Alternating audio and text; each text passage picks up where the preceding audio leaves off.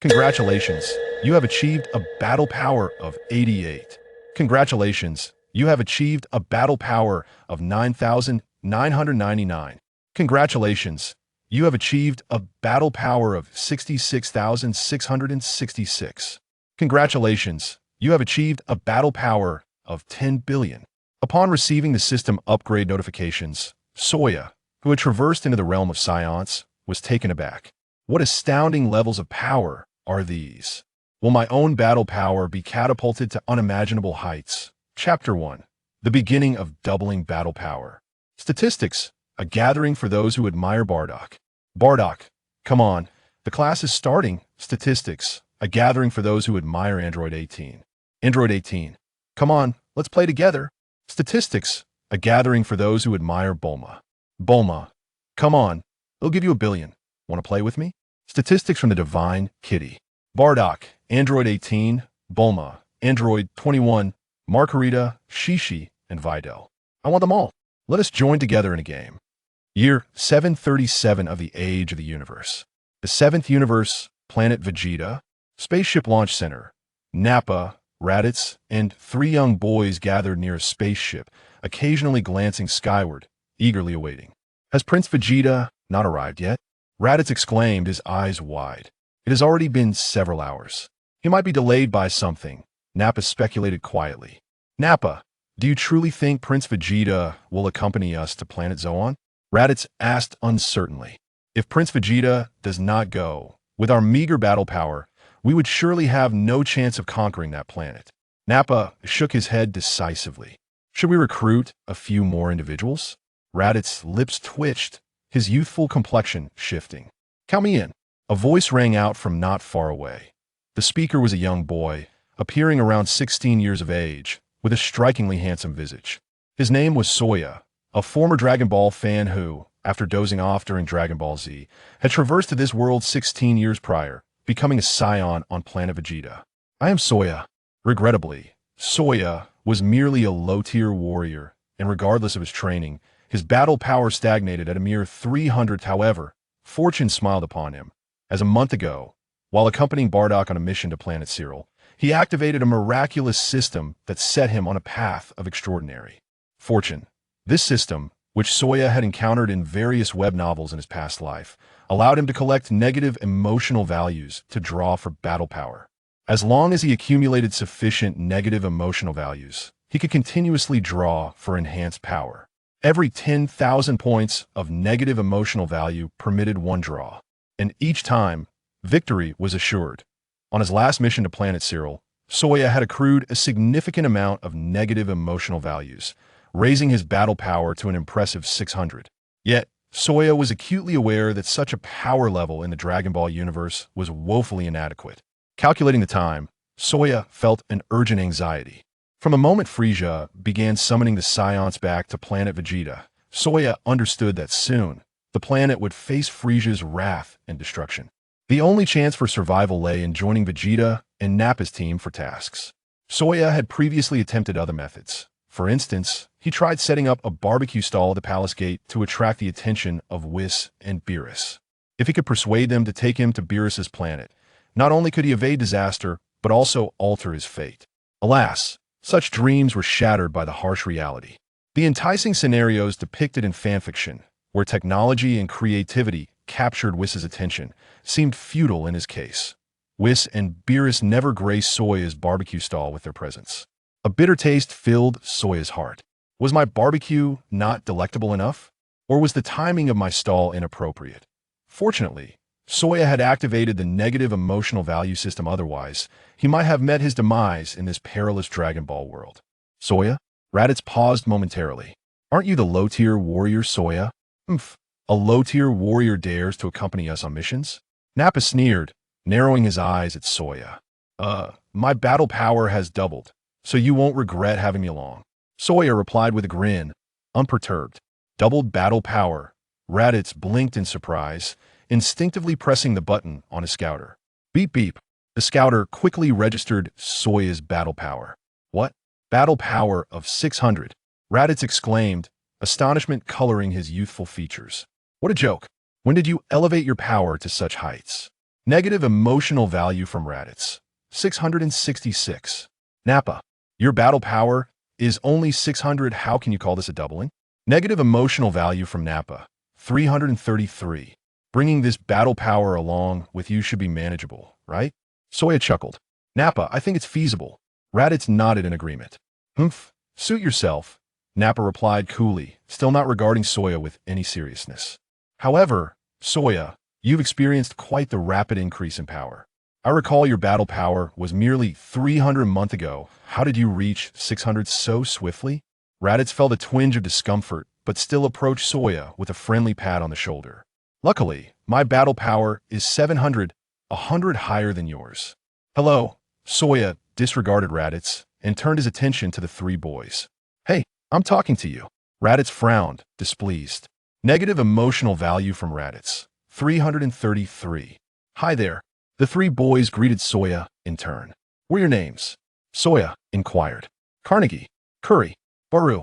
The trio introduced themselves as they conversed. Vegeta descended from the sky, landing before Soya and the others.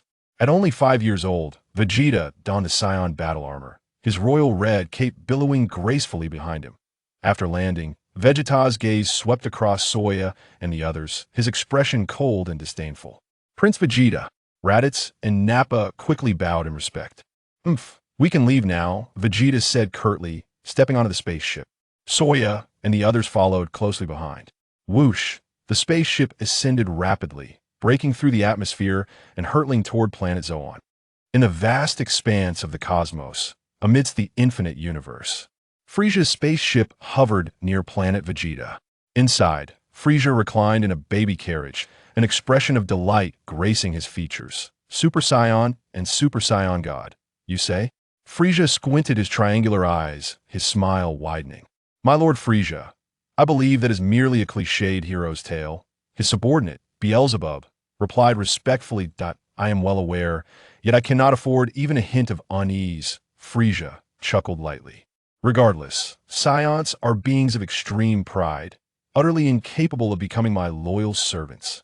It is time to bring about their annihilation along with planet Vegeta. Such a pity, for Saiyans are indeed exceptional warriors, Beelzebub lamented. By the way, how many Saiyans have returned to planet Vegeta? Frieza inquired, narrowing his eyes. In a month and a half, the majority of the Saiyans will return, with only a few requiring additional time, Bailey Blue replied. I cannot wait that long, let it be set for a month and a half. Frieza scoffed, a glint of malice flashing in his eyes. Chapter 2. Kakarot, the future Super Saiyan. Will this not raise suspicions among the survivors? Bailey Blue inquired. Ha ha ha. We can simply claim they were unfortunate enough to be struck by a massive meteorite, can't we? Frieza chuckled ominously. As they spoke, Soya's spacecraft glided past Frieza's vessel. Soya's heart raced. Who is piloting that spacecraft? Why is it heading directly towards Frieza's ship? Will it be shot down? With my presence in this group, could there be a butterfly effect? If it gets shot down, I would perish immediately in the vacuum of space. The inability to survive in the cosmos may indeed be the Saiyans' greatest flaw. Despite being labeled as a warrior race, the Saiyans cannot even endure the emptiness of space. Soya felt an urge to express his frustration in a lengthy tirade. In Soya's view, the true warrior race will be Frieza's Frost Demon Clan, who could survive even after being severed in half. Could the Saiyans endure such a fate? Furthermore, after relentless training, Frieza's most formidable black gold form could annihilate the combined might of Goku's Ultra Instinct and Vegeta's Autonomous Ultra Instinct. In an instant. That seems rather excessive. Frieza watched as Soya and his companion's spacecraft glided past his own, executing a graceful drift. Negative emotional value from Frieza. 666. Soya, what in the world? How did Frieza manage to impart negative emotional energy to me? Does he intend to obliterate our spacecraft? A sense of panic gripped Soya. After all, with a mere combat power of 600, he was incredibly fragile. Is that not Lord Frieza's spaceship? Why is it here? Raditz pressed his face against the window, unable to contain his curiosity. Lord Frieza? What's he doing here? Nappa pondered, equally perplexed. Frieza has parked his ship here, clearly with ill intentions. Vegeta snorted disdainfully, feeling somewhat irked, and ordered nonchalantly, "Ignore him." The spacecraft soon distanced itself from Frisia's, soaring rapidly through the vast starlit expanse. "Lord Frisia, there are 7 individuals aboard the spacecraft, namely Vegeta, Nappa, Raditz." Bailey Blue quickly presented the findings to Frisia. "The other 3 Saiyans are mid-level warriors. Alongside 1 low-level warrior, they are likely a team heading to the Beast Star." "Oh." Frisia fell into deep thought. "Should we take them down, Lord Frisia?" Bailey Blue inquired, a hint of concern creeping into her voice. "If we eliminate their prince here, we may provoke unwanted attention. Send someone to eliminate the 4 Saiyans, excluding the 3 elite warriors, Vegeta, Nappa, and Raditz. Let those 3 linger for a while. They may prove useful to me," Frisia decisively commanded. "But who should we send?" Bailey Blue asked. "Shall we dispatch Dodoria? However, it seems unnecessary to deal with those mid and low-level warriors." "Send Kuei," Frisia contemplated. "Aboard Soya's spacecraft." "Raditz, so you are an elite warrior?" Soya exclaimed in astonishment. "What? Is that surprising?" Raditz shot Soya an incredulous look. "Your statement raises questions. I am an elite warrior. Why should that astonish you? When Raditz was born, he had a combat power of 300. Naturally, he is an elite warrior," Nappa remarked nonchalantly, adding a taunt. "Whereas you, Soya, I recall your combat power was merely 5 at birth." "Huh. Weakling is an apt description for you." Raditz laughed heartily. "Do not say that," Soya replied with a smile, unperturbed. "At least my power exceeds that of your brother Kakarot by 3 points." Nappa. Negative emotional value from Nappa, 222. Raditz. Negative emotional value from Raditz, 666. "You dare speak of being 3 points stronger?" Raditz fumed, unable to contain his anger. "Do not bring my useless brother into this. Please do not speak ill of your brother." Soya sighed dramatically, smiling as he added, "I believe your brother Kakarot will become an extraordinary warrior." Upon hearing this, Raditz, Nappa, and the 3 youths were momentarily stunned, gazing at Soya as if he were a fool. "You think that low-level warrior with a combat power of merely 2 is impressive? That is quite a bold jest. I have a premonition that Kakarot might just become a Super Saiyan." Soya grinned. "What did you say? A Super Saiyan?" Raditz's eyes widened in disbelief, feeling an inexplicable sensation. "A Super Saiyan?" Nappa raised an eyebrow. The 3 youths exchanged looks of mild shock, their expressions reflecting disbelief. "You truly dare to say anything?" Even Vegeta, who had been silent, was stirred by Soya's words. Yet he soon smirked disdainfully. Negative emotional value from Vegeta, 999. "Soya, why is your negative emotional value so high? Am I to assume that I should say you, Vegeta, will become a Super Saiyan to satisfy you?" Soya's conjecture was not without merit. Indeed, that was precisely Vegeta's line of thought. Is this fellow's mind unhinged? "I am the Prince of the Saiyans, a genius warrior, a prodigious warrior, exceeding even elite status. The most likely candidate to become a Super Saiyan is undoubtedly I, Vegeta. This low-level warrior, named Soya, dares to claim that a waste like Kakarot, with a power level of merely 2, could become a Super Saiyan. What an absurdity! Ha ha ha!" Frisia's side promptly received the conversation between Soya and the others. Since they were all equipped with scouters, their words could be transmitted through the devices. Upon hearing Soya's remarks, Frisia erupted into laughter. "Ha ha ha! Did you hear that, Bailey Blue?" "I did, Lord Frisia. Please allow me to laugh for another minute." Bailey Blue burst into laughter, inadvertently releasing a series of flatulent sounds. Frisia's expression darkened as he pinched his nose. Bailey Blue hastily covered her backside, her face flushed with embarrassment. "Is there any information on Kakarot?" Frisia's interest was piqued. The data was swiftly retrieved by Bailey Blue. Kakarot, age 3, had a combat power of merely 2 at birth, and his current power remains 2. He is still in a nutrient pod. Frisia, Bailey Blue. Upon reviewing the information, Frisia was genuinely at a loss for words. This must be the lowest tier of low-level warriors. Chapter 3. The Super Saiyan and the Legendary Super Saiyan. Lord Frisia. At that moment, Kuei, having received orders, strode in and knelt before Frisia in reverence. Kuei belonged to a peculiar species resembling a toad, possessing formidable combat capabilities that In the original narrative, Chiyoyi's combat prowess is comparable to that of Vegeta, both reaching approximately 18,000 in adulthood. After visiting Earth and undergoing recovery from severe injuries, Vegeta's strength surged to 24,000, enabling him to effortlessly vanquish Chiyo-E on Namek. Follow Vegeta's spaceship and discreetly eliminate the 3 Saiyans other than Vegeta, Nappa, Raditz, and Soya on B-Star, Frieza commanded. Yes, Lord Frieza. Chiyo-E promptly replied. Lord Frieza, are you not intending to eliminate the other 4 Saiyans aside from Vegeta, Nappa, and Raditz? Biliblu inquired, slightly taken aback. Biliblu, do you not find a Saiyan named Soya rather intriguing? Frieza responded with a slight smile. You are absolutely right, Lord Frieza, Biliblu exclaimed, his eyes sparkling. Let him remain, I wish to hear his jokes, Frieza continued with a peculiar chuckle. I am curious to see how that inferior warrior, Kakarot, can transform into a Super Saiyan. I too am eager to witness it. Biliblu laughed even more brightly. Lord Frieza, may I indulge in laughter for another minute? Laugh, but do not pass gas. Frieza's expression darkened. Whoosh. After Soya and the other spaceship had traveled a considerable distance, Chiyo-E departed in a spherical mini-spaceship. Ha ha! Soya, you truly are a comedian. Raditz beamed with laughter. You jest that my useless brother will become a Super Saiyan? Donut jest with mischios from Europa. This is the funniest joke I have ever heard. Nappa laughed unabashedly. Soya, I understand your implication. You, an inferior warrior, wish to reverse your fate and become a Super Saiyan? Carnegie guffawed. If anyone is to reverse their fate, it should be us intermediate warriors first. Kuri added, bursting into laughter. Precisely. Baru nodded vigorously. Who are you? Soya paused, glancing at the 3. What are your names again? From Carnegie, negative emotional value, 222. From. The trio gritted their teeth and repeated their names. Got it, Soya nodded. Soya, share your understanding of Super Saiyans. Nappa suddenly expressed interest, smiling at Soya. After all, the journey to B-Star would take at least a week. It was quite normal to seek something to occupy oneself during such a tedious interstellar voyage.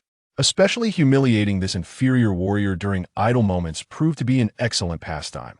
Although Vegeta remained silent, he cast a cold glance at Soya, eager to hear his thoughts on Super Saiyans. Super Saiyan. Soya took a deep breath, then removed the detector from his eyes and powered it off. Seeing Soya's actions, Vegeta and the others were momentarily taken aback. I wish to keep this matter discreet. Limited to just us, Soya grinned. As if you truly know the secret of Super Saiyans. Nappa rolled his eyes, scoffing, I would never remove the detector. Nor would I. Raditz chimed in. Carnegie's trio echoed their sentiments. Vegeta, however, remained silent. Thoughts of Frieza's spaceship filled his mind. Without a word, he quietly removed the detector and pressed the off button. It was not that Vegeta aimed to comply with Soya. He simply wished to prevent Frieza from eavesdropping on the conversation among his kin. Though Vegeta did not believe Soya possessed any unique insights regarding Super Saiyans. Even Prince Vegeta has removed his detector. Do you still wish to wear yours? Soya grinned, displaying a rather mischievous expression. Nappa and Raditz froze, exchanging glances with Vegeta, their expressions shifting. Why does Prince Vegeta cooperate with this fellow? Moreover, Soya's sycophantic demeanor was rather pronounced. From Nappa, negative emotional value, 555. From Raditz, negative emotional value, 666. From Carnegie, negative emotional value, 777. From Vegeta, negative emotional value, 788. Vegeta felt a twinge of annoyance. This fellow dares to bring me into this. Reluctantly, Nappa and Raditz removed their detectors and powered them off, eager to see what Soya might reveal about Super Saiyans. As if he truly understood the essence of Super Saiyans. First, let us establish a matter, Soya said with a smile, speaking mysteriously to Vegeta and the others. What matter? Nappa could not help but ask. Do you believe Super Saiyans are born or rather cultivated? Soya inquired with a grin. I thought you were going to say something profound. What's there to discuss? Even I know that a Super Saiyan is a warrior born once every 1,000 years, deemed the strongest in the universe. Raditz scoffed, rolling his eyes. Raditz is correct. The legendary Super Saiyan does indeed manifest only once every millennium, Naba affirmed. The last Super Saiyan appeared precisely 1,000 years ago, so surely one will emerge among us Saiyan soon. Is it possible that the legendary Super Saiyan and the ordinary Super Saiyan are two distinct concepts? Soya smiled, sharing his thoughts. What nonsense are you spouting? Naba retorted, unable to contain himself. How could I not know there are ordinary Super Saiyans and legendary Super Saiyans? Not having heard of it indicates your lack of experience. Soya replied nonchalantly. What? What did you say? Try repeating that. Naba stood abruptly, clenching his fists, ready to confront Soya. You asked me to speak, Soya replied, unperturbed. Lack of experience is simply that no one is mocking you. Naba glared fiercely, stepping forward. From Naba, negative emotional value 888. Stop. Vegeta interjected, unable to bear it any longer, his voice cold. Naba's expression stiffened, and he quickly halted. Continue, Soya. Vegeta seemed genuinely interested in Soya's perspective on Super Saiyans. Indeed, the legendary Super Saiyan appears only once every 1,000 years, but I believe any Saiyan who grasps the necessary techniques can become an ordinary Super Saiyan without much difficulty, Soya stated with a smile, speaking candidly. Chapter 4. The True Ace Up One Sleeve O? What is the secret? Do share, Vegeta expressed his sudden intrigue. First, let us clarify one thing. What do you all consider a standard Super Saiyan? Soya inquired. What else could it be? Why do you ask? Raditz responded, somewhat puzzled. Could it be that a Super Saiyan is merely a transformation? Soya chuckled. What a ridiculous notion. We Saiyans only have the Great Ape transformation. Raditz shook his head, dismissing Soya's idea as absurd. Negative emotional values from Blue, 999. Negative emotional values from Frieza, 888. Just as Soya was about to retort, he was struck by Frieza's negative emotional values, leaving him momentarily bewildered. Did I disturb your ancestors, Frieza? What s with this wave of negative emotional values? Soya wondered if Frieza was pursuing him. He glanced back through the transparent window, seeing no one in pursuit. Had the negative emotional values come because they had removed the scouter? Soya's deduction proved correct. Frieza's side had lost signal and could not hear them. Thus, the negative emotional values were transmitted. Continue, Soya, Vegeta urged, his youthful face adorned with a hint of wisdom. Your Highness, perhaps we should disregard his nonsense. Carnegie chimed in. Vegeta, however, paid Carnegie no mind, merely giving him a sidelong glance. Carnegie's lips twitched. He refrained from further commentary. Through my research, I have discovered that within our Saiyan physiology exists a cell capable of transforming into a Super Saiyan. This cell is known as a cell. Soya elaborated on the transformation process of the Super Saiyan, speaking confidently. Each Saiyan possesses these cells, and when the emotional intensity reaches a certain level, one can transform into a Super Saiyan. Vegeta and the others were momentarily stunned, their gazes fixed upon Soya. Your serious nonsense is quite convincing. We almost believed you. When did you conduct this research? Naba expressed profound skepticism. When else? Of course, during our travels through space. While others slumbered, I delved into my studies. Soya reflected, feeling that as a low-class warrior, he ought to possess unique abilities. Naba and Raditz were rendered speechless. Your assertions seem somewhat plausible. Pray tell, how does one acquire these cells? Vegeta inquired with interest. According to my findings, one must maintain a tranquil heart to foster the rapid emergence of these cells. Soya replied candidly. I have shared my insights with you. If you still cannot transform into a Super Saiyan, it merely indicates your lack of skill. A tranquil heart? What do you mean? Naba raised an eyebrow, intrigued. Some matters can only be grasped intuitively. This requires personal understanding to expedite the emergence of the cells. Soya smiled mysteriously. However, I suspect you do not possess this requisite quality. Negative emotional values from Vegeta, 666. Negative emotional values from Naba, 888. Negative emotional values from Raditz, 777. Negative emotional values from Carnegie. This collective mockery granted Soya over 5,000 negative emotional values. Yet, Soya remained vigilant. Should he inadvertently provoke Vegeta? Unleashing a lethal attack would not bode well. When that time comes, he would have no choice but to resort to his ultimate technique. Indeed, the negative emotional value system bore a formidable trump card, primarily for self-preservation. This technique was reincarnation. Simply put, if Soya were to perish, he he would instantly be reborn in another universe or on a different planet. However, there was a cooldown period of 10 years. Thus, if he were to be killed again within that decade, he would truly be lost. This was why Saiyan harbored no fear of Vegeta and his companions. Starting from a position akin to Hell mode, he decided to enjoy himself. You expect a Saiyan with a mere battle power of 300 to survive on planet Vegeta? That is sheer madness. Do not misunderstand. Most of us Saiyans lack a tranquil heart, Saiyan added with a grin. It took me quite some time to cultivate my inner peace.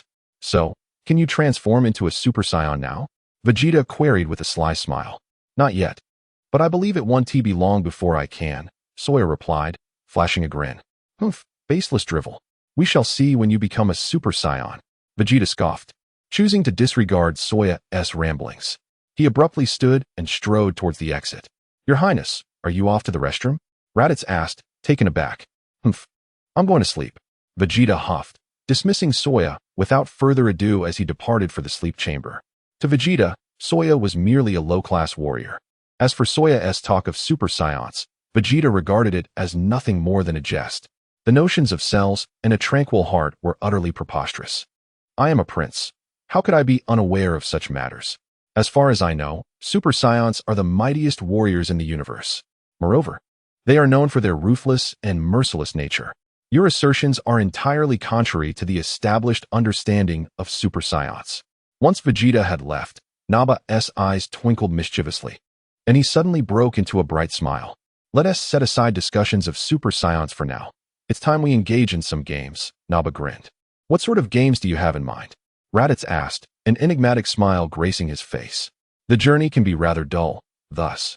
We must find a way to amuse ourselves, Naba chuckled. There was once a popular game called Eat, Sleep, and Play. How intriguing. Raditz nodded vigorously. What else is there to do aboard a spaceship? Aside from eating and sleeping, the only option left is to play, Naba remarked with a sly smile. Indeed, Raditz agreed. Saiyan and Carnegie remained silent, sensing an ominous premonition. Though they yearned to object, Naba's strength left them hesitant to voice their concerns. Then it settled. Naba beamed at Saiyan and the others. There are 6 of us in total.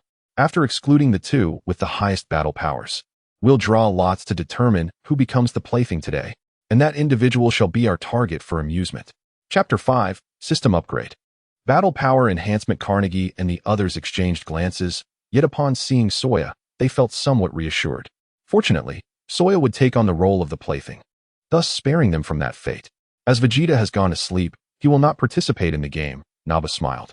Despite being only 5 years old, Vegeta's battle power had already reached an astounding 15,000, marking him as one of the most gifted warriors among the Saiyans. Some may wonder why Vegeta, at 5, could possess a battle power of 15,000, while on Earth, nearly 30 years later, his power only rose to 18,000, a mere increase of 3,000.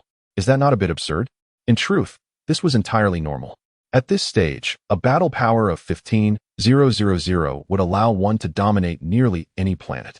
A power level of 15,000 is akin to a high-level character effortlessly dispatching foes in a beginner's zone. Do not claim that defeating a novice monster for a year is impossible. Even slaying one for a century would yield no experience. Vegeta's ability to elevate his combat power to 18,000 is indeed remarkable. Furthermore, Frieza's preferential treatment towards Vegeta rarely allowed him to engage in battles on planets with formidable combatants. In reality, there are not many humans whose combat power exceeds 15,000. Although numerous characters with astonishing combat powers appear later in Dragon Ball, a closer examination reveals that they are relatively few and predominantly concentrated on a single planet. Saiyans grow stronger in the face of adversity, but without formidable opponents, it is challenging for their combat power to advance significantly. Take the Android Saga, for instance. Even though Trunks warned of the android's terrifying capabilities upon returning via the time machine, Goku and Vegeta had never encountered them. Given that they had 3 years to train, is it plausible that they could not surpass the androids? Not necessarily. If they were to engage the androids in combat and then train, they would likely surpass them with ease. Thus, Saiyans tend to experience dramatic increases in power when faced with opponents of considerable strength, provided those opponents are not overwhelmingly powerful. For example, during the Namek Saga, Vegeta managed to raise his combat power beyond 2 million. However, should an opponent be excessively powerful, as was the case when encountering Beerus at the beginning of Dragon Ball Super, it is clear that defeating a being of another dimension is unattainable. Similarly, the current Frieza boasts a combat power in the hundreds of millions, placing him in a different realm altogether, which does not stimulate Saiyans to enhance their powers. In the first 30 years of his life, Vegeta had already reached his peak by the age of 5. His growth stagnated until he encountered Kakarot. It was only after arriving on Earth and engaging in a life-and-death battle with Goku that his combat power experienced a significant boost. Presently, the second highest combat power within the team belongs to Nappa, whose strength has reached a height of 3,000. Following him is Raditz, with a power level of 700. According to an interview with Akira Toriyama, Raditz is indeed classified as an elite warrior. The Science assessment of elite warriors likely refers to their combat power at birth, as Raditz exceeded a power level of 200 upon entering the world. A combat power ranging from 100 to 200 is deemed average, while anything below 100 is considered lowly. As for how high one may ascend thereafter, that remains outside anyone's purview. Next is Soja, with a power level of 600, followed by Carnegie at 500 and Curry at 450, with Balu at 440. Consequently, this game will involve drawing lots amongst Soja, Carnegie, and the others. Whoever draws the red bean will face consequences. Soja can clearly see the knowing looks exchanged between Nappa and Raditz, indicating that the two had conspired beforehand. There are 4 beans, 3 green and 1 red, which we shall refer to as the red bean. Nappa grinned at Soja and the others, placing the 4 beans in a container, shaking it vigorously, and setting it down. Let the games begin. Raditz chuckled mischievously, clearly relishing the situation. Blame yourselves for having the lowest combat power in our group. Once you surpass me, I might join the fun. Really? Soja's eyes sparkled with excitement. Of course it's true. How could it be otherwise? Raditz rolled his eyes at Soja, adding with a smirk, by the way, your combat power is just 100 points below mine. If you apply yourself, you may catch up to me. Soja nodded. But I absolutely won't grant you that opportunity. Raditz chuckled. Wait a moment. I'm going to catch up right now. Soja rubbed his hands together. Raditz looked puzzled, and Nappa shared a bemused glance with Carnegie, unsure of Soja's intentions. Give me 30 seconds. Soja gestured to Nappa and the others. Nappa shrugged. After all, 30 seconds is a trivial amount of time aboard this spaceship. This prolonged interstellar journey can be quite tedious. Soja examined the system list and discovered he had accrued 100,000 negative emotion points, partially accumulated from Vegeta and his companions, as well as from other Saiyans. Even during his last trip with Bardock to the Cyril Star, he had garnered a significant amount of negative emotion points. With 100,000 negative emotion points, he could draw once for every 10,000 points, guaranteeing a prize each time, 10 consecutive draws in total. Without hesitation, Soja commenced his 10 draws. Congratulations. You have gained 9 points of combat power. Congratulations. You have gained 5 points of combat power. Congratulations. You have gained 2 points of combat power. Soja cursed internally. This damned system. Only single-digit increases in combat power.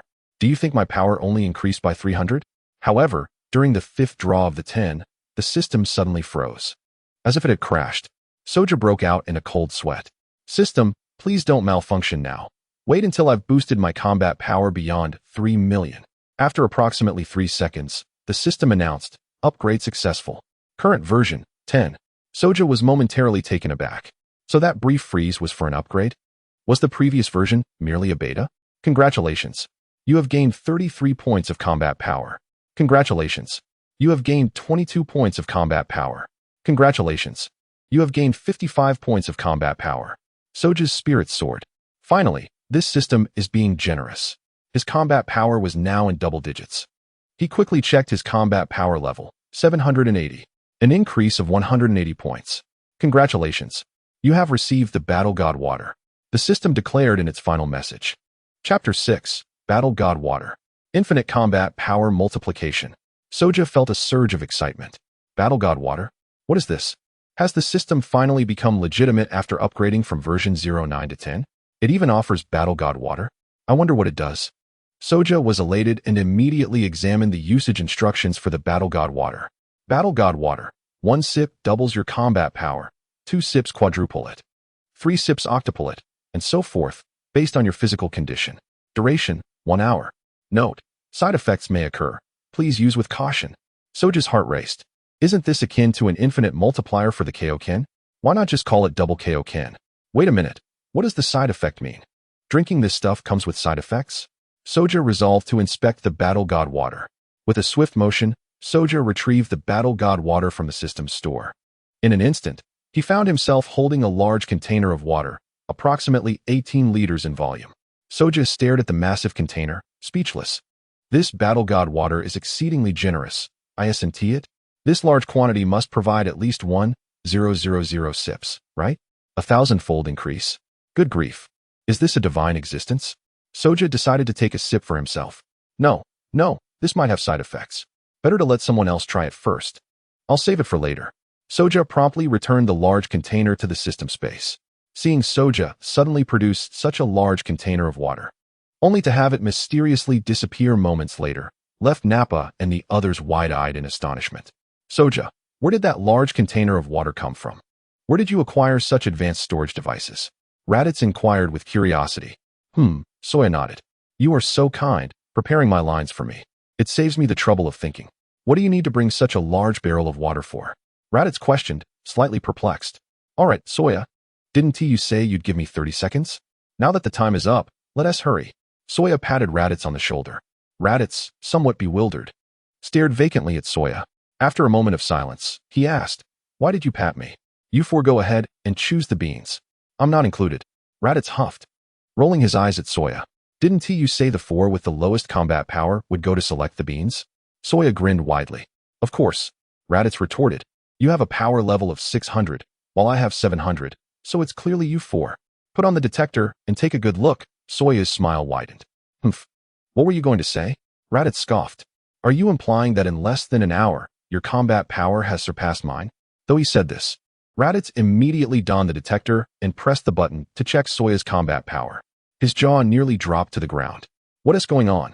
Naba curiously put on the detector as well. Upon seeing Soya's combat power, Naba was clearly stunned for quite some time, struggling to comprehend it. This must be a joke. Carnegie exclaimed in astonishment. Combat power 780. Curry was also taken aback. How is that possible? Wasn't he your power 600 just a moment ago? Baru was in shock. How did you manage that? You didn't do anything. Raditz exclaimed, staring intently at Soya. Don't say that. I've been thinking of ways to enhance my combat power all along. It's you who did nothing. Soya flashed a grin. Negative emotion value from Raditz, 999. Negative emotion value from Naba, 999. Negative emotion value from Carnegie. What do you mean we did nothing? The issue is, we didn't see you do anything either. Why has your combat power increased? Your training methods are flawed. Didn't I make that clear enough earlier? Soya sighed, reflecting. The transformation into a Super Saiyan requires a peaceful heart. Only with a tranquil mind can one better enhance their strength. Just like me. Even though I might be mistaken for a being, I remain completely unfazed. Raditz felt a pang in his heart. Negative emotion value from Raditz, 999. It's not like your combat power suddenly increased, now surpassing mine. And now I have to choose beans? Who do I complain to about this? You're being too sneaky, not allowing sudden increases in combat power. A peaceful heart leads to continuous enhancement of combat power? Naba mused, looking at Soya with skepticism. At least that's what I did, Soya replied with a smile. I want to tell you that I have a system. The system is currently quite effective. The increased combat power is always in double digits now. In the past, that dreadful system only granted single-digit increases. Who knows how long it took me to raise my power to 600. Raditz, go on. Soya encouraged, patting Raditz on the shoulder with a cheerful demeanor. Negative emotion value from Raditz, 999. See, the negative emotion value is already coming in, right? Contribute a bit more, and I can draw a prize again. Damn it. Raditz thought, feeling immense regret. This whole game of eating, sleeping, and fighting beans was my idea. Now I have a 14 chance of becoming a bean. This is enough. Let us change the game. Raditz's expression stiffened, his mouth twitched. Naba glared at Raditz, narrowing his eyes, and cracked his knuckles. Raditz dared not say anything more. Rushing to the jar first, rummaging through it while declaring, my combat power is higher than the 3 of you. I'll go first, you have no objections, right? Carnegie and the others shook their heads. With a snap, Raditz revealed a red bean in his palm. Raditz felt a desire to die. What luck! Out of 4 options, I ended up with the red bean. Negative emotion value from Raditz. 999. It's all Soya's fault. If your combat power hadn't increased, I wouldn't have to become a bean. No slapping. Raditz curled up on the ground, cradling his head. Soya secretly reveled in the moment, delivering a flurry of punches and kicks to Raditz. It felt exhilarating. Carnegie and the others exchanged glances before excitedly joining in to beat Raditz. However, they dared not strike too hard, fearing retaliation from Raditz later on. After all, their combat power was inferior. If Raditz sought revenge, who would they complain to? Only Soya showed no intention of holding back. Meanwhile, Soya continued to proclaim, eating, sleeping, and fighting beans is truly exhilarating. His smile was radiant. Chapter 7. Arrival at Beast Star, the 7,000 combat power monster. Naba, intrigued, joined in with a couple of kicks. Raditz let out cries of agony. At that moment, Raditz clearly felt that Soya was the most vicious, the hardest to bear. This scoundrel, truly shameless. The following week passed relatively peacefully. Vegeta did not partake in the eating, sleeping, and fighting beans game. Perhaps for Vegeta, the noble prince, such games were beneath his dignity. What if I accidentally kill them? Being a genius warrior with a combat power of 15,000. As for Soya's sudden increase in combat power, Vegeta was slightly surprised but did not delve deeper. After all, he regarded such minor increases as insignificant. An increase of 180. Was that even worthy of note? Attention! Approaching Beast Star. Please prepare for landing. The spaceship emitted a warning signal. Soya approached the window, gazing into the distance. In the vast expanse of the cosmos, he spotted a pale purple planet. The planet appeared to be roughly the size of Mars, lacking a moon, yet a purple sun radiated its light. Thus, the planet appeared purple. Whoosh! The spaceship pierced through the atmosphere, descending toward the planet. Before long, the spacecraft landed steadily on the surface of Beast Star. Click! The hatch of the spaceship opened, and Vegeta was the first to fly out, surveying the surroundings. Soya followed suit, looking around. They found themselves in a dense jungle filled with an array of peculiar plants, many of which Soya couldn't even name. Is this Beast Star? The environment seems quite nice, Naba remarked with a smile. Raditz took a deep breath, savoring the fresh air of the planet. Subsequently, the group pressed the buttons on their detectors to check the combat power levels on this planet. Beep, beep, combat power 7,000. Upon seeing this number, Soya gasped, feeling goosebumps rise on his skin. The spacecraft had scarcely launched when it encountered a hellish beast. Could the misfortune be any greater?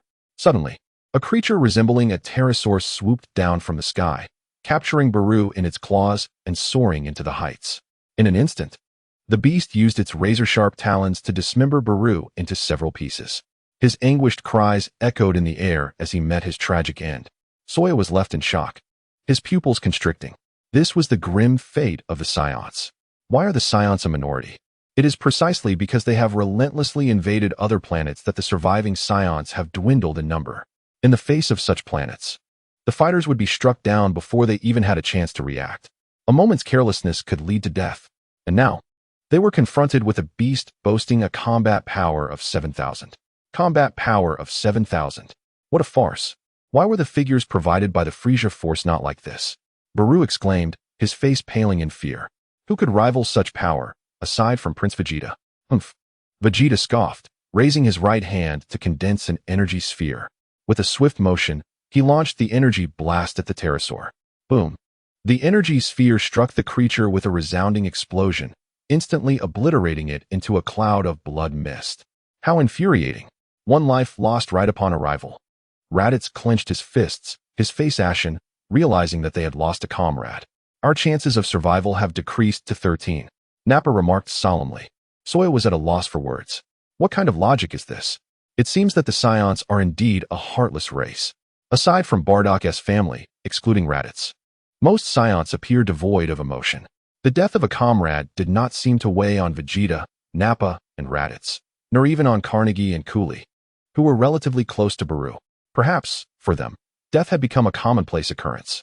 Over there, Vegeta's gaze flickered, and he waved his hand toward the right. An energy blast shot forth with incredible speed into the depths of the forest. Boom. Another deafening sound erupted. followed by a massive flash of light that sent dust spiraling into the air. A howl of despair echoed from the direction Vegeta attacked, indicating another beast had been annihilated. Saiyan, through his detector, noted that this beast also possessed a combat power of 5,000. Let us clear this area first. Such an environment is highly disadvantageous for us, Nappa stated, pinching his thumb between his index and middle fingers and raising it.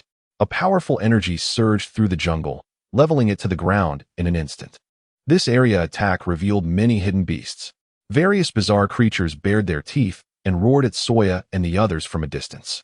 With a huff, Vegeta quickly locked onto the highest combat powers among the remaining beasts using his detector and casually unleashed 6 energy blasts.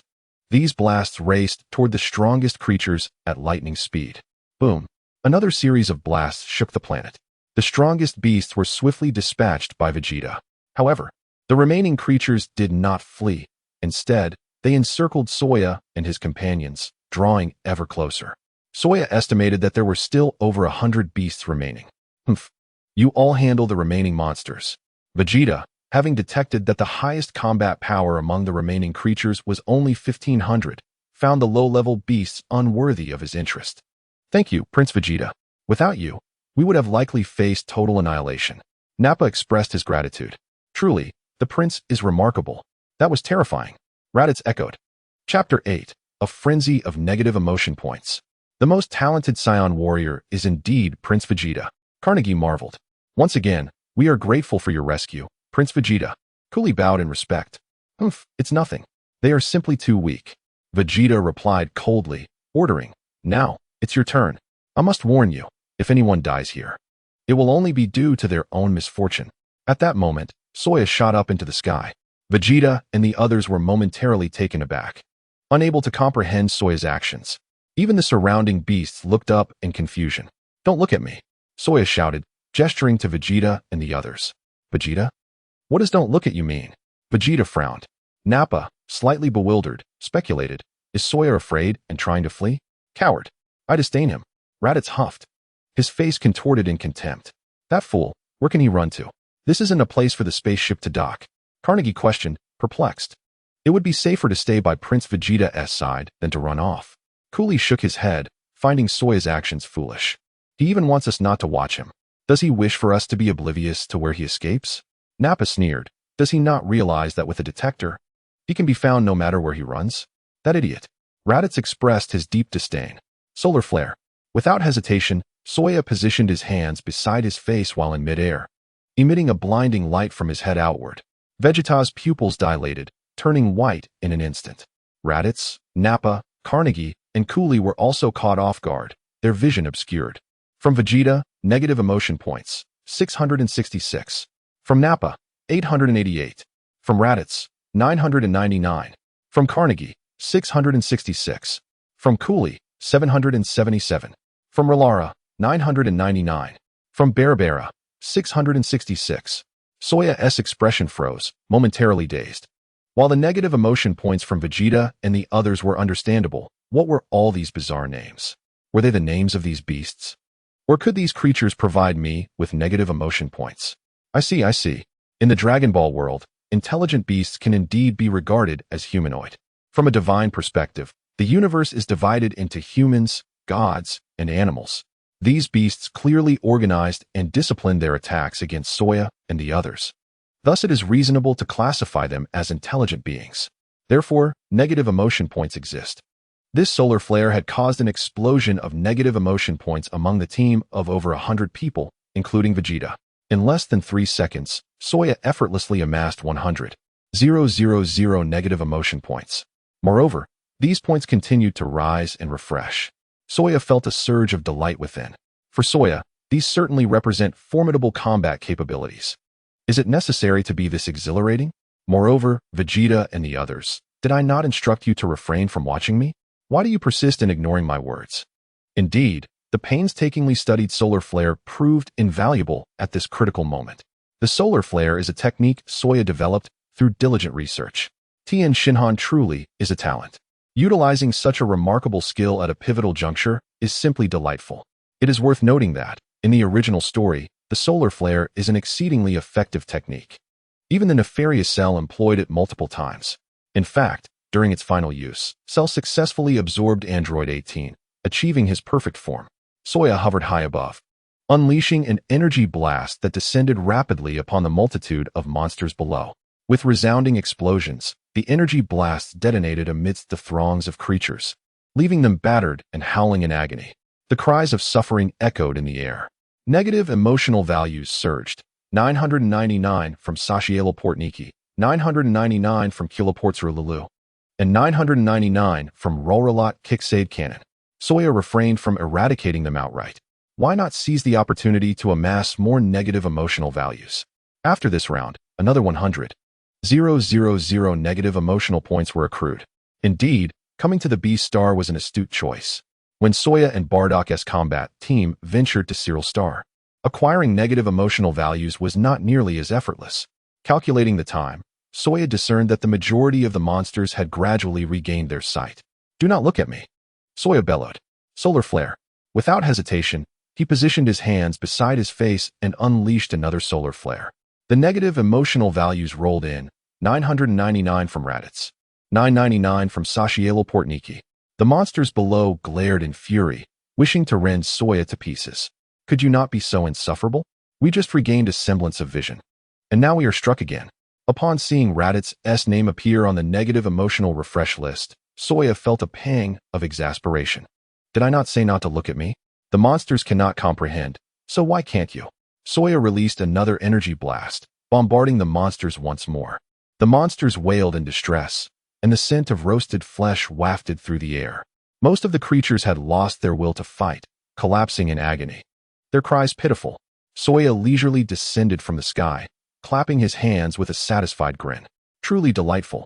Observing the monsters still writhing, Soya calmly uttered, "Solar flare." Yet this time, he merely spoke the words without releasing the technique. Instinctively, the recently sighted monsters shut their eyes. Even Raditz hastily covered his eyes. What kind of strategy is this? Is this how one plays? You've blinded your own allies. Negative emotional values continued to flood in. 666 from Raditz, 999 from Sashielo Portniki. Despite not executing the solar flare, the mere utterance of those three words caused the monsters to reflexively shut their eyes, their animosity growing ever stronger. Soya had unwittingly accumulated nearly 100,000 negative emotional values since his first solar flare. From his initial ascent to the present, he had amassed close to 400,000 negative emotional values. With these points continuously refreshing, Soya felt a surge of delight. Such fortuitous circumstances had never graced him before. With 400,000 negative emotional values, he could indulge in a lottery of 40 consecutive draws with guaranteed rewards. Even acquiring just 10 points of combat power would yield a total of 400. It was simply exhilarating. The monsters on this planet were remarkably accommodating. "Solar flare," Soya shouted again, and once more, many monsters provided him with negative emotional values. Regrettably, this time the yield was not as high as before. "Curse Soya, what kind of absurd tactic is this? You've rendered our eyes useless." Raditz grumbled through clenched teeth. Soya mused. "Raditz must be a fool. I told you not to look, yet you insisted. I clearly stated to avert your gaze. Why did you not heed my words?" With a chuckle, he added, "Next time, I shall announce it in advance." Vegeta scoffed, his expression darkening. "What kind of peculiar technique is this?" he retorted, clearly vexed that Soya could easily obliterate them, yet chose to blind them instead. "This method minimizes casualties." Soya, unfazed, approached the ugliest monster and delivered a punch that sent it deep into the earth. Negative emotional values flowed in. 1,000 from Sashielo Portniki. Soya paused momentarily. This creature was named Sashia? How curious that its name closely resembles mine, and it is so hideous. I shall commence the extermination with you. Soya seized one of the monster's fingers, violently slamming it in every direction. With each impact, the negative emotional values refreshed, consistently yielding 999 or 1,000. This was indeed a veritable machine for generating negative emotional values. Soya twirled the monster's finger in the air, faster and faster until he released it, sending the creature soaring through the sky, crashing into the distant jungle. Immediately, Soya pivoted to face the other monsters. They trembled in fear, too terrified to make a sound. Yet their negative emotional values continued to refresh. In the next moment, one of the monsters let out a cry and turned to flee. With the first monster's retreat, the others quickly lost their resolve and followed suit. Do not run. Come back, Saiyan shouted. Another wave of negative emotional values flooded in. Saiyan's grin widened. Prince Vegeta, why do I feel this fellow is reveling in battle? Carnegie could no longer contain himself and whispered to Vegeta. I've noticed too. Look at his smug grin. Nappa grimaced, suppressing the urge to punch Saiyan. This tactic was utterly shameless. Raditz clenched his fists, seemingly outraged on behalf of the monsters. Initially thinking they would flee, he was bemused to see Saiyan ascend into the sky to utilize that solar flare.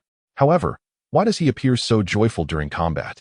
Vegeta suddenly found himself appreciating Saiyan's style. Although Saiyan had just dazzled his eyes, Vegeta had never witnessed a Saiyan so elated in battle. This was the unique spirit that every Saiyan should embody. Take note, everyone. We are the warrior race of Saiyans, and experiencing joy in battle is a fundamental aspect of our nature. Nappa and Raditz remained silent. Your Highness Vegeta, what you say does seem quite reasonable. The issue is, this creature has such a despicable grin. Is it filled with unrestrained joy? Soon, the wave of monsters was nearly eradicated, restoring tranquility to the scene. Saiyan drifted over from a distance, clapping his hands in delight. The monsters have all fled. Raditz surveyed the surroundings, pondering with his chin raised. Why does it feel as though we were the ones being besieged? According to the data provided by Frisia's army, the creatures on this planet should lack intelligence. Nappa frowned. Yet from the combat tactics of these beasts, it is evident they possess some form of intelligence. Humph, do you truly believe Frisia's words? Vegeta scoffed, seemingly having anticipated this. Saiyan refrained from responding and instead focused on the negative emotion value displayed on the system panel. Currently, Saiyan had amassed an impressive total of 500,000 in negative emotion value, a staggering 500,000. This planet is even more perilous than anticipated. It is imperative to enhance my combat power swiftly. If I were to inadvertently perish at the hands of a monster, the process of resurrection would indeed be rather vexing. Time for a lottery, Saiyan proclaimed with determination. 50 consecutive draws, commence. Congratulations, you have gained a combat power of 77. Congratulations, you have gained a combat power of 11. Congratulations. Saiyan's combat power surged continuously as he silently prayed for a special prize, something akin to divine combat water. Let me see if there are any monsters still lurking nearby, Raditz said, pressing the button on the detector to assess the situation, reporting back. They've all fled, scared away by Saiyan. The nearest monster has retreated over 300 kilometers. It seems Saiyan has truly instilled a psychological fear in them, Nappa remarked. Huh, Saiyan, your combat power. Raditz suddenly froze, unable to contain his astonishment. Be quiet. I'm busy increasing my combat power, Saiyan snapped irritably. From Raditz, negative emotion value 666. What the hell? I'm increasing my combat power. Yet it appeared to be true. The detector displayed Saiyan's combat power continuously refreshing. Beep. Combat power 857. Beep. Combat power 868. Beep. Combat power 880. Raditz was utterly bewildered. What is happening? Why is your combat power continually rising, and without any discernible pattern? What on earth is going on? Raditz, what is happening? Nappa inquired curiously. Is my detector malfunctioning? Saiyan's combat power is increasing. Raditz stammered. So, is there anything so surprising about combat power increasing? This is quite a normal phenomenon. Sometimes our combat power rises a little too. Nappa chuckled lightly, not overly concerned. Isn't it just an increase in combat power? What's so remarkable about it? Raditz was left speechless, his face alternating between red and white, gazing at Saiyan as though he were a monster. The detector must be broken. By the way, Your Highness Vegeta. Nappa disregarded Raditz's concerns and turned to Vegeta with a smile. Actually, eating, sleeping, and playing games can be quite enjoyable. It's amusing when one is bored. Oh, is that so? Vegeta shot a sidelong glance at Nappa. Indeed. How about you join us next time? Nappa grinned. As long as His Highness Vegeta participated, Saiyan might have a chance to shine. Perhaps I shall consider it. Vegeta nodded thoughtfully. As the future king of the Saiyans, it is indeed essential to occasionally engage with his subjects in playful interactions. Combat power 1100 is still on the rise. Raditz could no longer contain himself, exclaiming once more. What did you say? Nappa was dumbfounded. 1188. Carnegie added. 1199. Curry followed suit. 1298. Raditz' mouth twitched uncontrollably. What kind of growth pattern is this? Carnegie was utterly perplexed. Vegeta and Naba were equally bewildered. What are you all staring at? What does it mean that your attention is fixed on Soya? Vegeta and Naba promptly pressed the detector's button. Upon seeing Soya's combat power value, Naba's eyes widened in disbelief. What a joke. Soya's combat power has already reached 1300. And it continues to rise. You haven't done anything. You've only slain a few monsters. No, it seems you haven't even killed a single beast. Naba's expression transformed dramatically as he experienced a wave of incredulity. How intriguing. Vegeta's lips curled into a slight smile, intrigued by the unexpectedness of this Soya fellow. In just a few seconds, his combat power was approaching 1500. I must see just how high your combat power can grow. 3 minutes later, Soya's combat power plateaued at a height of 3,400. 50 consecutive draws yielded a total of 2,600 points in combat power. Unfortunately, no special prizes appeared. However, possessing 3,400 in combat power significantly enhanced Soya's safety on this planet. Combat power 3,400. Naba stumbled over his words. You must be a monster, Raditz exclaimed, gazing at Soya in disbelief. Wasn't I clear enough when I mentioned that a peaceful heart is essential for honing oneself? Soya grinned, stating earnestly. So, this is how you have elevated your combat power to such heights? Raditz asked, a hint of excitement in his voice. What did you think? Soya chuckled inwardly. Is this the reason you smile so joyfully while fighting? Carnegie inquired. Well, Soya nodded, somewhat shyly. I find such joy in accumulating negative emotion value during battle. Can you fathom the exhilaration it brings? Vegeta remained silent, gazing deeply at Soya. Could this method of enhancing combat power through a tranquil mindset truly be effective? Should I give it a try? Chapter 10. Raditz, do you wish to enhance your combat power? By the way, Soya, earlier Naba suggested that His Highness Vegeta join us in playing the bean game. Carnegie chimed in, smiling at Soya. His Highness Vegeta has agreed, stating he wishes to partake. Soya thought to himself, has Carnegie so quickly chosen to align with my side? I have heard of it. Raditz echoed from the side. Indeed, it is true. Vegeta responded with a gentle smile.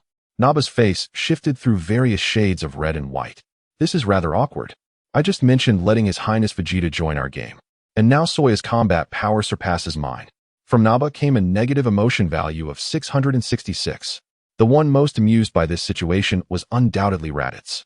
Naba, you finally grasp my previous feelings, don't you? We can discuss the bean game later. Vegeta snorted, addressing everyone present. There are still numerous monsters on this planet that require elimination. Since Soya's combat power has now increased, we shall divide into 3 groups. I, Naba, and Soya shall each lead a team. Can I team up with His Highness Vegeta? Raditz eagerly inquired. Curry, you will be on my team, Vegeta said, casting a sidelong glance at Raditz, as Curry was the weakest member of the group. As the most formidable presence within the team, Vegeta naturally sought out the weakest member to mitigate further casualties. It was not out of a sense of benevolence. Rather, he feared being left alone if the others perished, which would complicate matters significantly. Thank you, Your Highness Vegeta. I am immensely honored to team up with you. Kiririn exclaimed, brimming with excitement. Humph. Just don't hold me back. Vegeta retorted coldly. Hey, Soja, can I team up with you? Raditz approached, his gaze filled with anticipation. Sure, Soja nodded in agreement. Wonderful. Raditz exclaimed with great enthusiasm. Following Soja is undoubtedly preferable to being paired with Nappa, especially since Soja's combat power currently exceeds Nappa's by over 1,000. Raditz, I truly wonder what goes on in your mind. Carnegie sighed, shaking his head lightly. What do you mean? Raditz blinked in confusion. I fear you may not be able to handle Soja's recent performance. Carnegie whispered conspiratorially into Raditz's ear. Raditz's expression stiffened, his face suddenly turning grim. You make a compelling point. This is troubling. Enough chatter, let us move, Vegeta declared, promptly ascending into the air towards the area inhabited by more powerful monsters. Kiririn hurriedly followed suit. Nappa, on the other hand, took Carnegie in another direction. Let us go. Soja flew into the sky, transforming into a streak of light as he sped towards the densely populated combat area. In the blink of an eye, Soja had left Raditz far behind. Negative emotional value of 666 from Raditz. Wait up. Can you at least slow down? With the rapid escalation of combat power, Soja felt a significant boost in both speed and strength. His combat power soared from 780 to 3,400, more than quadrupling. For a moment, he struggled to adjust to his own body. Fortunately, after tweaking a few flight postures, he quickly acclimated to the surge of energy and gradually slowed his pace. Raditz, panting heavily, finally caught up. I regret teaming up with you. Don't abandon me. This planet is perilous. He was sweating profusely, his eyes darting around warily. My combat power increased too much. I inadvertently flew too fast. I hope you don't mind, Soja chuckled. Raditz was rendered speechless. Negative emotional value of 666 from Raditz. After a brief pause, Raditz curiously inquired, Soja, are you sure we should head that way? There are more monsters over there. Precisely because there are more monsters. It will be more entertaining to fight. Soja replied with a grin. Raditz swallowed hard, suddenly recalling Carnegie's earlier warning. I feel teaming up with you is rather hazardous. Wait a moment. The area you're heading towards has over a dozen monsters with combat power exceeding 1,000. Raditz examined the detector closely, his complexion paling. Rest assured. With me around, you have nothing to fear, Soja assured Raditz with a reassuring glance. Negative emotional value of 222 from Raditz. Your combat power is 3,400. So you obviously won't face any issues. However, my combat power is only 700. If I encounter a monster exceeding 1,000 in strength, I'm likely to be defeated. By the way, how did you enhance your combat power? Raditz asked with curiosity. Would you like to enhance your combat power? Soja pondered, suddenly recalling the divine water of combat. This was a perfect opportunity to test it on Raditz and observe any potential side effects. Of course, I want to enhance my combat power. Raditz nodded eagerly, then quickly warned, but please fly slower. We're getting closer to the monster-dense area. Here, give this a try. Soja gradually halted, hovering high above as he retrieved a large barrel of water. Raditz was momentarily taken aback. Take a sip, and your combat power will double, Soja proclaimed, swiftly spotting a bamboo cup below and flying down to retrieve it, pouring a cup for Raditz. Drinking a sip will double my combat power? Raditz exclaimed in astonishment. Is there such a miraculous effect? Did your combat power actually increase because of this? Don't tell anyone. Your father instructed me to look after you, hence this special treatment. Soja replied mysteriously, patting Raditz on the shoulder. Understood. I won't disclose it to anyone. You can rest assured, Raditz said, filled with excitement. Just as he was about to take a sip, he suddenly recalled something and held the cup to his mouth, asking, But I haven't seen you drink this water before. I've been sneaking it. How could I let you see? Soja chuckled. You make a valid point. Raditz nodded, no longer hesitating as he downed the divine water in one gulp. However, he soon began to sense his energy levels. Negative emotional value of 888 from Raditz. You deceiver. This is outrageous. My combat power hasn't increased at all. Raditz glared angrily at Soja. I can't believe I fell for that. A sip would double my combat power? Was I really so naive to be tricked like a child? Soja was momentarily taken aback as well, promptly checking Raditz's combat power through the detector. It remained at 700, showing no signs of change. Wasn't it supposed to double? This cursed system is toying with me. Chapter 11. The Divine Water of Combat. Raditz's combat power quadruples. Drink another sip, Soja suggested, deciding to give it another try. Does it really work? Don't deceive me. Raditz gritted his teeth. Just give it a shot. Trying doesn't cost anything, Soja replied with a smile. Why do I feel like you're treating me as a guinea pig? All right, I'll trust you one last time. Raditz resolved to give it a chance. Soja poured another cup of divine water for Raditz. Raising the cup to his lips, Raditz downed it in one go. As he consumed the second sip of the divine water, he could distinctly feel his energy surging exponentially. Soja quickly checked Raditz's combat power through the detector. Combat power at 1,400. It indeed doubled. The system didn't deceive me. But why did the first sip not yield a doubling effect? Does that not count as doubling? Or was it too complicated to compute? Upon reflection, it seemed to make sense. Doubling from 700 is still 700. It should have increased. Forgive me for not graduating elementary school. I let this system bamboozle me. However, none of that mattered now. Clearly, drinking 2 sips of the divine water resulted in a combat power that was double the original. Soja carefully examined the divine water's instructions. 1 sip doubles combat power. 2 sips quadruple it. 3 sips octuple it, and so forth, depending on one's physique, lasting for 1 hour. Note: side effects may occur. Please use with caution. When did you remove that double part? This cursed system even adjusts in real time? I distinctly recall there being a double before. Am I misremembering? Raditz exclaimed, his combat power now at 1400. Joyfully dancing around. My combat power has finally surpassed 1000. Soja, did you witness this? Raditz was ecstatic. I didn't deceive you, did I? Soja beamed brightly. Wonderful. This truly can double 1's combat power. Raditz was overjoyed. Why didn't you produce something so remarkable sooner? What happens if I drink another sip? Raditz inquired with curiosity. Let us find out. Soya was eager for Raditz to become a glorious little guinea pig. Excellent. Raditz was filled with anticipation. Consequently, Soya poured another cup of battle elixir for Raditz. Just as Raditz was about to gulp it down, Soya quickly corrected him. No need to chug. Just take a small sip to test it. The system indicated that a single sip would double 1's combat power, but did not specify the size of that sip. Based on the size of the Kung Fu tea cup, this small bamboo tube could accommodate 3 sips. Sip it gently. Wouldn't it be wasteful to take such a large gulp of the battle elixir? Let me try, Raditz said, taking a small sip. Instantly, he felt a powerful energy coursing through his body. His combat power surged once again. Soya checked Raditz's combat power with a detector. Combat power, 2100. Indeed, it is 3 times greater than before. Raditz rejoiced, taking another sip. Combat power, 2800. More. Raditz, exhilarated, down a 5th sip. However, to his surprise, the anticipated increase did not occur. No further boost? Raditz scratched his head. It may have reached its limit, Soya pondered. It seems this battle elixir indeed determines the multiplier based on physical condition.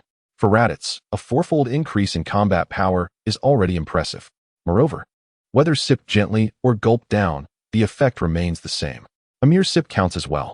Thus, this entire barrel of battle elixir could easily sustain 10,000 sips.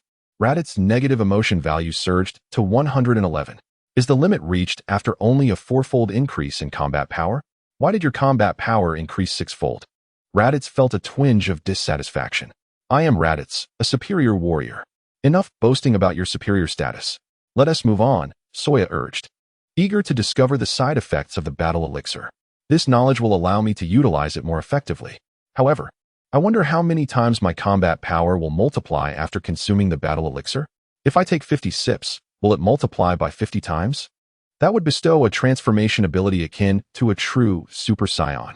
What if I drink 100 sips? Will I unlock Super Saiyan 2? And what about 400 sips for Super Saiyan 3? But what if consuming 400 sips of the battle elixir proves too much? Yet, Saiyan stomachs are unique. They could undoubtedly handle it. Raditz was overjoyed, accelerating to his utmost speed and charging toward the area densely populated with monsters. In the direction Soya and Raditz were heading, the monsters had combat powers barely exceeding 1000. Now that Raditz's combat power surpassed that of the lowest monster, he felt unafraid. Just as he prepared to attack the monsters, Soya unexpectedly grasped Raditz's tail. Raditz felt his strength drain away, his body going limp. Who grabbed my tail? He exclaimed, turning around mechanically to see Soya. What are you doing grabbing my tail? Raditz frowned at Soya. Go fight over there. I'll handle this area, Soya instructed. Understood. Just say it next time. No need to grab my tail. Raditz hurriedly replied. Agreed, Soya responded cheerfully. Without further hesitation, Soya ascended into the sky and unleashed a powerful energy blast upon the densely populated monster area below. Boom. The area erupted in a massive explosion, leaving many monsters disheveled and dazed. Raditz's negative emotion value soared to 999. Following the detonation, Soya amassed over 100,000 points in negative emotion value.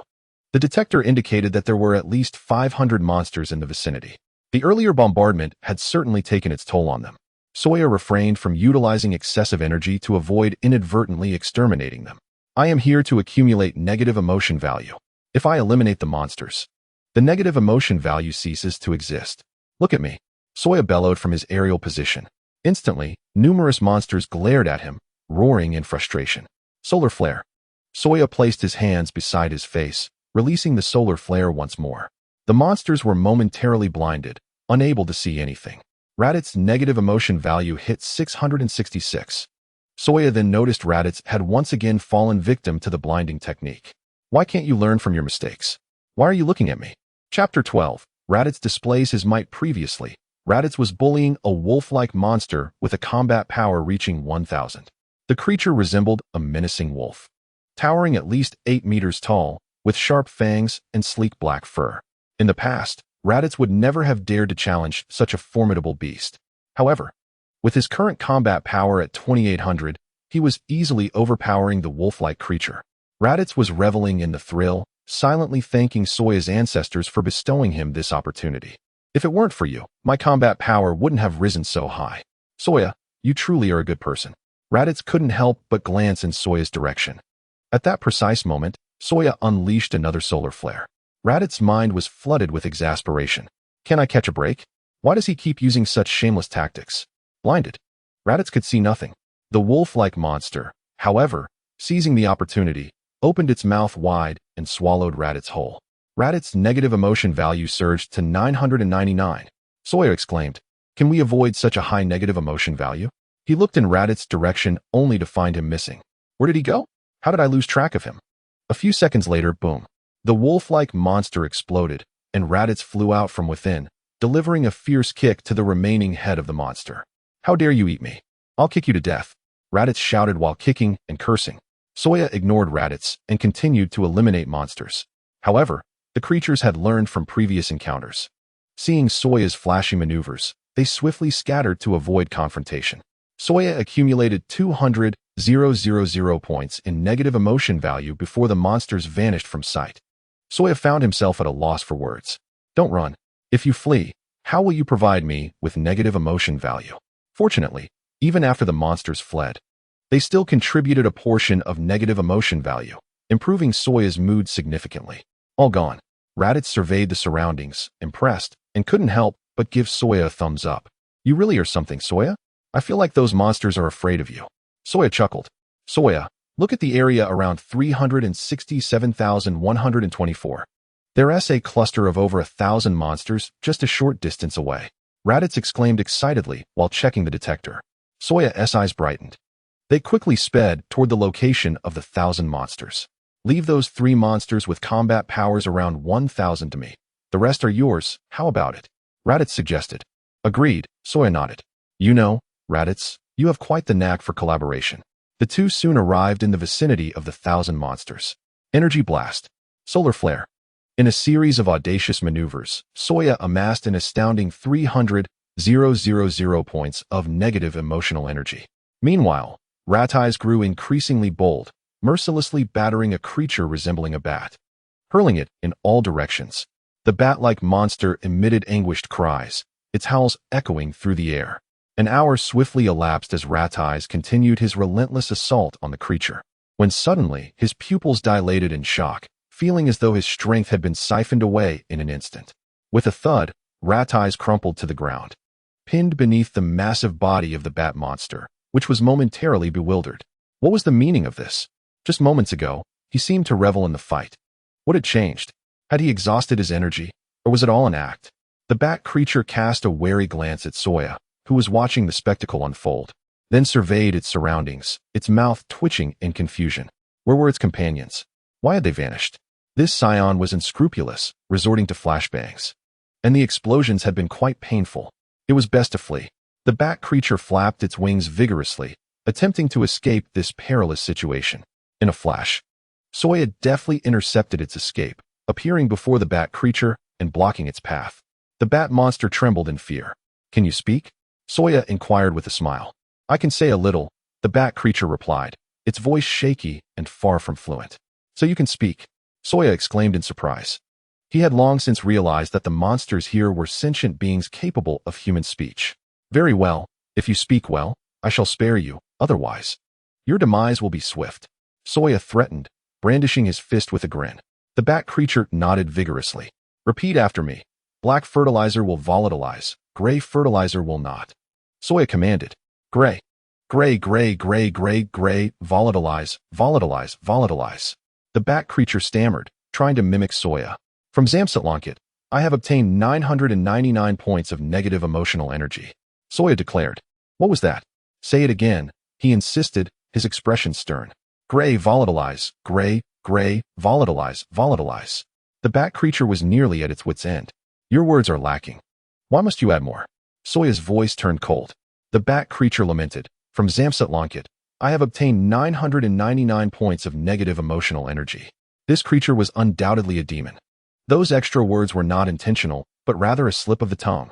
"You should practice diligently. If next we meet you still cannot articulate it, I shall not be merciful," Soya warned. The bat creature's eyes lit up, feeling an unexpected surge of hope. "You want me to practice? Once I return, I won't come back out again. Have you seen my detector?" Soya gestured to the device adorning his eye. The bat creature nodded frantically, aware of its purpose. "This detector can locate you, so no matter where you hide, I shall find you," Soya proclaimed, a smile on his face. "When you return, make sure to practice saying black fertilizer will volatilize, gray fertilizer will not. If you fail to master it, I shall be very displeased, and the consequences will be dire." The bat creature's expression darkened, its little eyes darting nervously towards Soya's detector. "Should I destroy this device? If I eliminate it, he won't be able to find me, right?" Chapter 13. The side effects of combat divine water. "What's this? You wish to destroy it?" Soya chuckled, placing the detector before the bat creature. The bat monster quivered in fear, swallowing hard, and shook its head vigorously. If it were to destroy the device now, it would surely meet its demise at Soya's hands. "Isn't it just practicing those words?" "I shall practice," the bat creature affirmed, deciding to take Soya's advice seriously. "Off you go." Then, Soya waved dismissively. The bat creature flapped its wings and fled rapidly. "Good luck. I believe in you," Soya shouted after it. "Good luck? How absurd," the bat creature muttered bitterly.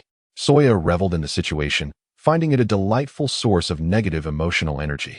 After all, was this not a manifestation of combat prowess? It was utterly exhilarating. With the detector scanning the vicinity, Soya noted that there were no more monsters within 100 kilometers. If only he could acquire the ability to sense energy like those on Earth. Would the system grant him such an ability? Surely. He could not rely on this detector indefinitely. An hour had passed. What were the side effects of the combat divine water? Soya swiftly landed beside Ratai's.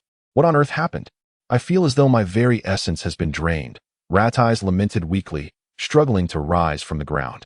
Soya utilized the detector to assess Ratai's combat power, discovering it had plummeted to a mere 175.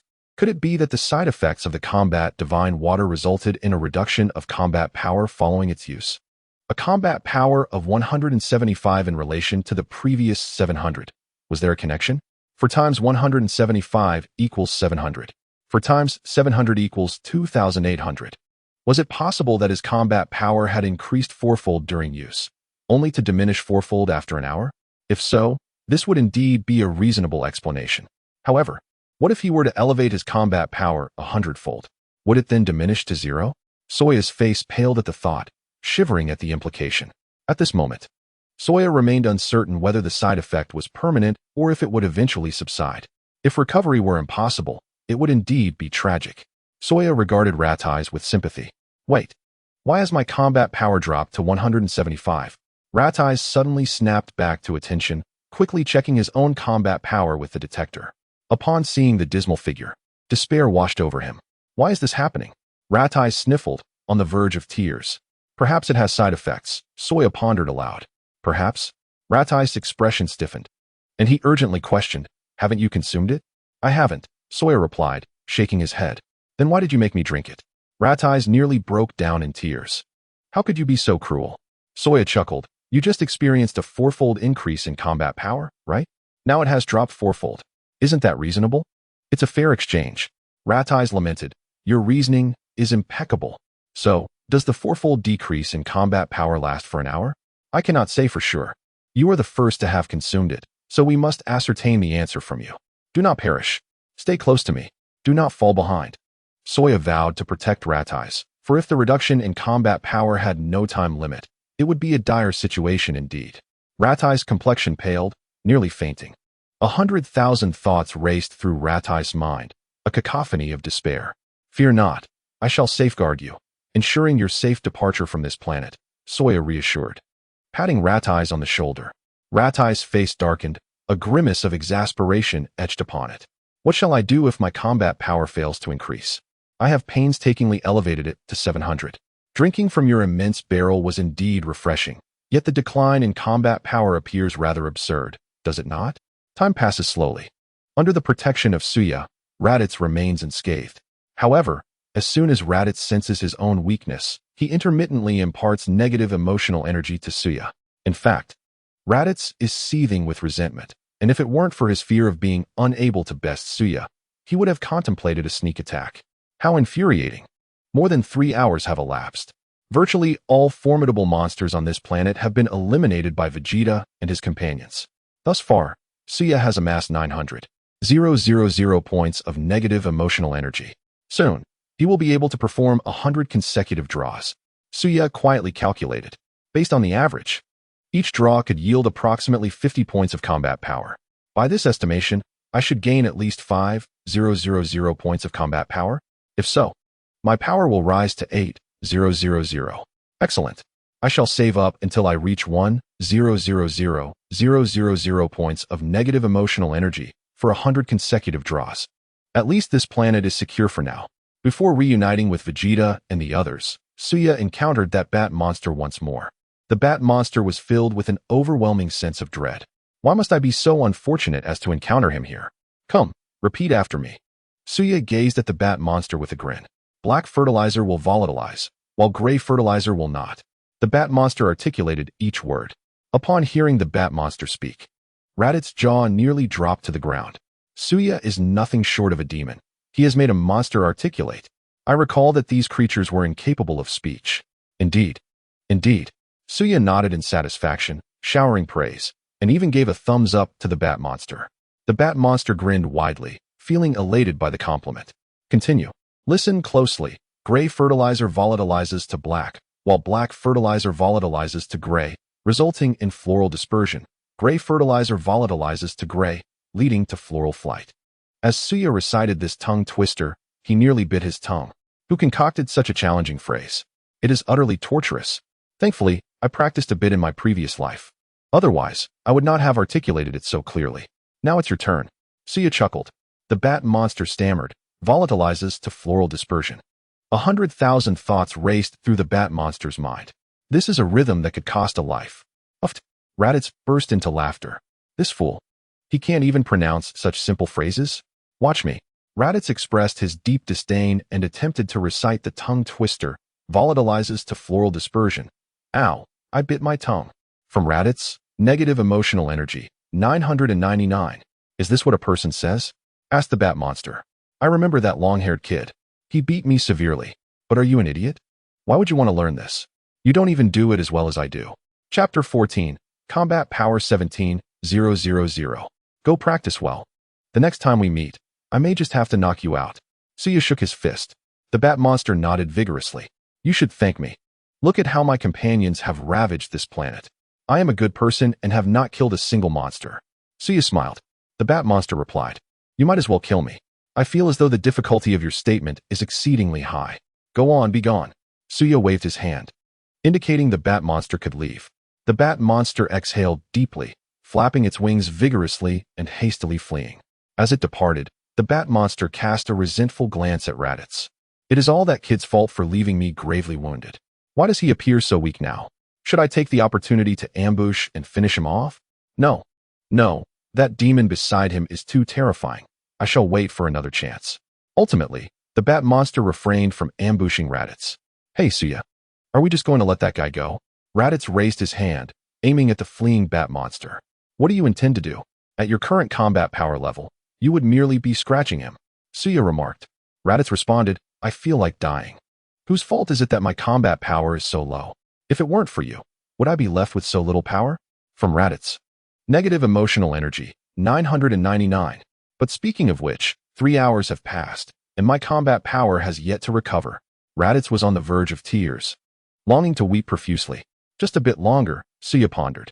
How much longer? Raditz sniffled. Let us wait a day, Saiyan replied. Will I recover in a day? Raditz asked excitedly. If you cannot recover by then, you will need to cultivate slowly on your own, Saiyan lamented. Raditz rolled his eyes, almost fainting. Is what you're saying even humanly possible? From Raditz, negative emotional energy, 999. Saiyan felt a sense of delight.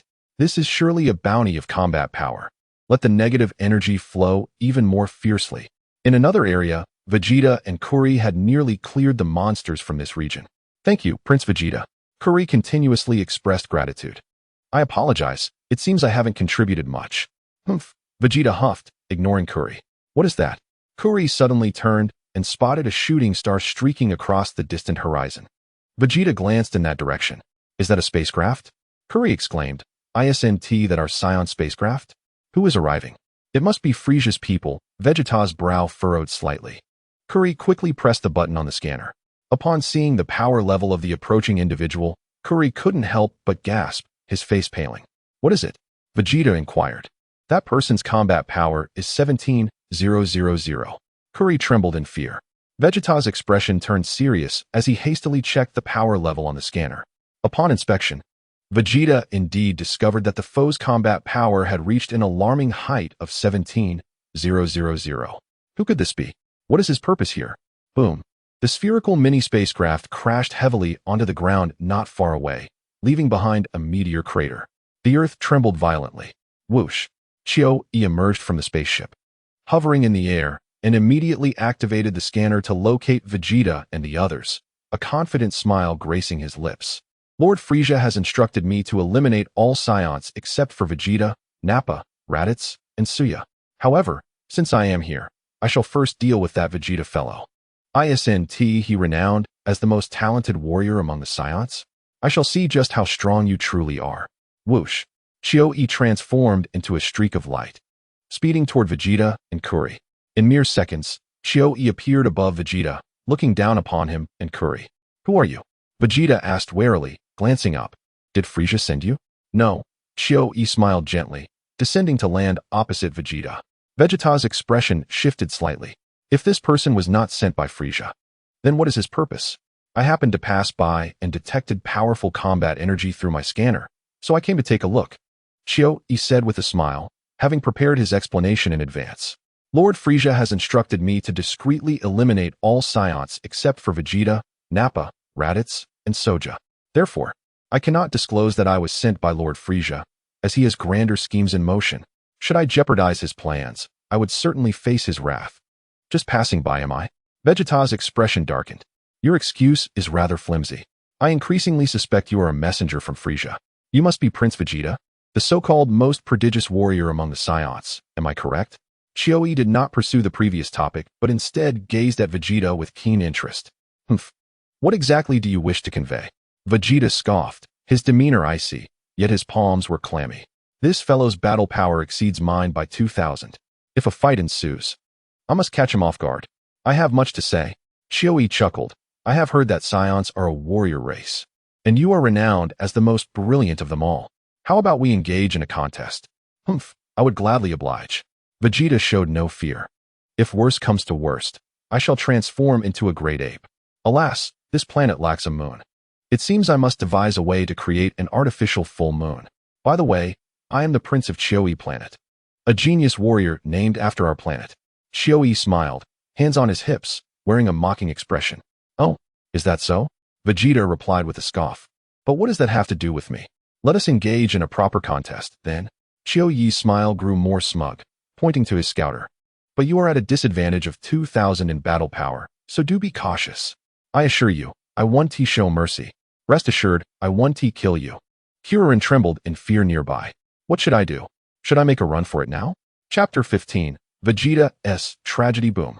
Without a moment's hesitation, Vegeta unleashed his full power. A vast energy erupted around him, expanding wildly. Vegeta became a brilliant streak of light, shooting towards Chio-E at an astonishing speed. Bang! Vegeta delivered an uppercut directly to Chio-Ye's abdomen, causing his body to curl up like a shrimp. Following this, Vegeta landed a powerful kick that sent Chio-E soaring hundreds of meters into the sky. Whoosh! Vegeta swiftly appeared directly above Chio-E, executing a downward strike that once again struck Chio-Ye's body. Instantly, Chio-E plummeted to the ground like a cannonball. Kuririn, terrified, hurriedly fled. With a thunderous crash, Chio-Ye's body slammed into the earth, leaving behind a massive crater. Vegeta dove down from the sky, fists clenched, delivering yet another heavy blow to Chio-E. Humph! Vegeta spat disdainfully to the side, arms crossed, his red cape billowing behind him. It's over. Truly deserving of the title, Prince Vegeta. Kuririn cheered excitedly, clapping his hands. Humph! It's nothing. Vegeta huffed, feeling a small sense of pride. Fortunately, I acted swiftly. It's merely this frog's own carelessness. By the time he realized what was happening, it was too late. Ha ha ha, what a fool. However, just as Vegeta was feeling pleased, Chio-E groaned long and hard, crawling out from the crater. What? Vegeta's pupils constricted, and his youthful face paled. Are you joking? My full force attack didn't inflict any harm on this guy? Not bad. Vegeta, your previous attack was quite rhythmic. Chio-E smiled, wiping blood from his lips. Vegeta's expression darkened. It seems there's no other choice. The 2,000 battle power difference is indeed not easily surmountable. Damn it, I was too naive. Now I must resort to using an artificial full moon to defeat this fellow. It's my turn to attack, I assent it. Chio-E rubbed his fists, his grin growing brighter. Kuririn turned pale with fear. This frog is frighteningly strong. Even Prince Vegeta's fierce assault couldn't seriously injure him? Chio-E glanced at Kuririn, a smirk playing on his lips, a fleeting glimmer of murderous intent in his eyes. Kuririn shivered involuntarily, a sense of foreboding washing over him. Whoosh! Chio-E launched a swift attack, charging towards Vegeta and striking him in the chest with a single palm. The speed of this blow was astonishingly quick, leaving Vegeta no time to react. Unfortunately struck, Vegeta was sent flying backward. Kuririn's eyes widened in horror as he realized Vegeta was hurtling towards him. If Prince Vegeta crashes into me, will I perish on the spot? However, it was too late for Kuririn to evade. Bang! Vegeta's body slammed into Kuririn. A desperate scream escaped Kuririn's lips, feeling as if his entire body was fracturing, his mind going blank. Smash! Vegeta carried Kuririn backward, flying over 1,000 meters before crashing heavily to the ground. Boom! Boom! Boom! Their bodies bounced across the earth several times before finally coming to a halt. Poor Kuririn thus met his untimely demise at the hands of Vegeta. Chio-E secretly reveled in delight. See, I accomplished a third of Lord Frieza's task without breaking a sweat. Only 2 Saiyans remain. I shall find an opportunity to eliminate them soon. Huh. No, wait. According to the Scouter's readings, there is only 1 left. Did the other perish upon arriving on this planet? It is quite possible. The beasts on this planet possess considerable battle power. It is entirely normal for those 3 Saiyans with a power level around 500 to have perished here. So, as long as I eliminate the remaining 1, I will have fulfilled Lord Frieza's assignment. Well then, I shall deal with Prince Vegeta thoroughly first. This fellow is truly fragile. Vegeta struggled to rise, spitting blood, feeling utterly defeated. Is this the reality of a 2,000 battle power disparity? Slap! Chio-E swiftly approached, landing opposite Vegeta, gazing at him with a grin. My apologies, Vegeta. I may have hit a bit too hard. Spit! Vegeta scoffed, his youthful face etched with resentment. Moreover, your companion's death is not my concern. You are the one who crushed him. Chio-E pointed at Kuririn's lifeless body beside Vegeta, completely shifting the blame. Vegeta didn't even glance back. To him, the death of his companion was inconsequential. All he desired was to press this frog into the ground and teach him a lesson. The little prince of the Saiyans, hailed as the most brilliant warrior, is merely a disappointment. Chio-E jeered. Vegeta trembled with fury. Will you continue, Vegeta? Chio-E smiled, his eyes filled with contempt. Humph, you are too pleased with yourself. Vegeta let out a cold grunt, raising his right hand slightly, conjuring a shimmering sphere of energy. What? What is that? Chio-E paused, murmuring softly, what is this fellow up to? That sphere must have consumed at least half of his energy. Now his battle power is reduced to 7,000. Suddenly, Chio-E seemed to realize something, his brow furrowing tightly. A cold sneer escaped Vegeta's lips as he hurled the orb in his hand into the sky. Instantly, the luminous sphere shot upwards at an astonishing speed. This is bad. Chio-E's expression changed rapidly. That is a man-made full moon. This fellow intends to transform into a great ape. Do you think I will allow you to succeed? Chio-E scoffed disdainfully, raising his right hand high, aiming at the glowing sphere ascending into the heavens. Vegeta's face darkened. He understood that this frog intended to shatter the artificial full moon. In a desperate moment, Vegeta gritted his teeth and charged towards Chio-E, determined to prevent him from destroying the nascent full moon. Bang! Chio-E struck Vegeta's kidney with a powerful knee, causing him to stagger. Blood gushed from Vegeta's mouth, and he felt a wave of dizziness wash over him. What? You wish to become a great ape and fight me? Do you think I will grant you that opportunity? Chio-E laughed coldly. Whoosh! An energy blast erupted from Chio's hand, shooting straight towards the luminous sphere soaring into the sky. Chapter 16. Is this it? And you claim to be a warrior race? Boom. A loud explosion echoed in the sky. Just as the luminous sphere was about to coalesce into the artificial full moon, it detonated mid-air, scattering golden light like falling stars. Vegeta lay on the ground, staring blankly at the shattered full moon, despair consuming him. Transforming into a great ape was indeed formidable, amplifying one's power tenfold. Yet, the weaknesses were simply too many. Anyone aware of the Saiyans' vulnerabilities could effortlessly revert our transformation. This is disastrous. That was close. Chio let out a sigh of relief, stepping forward to seize Vegeta by the hair, lifting him high into the air. Vegeta winced in pain, but waves of weakness coursed through him, rendering him unable to fight back. You wanted to become a great ape, didn't you? Chio mocked. How unfortunate. I accidentally shattered your artificial full moon. It seems you no longer have the chance to transform. Vegeta clenched his teeth, remaining silent. But to be fair, your Saiyan transformations are rather pathetic. A simple blow to the moon or removing your tail can easily thwart your transformation. Am I right, Prince Vegeta? Chio said, delivering 2 sharp slaps to Vegeta's face. Several of Vegeta's teeth were knocked out, and the shadows of despair began to expand within his young heart. Humph, too weak. And you dare call yourselves a warrior race? It's utterly laughable. Chio tossed Vegeta to the ground. Vegeta gritted his teeth and staggered to his feet. You can still stand? Chio chuckled, taunting him. Do you wish to continue this fight? Vegeta remained silent. Continue? He would beat me to death. How infuriating. A 2,000 power level difference.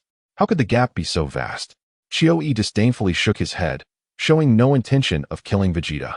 After all, Lord Frieza had instructed him not to kill him, stating he still had his uses. Chio found it perplexing. What use is there for such weakness? I'll secretly eliminate another Saiyan instead. First, I must complete the task entrusted to me by Lord Frieza. Chio pressed the button on his scouter, checking Carnegie's location. This fellow's power level is plummeting rapidly. Is he dying? How dull. I went through so much trouble to chase him down, only to kill one person. No, I must go confirm this. Vegeta, you are hopeless. Chio approached, grinning maniacally as he patted Vegeta's cheek. Vegeta trembled with rage, his youthful face filled with indignation. I'm leaving, Chio declared and immediately soared into the sky. Watching Chio's figure fade away, Vegeta collapsed to the ground, gasping for breath, his expression a portrait of despair. In another area, Carnegie lay on the ground, a gaping wound in his chest, his body trembling as he hovered on the brink of death. Help me, Carnegie pleaded, looking up at Daba, who coldly regarded him, devoid of any sympathy. Save me. Carnegie crawled painfully towards Daba, clutching his leg. Pathetic. Daba sneered. You were killed by a creature with a power level of only around 600. Help me, please. Carnegie begged, his eyes filled with desperation. Smack. Daba seized Carnegie's hand, a slight smirk gracing his lips. Thank you. Carnegie sighed in relief. If I can get to the healing pod on the spaceship, I should survive. However, the wishful thinking did not align with reality. Whoosh. Daba forcefully flung Carnegie into the sky. What are you doing, Daba? Carnegie screamed in the air. I have no use for a Saiyan who cannot fight. I'm sure Prince Vegeta would do the same. Daba remarked with a cold laugh, aiming at Carnegie soaring above. Dying slowly will be painful. I'll grant you a swift end. You bastard, Daba. Carnegie cursed vehemently. Whoosh. An energy blast struck Carnegie, obliterating him instantly. Just as Chio arrived, he witnessed the entire scene unfold, his expression remaining largely unchanged. Whether it was Chio's clan or the Saiyans, the act of killing their own was an all-too-common occurrence. Well, I need not lift a finger. Chio scoffed, looking down at Daba. The scouter soon emitted a warning signal. Upon seeing Chio's power level, Daba's legs turned to jelly, his face paling in fright. Who is this guy? When did he arrive on this planet? He's wearing the Frieza Force battle gear. Could he be an ally of Prince Vegeta? That seems likely, but something is amiss. Prince Vegeta's power level has dropped to only 5,000. What on earth happened? Did this guy injure Prince Vegeta? Daba's corner of the mouth twitched, genuinely terrified. In the face of overwhelming power, Daba understood that no matter how hard he tried, he could never match this frog. Trash. Chio sneered, casting a disdainful glance at Daba before ignoring him entirely. Whoosh. Chiu-Yi changed direction and sped away. There's still another fellow with a power level of only 175. I'll confirm his identity. Perhaps it's that mid-tier warrior. Chiu-Yi instinctively thought that the one with a power level of 175 was Baru. In any case, I'll check it out first. That way, I can complete the task assigned to me by Lord Frisia.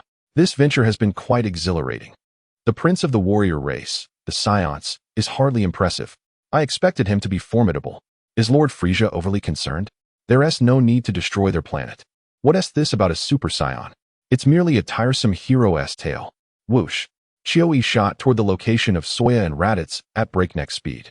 Saiyan, upon detecting the powerful energy approaching through his scouter, felt his face drain of color. This fellow's power level has reached a staggering 17,000. Who is this? Who has arrived? A power level of 17,000. Raditz was so frightened that his face turned pale, trembling as he spoke. Saiyan gritted his teeth. On the verge of collecting 1 million points of negative emotion, all to be used for a lottery. 100 consecutive draws.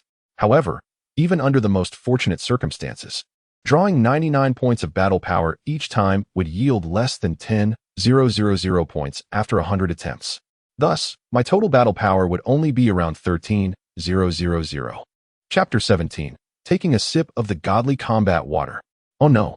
Prince Vegeta's battle power has dwindled to just 4,500. Raditz trembled violently, his expression growing increasingly grim. Saiyan furrowed his brows, realizing that Vegeta's battle power had indeed dropped to 4,500 and was still declining. It seemed he had sustained serious injuries. In a matter of moments, Vegeta's battle power plunged to 4,000. He must have been wounded by the being with a battle power of 17,000. Saiyan speculated that this individual was likely sent by Frisia, aiming to eradicate all Saiyans save for Vegeta, Nappa, and Raditz. Saiyan checked the positions of Carnegie and Curry through the scanner. Indeed, their battle powers had vanished. They were dead. There was no other option left. The godly combat water had to be used. If Raditz could quadruple his battle power, surely I could surpass this foe with a 5 or 6-fold increase. But no, the side effects were too severe. I must assess the situation first and gather some negative emotion points before devising a strategy. Suddenly, Chiu-Yi transformed into a radiant streak of light, swiftly appearing above Saiyan and Raditz, approximately 50 meters above the ground. He dispelled the brilliance surrounding him, casting a lofty gaze down upon Saiyan and Raditz. The data indicated that one was named Saiyan and the other Raditz. Chiu-Yi muttered to himself, then fixed his gaze upon Raditz, noticing that this Raditz fellow had a battle power of 700, yet now it was only 175. Clearly, he had just endured a fierce battle, leading to severe energy depletion. After speaking, Chiu-Yi suddenly sensed something amiss. Odd. The records indicated that Saiyan's battle power was merely 600. How had it increased to 3,400? Chiu-Yi could not help but express his astonishment, finding it utterly perplexing. With a swift motion, Chiu-Yi decided to investigate further, diving from the sky and landing heavily opposite Saiyan, causing the ground to tremble violently. Raditz stumbled and fell to the ground. Saiyan immediately recognized the identity of the intruder. Wasn't this Chiu-Yi, the one who would be defeated by Vegeta on Namek? Frisia had indeed sent him. Saiyan instantly heightened his vigilance, preparing to unleash the solar flare. Chiu-Yi did not attack immediately, indicating he had something to say. He was likely suspicious of my battle power and wanted to inquire about the situation. If a fight broke out, I would first unleash a solar flare, then immediately draw to enhance my battle power. With 1 million points of negative emotion, I should at least gain 190 points of battle power, right? Even averaging it out would yield around 5,000 points. This would place my battle power at approximately 7,000 to 8,000. Then I could sip the godly combat water. If my battle power could quadruple, defeating this adversary would be akin to child's play. Even tripling it would bring my power close to 20,000. This was the plan. At this moment, I would disregard any potential side effects. Survival was paramount. Ah, Chiu-Yi, is that you? Long time no see. Saiyan smiled broadly and greeted him warmly. Oh, you know me? Chiu-Yi was somewhat surprised, sizing Saiyan up. I have long heard of your illustrious name, Chiu-Yi. It echoes like thunder and flows ceaselessly like a river, akin to a flood of the Milky Way that cannot be contained. Saiyan grinned, showering Chiu-Yi with compliments. Indeed, You have a discerning eye. Chiu-Yi was thoroughly pleased, reveling in the flattery that surpassed even Frisia's admiration. I heard from Lord Frisia that he wishes to bring this Saiyan named Soya back to entertain him with jokes. You are indeed quite amusing. So you are Soya? Chiu-Yi asked with a smile. Yes, yes, yes. Soya nodded eagerly, adding, It is an honor for me that you recognize me, Chiu-Yi. I truly thank your entire family. Chiu-Yi, why does that sound so strange? Thanking my family. Is that not an insult? From Chiu-Yi, negative emotion value, 111. Chiu-Yi pondered seriously for a moment, observing Soya's fawning expression, and felt he did not seem like one to insult him. After all, how could this lad with such low battle power dare to offend me? Tell me, what is the matter with your battle power? How did it reach the height of 3 for 100? Chiu-Yi inquired, asking the very question he was curious about. Soya wore a troubled expression. Speak quickly. Chiu-Yi was growing impatient. It's this, Soya declared, promptly producing a large bucket of godly combat water from his system space. Chiu-Yi was momentarily dumbfounded. You actually concealed such a large bucket of water on you? How? Do you possess some sort of storage device? Chiu-Yi questioned. I found it elsewhere, Soya replied. What is this large bucket of water for? Chiu-Yi, uninterested in storage devices, was more curious about how his battle power had increased. Thus he asked, could it be related to this bucket of water? As expected of Lord Chiu-Yi, Soya nodded vigorously. This is the godly combat water I fortuitously acquired from a certain planet. Only this one bucket. A sip doubles your battle power. 2 sips triple it. 3 sips quadruple it, and so on. The exact multiplier depends on one's physical condition. Oh, is that so? Chiu-Yi's eyes widened in surprise, even contemplating snatching the bucket of water immediately. Raditz, meanwhile, grinned to himself, secretly amused. Is Soya planning to deceive this frog? First, boost your battle power. After an hour, you'll be in for a tragedy.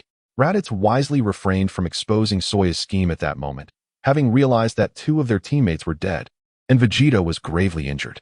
It was likely this frog's doing. Hopefully, Soya could trick him into his demise. Let us give it a try. After all, trying costs nothing.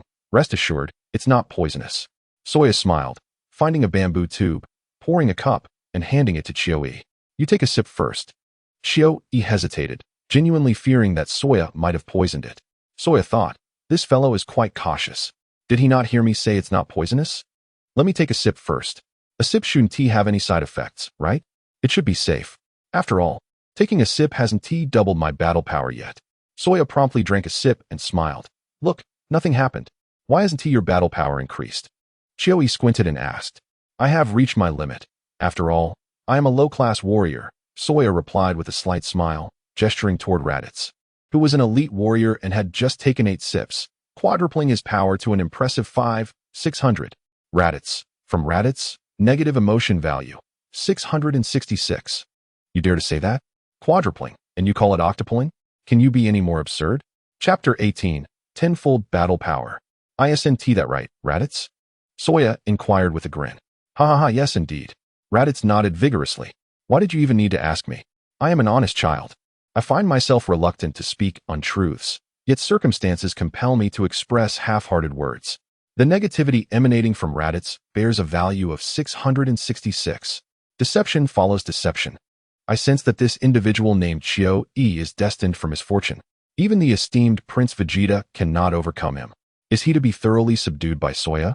Upon hearing that Raditz's battle power has surged 8-fold, Chiu-Yi's mind begins to stir with intrigue. I shall give it a try. Chiu-Yi nods thoughtfully, deciding to proceed. Soya, with a gleeful demeanor, hands over the bamboo tube. Just as Chiu-Yi is about to drink, a sudden thought crosses his mind, and he gazes at Raditz, inquiring, wasn't your battle power 5,600? Why has it diminished to 175? Ah, well, I encountered a densely populated area of monsters earlier. One careless moment led to excessive energy consumption. Raditz replies with a dry smile, a hint of unease in his voice. Chiu-Yi ponders seriously. Indeed, it aligns with my thoughts. Perhaps this fellow, in his exuberance at elevating his battle power 8-fold, failed to manage his energy output properly? Without a trace of hesitation, Chiu-Yi takes a small sip of the divine combat water. Subsequently, he silently senses within himself, only to discover no discernible change in his energy levels, causing him to frown in confusion. What is happening? Chiu-Yi squints at Soya. One sip doubles your battle power, making it 17,000. What is 17,000 doubled? Soya counters. 34,000. Chiyo-e responds without a moment's hesitation. Then what is the double of 17,000? Soya inquires again. From Chiyo-e, a negativity value of 777. Your reasoning seems quite sound. Is one sip not sufficient for a double? I shall try another. Yet, a lingering sense of unease persists. Thus, Chiyo-e takes another sip. Upon doing so, he distinctly feels his energy within surging exponentially. This is astonishing. This divine combat water truly has the potential to double my battle power. Chiyo-e immediately presses a button on his detector to check his battle power reading. A resounding 34,000. Chiyo-e is elated, nearly overwhelmed with joy. See, I have not deceived you, Soya chuckles. Another sip. What hesitation remains for Chiyo-e? He drains the cup of divine combat water in one go. Instantly, he checks his battle power once more. Boom. The moment he does, his detector explodes, startling him. Yet, soon enough, a grin spreads across Chiyo-e's face. The detector has maxed out. This indicates my battle power has doubled again. Such exhilaration is beyond compare. Although I am unaware of my precise battle power now, I can assert, based on the intensity of my internal energy, that it exceeds 40,000. In terms of actual battle power, the value should be around 41,000. Another round. Chiyo-e presents his cup to Soya. Soya retrieves the divine combat water and pours another cup for Chiyo-e. Just as Chiyo-e prepares to gulp it down, Soya intervenes. Sip it slowly. The count is based on sips, not quantity. Soya expresses concern. With your method, it will be exhausted in no time. Chiyo-e shoots Soya an annoyed glare, seemingly displeased with his interjection, yet he still takes a small sip. Once again, his battle power doubles. Continue drinking. Chiyo-e sips repeatedly, taking 10 sips in total. He feels his energy surging outrageously. How could such a wondrous substance exist? My battle power must now stand at a staggering 170,000. Yes, after 10 sips, my battle power should be tenfold of what it was before. Hence, is my current battle power truly 170,000? No doubt about it. Raditz, observing from the side, is left flabbergasted. My battle power has merely quadrupled, yet this frog manages to attain a tenfold increase. This is utterly astounding. Truly, the disparity among beings is infuriating. However, in an hour's time, your battle power will dwindle to 1,700, right? Raditz chuckles secretly, pinching his thigh to stifle a laugh. Soya's scheme is quite malicious. Will he reduce Chiyo-e's battle power to a mere 1,700? When the moment arrives, neither Soya nor Prince Vegeta will stand a chance against him. Even that Bu could easily annihilate this fellow. Once more, Chiyo-e drinks the last of the divine combat water from the bamboo tube, eagerly anticipating a surge in energy. Yet this time, no miracle transpires. Has he truly reached his limit? Chiyo-e feels a pang of dissatisfaction. It is still commendable. Soya hastily gives a thumbs up, exclaiming, "This is a tenfold increase in battle power, comparable to our Saiyan transformation into great apes. Let us try another sip." Chiyo-e remains somewhat unconvinced. Soya pours 2 more sips of divine combat water for Chiyo-e. Chiyo-e rolls his eyes at Soya's stinginess. "Is this all you offer me? Rest assured, when I depart this planet, I shall take this entire barrel of divine combat water with me. I shall present it to Lord Frisia, who will undoubtedly reward me handsomely." Wait a moment. Why should I give it to Lord Frisia? With my current battle power reaching 170,000, I should be able to defeat him, right? Bah. Why refer to him as Lord Frisia? From now on, he shall simply be called Frisia. This universe shall be ruled by me, Chiyo-e. In that moment, a spark of ambition ignites within Chiyo-e. Previously, he would never have entertained thoughts of rebelling against Frisia. But now, everything has changed. As his battle power skyrockets, he feels as though he has struck gold, revealing a more sinister side of himself. With a heart aflame with excitement, Chiyo-e trembles as he takes another sip of the divine combat water. Yet, no miracle occurs. His battle power locks in at a base tenfold increase. Nonetheless, Chiyo-e is content. A battle power of 170,000. Is this not a force to be reckoned with? What Chiyo-e remains unaware of is the sheer terror of Frisia's battle power. Yet Soya knows all too well. Frisia's first form possesses a battle power of 530,000, while his final form can reach a staggering 12 million. Still unconvinced, Chiyo-e drains the last sip of the divine combat water. Yet again, nothing transpires. Humph. Chiyo-e crushes the bamboo tube and gazes at Soya with a grin, contemplating how to deal with him. Should I eliminate him here to secure this entire barrel of divine combat water for myself? Then I shall rebel against Frisia. Soya, however, remains unfazed. After all, he possesses the ultimate trump card, rebirth. As for why he encouraged Chio-E to consume the divine combat water, Soya is betting that the latter will not resort to murder. If Chio-E truly intended to kill him, there would be no need for such elaborate conversation. A single energy blast would suffice to finish the task. Yet, this individual still chooses to engage in dialogue. Soya contemplates that allowing the side effects of the divine combat water to manifest is the optimal way to eliminate this threat. It is certainly preferable to consuming it himself, especially since the duration of the side effects remains unknown. Should they prove permanent, that would be disastrous. Soya has long resolved that until the results of this little experiment emerge, it is prudent to avoid drinking such substances. Soya, you've done well. This divine combat water is indeed a remarkable concoction. Chio-E casts a greedy glance at the divine combat water in Soya's possession. Upon noticing Chio-Yi's capricious gaze directed towards him, as well as the divine battle water, Soya promptly chuckled and extended a large vat of the precious liquid with both hands. "This is for you," he exclaimed joyfully. Chio-E paused momentarily, taken aback. "Oh, are you certain?" he inquired, suddenly realizing that this young man possessed a certain perceptiveness. Perhaps having this fellow as his attendant would indeed be a splendid choice. With my inferior warrior aptitude, I shall likely bid farewell to such divine water in the future. It would be better bestowed upon a worthy recipient. Soya laughed with great ambition. "You are quite discerning." Chio-E nodded in satisfaction, readily accepting the large vat of divine water. "From now on, you shall be my attendant. As long as you perform admirably, I shall grant you the freedom to roam any planet in this universe." "Thank you immensely." Soya beamed, his smile radiant, and pointed towards the vat of divine water in Chio-Yi's possession, suggesting, "Allow me to carry this for you." "Surely, the leader shouldn't be burdened with such things. Call upon me whenever you need it, and I shall promptly deliver." Chio-E regarded Soya with a profound gaze.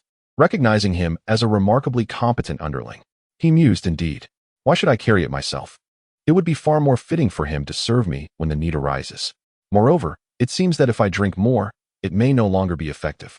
This divine water will henceforth be used solely to reward my subordinates. You may keep it." Chio-E graciously conceded, yet remained curious, asking, "Is it truly impossible to enhance my capabilities further? If I were to improve my physical attributes, there should be an increase." Soya pondered before promptly adopting a sycophantic tone. "Are you hungry? Let me prepare something delectable to replenish your strength. After an hour's rest, we can try again." He added, "My combat power increased after merely an hour's rest and 4 sips. Albeit the enhancement was not as significant as before, it merely doubled. But at least it was a twofold increase. So, the second drink yields half the initial increase, correct?" Chio-E grasped the concept. "Indeed," Soya affirmed vigorously. Raditz, observing nearby, suppressed a chuckle. "An hour later for another drink? I fear your combat power may plummet to 1700. He jested, mocking the unfortunate frog. "Then it is settled," Chio-E declared with glee, instructing Soya to prepare food. Soya grinned, noting that a wild boar-like creature had recently perished nearby, and proceeded to clean it. "I shall assist you, Soya," Raditz exclaimed eagerly, joining in the effort. The two engaged in their task, sharing furtive smiles, both understanding that their sole objective was to delay. Chio-E, exhilarated by his burgeoning combat strength, was lost in wild fantasies of what he would accomplish once he ascended to the status of a cosmic emperor. In a distant mountainous area, Vegeta's pupils dilated, and his complexion drained of color as he collapsed onto the ground, his eyes wide with terror. Just moments ago, when Chio-E doubled his combat power, Vegeta's scouter immediately registered a warning. He distinctly observed Chio-Yi's power surge from 17,000 to 34,000. "What kind of nonsense is this?" Vegeta stammered, incredulous. "How could this be? Why has his combat power increased so drastically?" However, before Vegeta could fully comprehend the shock, his scouter exploded. Stunned, his jaw nearly hit the ground. The device was only capable of registering a maximum power level of 20,000. What on earth had transpired with that fellow? Was Chio-Yi's power truly above 20,000? What was unfolding over there? From the earlier readings, it appeared he had ventured towards Saiyan. Was that Raditz, possessing a power level of 175, accompanying him? Vegeta resolved to investigate the situation. Given that his scouter had malfunctioned, Chiyo-E would likely be unaware of Vegeta's stealthy approach. Simultaneously, on another vast prairie, Naba also monitored the fluctuations in Chiyo-Yi's combat power through his scouter, which subsequently exploded due to the immense energy surge. What on earth is happening over there? Naba exclaimed in astonishment, turning to gaze in the direction of Saiyan and the others, though nothing was visible. The fear in his eyes was palpable. He hesitated internally. Without the scouter, he had lost all communication with his companions. Should he wait at the spaceship or venture closer? Too dangerous. I shall not go. I will head to the spaceship, Naba resolved, hastening towards the vessel. Meanwhile, Saiyan and Raditz had efficiently processed the wild boar, a task requiring at least half an hour to remove its innards and skin it. During this interval, both Saiyan and Raditz removed their scouters, as Chiyo-Yi's power had escalated beyond the threshold, rendering any attempt to detect him perilous. You go and add some seasoning to this meat, marinate it. Saiyan signaled to Raditz. What do you mean? Raditz inquired, somewhat perplexed. Saiyan leaned closer, whispering a suggestion. Raditz's lips twitched in disbelief. Could you not be so devious? Yet, I must admit I enjoy it. Raditz surreptitiously glanced at Chiyo-E, who remained lost in thought. What is he even pondering? Raditz wondered aloud. With such a dramatic increase in power, he is likely contemplating how to flaunt it, Saiyan chuckled. Raditz grumbled, negative emotional energy from Raditz. 666. Chapter 20. 100 consecutive draws. The legendary Super Saiyan experience card. Very well, I shall go. Keep a close watch and ensure he does not notice. Raditz whispered. Rest assured, Saiyan replied with a nod. Raditz took a pork leg and jogged off to a lush thicket, where he began to relieve himself on the meat, humming a merry tune as he returned, looking quite pleased. Saiyan silently gave Raditz a thumbs up. Meanwhile, Chiyo-E remained oblivious to their antics, primarily due to his disinterest in their actions. What significance was there in watching them deal with a monster? Chiyo-Yi's mind was abuzz with thoughts, contemplating the specifics of his plans. Should he eliminate the Jinyu force before confronting Frieza? Or perhaps subdue the Jinyu force to serve him? After much deliberation, he concluded that this approach was indeed prudent. By enlisting the Jinyu force to his side, his chances of overcoming Frieza would undoubtedly increase. With my current combat power, dealing with Jinyu and his comrades would be exceedingly simple. As Chiyo-E reveled in his thoughts, he suddenly caught the enticing aroma of roasted meat wafting through the air. He inhaled deeply, glancing towards Saiyan's direction. This Saiyan named Saiyan is rather impressive. I shall appoint him as my personal attendant, to assist me in my endeavors. Those who perform well shall be rewarded with divine battle water to enhance their power. In due time, I shall procure smaller cups, allowing each person only 3 small sips. An increase of threefold in their combat power would be a generous boon. With the tantalizing scent of meat lingering in the air, Chiyo-E found himself genuinely hungry. Swallowing repeatedly. My lord Chiyo-E, please hold on a moment. The barbecue will be ready shortly. Leitai smiled faintly from a distance, addressing Chiyo-E. Chiyo-E nodded silently. This young Saiyan named Leitai was quite perceptive. I should keep him around to assist me. However, I find the Saiyan Prince Vegeta rather displeasing. Before departing from this planet, I must eliminate him. Soon, a roasted pig leg was prepared by Saiyan and Leitai. Saiyan kicked Leitai, signaling him to present the pig leg to Chiyo-E. Leitai grumbled. Negative emotional value from Leitai. 999. A pig leg soaked in urine. And you want me to deliver it? If he detects it, I shall be met with a most brutal fate. How much longer? Leitai whispered. Only 6 minutes remaining, Saiyan pondered. It has been nearly 5 hours for me. Why has there been no recovery? Leitai's eyes brimmed with tears, fearing he might never recover. Did I not say to wait a day? No need to rush. There is still time, Saiyan chuckled. Leitai felt like crying.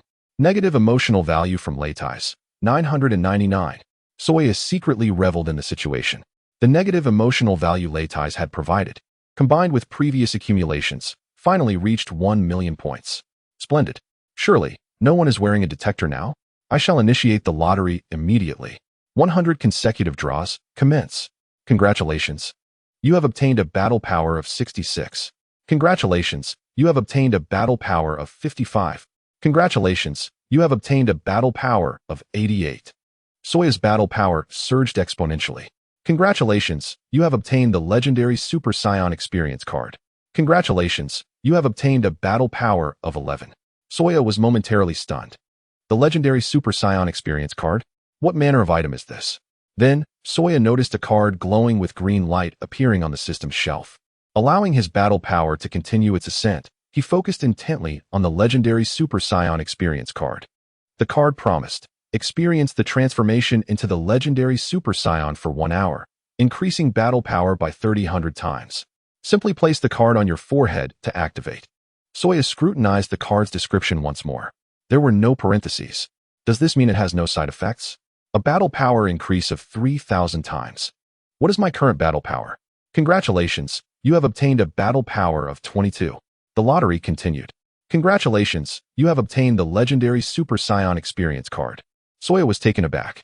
Another legendary Super Saiyan experience card? Is the system attempting to transform me into the legendary Super Saiyan? The 100 consecutive draws concluded swiftly. Ultimately, Soya acquired 3 legendary Super Saiyan experience cards. Checking his battle power, although the detector was absent, the system displayed Soya's battle power. Battle power, 10,000. This round of 100 consecutive draws granted Soya a total of 600 battle power. Adding to his previous 400 battle power, Soya reached the impressive height of 10,000. Exhilarating. Yet, he felt this power was still insufficient. Let the negative emotional values intensify. Soya contemplated that it would be most suitable to seek out a crowded place to accumulate negative emotional values. Earth seemed a splendid choice, given its populous nature, making it convenient to gather emotional values, especially during the martial arts tournament, when all eyes were on him. A well-placed solar flare would surely yield a significant amount of negative emotional value. Once I handle matters here, I shall journey to Earth. In that moment, Soya relished the thought that the more people present, the more exhilarating it would be to amass negative emotional values. On Vegeta and Cyril planets, there were so few inhabitants that it required considerable effort to gather substantial negative emotional values. Now, having arrived on Beast Star, just a single morning had yielded bountiful rewards. Soya delighted in his fortune. With the legendary Super Saiyan experience cards in hand, he felt little trepidation towards Chio-E. Should he use the card, his battle power would soar to 30 million. Crushing this frog would be as simple as child's play. Not only would he excel, but even Leitais, using the legendary Super Saiyan experience card, would reach a staggering battle power of 520,000.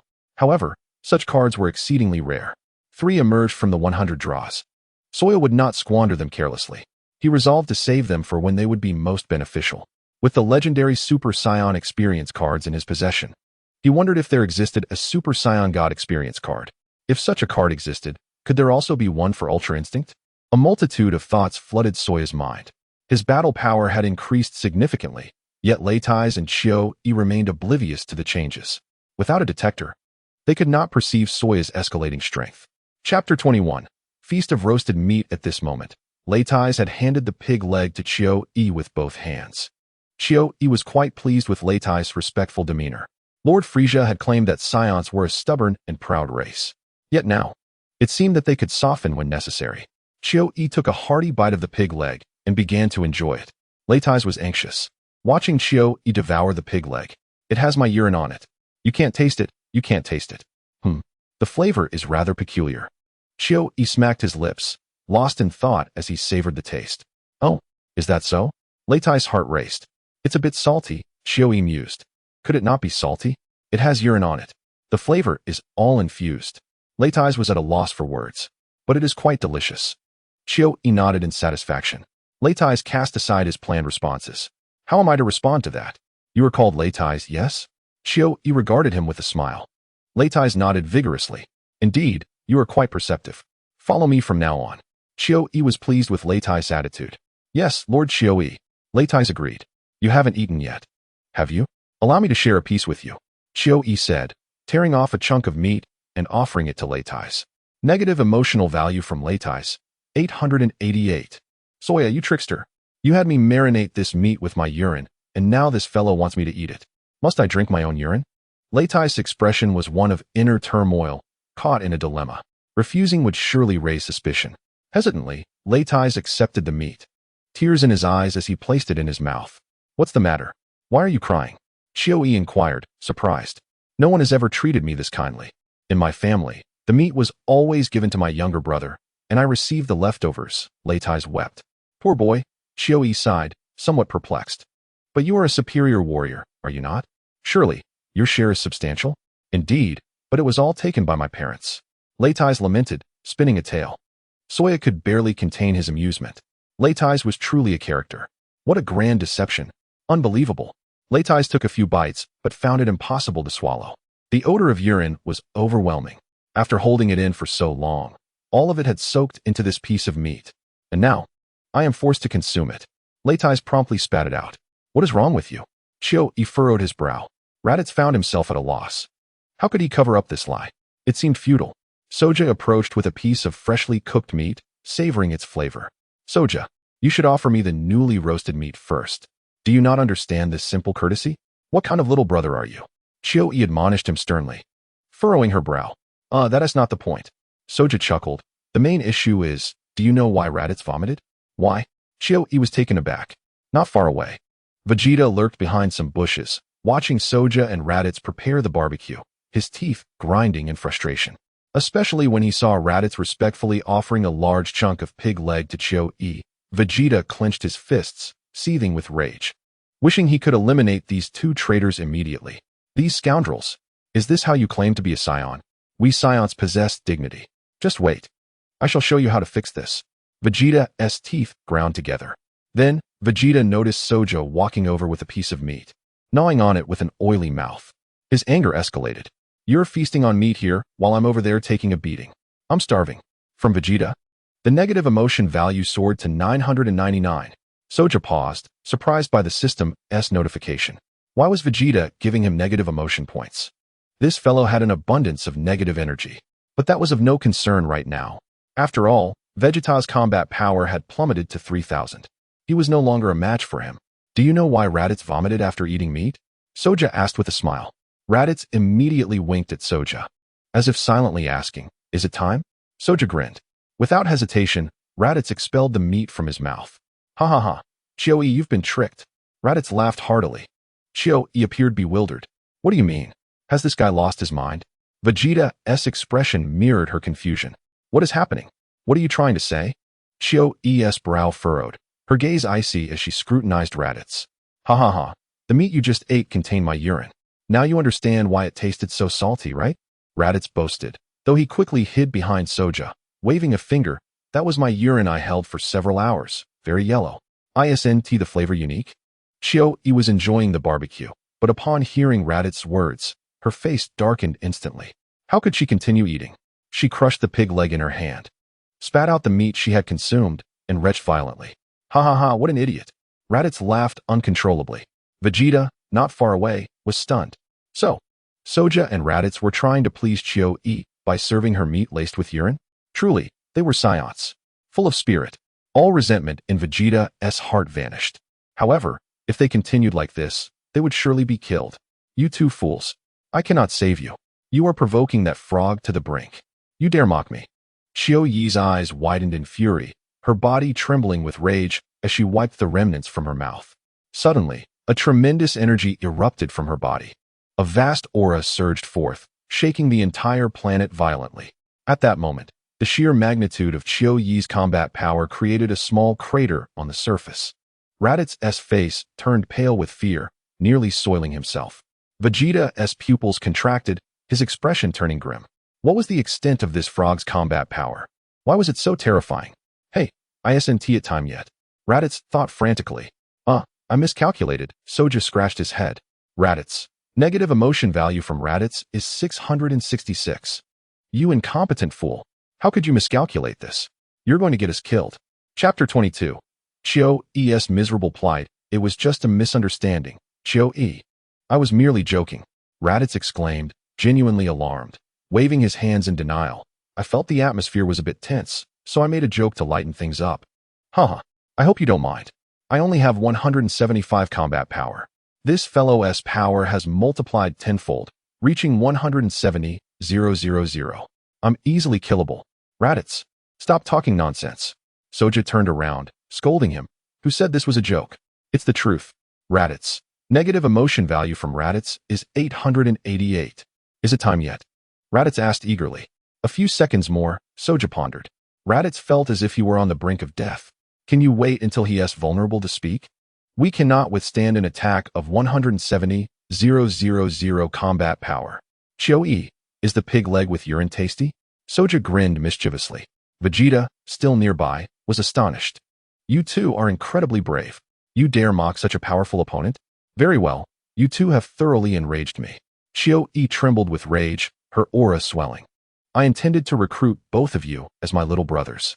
Now, I will make you both die in rhythm. The negative emotion value from Chio-E reached 999. Chio-E was genuinely furious. No wonder Lord Frieza wanted to annihilate all Saiyans. It was evident that these Saiyans were difficult to conquer. How naive I was to think they sincerely followed me. After going through all this, it was merely to make me eat meat laced with urine? Why isn't he at reach time yet? Raditz was in a state of panic. Why was this fellow's momentum still unabated? No rush, Soja chuckled awkwardly. Can you not be so reckless? Raditz wanted to cry. After all the bravado, why was Chio-E's combat power still not decreasing? How could they continue like this? Prepare to meet your demise. Chio-E advanced towards Soja. Raditz clung tightly to Soja's back, his face as pale as a ghost. Soja, however, remained unfazed.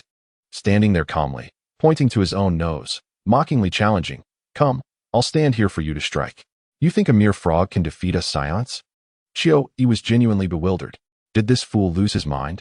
Such commendable courage. Boy, you have misunderstood something. Chio-E's expression hardened as he approached Soja.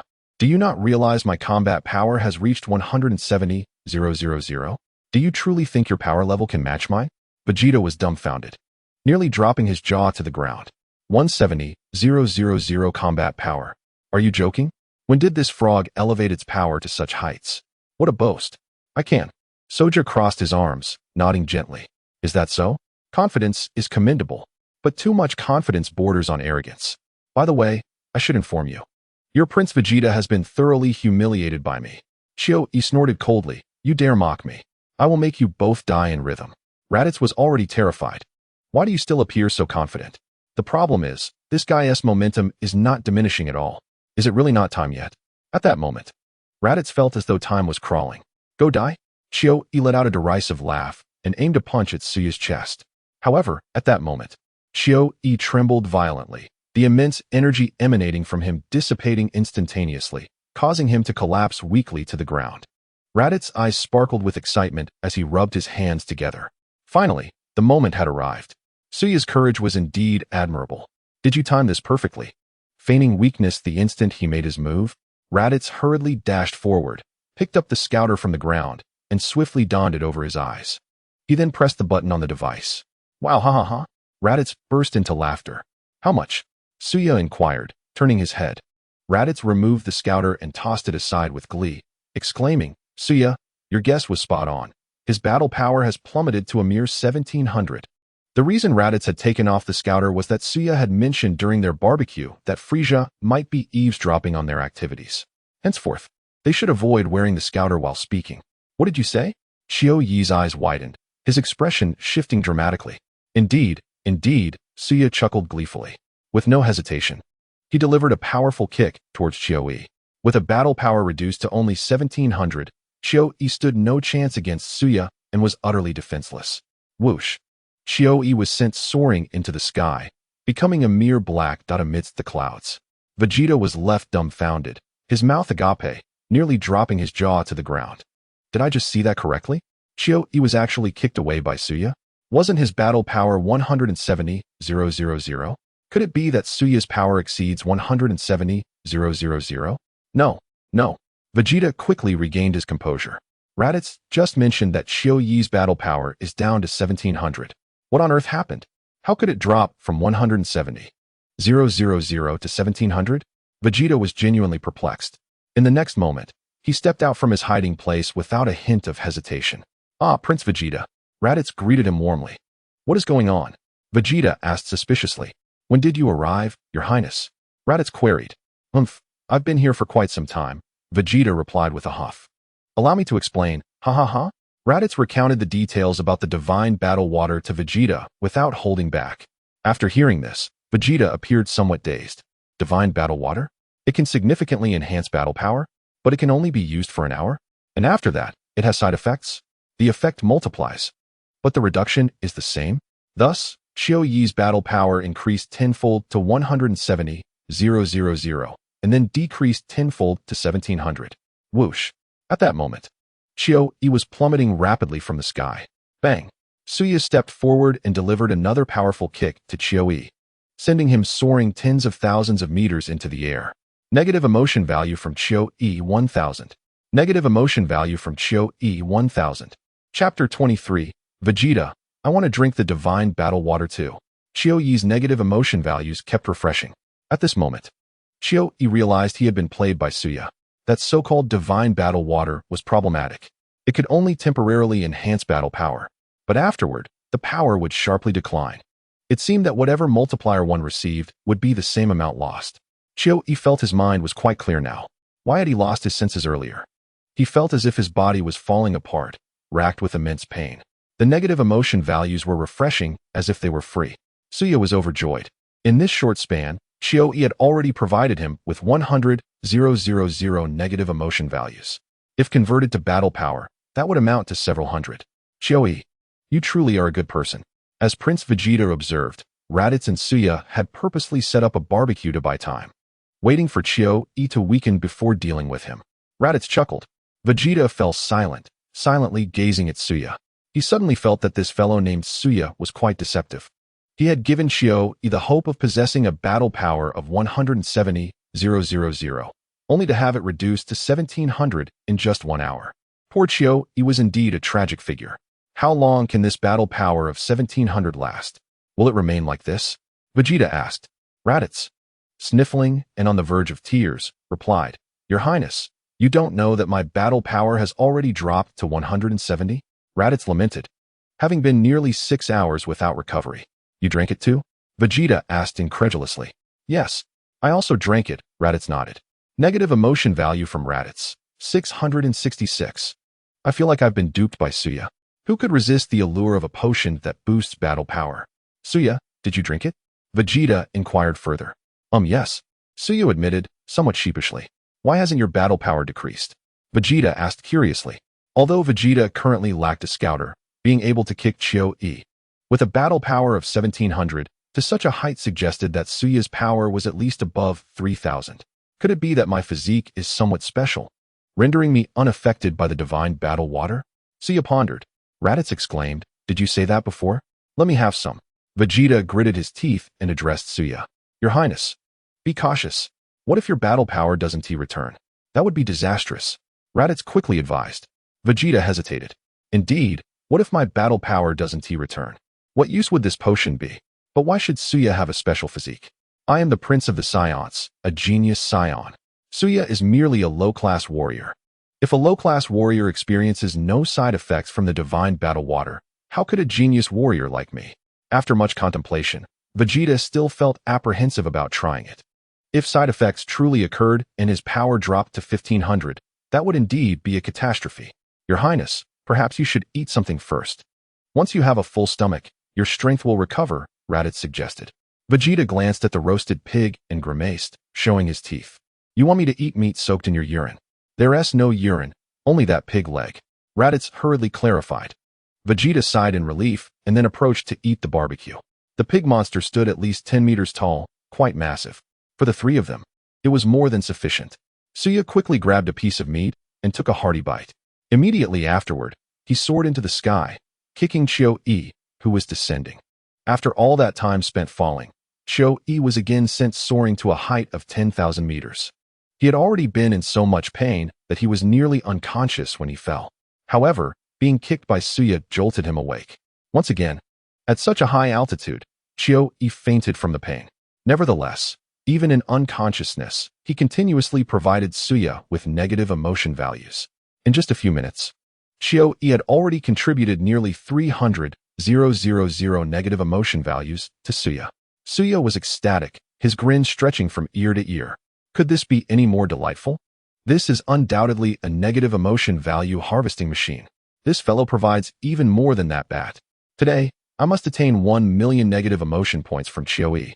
Thus, while savoring roasted meat, Suya directed a powerful kick towards Qiu Yi.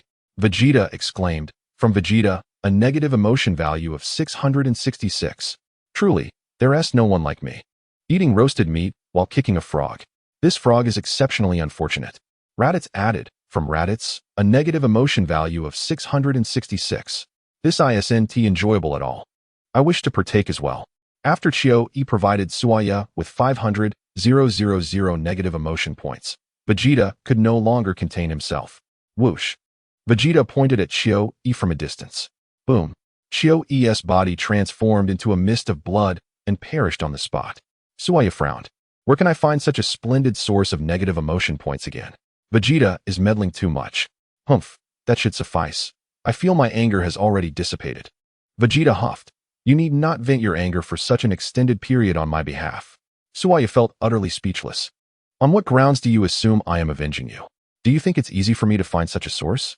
I wouldn't dream of killing Chio-E. I sensed he could grant me 1 million negative emotion points. And now he has gone.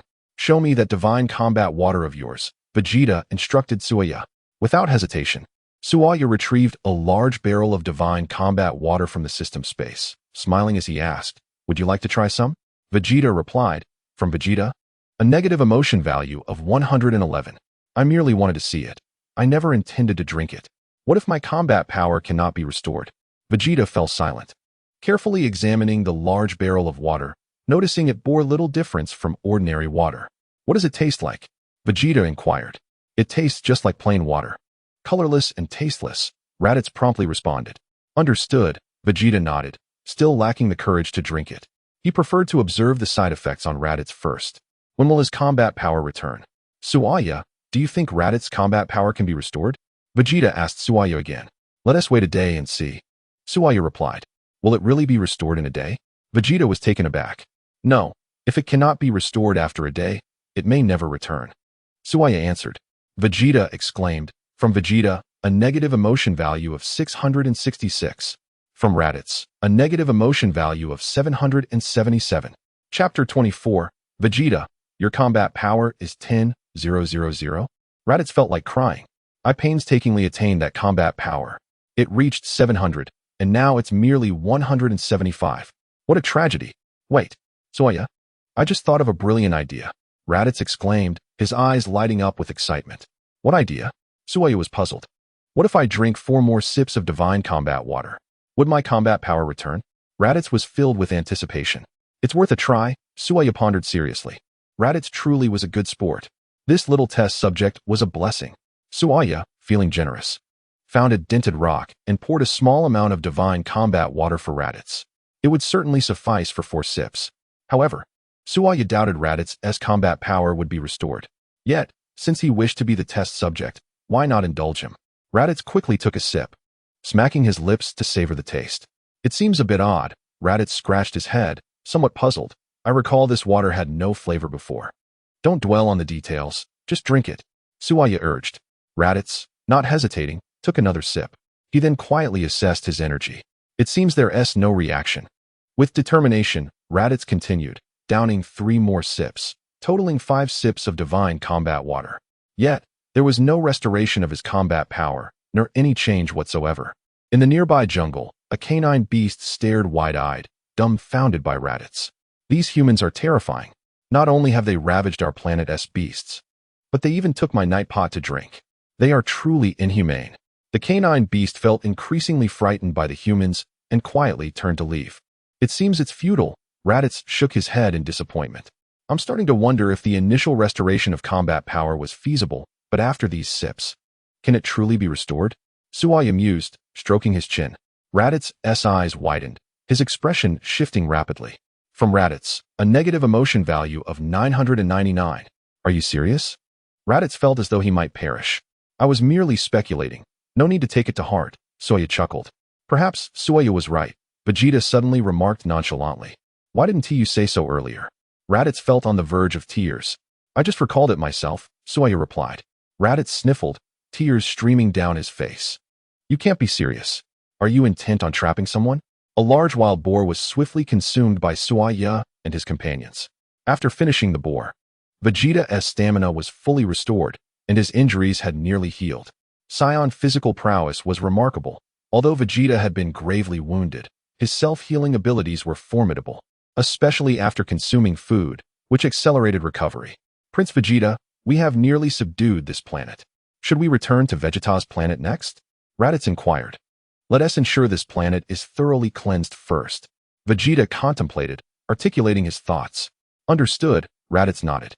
Hand me your scouter, Vegeta commanded Raditz. Reluctantly, Raditz complied, picking up the scouter from the ground and handing it to Vegeta. Upon receiving the scouter, Vegeta prepared to wear it. By the way, Prince Vegeta, Saiyan mentioned that Frieza might be eavesdropping on us, so we should refrain from using the scouter to communicate. Raditz hesitated, but ultimately warned Vegeta. Humph. I was already aware of that, Vegeta huffed, glaring at Raditz. Yet he donned the scouter and pressed the button, musing, currently. There are still numerous powerful beasts on this planet that need to be dealt with. However, there are only 2 scouters left. They are hard to find. Raditz grimaced, replying. Moreover, my combat power is so low that I could be easily eliminated. You will accompany Saiyan. I will team up with Nappa. Vegeta assigned roles. Speaking of, where's Nappa? He hasn't perished, has he? Raditz asked, startled. Yes, at the spaceship. Vegeta had already located Nappa's position using the scouter. Have Carnegie and the others met their end? Raditz questioned again. Vegeta fell silent, but his eyes conveyed the answer. What a pity. The game of eating, sleeping, and playing beanbags can no longer be played. Raditz secretly rejoiced. At last, he wouldn't have to be the beanbag getting hit. Suddenly, Vegeta was astonished to discover a terrifying combat power reading nearby. His expression shifted slightly. Combat power of 10,000. Vegeta whispered. What? Who is it? Raditz was momentarily stunned. Was there truly a beast with a combat power of 10,000 on this planet? It's not a beast. Vegeta's eyes widened as he focused on Saiyan. From the readings provided by the detector, it appears that this fellow, Saiyan, has astonishingly achieved a battle power of 10,000. How could he have accomplished such a feat? Raditz suddenly grasped something, opening his mouth to point at Saiyan. Vegeta promptly removed the device from his eyes and pressed the shutdown button, scrutinizing Saiyan from head to toe. What is the meaning of your battle power? Vegeta inquired, perplexed. Of course, it's enhanced by the divine battle water, Saiyan replied with a grin. And by how much have you increased? Raditz asked in astonishment. My physique is somewhat unique. After consuming it, it doesn't seem to increase by multiples. Rather, it appears to augment randomly. Saiyan chuckled. Raditz displayed a bitter smile. Why is it that your battle power can rise without falling, while mine has dwindled to a mere 175? This is quite unjust. Vegeta remained silent. Could it truly be that Saiyan's battle power had risen due to the divine water? I can't shake the feeling that this fellow might be a contender for my level. Impossible. He is merely a lowly warrior. How could his battle power possibly rival mine? Furthermore, I am only 5 years old. He is already 16. I hold a significant advantage in age. Yet, that is not the crux of my thoughts. I have something of utmost importance weighing on my mind. Saiyan pondered, stroking his chin thoughtfully. Chapter 25, To Deceive Frieza? What important matter could that possibly be? Raditz inquired eagerly. Just imagine, what would happen if we were to make Frieza drink the divine battle water? Saiyan proposed suddenly. Grinning widely, Raditz and Vegeta exchanged incredulous glances, momentarily at a loss for words. You truly dare to deceive anyone, don't you? After swindling that frog, now you wish to trick Frieza as well? Vegeta scoffed, his fists clenched tightly, trembling with rage. Frieza's intentions are clearly malicious. Otherwise, he wouldn't have sent Huey here to humiliate us. Shall we proceed to deceive Frieza? Saiyan chuckled mischievously. With Frieza's constitution, how many sips could he manage? Raditz mused, gazing at the sky in contemplation. Let me calculate. Saiyan began to murmur. If Frieza were to drink 100 sips, what would his battle power drop to? Frieza's actual battle power is 12 million. After 100 sips, the side effects would reduce it by 2 million after 1 hour. After 10 sips, the reduction would amount to 12 million. Even if he could consume 10 sips, leaving him with only 12 million battle power, I could then utilize the legendary Super Saiyan experience card. My battle power would reach a staggering 30 million. Wouldn't that allow me to easily overpower Frieza? Or perhaps, observing Vegeta's performance, I could grant him an opportunity to defeat Frieza. This plan seems feasible. 100 sips? Are you jesting? Raditz was genuinely speechless. If he truly consumed that much, Frieza's battle power would undoubtedly plummet to 0. Saiyan glanced at Raditz, but chose not to respond. By the way, Prince Vegeta, What do you estimate Frisia's battle power to be? Raditz inquired. How much could it possibly be? At most, 200,000. Vegeta snorted. If it were 200,000, reducing it by tenfold would leave him with a mere 20,000 battle power. Raditz shook his head. Unless Prince Vegeta transforms into a great ape, he would still be unable to defeat him. Vegeta remained silent, a dark expression crossing his face, feeling somewhat disheartened. Even with my current battle power, I cannot contend with him. How embarrassing. Enough of this. That Naba's detector is likely gone. We should head to the spaceship, Vegeta declared, immediately taking to the skies. Soya and Raditz followed closely behind. Before long, the trio landed near Naba and the spaceship. Prince Vegeta? Raditz? Soya? Thank goodness you are all alive. Naba's eyes flickered with relief. What of Carnegie? Raditz inquired. That pitiful fool was ambushed by a creature with a battle power of just over 600. Its claw pierced clean through his chest. Naba scoffed disdainfully. I saw him in agony, so I put him out of his misery. Raditz merely shrugged, saying nothing further. Soya was not surprised. This was the nature of Saiyans. They would not hesitate to eliminate their own comrades when necessary. However, upon seeing Raditz's expression, Soya felt a twinge of sympathy. This lad is truly the brother of Goku, the son of Bardock and Jine. At only 5 years of age, Raditz had naturally adopted the ruthless tendencies of Saiyans while hanging around Vegeta and Naba. Nonetheless, it now seemed that with proper guidance, he could potentially be redeemed. Yet, whether redemption was possible held little significance for Soya. All he could see now were negative emotion values. Once a person dies, they no longer provide negative emotion values. Who would then supply my battle power? Raditz, on the other hand, still occasionally contributed to my negative emotion values. Perhaps he felt a pang of discomfort knowing his battle power had dwindled to 175?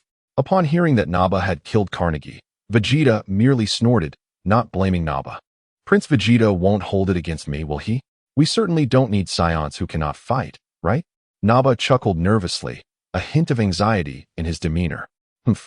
While that may be true, your actions have left us short-handed. Vegeta frowned slightly. This one truly cannot move any longer. He would require a healing device to recover at all, Naba explained, a hint of panic in his voice. Enough with the excuses, Vegeta snapped. You and I will team up to eliminate the other beasts on this planet. Yes, Prince Vegeta. Naba sighed with relief, his anxious heart finally at ease. The two immediately took flight, speeding away into the distance. Prince Vegeta, earlier I encountered a member of Frisia's army with a battle power of 17,000. Then, for reasons unknown, his power suddenly surged. My detector broke as it could not withstand the readings. Naba asked curiously, where did that individual go? Has he already left this planet? Vegeta did not respond to the question, but suddenly accelerated. Hey, wait for me, Prince Vegeta. Naba hurried to keep up. Meanwhile, Soya led Raditz towards another area. In the vast expanse of the starry sky, aboard Frisia's spaceship, Frisia reclined in a stroller, suspended by the window, silently gazing at the distant blue planet of Vegeta. Notably, in early theatrical releases, Vegeta was depicted as red, but in the new Broly film, it was portrayed as blue. This version adopts the Dragon Ball Super Broly interpretation. Lord Frisia, Huey has gone missing, Beetle reported with a bow, standing behind Frisia. Oh, what has transpired? Frisia inquired, momentarily taken aback, not turning around. We are not entirely certain what occurred, Beetle sighed. Forcing a smile, there is a peculiar magnetic field on the beast star. Our signals have been intermittent. Even when pieced together, they remain incomplete. Frisia did not seem overly concerned, slowly turning around. Perhaps Huey's detector malfunctioned, Beetle speculated. Or perhaps he was careless and fell victim to Vegeta's ambush. Frisia mused with a subtle smile. Is that so? Should we send someone to investigate further? Beetle asked, slightly taken aback. Forget them. They are merely a few insignificant monkeys, Frisia replied dismissively. Frisia chuckled disdainfully, slowly shaking his head. How many Saiyans have returned? Almost all of them have come back over these past 8 days, Bilibris replied. That's splendid. Frisia's eyes narrowed, his smile growing ever brighter. Chapter 26. The Child of Destiny. By the way, Lord Frisia, we have received a message from the Beast Star stating that there is a way to double our combat power. This is the only signal we've obtained so far, and we are still monitoring for further details, Bilibris added. Double our combat power? Frisia paused, taken aback. It could also be mere fabrication, Belibris scratched his head. In that case, send a message to Vegeta and the others, instructing them to return to planet Vegeta immediately, Frieza commanded after a moment's consideration. Are you planning to eliminate them all, Lord Frieza? Belibris smiled. For some reason, I feel an unsettling sensation, Frieza murmured, furrowing his brow. It feels as if a Saiyan is thriving somewhere. But who could it be? Could it be that fellow Vegeta? Belibris exclaimed, quickly responding. I will send a message to him right away, urging them to return to planet Vegeta. Suddenly, a small spacecraft streaked across the sky, leaving a brilliant trail in the vastness of space. On board were Bardock and his teammate, Rick. Are you saying all Saiyans have been summoned back to planet Vegeta? Bardock frowned, sensing an ominous premonition. Indeed, that scoundrel Frieza has issued the command. I've never encountered such a situation before. Rick grumbled. Mind your words and remove the transmitter.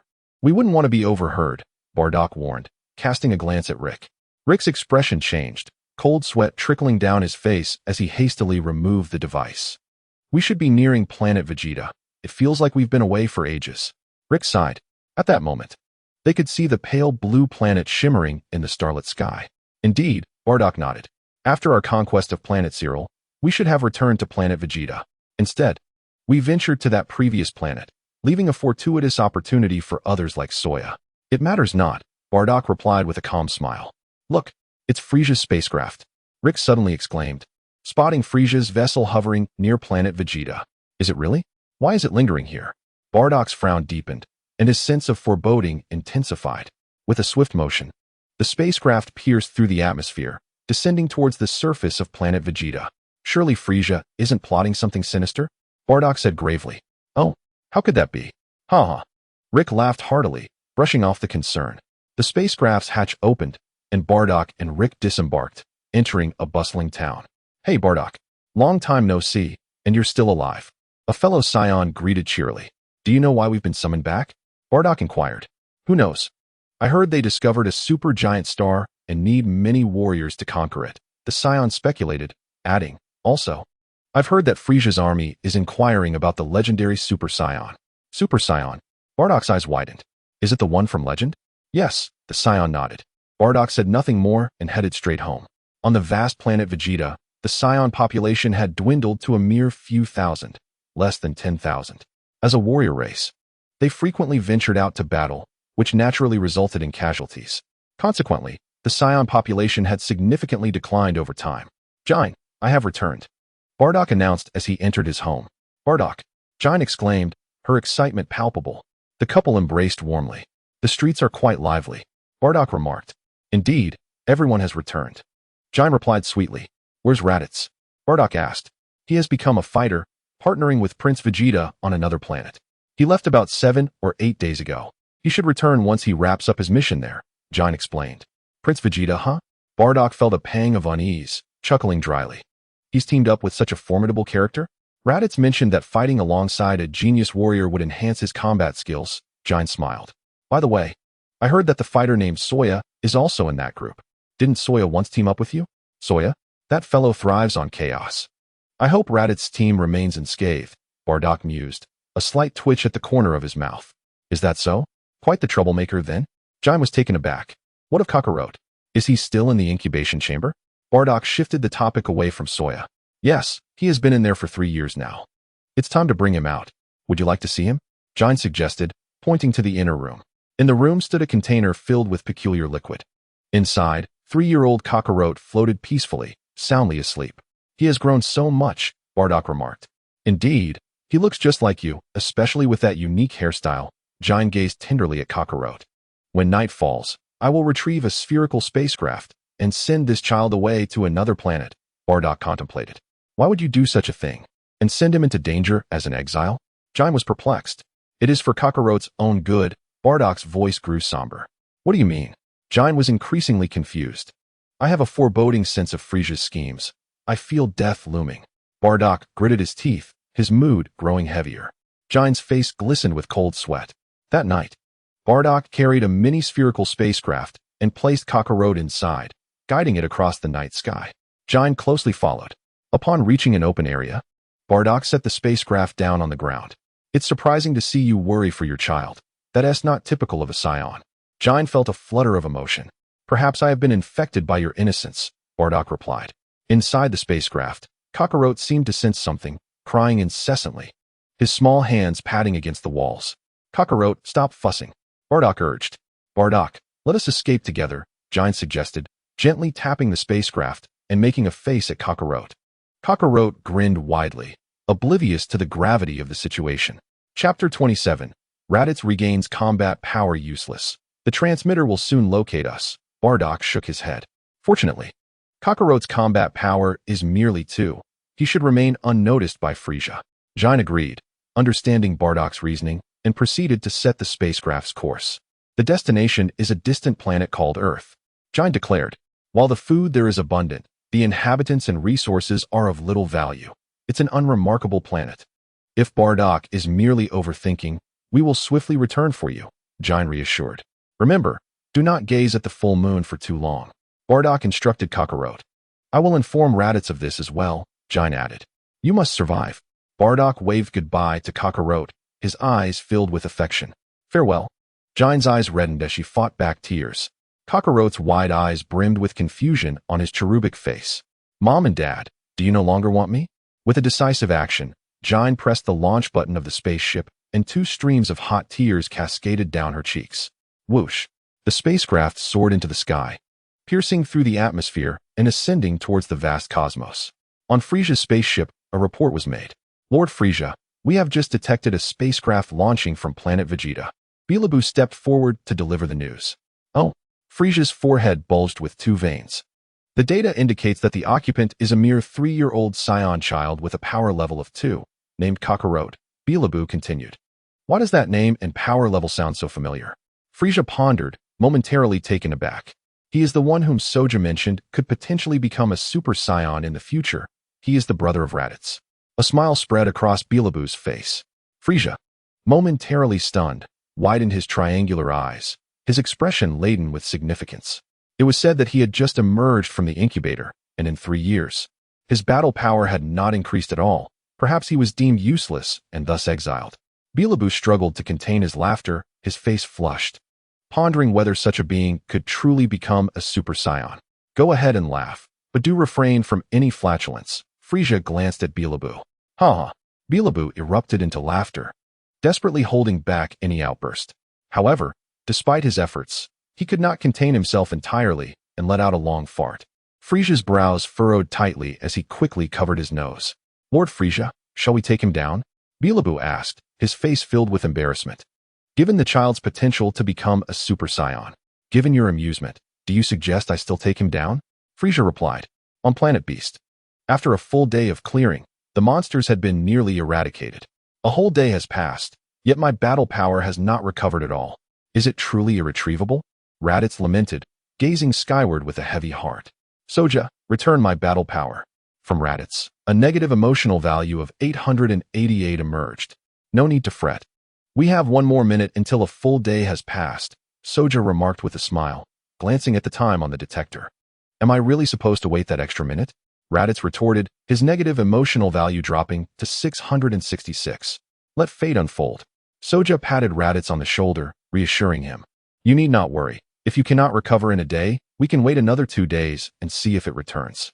Raditz felt on the verge of tears. Do you know how I spent this day? You expect me to wait 2 more? He protested, his negative emotional value still at 666. This is utterly unacceptable. A minute later, Raditz felt a delightful surge of energy coursing through him. Within mere seconds, his battle power soared back to 700.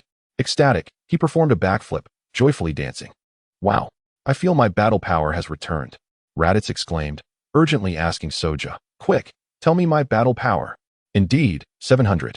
Soja nodded in satisfaction. It seems the side effect of this divine water is indeed confined to a day, precisely 1 full rotation of planet Vegeta, which is nearly identical to a day on Earth. Understanding the duration of the side effects, Soja planned to utilize it wisely. Whoosh! Vegeta and Nappa rapidly descended from the sky, landing beside Soja and Raditz. Vegeta scrutinized Raditz from head to toe, having just witnessed the fluctuations in Raditz's battle power through his detector. I had no idea the beasts on this planet could speak, Nappa remarked with a chuckle. What did it say? Raditz asked, bewildered. It was babbling nonsense while biting its tongue. It looked like a bat, Nappa replied sheepishly, scratching his bald head. I felt it was insulting me, so I killed it. Raditz shot a glance at Soja, forcing a dry smile. You went through all that trouble to raise the creature, and it ended up dead. Soja retorted, was it easy to nurture a monster? And you just let it perish? I need to find another opportunity to raise one. Surprisingly, that bat-like creature had provided him with 300,000 negative emotional points. Now, Soja's accumulated negative emotional points were nearing 1 million once again. Soon, he would be able to conduct another 100 draws. Anticipation filled Soja's heart. What battle power will I obtain this time? Will I receive the legendary Super Saiyan experience card? It appeared the Divine Water's side effects indeed lasted a day. Vegeta removed his detector and looked at Soja. Indeed, Soja affirmed, also removing his device. How long can the battle power enhancement last? Vegeta inquired again. 1 hour, Raditz answered on behalf of Soja. Vegeta fell into deep thought. An hour of enhanced battle power. Should I try drinking some to see how much it can elevate my strength? The monsters on this planet are nearly all cleared out, so there shouldn't be any danger. However, what if the side effects strike? What if Soja or Nappa turn against me? Vegeta found himself wavering in uncertainty. Chapter 28. Trapped in Deception? What divine water? Nappa asked, utterly confused. What are you talking about? I don't understand anything. By the way, what happened to that Frisia Force member? Nappa inquired again, sensing they were withholding information from him. P.S. Dead. Raditz grinned widely. Dead? How could someone with such high battle power die? Nappa was taken aback. He was deceived. Raditz laughed even more brightly. Nappa. Nappa grew even more bewildered. What on earth are you talking about? Why can't I comprehend a single word? How could he have been deceived? Beep. At that moment, simultaneous text messages arrived on Soja and Vegeta's detectors. Soja glanced down to read the message sent from Frisia's forces, which was straightforward. They were ordered to return to planet Vegeta immediately. We are to return to planet Vegeta? Raditz leaned in to take a look, momentarily surprised, then asked Vegeta, Your Highness, this planet has been nearly dealt with. Should we head back? Soja, what do you think? Vegeta sought Soja's opinion. Your Highness, do you wish to eliminate Frisia? Soja asked with a smile. You don't seriously intend for me to drink the divine water, do you? Vegeta's expression froze. This is an excellent opportunity to eliminate him. The decision is yours. Soja grinned. Then let us proceed. Vegeta gritted his teeth, growling. I refuse to be a pawn for that Frisia any longer. Shall we head to Frisia's spaceship? Soja's smile radiated. Vegeta inhaled deeply, clenching his fists tightly, excitement bubbling within him. Soja was audacious indeed. If this chance could lead to Frisia's demise, it would be a splendid choice. Strange. Why did Frisia's forces send us a text message? Is it due to poor signals on this planet? Raditz pondered, scratching his head in confusion. Very likely. Vegeta nodded, a smile gracing his lips, his expression brightening with delight. If that is the case, then splendid. He knows nothing of our affairs here. Suddenly, he paused. Wait, what were you just discussing? Eradicating Frisia? Nappa was taken aback, his mouth twitching and his complexion paling. Eradicate Frisia? I can hardly fathom such a thought. Are you three serious? What? Are you planning to tip him off? Vegeta scoffed, casting a sidelong glance at Nappa. How could that be possible? I have long held disdain for Frisia. Nappa frantically waved his hands. That's good to hear. A glint of murderous intent flickered in Vegeta's eyes as he hesitated, contemplating whether to eliminate Nappa. The fewer individuals aware of their plan to dispose of Frisia, the better. A single slip could lead to disaster. Fortunately, Nappa was oblivious to the divine water of combat. Let us do this. For precautionary reasons, we should leave Nappa on this planet to continue clearing the battlefield, suggested Soa. In Soa's view, if they were to confront Frisia, the duo of himself and Vegeta would suffice. There was no need to involve Nappa. If he exhibited any signs of suspicion, Frisia would undoubtedly take notice. As for Raditz, Soa felt he had performed adequately, at the very least. During the incident with Chiu-E, he had coordinated seamlessly with me, without faltering. Thus, Soa decided to bring Raditz along, as he could also derive negative emotional energy from him during idle moments. What did you just say? You want to leave me here all alone? Nappa exclaimed, gritting his teeth. Do you even realize what you're suggesting? Why should I be left behind? Negative emotional energy from Nappa surged to 999. Soa, you are inhuman. If I could overpower you, I would make you regret it. Enough of your blather. It's settled. Vegeta snorted coldly. I want to go too, Prince Vegeta. Nappa lamented, tears threatening to spill. Vegeta immediately fixed Nappa with a frosty glare, a hint of lethal intent evident in his gaze. Terrified, Nappa trembled, waving his hands frantically as he looked around with feigned cheerfulness. This planet seems quite nice. There's food and drink. Raditz and I will wait for your triumphant return. Yes, good luck. Raditz nodded vigorously. Raditz, you too. Soa commanded. What? You want me to accompany you to eradicate Frieza? Don't jest. My fighting power is easily extinguished. Raditz protested, shock evident in his expression. Vegeta cast a perplexed glance at Soa, unsure why he insisted on bringing Raditz. Can I opt out? Raditz panicked internally. Why do you want me involved? That's Frieza we're talking about. A combat power of 200,000.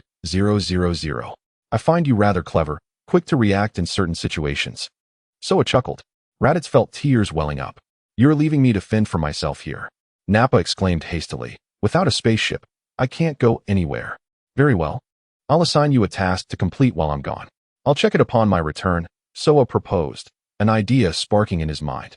What task? Nappa blinked, momentarily baffled. Recite this. Black fertilizer turns gray, gray fertilizer turns black. Black fertilizer turning gray will evaporate. Gray fertilizer evaporating will turn black. Black fertilizer evaporating to gray will cause flowers to bloom. Gray fertilizer evaporating to black will cause flowers to fly. Soa instructed. Raditz discreetly wiped his brow, feeling the challenge was even more difficult this time. Poor Nappa. What? Nappa exclaimed. If you falter upon my return, I will not hesitate to give you a beating. Soa warned, tossing the device in his hand to Nappa. Nappa instinctively caught the device, bewilderment etched across his face. What exactly are you trying to accomplish? Check my combat power value, and you will understand everything, Soa replied with a smile, revealing a set of pristine white teeth. Nappa immediately examined the device, his eyes nearly popping out of his head. What? Combat power of 10,000. He stammered, disbelief washing over him. What kind of joke is this? When did your power rise so dramatically?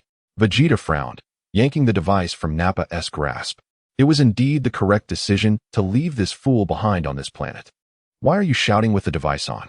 Vegeta scoffed, his disdain palpable. What on earth is happening? How did your combat power increase so rapidly? Nappa was genuinely astonished, finding it utterly incredible. It matters not. If you fail to recite that phrase correctly, I will not be averse to thrashing you when we return. Soa clenched his fist. Humph, I eagerly anticipate your ability to recite what Soa just instructed, Vegeta remarked smugly. Nappa, overwhelmed, felt the weight of negative emotional energy surge to 999. Chapter 29. Communicating with Frieza, could you repeat that? It was too lengthy. I couldn't remember. Nappa trembled violently, imploring. Soa had no choice but to repeat it. Nappa claimed he remembered this time, murmuring it quietly, nearly biting his tongue in the process. Negative emotional energy from Nappa reached 666. Why must you have me say this? How did you articulate it so clearly? Soa secretly reveled in his amusement. Who told you to obliterate my brushing machine? Now, you shall serve as that brushing machine. Let us go, Vegeta declared, soaring into the sky towards the spaceship. Soa followed closely behind. Raditz lagged behind, feeling rather discontented. You leave me behind while bringing along Raditz, whose combat power is merely 700. What are you thinking? Also, what is this divine water you are referring to? Nappa pondered, perplexed. Why does His Highness Vegeta heed Soa's words so readily? Is it due to his rapidly increasing combat power? 10 minutes later. Whoosh. Soa and his companion spaceship shot upwards, departing from the Beast Star and entering the vast cosmos. Once they left the vicinity of the Beast Star, the signal from the device improved. Soa, Vegeta, and Raditz discussed strategies to deceive Frieza. After over 3 hours of meticulous deliberation, they finally devised a rough plan. Raditz donned the device and established contact with Frieza's side. Hello, this is the Saiyan Combat Team, Vegeta Division. I am Warrior Raditz, he reported to the Frieza Army's operator. We have successfully completed our mission on the Beast Star and are en route back to planet Vegeta. Received, the operator promptly replied. By the way, there is something very important to report to Lord Frieza. Could you connect me? Raditz added. Please hold. The operator responded, contacting Bellaburu to convey the information Raditz had just provided. Bellaburu sought Frieza's input. Oh, an important matter? Frieza paused, nodding. Connect him. I have inquiries for him as well. The call was swiftly connected to Frieza. Lord Frieza, I am Raditz, elite warrior of the Saiyan combat team, Vegeta Division. Raditz declared respectfully. You mentioned there is something important to report? Pray tell, Frieza inquired with a smile. While conquering the Beast Star, we discovered a remarkable substance known as divine combat water. Raditz grinned, elaborating. Upon consumption, it doubles one's combat power. As for how much it increases, that depends on one's physical condition. Oh, doubles combat power? Frieza fell into contemplation. Such extraordinary divine water exists. Moreover, Frieza recalled that Bellaburu had indeed intercepted snippets of conversation regarding combat power doubling. And they had specifically mentioned this matter. Have you consumed it? Frieza asked with a smile. Only Saiyan has partaken. Neither I nor Prince Vegeta has yet tasted it. Raditz replied. Now, Saiyan's combat power has reached an astonishing height of 10,000. Saiyan? That inferior warrior Saiyan? A power level of 10,000. Frieza expressed a slight surprise. Indeed, Raditz affirmed. So what? Frieza inquired with a smile. Does Lord Frieza require it? There is only one bottle, and the quantity is limited, Raditz responded with utmost respect. Open a video call. I wish to see what it is, Frieza commanded. Very well, Lord Frieza, Raditz replied reverently. The video conference was quickly established. Saiyan also saw Frieza, seated in a baby carriage, alongside Bellaburu, on the screen.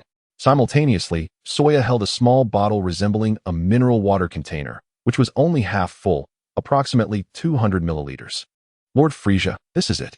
Saiyan waved the small bottle, presenting it clearly to Frieza. Isn't this just ordinary water? It appears somewhat yellow. Frieza squinted at it, pondering. Indeed. Lord Frieza, although it may seem like merely a bottle of colored water, a single sip doubles one's combat power, 2 sips triple it, and so forth. Saiyan smiled as he elaborated, noting that the extent of enhancement depends on one's physical condition.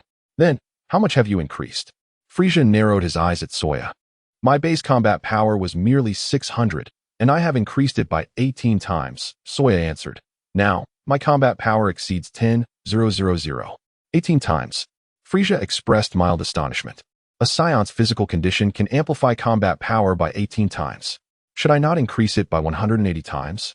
You mentioned one sip results in a doubling, correct? Frieza scrutinized the diminutive bottle in Saiyan's hand, frowning. How many sips can one take from such a small bottle? At most, 20 or 30 sips. And it would be gone.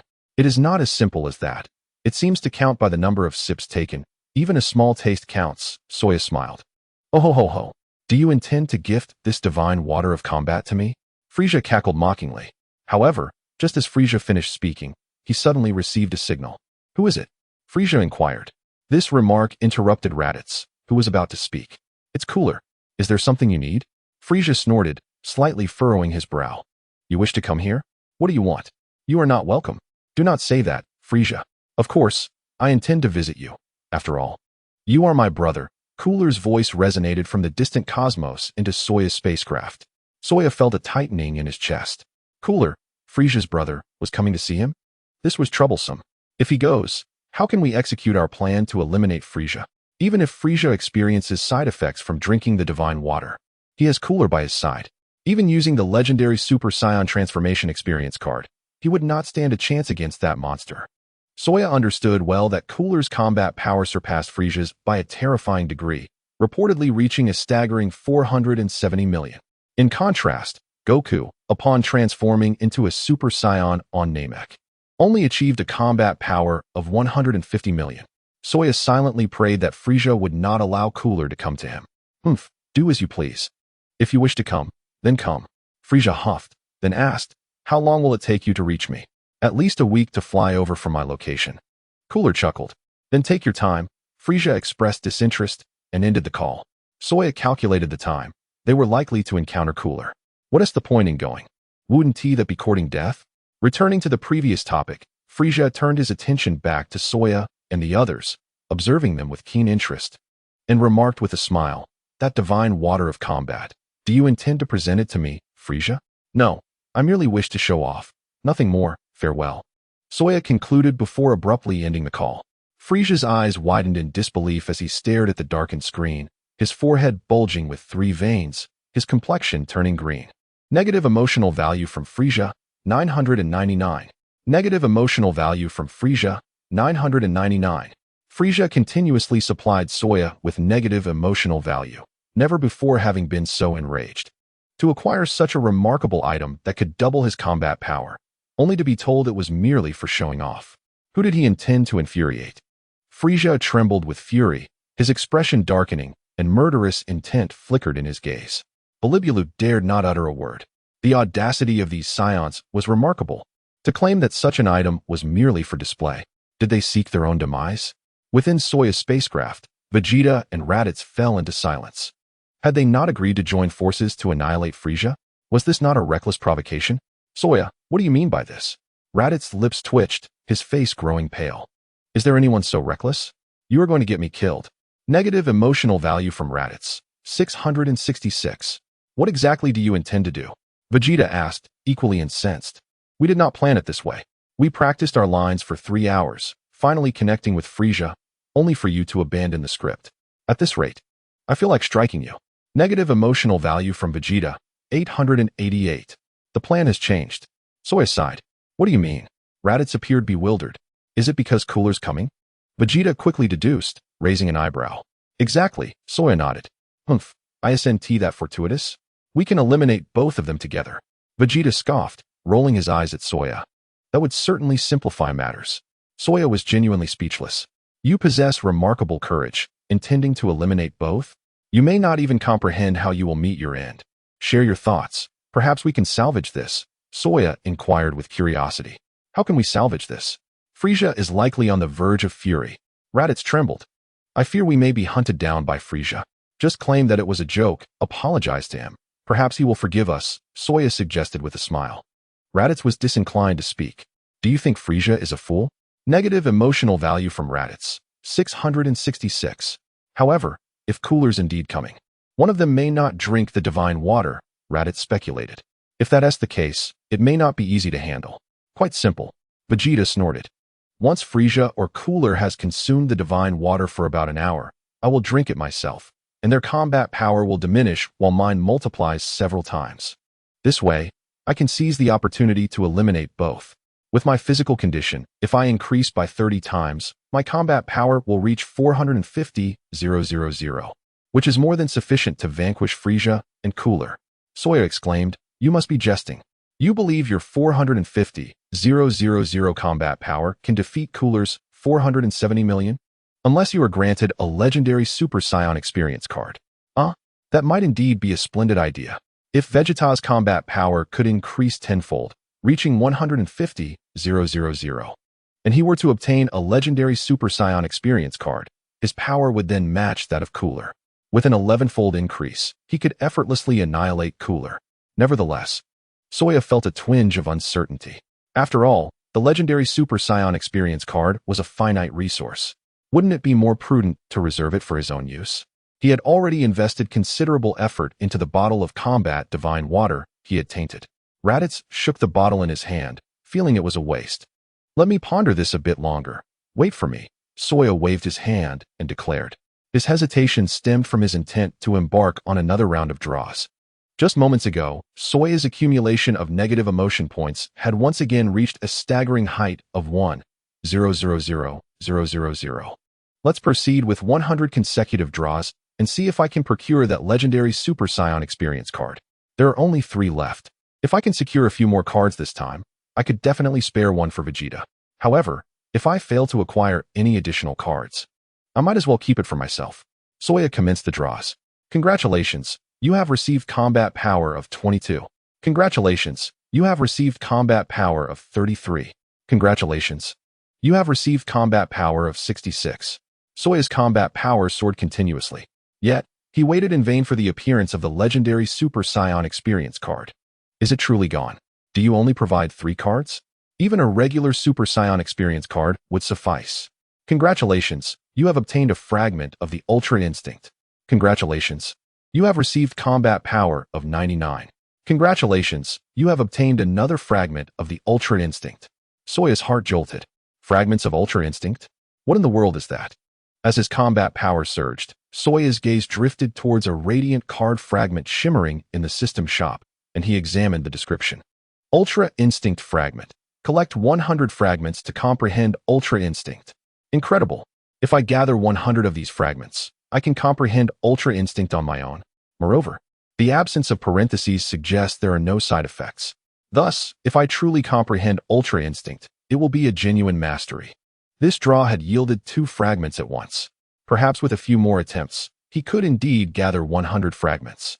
At that moment, Soya's perspective shifted dramatically. Forget about eliminating Frisia. I should focus on accumulating negative emotion points instead. The more I gather, the quicker I can collect Ultra Instinct fragments. Once I master Ultra Instinct, I shall revel in the world. Chapter 31, Vegeta's Pinnacle Moment.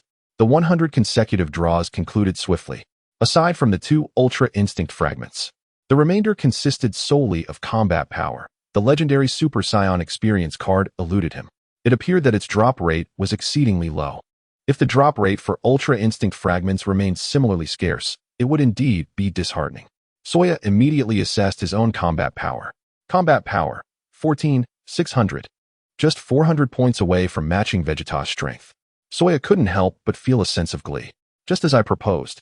Vegeta grunted, I'm off to find Frisia. Isn't Cooler going as well?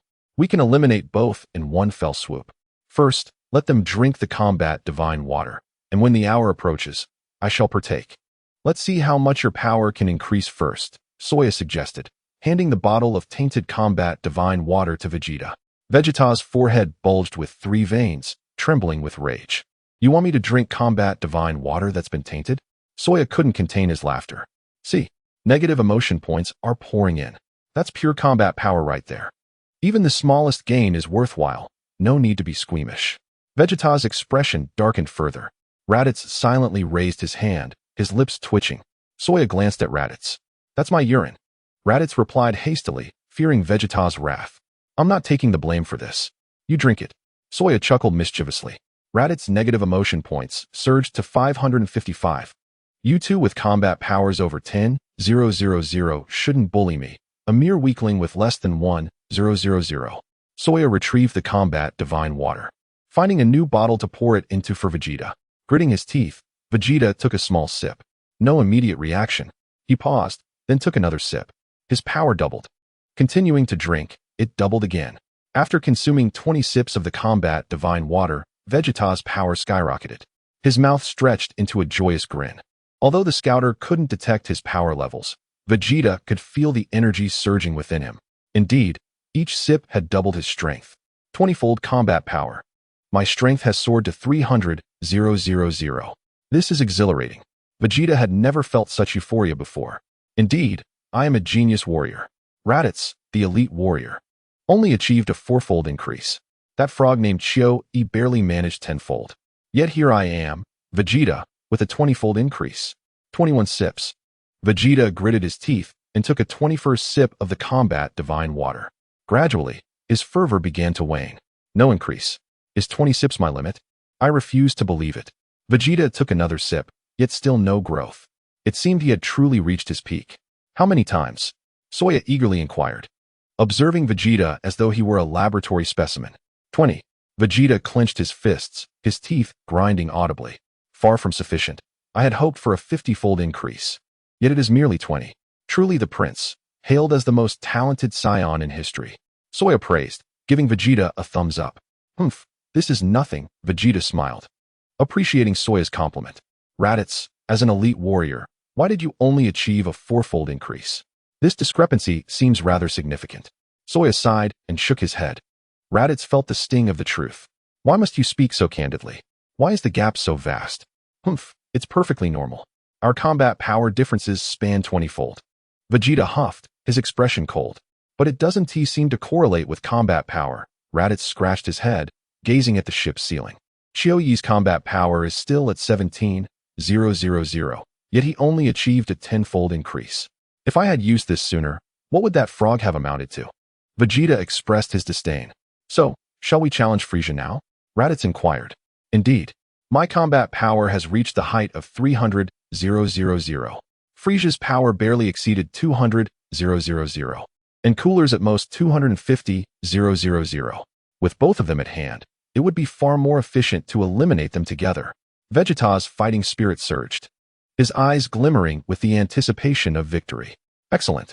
Once we have vanquished Frisia and Cooler, I will immediately seek a place to recuperate for a day. Then I will drink the divine battle water once more. Once my combat power rises to 300,000 again, I shall eliminate Frisia's father, King Cold. Thus, I, Vegeta, will become the emperor of the universe. The entire cosmos will be at my command. However, I am uncertain if drinking the divine battle water again will result in a doubling of my power. Vegeta cast a quick glance at Raditz, who was momentarily taken aback. Will drinking the divine battle water again allow my strength to grow? Vegeta commanded Raditz. I have to drink again. Raditz wiped the sweat from his brow. Vegeta remained silent, but the meaning in his gaze was unmistakable. Fine, I will drink. Raditz gritted his teeth in agreement. Saiyan was not stingy either. After all, they were merely test subjects. He was also curious to determine whether a second dose of the divine battle water would be effective. Furthermore, would the multiplier of enhancement remain the same upon the second consumption? Raditz began to imbibe the divine battle water. Ultimately, Raditz's combat power increased fivefold, exceeding his previous boost by one. What? Fivefold? It increased? Raditz exclaimed, a glimmer of joy in his eyes. It must be due to an enhancement in physical quality. Saiyan analyzed. So, if I drink again, can I expect another increase? Raditz was ecstatic. That depends on your physical condition, Saiyan replied, shaking his head, uncertain. As long as the multiplier does not diminish upon the second consumption, it will suffice. Vegeta wore a confident smile, already envisioning the scene of crushing Frieza into the ground, and loudly commanded, now, do as I say. Defeat Frieza, and when I ascend to the throne as King Vegeta, I shall appoint both of you as my left and right commanders. Yes, Your Highness Vegeta. Raditz immediately bowed in respect. Agreed, Saiyan nodded in concurrence. At this moment, it would be wise not to provoke Vegeta. His combat power had already reached the height of 300,000. One misstep could lead to considerable trouble. It would be foolish to waste a legendary Super Saiyan experience card on Vegeta. Thus, Saiyan resolved to comply with Vegeta's wishes for the time being. Chapter 32. The Departure. To exterminate Frieza. Let us depart. We shall vanquish Frieza. Vegeta waved his hand, filled with fervor, his cape billowing dramatically behind him. An hour swiftly elapsed. Vegeta and Raditz, having fought hard, resembled overcooked eggplants, slumped on the ground, drenched in sweat. Vegeta had reduced his combat power to 750, while Raditz remained at a mere 140. They exchanged glances, feeling waves of weakness wash over them. This familiar sensation of being drained. Damn this side effect. Vegeta felt quite displeased. If only I could maintain a combat power of 300,000.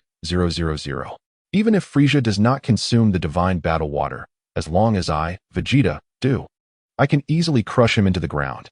Vegeta's smile grew even brighter as he commanded, it will take nearly 7 days to reach Frieza's spaceship. We have ample time. Saiyan, however, remained silent, moving to the spaceship's control center, fingers flying across the keyboard. With a decisive tap on a key akin to enter, the spaceship veered in a new direction, hurtling through the cosmos. Saiyan felt utterly bewildered. Why was he challenging Frieza? Shouldn't he be focusing on accumulating negative emotional points? What are you doing, Saiyan?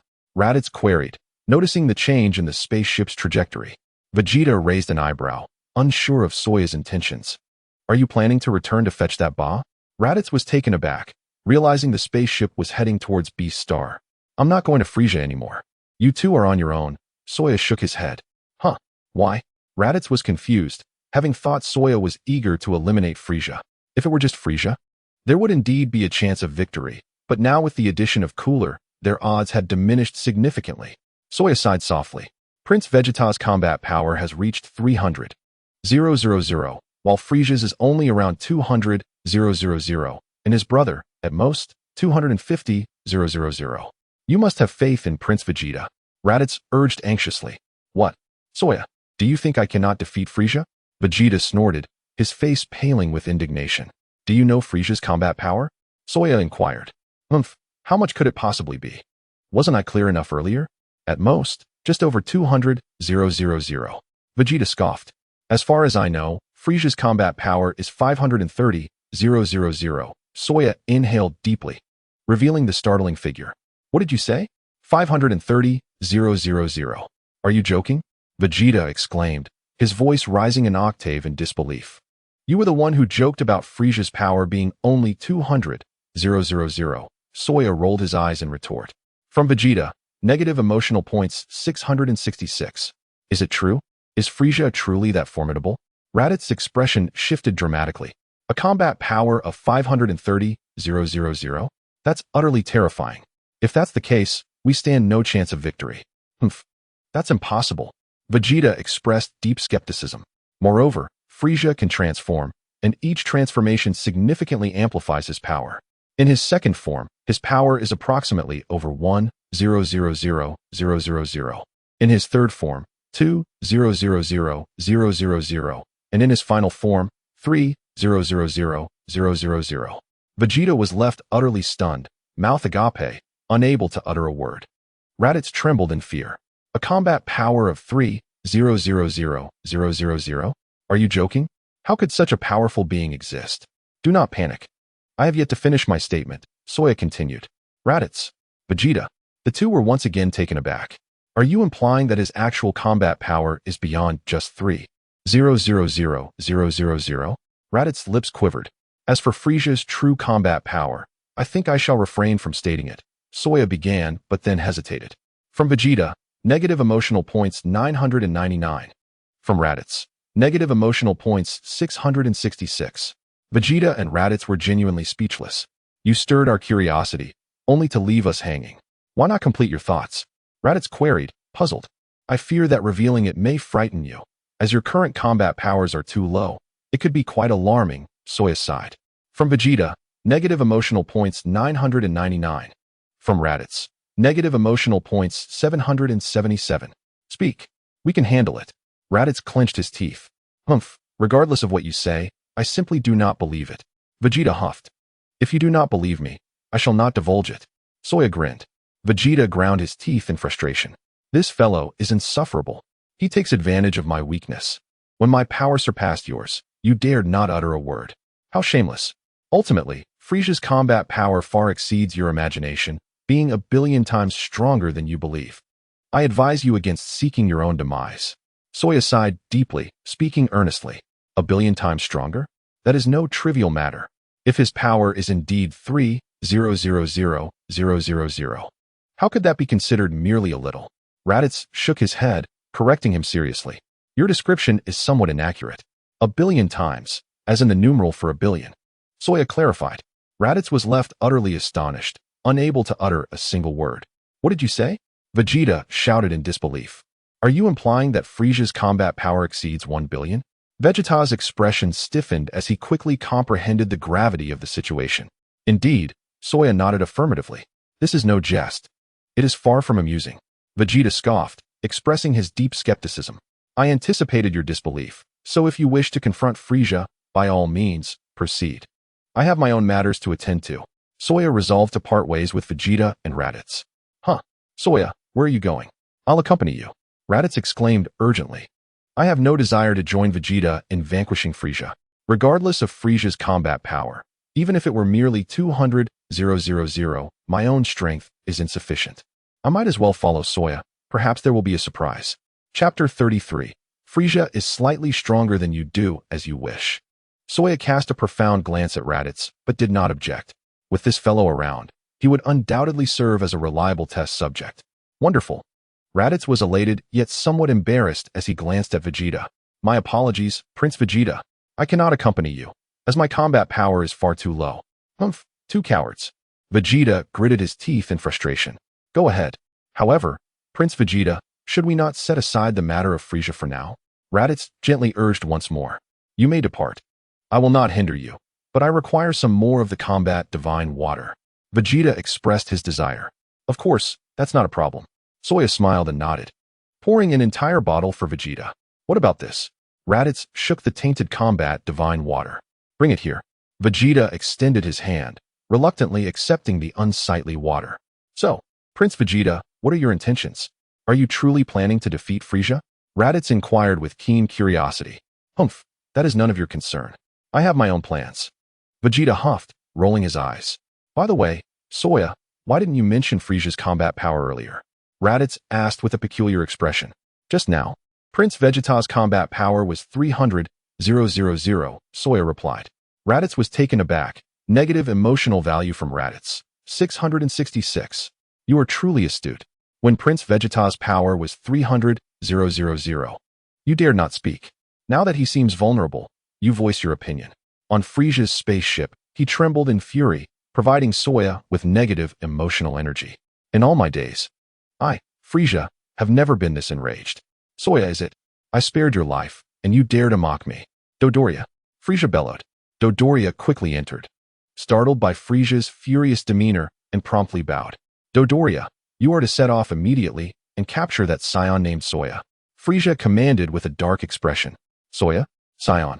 Dodoria was somewhat bewildered. Mr. Dodoria, here is Soya's information. Biliblu immediately handed over the relevant documents. Dodoria perused the information, momentarily confused. Soya, Saiyan, low-class warrior. Combat power 5 at birth, currently 16 years old, combat power 600. Dodoria found it hard to comprehend. This weakling requires my personal intervention? Mr. Dodoria? There is also hidden information. Biliblu presented another document. Dodoria, now speechless, examined the hidden data and was astonished. This individual's combat power has skyrocketed from 600 to 10,000, consuming a miraculous substance called combat divine water. And make sure to bring back the combat divine water. Biliblu added. Understood. I will ensure the mission is completed. Dodoria nodded gravely. Remember, capture him alive. Frisia snorted. I will remember. Dodoria thumped his chest confidently. 5 minutes later, Dodoria soared in a spherical mini-spaceship toward the direction of Beast Star. After 4 hours, Soya and the other spaceship returned to Beast Star. Nappa was still on the planet attempting to recite the tongue twister Soya had provided. Suddenly, he looked up and saw a spaceship descending from the distant sky. You returned to fetch me after just over 8 hours? You must have had a change of heart. Nappa exclaimed excitedly, flying toward the spaceship. Soya's vessel landed near Chiu Yi's spaceship. Raditz immediately flew over, staggering as he carried Chiu Yi's spaceship. Soya emerged from the small vessel with a spherical mini-spaceship. Prince Vegeta, we are leaving now. Take care. Raditz waved at Vegeta. Vegeta huffed and ignored him. Prince Vegeta, remember to maintain a positive mindset and a tranquil heart. It lays the foundation for becoming a Super Saiyan, Soya kindly advised. I've said all that needs to be said. Whether you listen is your own issue. What baseless nonsense. Vegeta scoffed, casting a sidelong glance at Soya. Soya shook his head, refraining from further persuasion. Subsequently, Soya and Raditz each entered their spherical mini-spaceships. The vessels rocketed into the sky, swiftly breaking through the atmosphere and heading toward Earth. Isn't it more rewarding to harvest negative emotional energy on Earth? Since Vegeta has no interest in joining, so be it. Vegeta boarded his spaceship, preparing for takeoff, only to see Nappa approaching rapidly. Wait for me. Hold on. Nappa shouted. Vegeta hesitated for 3 seconds, but ultimately opened the spaceship's door to let Nappa aboard. Wonderful. Thank you, Prince Vegeta. Nappa sighed with relief, then curiously asked, where are Soya and Raditz headed? Forget about them. Vegeta dismissed. After saying that, he promptly pressed the launch button. The spaceship shot into the sky, entering the vast expanse of space, heading toward Vegeta's planet. Great. I thought you would truly leave me on this planet. Nappa lamented, full of emotion. Vegeta calmly picked up the tainted combat divine water Soya had left behind and poured a small cup for Nappa. Drink this, Vegeta instructed. Huh. Thank you, Prince Vegeta. I feel unworthy of such a gesture. Nappa replied, astonished and unable to help himself, asked, is it tea? Take small sips. This cup should last you at least 20 sips. Vegeta coldly remarked, his expression aloof. Nappa felt a bit confused but dared not question further. Taking a small sip of the combat divine water. The quality of this water is quite good. Nappa smacked his lips, though it was slightly salty. I told you to sip it. Why did you gulp it down? Vegeta frowned. Do I need to sip it? Nappa scratched his bald head, nodding vigorously as he took another small sip. Nappa's expression grew peculiar as he consumed the second sip of the combat divine water, his eyes filled with shock and confusion. In that moment, he distinctly felt the energy within him surging wildly. Vegeta donned the scouter and pressed the button. Beep. Power level, 4,000. As expected, it had doubled. Chapter 34. Frisia, 10 billion power level. I can challenge Lord Beerus now.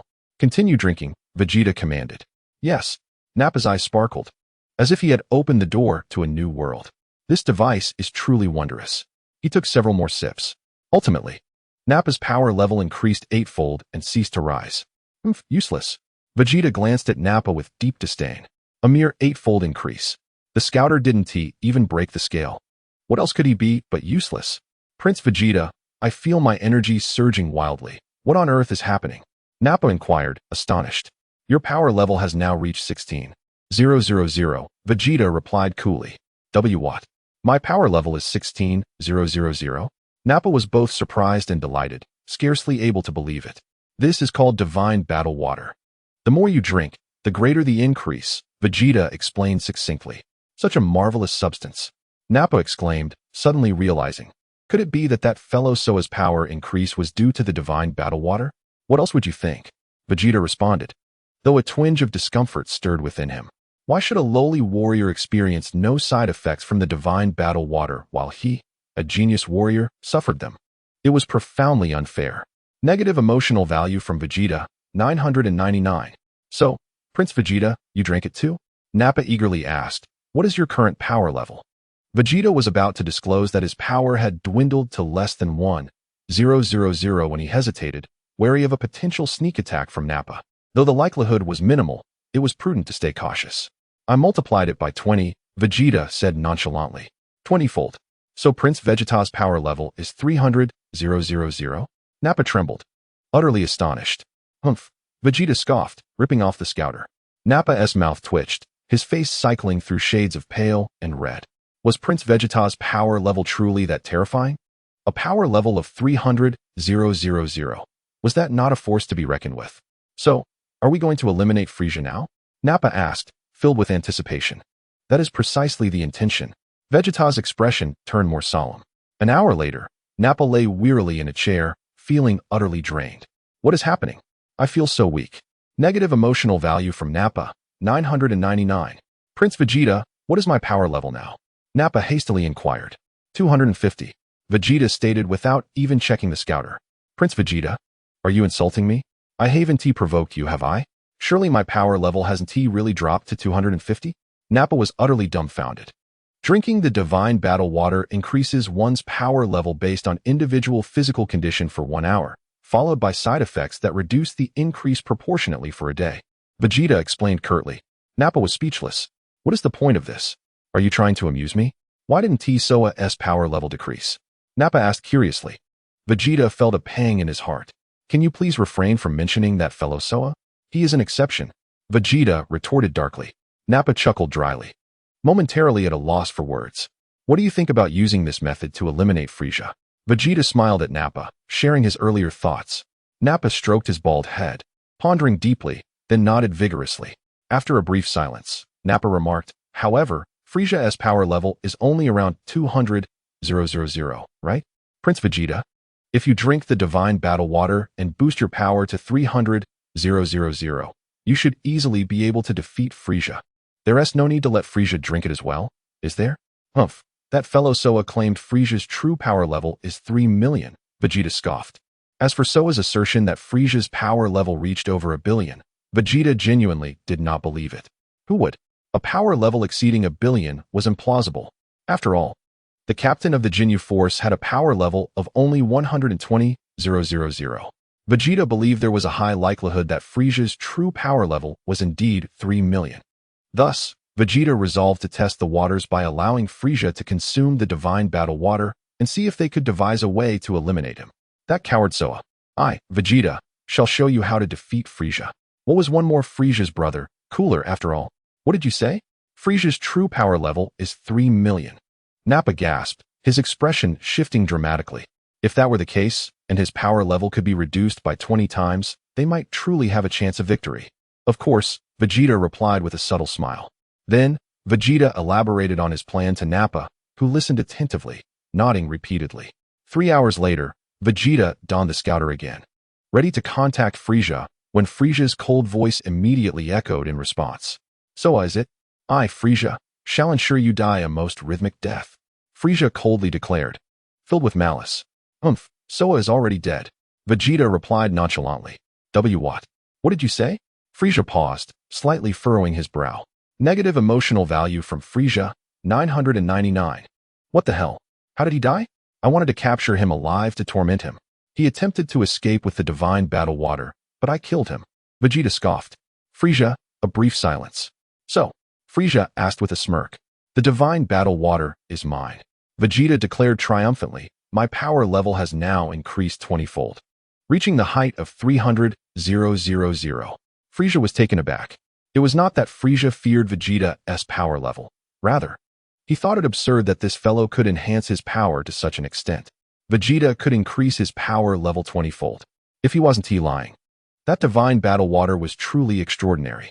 If I, Frieza, were to obtain the divine battle water, how many times could my power level increase? Even a weakling like the Saiyan Prince could boost his power 20-fold. Wouldn't I, Frieza, be able to achieve a 100-fold increase? My power level is 120 million. If I could achieve a 100-fold increase, wouldn't my power level reach 12 billion? If that were the case, I believe I could challenge Lord Beerus. Frieza suddenly became even more intrigued. This divine battle water is undoubtedly a remarkable item. I must seize it. Chapter 35, Divine Battle Water. Launch. Ho ho ho. Frieza cackled. Little Prince Vegeta, you are indeed impressive. Humph, Vegeta scoffed. But do you know what my power level is? Frieza chuckled. At most, 200,000. Vegeta retorted. Let me tell you the truth. My power level is 530,000. Frieza grinned. Vegeta fell silent. So I had mentioned that power level as well. Could it be that Frieza's true power level really is 3 million? Enough, Vegeta. I can't be bothered to waste more words with you. If you know what's good for you, send the divine battle water over quickly, or do you think you can challenge me, Frieza, with your mere 300,000 power level? Frieza scoffed, disdain evident on his face. Vegeta remained silent. What? Don't blame me for not giving you a chance. If you wish to claim the divine battle water for yourself, I wouldn't hesitate to eliminate you right now. Frieza threatened, his gaze fierce. Understood, Vegeta replied, gritting his teeth. Somewhat reluctantly.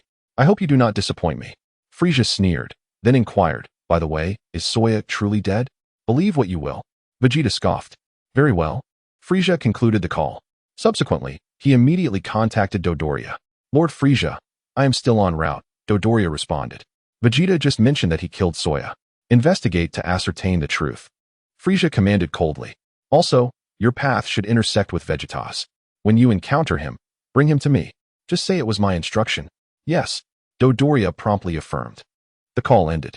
Frieza squinted, lost in thought, secretly reveling in the notion. If the divine battle water proved to be as effective as rumored, it would be utterly delightful. I must acquire it to significantly enhance my combat prowess. Lord Frieza, is it true that Soya was killed by Vegeta? Baribulu asked, somewhat skeptical, feeling the news of Soya's demise might be false. Let Dodoria investigate. We must secure the divine battle water promptly. Upon learning that the divine battle water was with Vegeta, Frieza's hatred for Soya lessened somewhat. Nonetheless, he still assigned Soya a measure of negative emotion points, albeit not as many as before. Onboard Vegeta's spaceship, Your Highness Vegeta, if we approach Frieza's spaceship, he will likely assess your combat power, won't he? Nappa suddenly raised a serious concern. Currently, your power is in a weakened state, isn't it? Even if it recovers after a day, it will only reach 15,000 at most, nowhere near 300,000. What then? A miscalculation. Vegeta lamented. Such a crucial matter. And I completely overlooked it. What should I do? Vegeta felt a pang of anxiety. This is rather awkward. Nappa added with a wry smile. Vegeta was at a loss for words, realizing Nappa's point was indeed valid. He had acted impulsively and should not have revealed that he had consumed the divine battle water. Cursed that Soya, not being around means I couldn't even devise such a simple countermeasure. After pondering seriously, Vegeta realized that if Frieza were to detect his combat power, it would spell disaster. After a minute of contemplation, Vegeta donned the scouter once more and re-established a connection with Frieza. What is it now, Vegeta? Frieza asked. His tone frosty. Frieza, I have something to discuss with you, Vegeta huffed. The video call connected swiftly. Vegeta raised a bottle high, containing the divine battle water tainted with urine. Frieza, I will not allow you to succeed. Even if I must hurl this bottle of divine battle water into the vastness of space, I shall never relinquish it to you. Vegeta smirked triumphantly. What did you say? Frieza's forehead throbbed with anger, his body trembling with rage. Humph. I, Vegeta, shall now cast this bottle of divine battle water into the cosmos. Good luck finding it. Vegeta laughed heartily as he opened the launch bay and pressed the button, sending the bottle flying into space. In the next moment, he decisively terminated the communication. Frieza was instantly infuriated, his body shaking even more violently. Are all Saiyans now this insufferable? I will not spare you. Wild monkeys. I shall make your deaths most rhythmic. Frieza seethed with hatred for Vegeta. Simultaneously, he assigned Saiyan additional negative emotion points. After taking several deep breaths, Frieza finally calmed himself. Send Dodoria to the location where Vegeta discarded the divine battle water and retrieve it. Frieza commanded with a stern expression. Should Dodoria still pursue Vegeta? Baribulu inquired. Vegeta has openly rebelled against me, and if his combat power has indeed surged to 300,000, Dodoria would stand no chance against him, Frieza replied, shaking his head. Indeed. Baribulu nodded in agreement. Which direction is Vegeta heading? Frieza asked. Based on the trajectory, he appears to be returning to planet Vegeta, Baribulu answered. Let us hope he returns to planet Vegeta. At that point, I shall personally capture him and subject him to torment. Frieza's expression darkened. In the vast expanse of the cosmos, Saiyan and Raditz were each piloting a spherical mini-spaceship, rapidly heading towards Earth. Notably, Saiyan had dismantled the spaceship's positioning system and communicator, ensuring that Frieza's forces could not locate Earth. I will first accumulate some negative emotion points on Earth. Once my combat power is boosted, I shall revel in the cosmos. The journey to Earth would take at least 10 days. Negative emotion points from Frieza, 999. Negative emotion points from Nappa, 888. Negative emotion points from Vegeta, 666. Saiyan grinned widely. How many light years separate us? And yet, you still manage to provide me with negative emotion points. In this moment, Saiyan amassed nearly 100,000 negative emotion points, though it was still insufficient. With Earth's vast population, he could surely amplify his negative emotion points exponentially. My goal is to accumulate 10 million negative emotion points for 1,000 consecutive draws. Surely, among 1,000 draws, I will obtain a few fragments of the ultimate mastery. Even if I do not receive the ultimate mastery fragments, a few legendary Super Saiyan experience cards would suffice. Chapter 36. Dodoria. A bit salty, a bit bitter days passed by. Vegeta's spaceship veered through the starry sky, heading towards another planet. Boom. Explosions echoed across the planet. Meanwhile, Dodoria, true to Frieza's expectations, successfully located the discarded bottle of divine battle water in the cosmos. He promptly brought it back to his spaceship and established a video call with Frieza. Lord Frieza, I have successfully retrieved the divine battle water, Dodoria exclaimed, shaking the bottle in his hand with a beaming smile. Well done. Frieza nodded in satisfaction. Saiyan has completely lost contact. He is likely dead, as is that Raditz. Dodoria reported, sharing his findings with Frieza. Let them be. Consider it Saiyan's good fortune. Frieza felt a twinge of displeasure. It was truly a pity for him to perish like this. Lord Frieza, should I proceed to capture Vegeta now? Dodoria asked, noting that he wasn't far from Vegeta's spaceship based on the positioning. If the divine battle water is genuine, Vegeta's combat power has reached at least 300,000. Frieza replied coldly. 300,000. What nonsense. Can one bottle of divine battle water really elevate one's power to such heights? Dodoria exclaimed, astonished as he glanced at the bottle in his hand. Thus, with your combat power, you would stand no chance against him, Frieza remarked with a disdainful huff. Dodoria fell silent. Drink the divine battle water and see how much your combat power increases, Frieza suggested with a smile. Can I really drink this? Dodoria asked, filled with excitement. Of course, Frieza beamed even more brightly. With such a loyal test subject, why not let him drink the divine battle water? Yes, Lord Frieza. Dodoria replied respectfully, his heart racing with anticipation. If Vegeta's combat power truly reaches 300,000. What then? How many times can my combat power be enhanced? Drink it now and report your combat power value to me. Frieza's interest was immediately piqued. Indeed, Dodoria, filled with excitement, gently twisted the cap off the bottle. A pungent odor wafted towards him. Dodoria wrinkled his brow. Is this the divine water of combat? Why does it smell so strong? What is the matter? Frieza squinted and inquired. Oh, it's nothing, just that the smell is a bit overwhelming, Dodoria replied with a grimace. Since this is divine combat water, it's normal for it to have a strong odor, Frieza pondered thoughtfully. Then I shall drink it, Lord Frieza, Dodoria replied. Take small sips.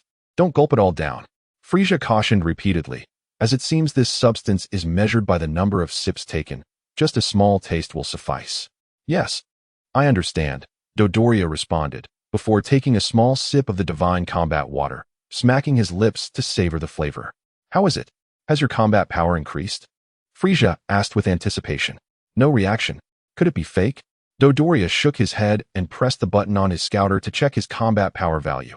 Responding, Lord Frisia, my combat power remains at 20,000, unchanged. 1 sip ISNT effective. 2 sips are needed for a doubling effect, Frisia mused. ISNT 1 sip supposed to double it? Dodoria expressed confusion. Your combat power is 20,000. What is 1 times 20,000? Frisia narrowed his eyes and asked. 40,000. Dodoria replied, momentarily taken aback. Then what is double 20,000? Frisia chuckled. I see now, Lord Frisia. I shall try drinking another sip. Dodoria took another sip and began smacking his lips again, muttering softly that it tasted somewhat salty and a bit bitter, with a hint of astringency. That is not important. Quickly check your combat power. Frisia frowned. Why are you concerned with the flavor? What I care about is whether your combat power has doubled. After drinking that sip, Dodoria distinctly felt the energy within him surging wildly. Immediately, he pressed the button on his scouter to check his combat power value. 40,000. Dodoria was momentarily stunned. Overwhelmed with joy. Indeed, it had doubled. Keep drinking, Frisia smiled. Dodoria promptly took another sip, then checked his combat power value again. Boom. The scouter exploded on the spot. You fool. Your scouter can only measure up to 50,000 in combat power. Frisia, gritting his teeth in anger, couldn't he help but curse. Yes, I was careless. My sincere apologies, Lord Frisia. Dodoria scratched his head in embarrassment, then curiously asked, but by the way, how did Vegeta know his combat power reached 300,000? The scouter cannot measure such high combat values. Fool. He calculated based on how many sips he took. Frisia was irate. Your intelligence is so lacking that you're not even as clever as a 5-year-old Saiyan. You are right, Lord Frisia. I know what to do now.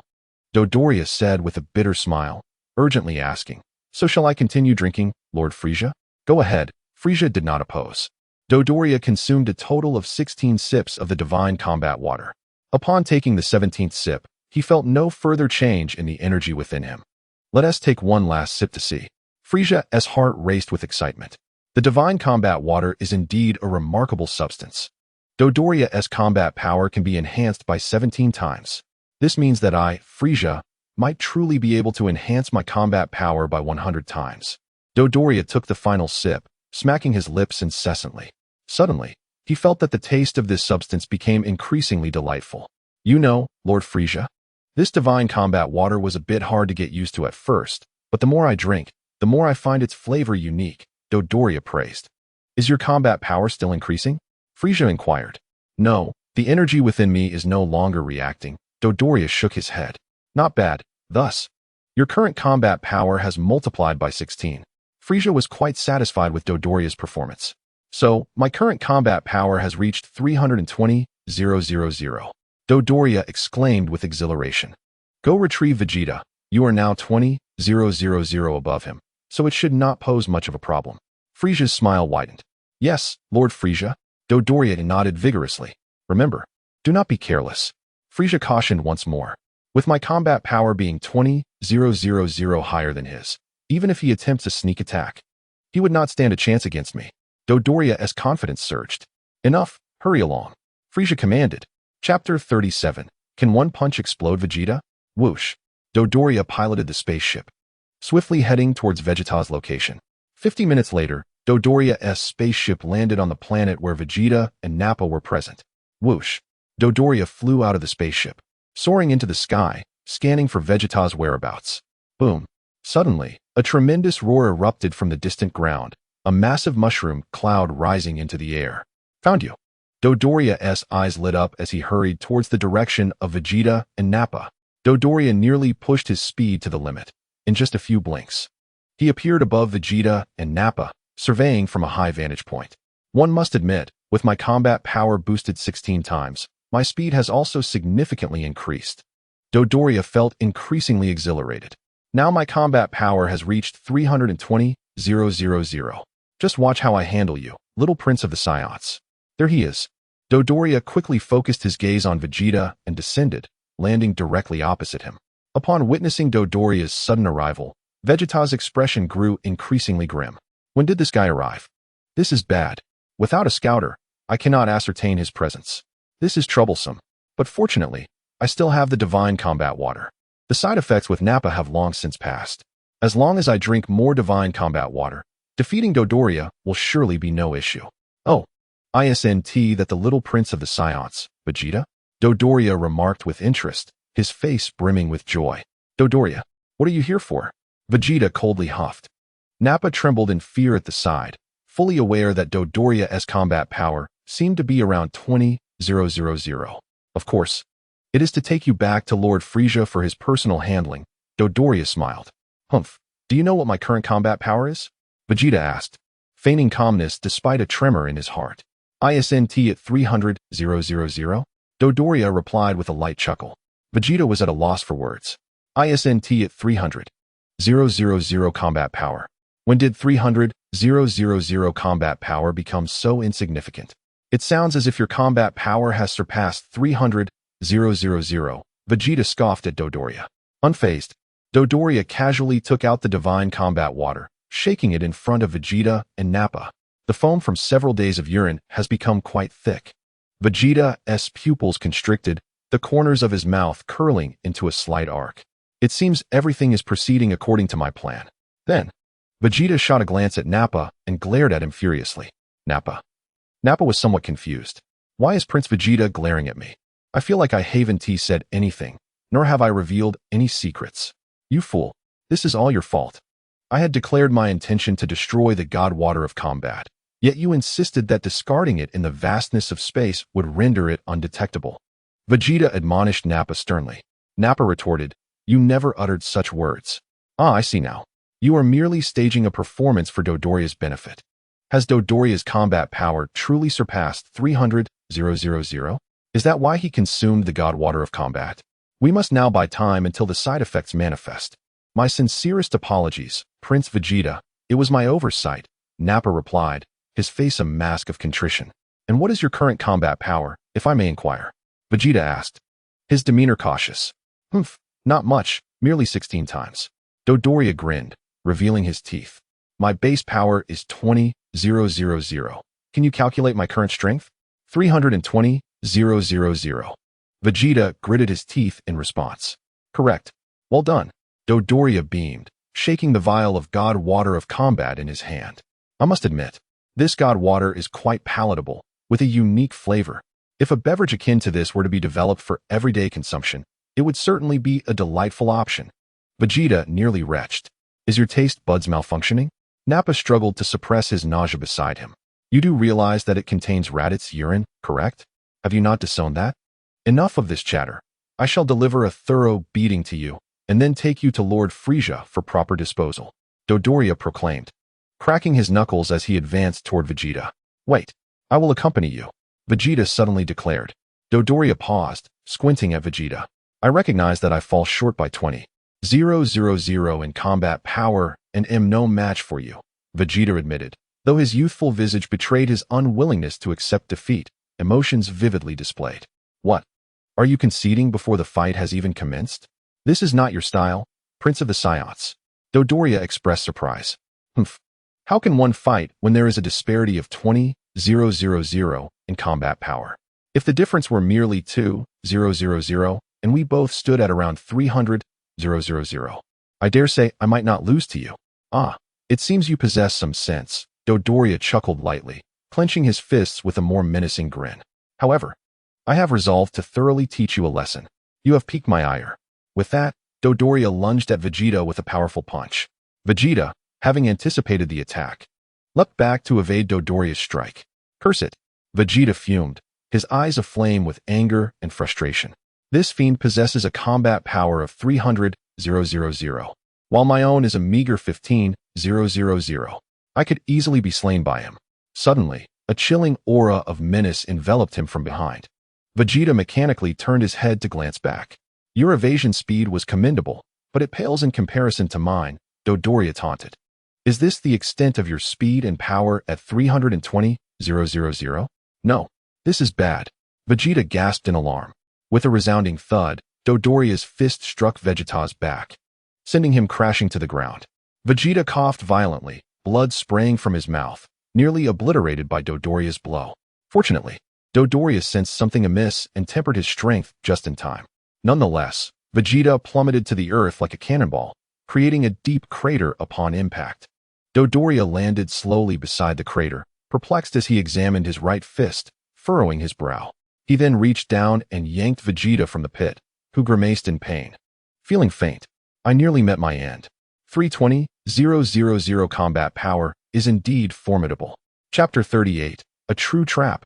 Something is amiss. Your combat power cannot possibly be 300,000. Dodoria scrutinized Vegeta, suspicion evident on his face. Indeed, my combat power has not increased. I did not consume the god water of combat, Vegeta stated coolly, wiping the blood from his lips. Dodoria growled, You dare deceive Lord Frieza? You are as good as dead.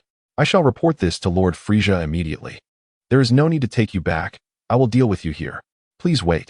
I have something of utmost importance to discuss with you regarding the god water of combat.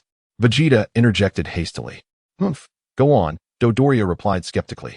What could possibly be so significant about the god water? It pertains to the optimal usage of the god water. If utilized correctly, your combat power could potentially double. Vegeta entered persuasion mode. This means your power could reach 640,000. What did you say? Combat power doubled to 640,000? Dodoria exclaimed, astonished. If my power truly reached 640,000, that would surpass even Lord Frieza's first form. Can we not have such an outrageous outcome? Is that true? Dodoria questioned, skepticism in his eyes. Release me, and I shall disclose the procedure, Vegeta replied with a smirk. After a brief hesitation, Dodoria finally loosened his grip on Vegeta. By the way, how long have you been drinking that god water? Vegeta feigned casualness, inquiring. About an hour, I suppose, Dodoria answered. That is fortunate.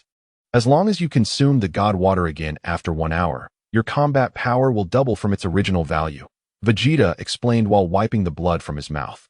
Oh, is that so? Dodoria's expression brightened with anticipation. It seems my hour is nearly up. If I drink it once more, my power will continue to double? Wait, something feels off. Dodoria's brow furrowed as he scrutinized Vegeta. Why haven't you consumed it? What? Are you doubting something? Vegeta replied, maintaining a calm demeanor. Do you not wish to enhance your combat power? Dodoria began to grow increasingly suspicious. With such a remarkable opportunity, why would you refrain from taking it? The more Dodoria pondered, the more he sensed something was amiss. A vague feeling of a conspiracy lingered, aimed at both himself and Lord Frieza. However, he could not quite grasp what this conspiracy entailed. Just as Dodoria began to piece together his suspicions, he suddenly felt his own combat power plummet, like a dam bursting. In the blink of an eye, he felt as if his very essence had been drained, nearly collapsing to the ground. The side effects have manifested. Dodoria's combat power plummeted from 320,000 to a mere 250. The disparity left Dodoria momentarily stunned, frozen in place. But soon, he smacked his forehead, finally clarifying the earlier unsettling sensation. This god water of combat is flawed. It only provides a fleeting boost in power. After an hour, one's strength diminishes. Damn it. So this was a trap. Vegeta grinned. Your combat power now hovers just above 200. How did you deduce that? Dodoria's voice dropped ominously. Humph. Whatever increase you gain will be met with an equivalent decrease. Vegeta chuckled lightly. What did you just say? Dodoria faltered, instinctively stepping back several paces. You just inflicted quite a beating upon me. Now, it is my turn to retaliate, isn't it? A murderous glint flickered in Vegeta's eyes. Do not come any closer, Dodoria stammered, retreating in fear, trembling uncontrollably. Bang! Vegeta showed no mercy, launching a swift elbow strike that collided with Dodoria's chest. Splutter! Blood gushed from Dodoria's mouth. Bang! Vegeta followed up with a powerful kick, sending Dodoria soaring into the sky. In the next instant, he allowed Dodoria to plummet freely from the air. Just as Dodoria was about to touch down, Vegeta darted upwards, delivering another kick that propelled Dodoria higher. Ah, this method is truly exhilarating. Back then, this is precisely how Soya toyed with Chioi. Now, it is my turn to play with Dodoria. Just moments ago, it had been a close call, leaving Naba in a cold sweat, hastily wiping his brow. Quickly prepare some food for me. Vegeta shot a sidelong glance at Naba. I understand. Naba nodded vigorously. Despite the severe blows Dodoria had inflicted upon Vegeta, he had fortunately avoided any critical injuries, suffering only localized damage. The Saiyan physique is quite unique. Injuries like these can typically be remedied with sustenance to replenish energy. As Vegeta observed Dodoria's rapid descent, he shot upwards to position himself directly opposite him, maintaining the same falling posture. Dodoria, where is your scouter? Vegeta inquired with a smile. It exploded when my power level exceeded its detection range. Dodoria gritted through his teeth. How splendid. Vegeta's grin widened. Please let me go, Vegeta. Dodoria implored, his voice low.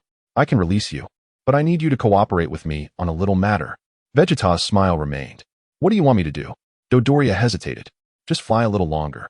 And I shall tell you, Vegeta replied with a slight chuckle. This was exactly how Soya had kicked Chioi. I hadn't found it particularly enjoyable until now. But kicking you makes me realize just how adept Soya truly is. What did you say? Dodoria was momentarily baffled. Soya toyed with Chioi in such a manner? Could it be that Chioi met his end through deception? Bang! Vegeta delivered another powerful kick, sending Dodoria soaring to great heights. Suddenly, a realization dawned upon Dodoria. No wonder Chioi mysteriously vanished. It turns out that Vegeta and Soya eliminated Chioi through the side effects of the combat Divine Water. Negative emotional energy from Dodoria, 999.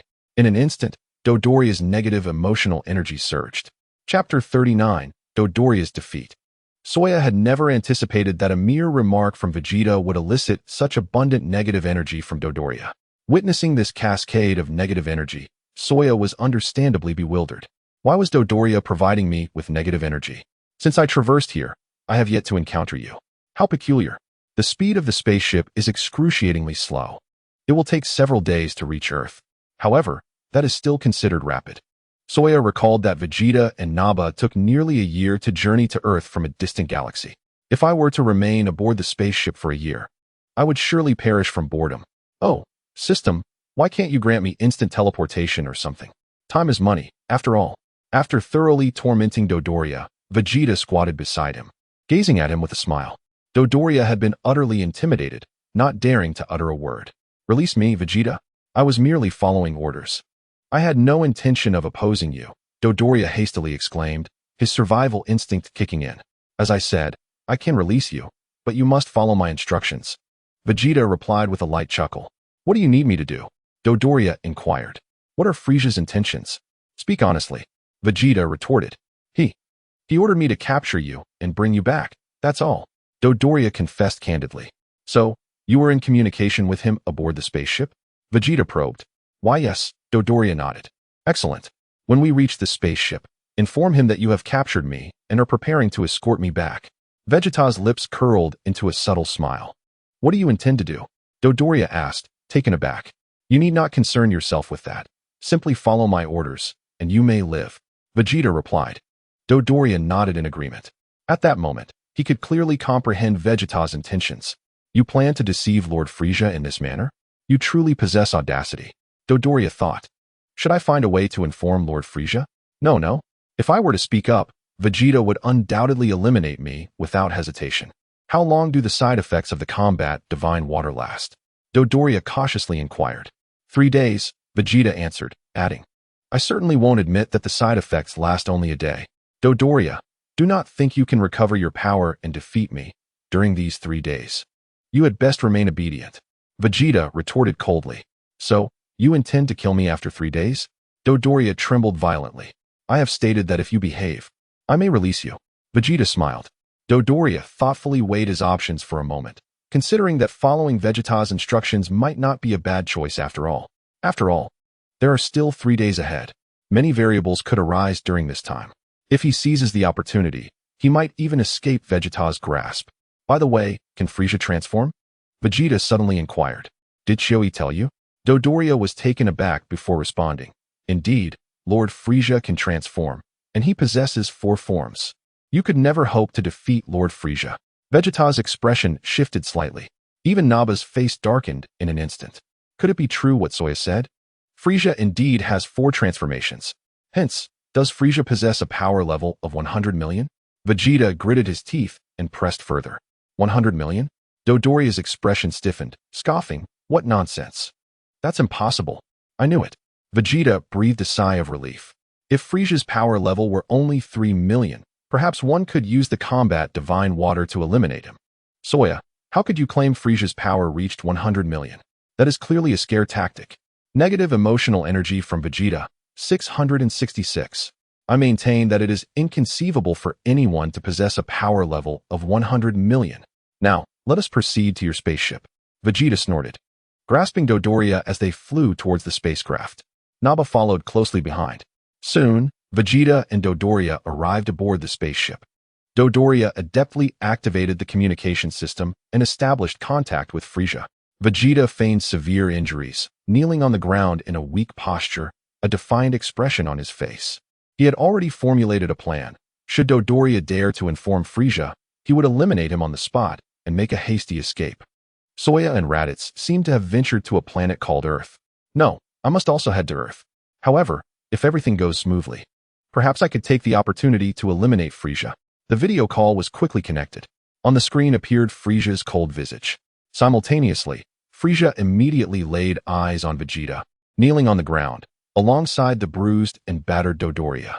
Lord Frieza, I have successfully captured Vegeta. Dodoria responded hastily. Dodoria, it appears you are quite injured. Frieza observed with a sly smile. What is this? With a battle power exceeding his by 20,000, you allowed him to best you in such a manner? I sincerely apologize, Lord Frieza. It was my oversight. Dodoria chuckled dryly, attempting to signal Frieza discreetly, only to discover that Vegeta was fixedly watching him, forcing him to abandon his intention. If Vegeta were to discern my intentions, he would not hesitate to eliminate me. I must wait until I am in Frieza's presence to alert him immediately. Fool, did I not instruct you to remain vigilant? Frieza reprimanded. Nevertheless, you have not failed your mission. He has been defeated and is now compliant. Dodoria quickly asserted. Vegeta, you possess quite the audacity to openly rebel against me. Frieza narrowed his eyes, coldly regarding Vegeta. Curse you. Vegeta bared his teeth in defiance. Bring him back to me. Frieza commanded. I wish to crush him with my own hands. Yes, Lord Frieza, Dodoria promptly affirmed. By the way, is the god water still in your possession? Frieza inquired further. Right here, Dodoria replied, producing the god water with a shake. It should be ready in about 3 days, correct? Frieza asked. Why yes, Dodoria nodded. Then make haste. Frieza ordered. Yes, Dodoria replied with utmost respect. Just as he was about to conclude the call, Frieza suddenly recalled something and casually inquired. What of that Saiyan named Nappa? Have you eliminated him? Chapter 40. Vegeta's conspiracy. Not yet, but he is incapacitated. I shall kill him before I depart, Dodoria replied, somewhat nervously. Go do it. Frieza waved his hand, ending the call. Dodoria exhaled a sigh of relief. Vegeta, on the other hand, smiled even more brightly. Vegeta, see? I have done as you instructed. Dodoria said, ingratiating himself to Vegeta. You did well. Vegeta responded with a slight smile. What shall we do next? Dodoria inquired. You have now become of no further use. A murderous intent flickered in Vegeta's eyes. What did you say? Dodoria's expression shifted dramatically. Vegeta, you're not serious. Bang. Vegeta delivered a powerful kick to Dodoria's chest, causing it to cave in deeply. Dodoria was sent hurtling backward, crashing through the spacecraft's wall and landing on the ground outside. He skidded across the surface for several hundred meters before finally coming to a stop. Vegeta soared above him, driving his knee directly into Dodoria's neck. Crack! Dodoria's neck twisted grotesquely, resulting in his immediate demise.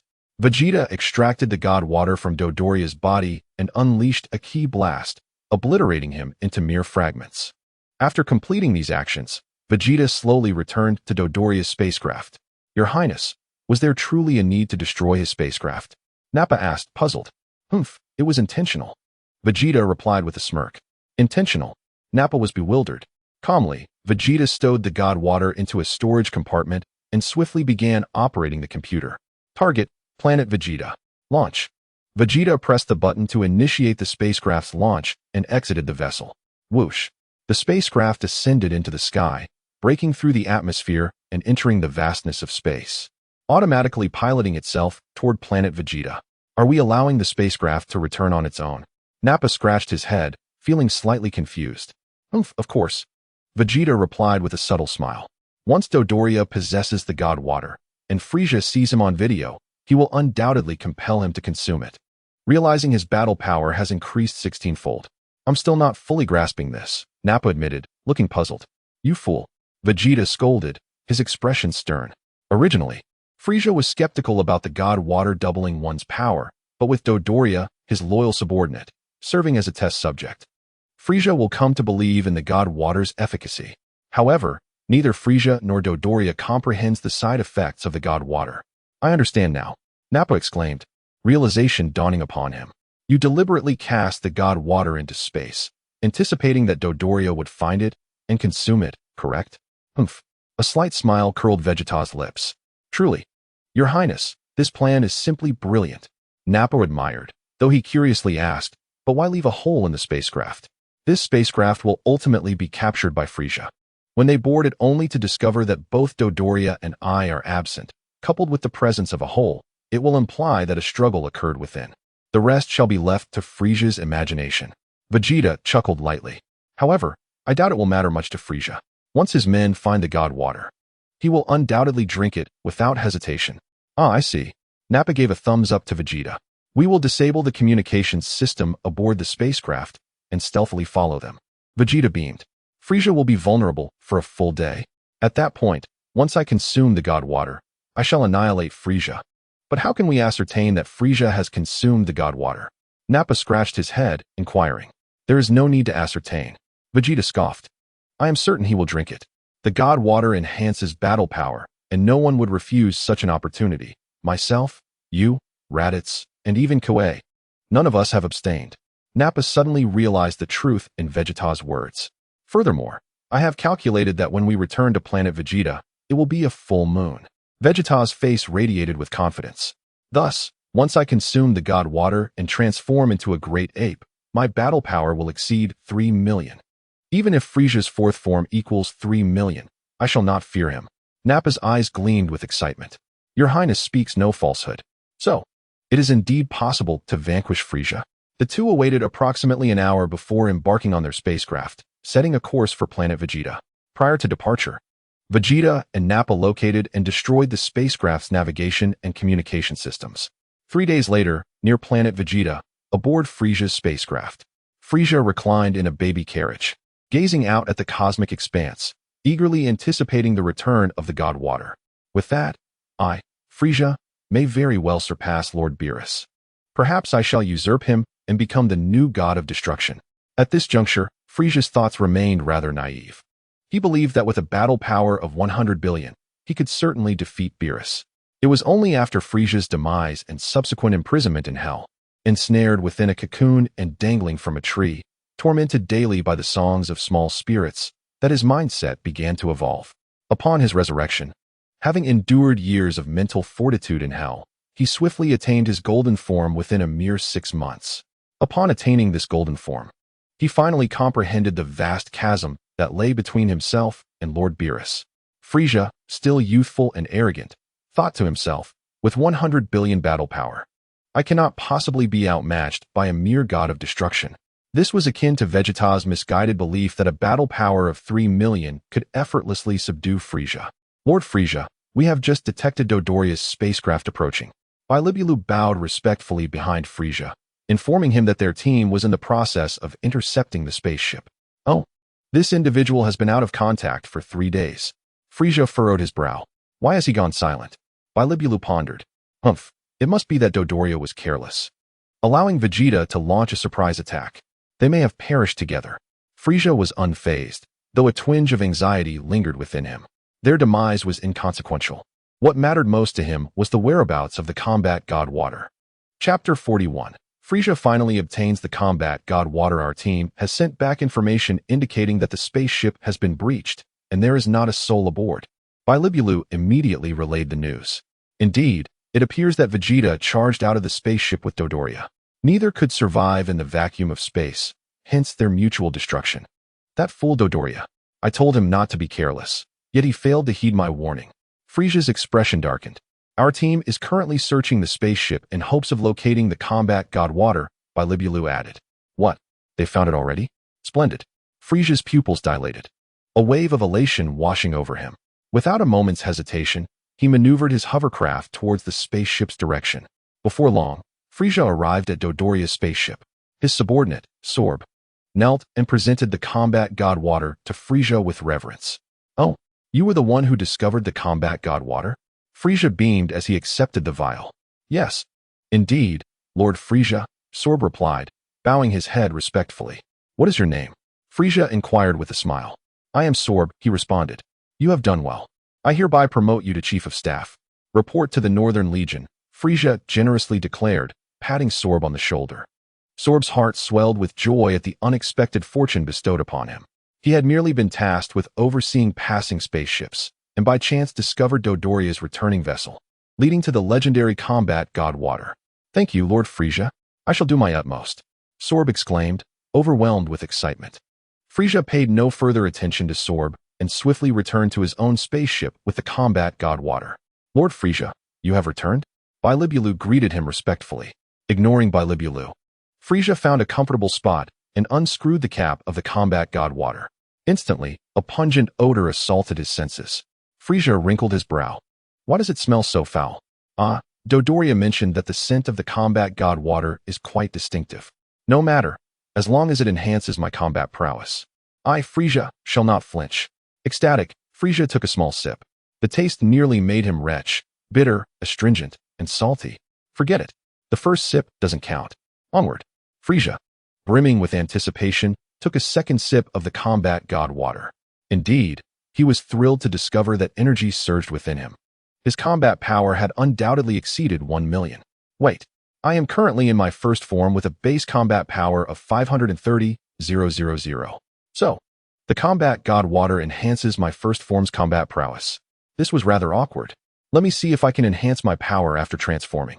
Frisia swiftly descended from his hovercraft, his body expanding and muscles bulging as he transitioned into his second form. Simultaneously, he assessed the change in his energy levels. Not bad. Frisia felt his energy intensity had doubled. This meant his second form's combat power had reached 2 million. What about his third form? Frisia transformed again, his combat power skyrocketing to 4 million. Still feeling uncertain, he immediately activated his ultimate fourth form. Indeed, his power surged to 6 million. Frisia was beside himself with excitement as he unleashed all of his strength. My combat power is 240 million. His hands trembled with exhilaration. Let us keep drinking. What is there to hesitate about? Frisia took another sip. Combat power 360 million. More. Frisia sipped gradually, consuming 10 more drafts. At this point, his combat power had soared to an astonishing 2 billion. Could it be any more exhilarating? That Vegeta can multiply his power by 20 times. I, Frisia, must exceed 100 times. Frisia continued to drink the combat god Water. Strangely enough, the more he consumed, the more palatable it became. Initially, the taste was off-putting. But now, with such a dramatic increase in power, Frisia found the flavor less bitter and even somewhat sweet. Lord Frisia, may I interrupt? Bilibulu raised his hand. Speak. Frisia replied, in high spirits. Lord Cooler has arrived, Bilibulu informed. Cooler? So he has finally come. Frisia scoffed, a spark of inspiration igniting within him. Bring him here. What an opportunity this presents. If my power has indeed increased, Cooler will serve as the perfect test subject. Cooler's combat power had always surpassed Frisia's.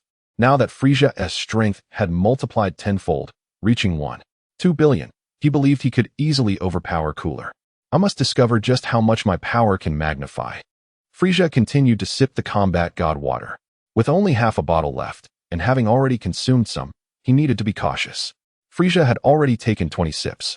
Upon the 21st, his power continued to rise. 21 times. Combat power 5 billion. Ha ha ha. Frisia could not contain his maniacal laughter. At that moment, Sorb personally led Cooler into the hall. Cooler, Frisia's brother, bore a striking resemblance to him, but possessed a combat power of 470 million, far exceeding Frisia's. Frisia, what are you doing? Cooler remarked coldly, noticing Frisia's smug expression and feeling an impulse to strike him. Cooler, you've arrived. Frisia grinned even wider, gesturing for Sorb and Bilibulu to leave. They bowed and silently departed. Father sent me to check on you, Cooler said, rolling his eyes, and to remind you to complete the task assigned by Lord Beerus promptly. I am well aware, but there is no rush. I shall annihilate this planet once the majority of the Scions have returned, Frisia replied, taking another sip of the combat god water. After drinking, he smacked his lips, increasingly savoring the unique flavor. Chapter 42. Frisia's combat power soars. What are you drinking? Cooler inquired, intrigued. Nothing of importance. You need not concern yourself with such trivialities. Frisia replied, taking yet another sip. 23 times. Not yet at the limit. I must see how many times my combat power can truly multiply. You certainly seem at ease. Gula did not pay much attention and asked, by the way, how many Scions have returned to planet Vegeta now? It will take at least another 20 days for them to return, Frisia replied, taking another sip of the divine battle water. During their casual conversation, Frisia had unknowingly consumed 40 sips of the divine battle water, resulting in a staggering increase in his power level by 40 times. At present, Frisia's combat power had soared to an astonishing 4.8 billion. Feeling the immense energy surging within him, Frisia was ecstatic. Are you done yet? Gula frowned. Frisia's impoliteness was evident. He took a sip of his drink after every sentence. Just how long did he intend to linger over that small bottle? Unable to tolerate it any longer, Gula raised his hand, and a beam of energy shot forth from his fingertip. Whoosh! The energy beam sped towards the divine battle water in Frisia's hand. Boom! The beam struck the bottle, causing it to explode unexpectedly, leaving Frisia momentarily stunned. The divine battle water spilled everywhere, with some even evaporating. Frisia panicked and shouted angrily, Gula, what are you doing? Immediately, he dropped to the ground and licked up some of the spilled divine battle water. After a moment, he felt the energy within him churning. Fortunately, it seemed that the water had not lost its potency despite being on the ground. Frisia, wary of losing any more, licked up another 10 sips from the floor. His combat power had now increased 50-fold. Seeing Frisia on the ground licking up the spilled drink like a dog, Gula's eyes widened in shock. What are you trying to do? Have you lost your mind? Frisia, what on earth are you doing? Gula's frown deepened, his expression darkening. Frisia continued licking the floor, only to realize with dismay that his power was not increasing any further. He was left puzzled, wondering if his limit was indeed 50 times or if it was due to the absence of the divine battle water. Enough! Frisia trembled with rage, leaping to his feet and glaring at Gula. The energy beam Gula had fired earlier had naturally evaporated a significant amount of the divine battle water. You scoundrel! Frisia was infuriated. He had barely any of the divine battle water left and had hoped to sip it slowly, but Gula had ruined his plans. What are you doing? Have you lost your mind? Gula asked, perplexed. No need to drink off the floor, no matter how good the beverage is. What do you know? You've ruined my chances. I won't let you off easy. Frisia trembled with fury. Gula, it seems you've forgotten something very important, Gula smirked, observing Frisia with interest. You must understand that my combat power far surpasses yours. Oh, is that so? Frisia responded, intrigued. Do you really think your power can exceed that of your brother? Gula scoffed. Let us take this outside. Frisia's face darkened, feeling both exhilarated and dejected. He was excited because he sensed his combat power had reached 6 billion, but disheartened because he felt his potential had not yet been fully tapped. And the divine battle water was gone. Oh, are you serious? Gula narrowed his eyes. Without hesitation, Frisia opened the spaceship's hatch and shot out into space. Gula found Frisia's behavior today to be quite unusual, but followed him outside, confidently facing him. Frisia, are you really going to challenge me? Gula chuckled lightly. Don't worry. Gula, I won't bully you. I'll just stand here and let you hit me. Frisia waved provocatively at Gula. When did Frisia become so confident? He must be out of his mind. Gula thought. Well, I won't hold back. If you get hurt, don't blame me for not being merciful. With a light smile, Gula transformed into his fifth form and charged towards Frisia, aiming a punch directly at his face. What a peculiar request. I've never seen anyone stand still and ask to be hit. However, just as Gula's fist was about to connect with Frisia, Frisia slowly extended a finger and effortlessly intercepted the blow with it. At that moment, Gula felt an overwhelming force emanating from Frisia, leaving him utterly dumbfounded. Had he not witnessed it with his own eyes, he would never have believed it. Though he was not using his full strength, Frisia's ability to block his punch with a single finger indicated a significant surge in his combat power. Gula, haven't you eaten? Put some effort into it. Frisia scoffed. This is your own doing. Gula gritted his teeth and intensified his attacks against Frisia. Frisia, however, did not retaliate, allowing Gula's punches to land on him. In fact, he seemed to relish the experience, performing a graceful spin to turn his back to Gula. Boom, boom, boom. Gula's fists pounded against Frisia's back, and Frisia moaned in delight, reveling in the sensation. Harder, harder, he urged. Gula was utterly shocked and quickly leaped back, creating some distance. Whoosh. In an instant, Frisia vanished and reappeared behind Gula with terrifying speed, leaving Gula no time to react. Gula mechanically turned his head, his expression one of disbelief as he saw Frisia behind him. What is this? How is this possible? Gula stammered, his face shifting in shock. When did you raise your power to this level? I'll let you know, Gula. Frisia grinned proudly, rubbing his nose. My combat power has now reached 6 billion. What did you say? Gula was taken aback. Chapter 43. There is still room for improvement, but the divine battle water is gone. Yes, you heard correctly. My combat power is now 6 billion. Frisia's smile grew even brighter. How can this be possible? Gula was stunned, unable to accept the reality. Such is the truth, Frisia declared, flashing again to stand directly in front of Gula. Gula broke out in a cold sweat. This guy's speed was simply too fast. Frisia smiled lightly, curled his finger, and flicked Gula on the forehead. Bang! With a dull thud, Gula's head snapped back, and he was sent flying. Whoosh! Frisia vanished once more, quickly appearing behind Gula, lightly raising his hand to intercept him. Oh ho ho ho! Frisia's grin widened, his mouth stretching from ear to ear. Gula was completely dumbfounded. How can this be? Has Frisia truly achieved a combat power of 6 billion? Gula, you're not up to the task. Frisia mocked. From now on, the Eastern Universe will be under my control. You should go home and retire. What on earth is going on? How did you raise your power so high? Gula asked, bewildered. Humph, you scoundrel, my power could have increased 100-fold. You ruined my plans. Frisia fumed at the memory of recent events. What does this all mean? Gula was utterly bewildered. What is this talk about 100-fold? Just moments ago, I consumed the divine water of battle, which I had procured with great difficulty. Frisia trembled with rage, realizing that only a minuscule amount remained. A single sip of that elixir would double one's combat power, and I had taken 50 sips, resulting in a power increase of 50-fold. What did you just say? Is there truly such a miraculous substance? Gula was astonished. If I had not witnessed it with my own eyes, I would never have dared to believe it. The truth serves as the most compelling evidence. Frisia seethed with fury, gritting his teeth. Do you believe I won tea in your life right now? Why didn't you mention this earlier? Had you done so, I would never have dreamt of destroying your divine water. Gula exclaimed hastily. Damn it, you wretched scoundrel. Frisia longed to crush Gula with a single blow, but after much deliberation, he ultimately decided to spare him. After all, if Gula were to perish, who would witness my triumph over Beerus in the future? Yet, the thought left a bitter taste in Frisia's mouth. My combat power could have soared to 10 billion, and yet, here I am, stuck at 6 billion, with the divine water squandered. I can't shake the feeling that I have yet to reach my limits. It's all Gula's fault. With a furious swipe of his tail, Frisia sent Gula flying. This time, he struck with considerable force, leaving a long mark upon Gula's body.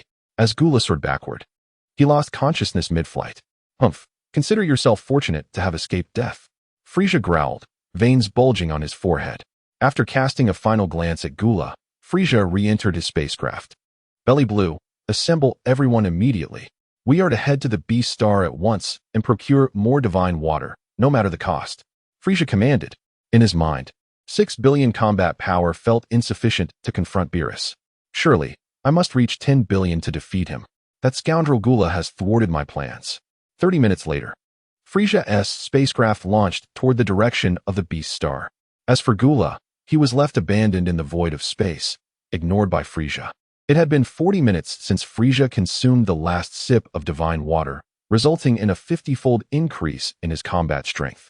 Meanwhile, Frisia's spacecraft was headed toward the Beast Star, while Vegeta's ship was en route from that very location toward planet Vegeta. Consequently, the two vessels crossed paths in the vastness of space. Initially, Vegeta's spacecraft had been rendered undetectable due to damage to its navigation and communication systems, but now, As both ships drew closer, Frisia's vessel swiftly detected Vegeta's presence. Is that Frisia's ship? Nappa's lips twitched, and his complexion paled considerably. Vegeta, filled with exasperation, thought, what an unfortunate twist of fate. How could I encounter Frisia's ship here? Is he deliberately seeking us out? Nappa trembled in fear. Humph. Judging by his trajectory, he is likely heading to the Beast Star, Vegeta mused. Why is he going to that planet? Nappa questioned, puzzled. Is he planning to personally establish a presence among the Barut people? It's possible he seeks the divine water at the Beast Star. Vegeta clenched his fists, gritting his teeth in frustration. Curse it, I should have given him more of the divine water. To Vegeta, the more Frisia's combat power multiplied, the more advantageous it would be for him. I've been pondering a question, Your Highness Vegeta. Nappa rubbed his bald head, appearing perplexed. Vegeta shot Nappa a sideways glance. Your Highness, how can the diluted divine water yield the same effects as the normal version? Nappa inquired, feeling confused. Surely, if it's diluted, the effectiveness must be significantly reduced. Vegeta remained silent, his expression darkening. Is this really the time for such trivial inquiries?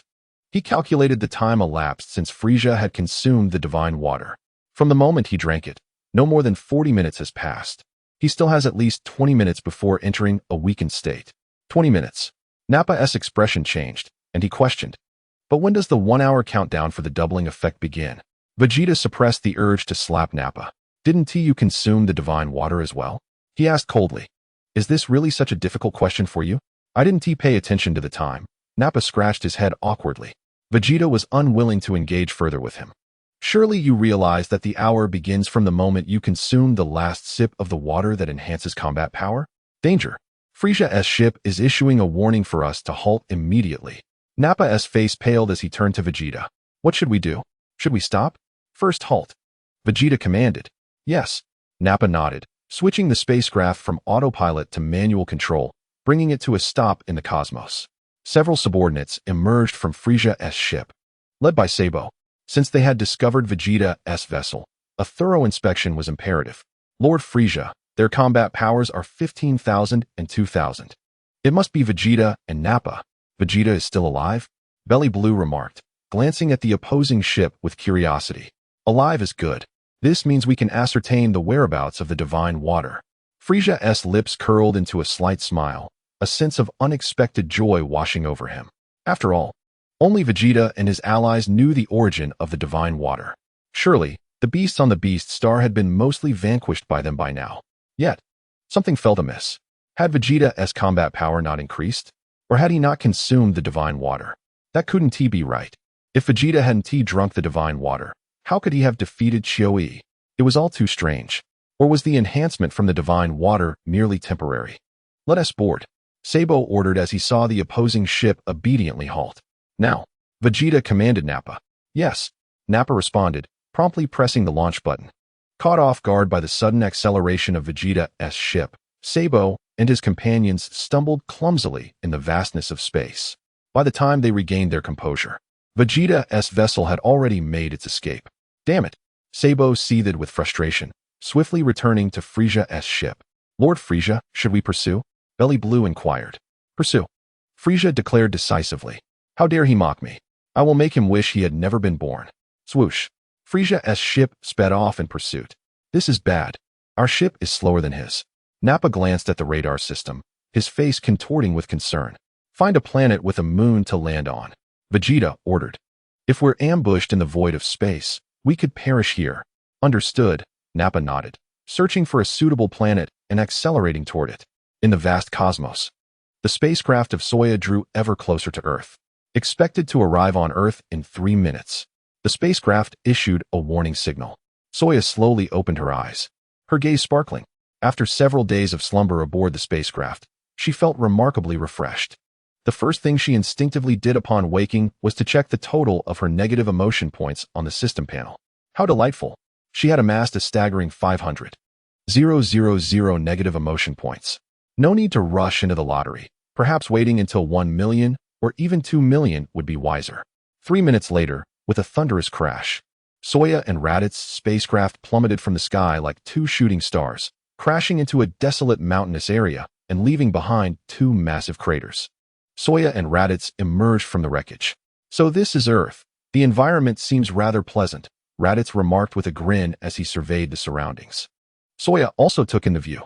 They found themselves in a mountainous region, surrounded by dense jungles, the air rich with the fragrance of vegetation. At last, they had arrived on Earth. Let's go, Soya exclaimed, soaring into the sky, racing towards the horizon. Why come to this planet? What makes it so special? Raditz inquired. Hurrying to catch up, his curiosity piqued. According to my research, living harmoniously on Earth for a period of time and integrating into its environment will cultivate a tranquil mindset, allowing your cells to multiply, thereby laying a solid foundation for you to become a Super Saiyan. Soya elaborated. Super Saiyan. Raditz's eyes lit up. What do you think? Would you like to become a Super Saiyan? Soya grinned. Raditz shivered slightly. I have a feeling you might be trying to deceive me. The last time you mentioned enhancing my combat power, my strength only increased for an hour, and I ended up feeling weak for a day. So no? Raditz decisively shook his head. Saya, your approach to conversation lacks excitement, Soya remarked, her expression darkening. Raditz, feeling a bit embarrassed, quickly amended, of course I want to. Who wouldn't want to be a Super Saiyan? I was just joking. Follow my instructions, and you should be fine, Soya smiled. Really? Raditz asked, excitement bubbling within him. Soya's demeanor turned serious. Moreover, she continued, once you transform into a Super Saiyan, you will become a Super Saiyan 3. Soya sighed dramatically. Raditz looked utterly bewildered. What do you mean by 3? I'm not following you. His negative emotion points registered at 111. Firstly, let me clarify, Soya instructed while soaring through the air. On this planet, refrain from taking lives indiscriminately. Cultivate a peaceful mindset. Only then can you establish a foundation for becoming a Super Saiyan. Soya emphasized, her expression grave. If you disobey, you should know the consequences. I understand, Raditz replied, not daring to take it lightly. Soya's combat power seemed to exceed 10,000, whereas his was merely 700. He could easily be defeated. It was wiser to comply. For you to become a Super Saiyan swiftly, the first rule is. Soya paused for a moment. Raditz perked up, eager to hear. Even though I am unsure how you discovered the secret to becoming a Super Saiyan, I'm willing to listen. Perhaps I might truly become one. First, you must fluently recite. Black fertilizer turns gray, gray fertilizer turns black. Black fertilizer evaporates, gray fertilizer evaporates and turns black. Black fertilizer evaporates and turns gray, gray fertilizer evaporates and turns black, Soya said earnestly. Raditz's negative emotion points surged to 666. Okay, I will try, he gritted his teeth.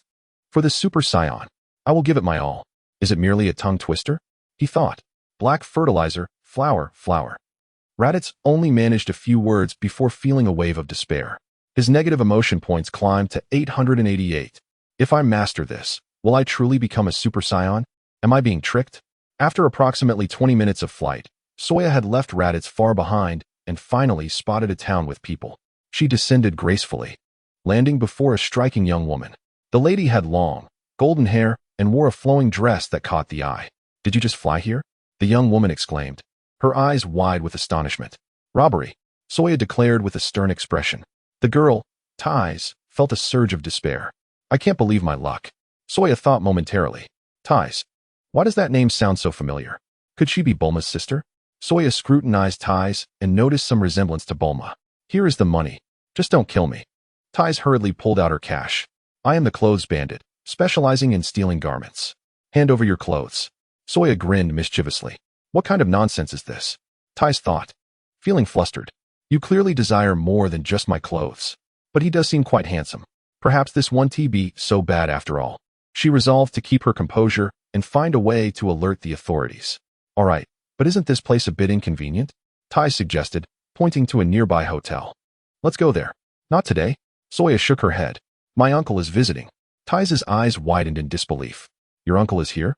Do boys really have uncles? I went to college. Don't fool me. Do uncles actually exist? Indeed. I assure you, boys occasionally need to change their eggs, Soya sighed lightly. Being a man is exhausting. I can't believe you. Tais's negative emotion points surged to 666. Where is the World Martial Arts Tournament being held? Soya inquired. Are you planning to attend the World Martial Arts Tournament? Tais asked, somewhat taken aback. Yes. Soya nodded. How coincidental. I was just thinking of visiting the tournament. Tais exclaimed excitedly. Has it commenced? Soya asked. The preliminary rounds are tomorrow, Tai's informed. Tomorrow, Soya mused, already envisioning the moment she would unleash the solar fist at the tournament. Who knows how many negative emotion points she would gain.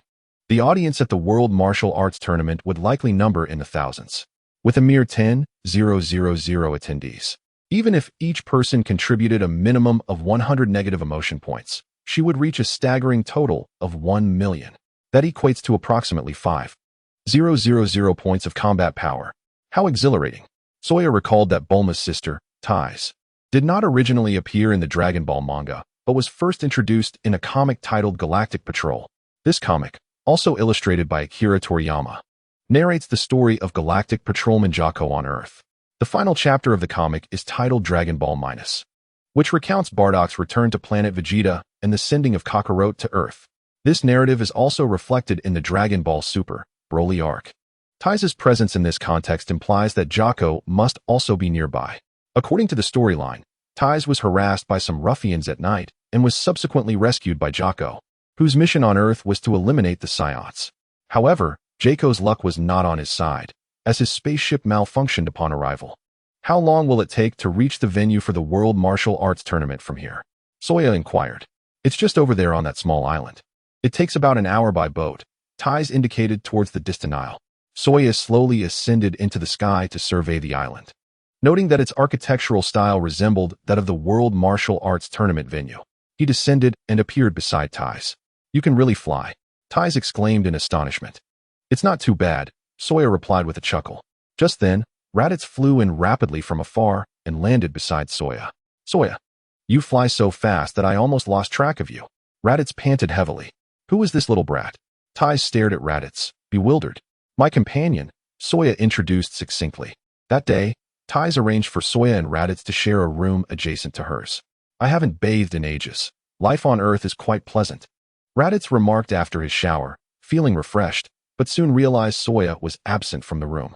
Huh, where's Soya? Where did he go? To the next room, Tai's replied, exasperated, as Soya had unexpectedly entered her room to bathe. Tai's, come help me scrub my back. Soya called from the bathroom. Humph. Do you think it's appropriate to ask a girl to scrub your back? Why not ask your companion? Tai's retorted with irritation, her negative emotional value spiking at 666. He's too short to reach, Soya laughed. I truly did not intend to take advantage of you. I merely wished to garner some negative emotional value from you, Soya explained. But Tai's ultimately refused to assist him. After finishing his bath, Soya donned a bathrobe and collapsed onto the large bed, inhaling the lingering, unique fragrance of a girl. This feels utterly divine. This bed is simply the best. Soya sighed. Negative emotional value from Tai's, 666. I'm utterly exasperated with you. Tai's bit her lip, trembling with frustration. This is my bed. Did you not book a room for yourself and your companion? The other bed is too small and uncomfortable. I prefer a big bed. Soya grinned mischievously. Should I arrange for you to have a larger room? Tai suggested. Why can't you understand? I enjoy sleeping next to beautiful girls. Soya shook his head in refusal, asserting that the presence of lovely girls was paramount, regardless of bed size. Your conversation leaves me at a loss for words. Rest assured, my uncle cannot assist in any way, Soya chuckled. Tais took a deep breath, her chest rising and falling. Please stop bringing up your uncle, she shouted, her negative emotional value escalating to 777. By the way, are there any delicious foods in this small town? Soya shifted the topic. There are. Do you want to go out for a stroll? Tais nodded gently, her gaze fixated on a furry tail on the bed, and she reached out to touch it. What is this? It's so fluffy and feels quite nice. Soya shivered, covered in goosebumps. Isn't it a bit rude to touch my tail like that? What? Turn over. You're on top of it. Tais insisted, flipping Soya over. Upon closer inspection, she noticed the tail was attached to Soya's backside. With a swift motion, Soya controlled his tail to gently brush Tais's face. Ah, she squealed, startled. You're making a fuss over nothing. Soya rolled his eyes. How come you have a tail? I didn't notice it before. Tais gazed at Soya as if he were a peculiar creature. Don't say that. All men have tails, they just hide them, Soya chuckled. I can't shake the feeling that you're trying to trick me, Tais remarked, her negative emotional value at 666. On another planet, Frisia's spaceship, after a series of pursuits, finally intercepted Vegeta's spacecraft. This planet was entirely dark with a harsh environment, and a massive satellite loomed above, several times larger than Earth's moon. After a prolonged chase, it had been 55 minutes since Frisia's battle power had doubled. He had 5 minutes remaining before the side effects of the battle-enhancing water would set in, during which he would enter a weakened state. Frisia's fingertip glimmered with light as a beam shot through Vegeta's spacecraft, destroying its power system. Frisia's minions surrounded the vessel. Vegeta, come out now, Zarbon commanded coldly. Reports claimed Vegeta's battle power had reached 300,000, yet the readings now showed only 15,000. You almost scared me, he chuckled. The spacecraft's hatch slowly opened, and Vegeta and Nappa emerged, moving with deliberate slowness. Let's buy some time, hoping to stretch it until the side effects kick in. So it's really Vegeta and Nappa, Bliblu remarked, somewhat surprised. Frisia narrowed his eyes, coldly observing Vegeta. Ah, if it isn't Lord Frisia, Vegeta greeted with a smirk. What brings you to intercept my spacecraft? Vegeta, you were quite arrogant during our last conversation, Frisia sneered, stroking his chin with a slight smile. Humph. Vegeta huffed, remaining silent. What about Dodoria? Did you kill him? Frisia inquired. It wasn't me. His power soared too high, and he lost control, accidentally destroying the spacecraft and perishing in the void of space. Vegeta replied smoothly, attempting to deceive Frisia. Why are you unharmed? Frisia asked skeptically. I immediately activated the ship's defense system to prevent being sucked into space, Vegeta explained. Then I returned to my spacecraft. That's how it went. Frisia squinted, sensing that Vegeta's story seemed plausible, considering Dodoria's habitual clumsiness. Now for the second question. You claimed your power was 300,000. Why does it now register at only 15,000? Vegeta, tightly clenching his fists, wore a youthful visage etched with defiance, trembling as he gritted his teeth and declared, Damn it. I refuse to accept this. Frisia paused, taken aback. Damn it. The god water of battle I consumed is ineffective. Vegeta's expression grew increasingly grim. If Saiyan were present, witnessing Vegeta's display, he would undoubtedly award him an Oscar for his performance. Vegeta's emotions of resentment, anger, frustration, and helplessness were vividly portrayed. Frisia's eyes widened in disbelief as he gazed at Vegeta. You drank the god water of battle, and it had no effect? So, that battle power of 300,000 was merely a figment of your imagination? Frisia chuckled lightly. Though reluctant to admit it, the truth was undeniable. Vegeta's demeanor darkened further as he shouted, Why? Even a brute like Raditz can quadruple his battle power. Why am I, Vegeta, rendered powerless? I am the most talented warrior among the Saiyans. Frisia's grin widened. Damn it. Vegeta trembled violently once again. One last question. Do you still possess any god water of battle? Frisia inquired with a grin. Vegeta fell silent. If you do, produce it quickly. While I am in good spirits, perhaps I might spare your life, Frisia coldly remarked. Without hesitation, Vegeta produced a bottle of the god water of battle, which he had tainted with his own urine, and tossed it to Frisia. During their time aboard the spaceship, Vegeta had filled another bottle with his urine, mixing in some god water of battle. With a snap, Frisia caught the bottle and unscrewed the cap, inhaling its aroma. This batch of god water smells rather fresh, he murmured. Vegeta retorted, What do you expect? I just urinated in it. The previous bottle had been sitting for several days. Good, you are quite perceptive. Frisia nodded in satisfaction and continued, having consumed it nearly an hour ago. If I take another sip, will my power continue to double, or will it reset? I don't know. I've never tried, Vegeta replied, shaking his head, unable to suppress his curiosity. How many sips did you take from the previous bottle? Have you finished it? Chapter 47. The God Water of Battle. Indeed, I finished it. Frisia smiled softly, extending 5 fingers. In total, I took 50 sips, resulting in a 50-fold increase in battle power. What? 50-fold? Vegeta's pupils constricted, his expression growing ever more grim. This isn't an act. Why can this scoundrel achieve a 50-fold increase while I am limited to merely 20-fold? So, what is this fiend's current battle power? Is it 150 million? I must tread carefully. A battle power of 150 million would obliterate me with a mere breath. Are you implying that you've consumed the God Water of battle, and your power is still increasing? Vegeta suddenly realized something, his expression shifting rapidly as he hurriedly inquired. Precisely, I sense my battle power could at least increase 100-fold. Frisia smirked, resolved to continue drinking. I wonder if it will keep accumulating. Previously, it was 50-fold. Another sip should make it 51, right? Frisia pondered. showing no hesitation as he took a small sip, savoring the taste. With that sip, Frieza felt his energy surging once more. His power had increased 51-fold. Indeed, it is true. It has doubled again. And this time, the flavor is better than before. Does this concoction have an expiration date? Frieza rejoiced inwardly, lavishing praise upon Vegeta. Vegeta was left astounded. His astonishment stemmed from the fact that Frieza had manifested a 50-fold increase nearly an hour ago, and now, just before the hour mark, he had taken another sip, yet his power continued to double after such a lengthy interval? Is this even possible? Did you not say, Prince Vegeta, that the doubling of power is calculated based on the last sip? Then, a sense of unease washed over him, and he whispered, so, has Frieza's doubling period reset? Vegeta's mouth twitched, his expression darkening further. If time indeed reset, this would be a calamity. Frieza took 3 more sips, and his power continued to double. Frieza was overjoyed. This increase in battle power felt utterly exhilarating. Unbeknownst to him, he had already consumed 60 sips, and still had not reached his limit. Ho ho ho, 60-fold. Frieza laughed exuberantly. Vegeta felt a pang in his heart. 60-fold. Can't you tone it down a bit? Frieza, how long has it been since you first consumed the God Water of Battle? Vegeta could no longer contain himself and asked. Over an hour. Is there a problem? Frieza shot Vegeta an exasperated look. Vegeta fell silent.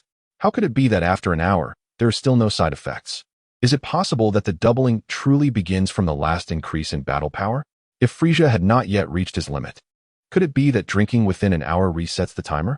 On Earth, in a town snack street, Soya donned a set of Earthling attire, accompanying ties as they strolled and indulged in various delicacies. Soya had washed his battle suit and left it to dry in the hotel.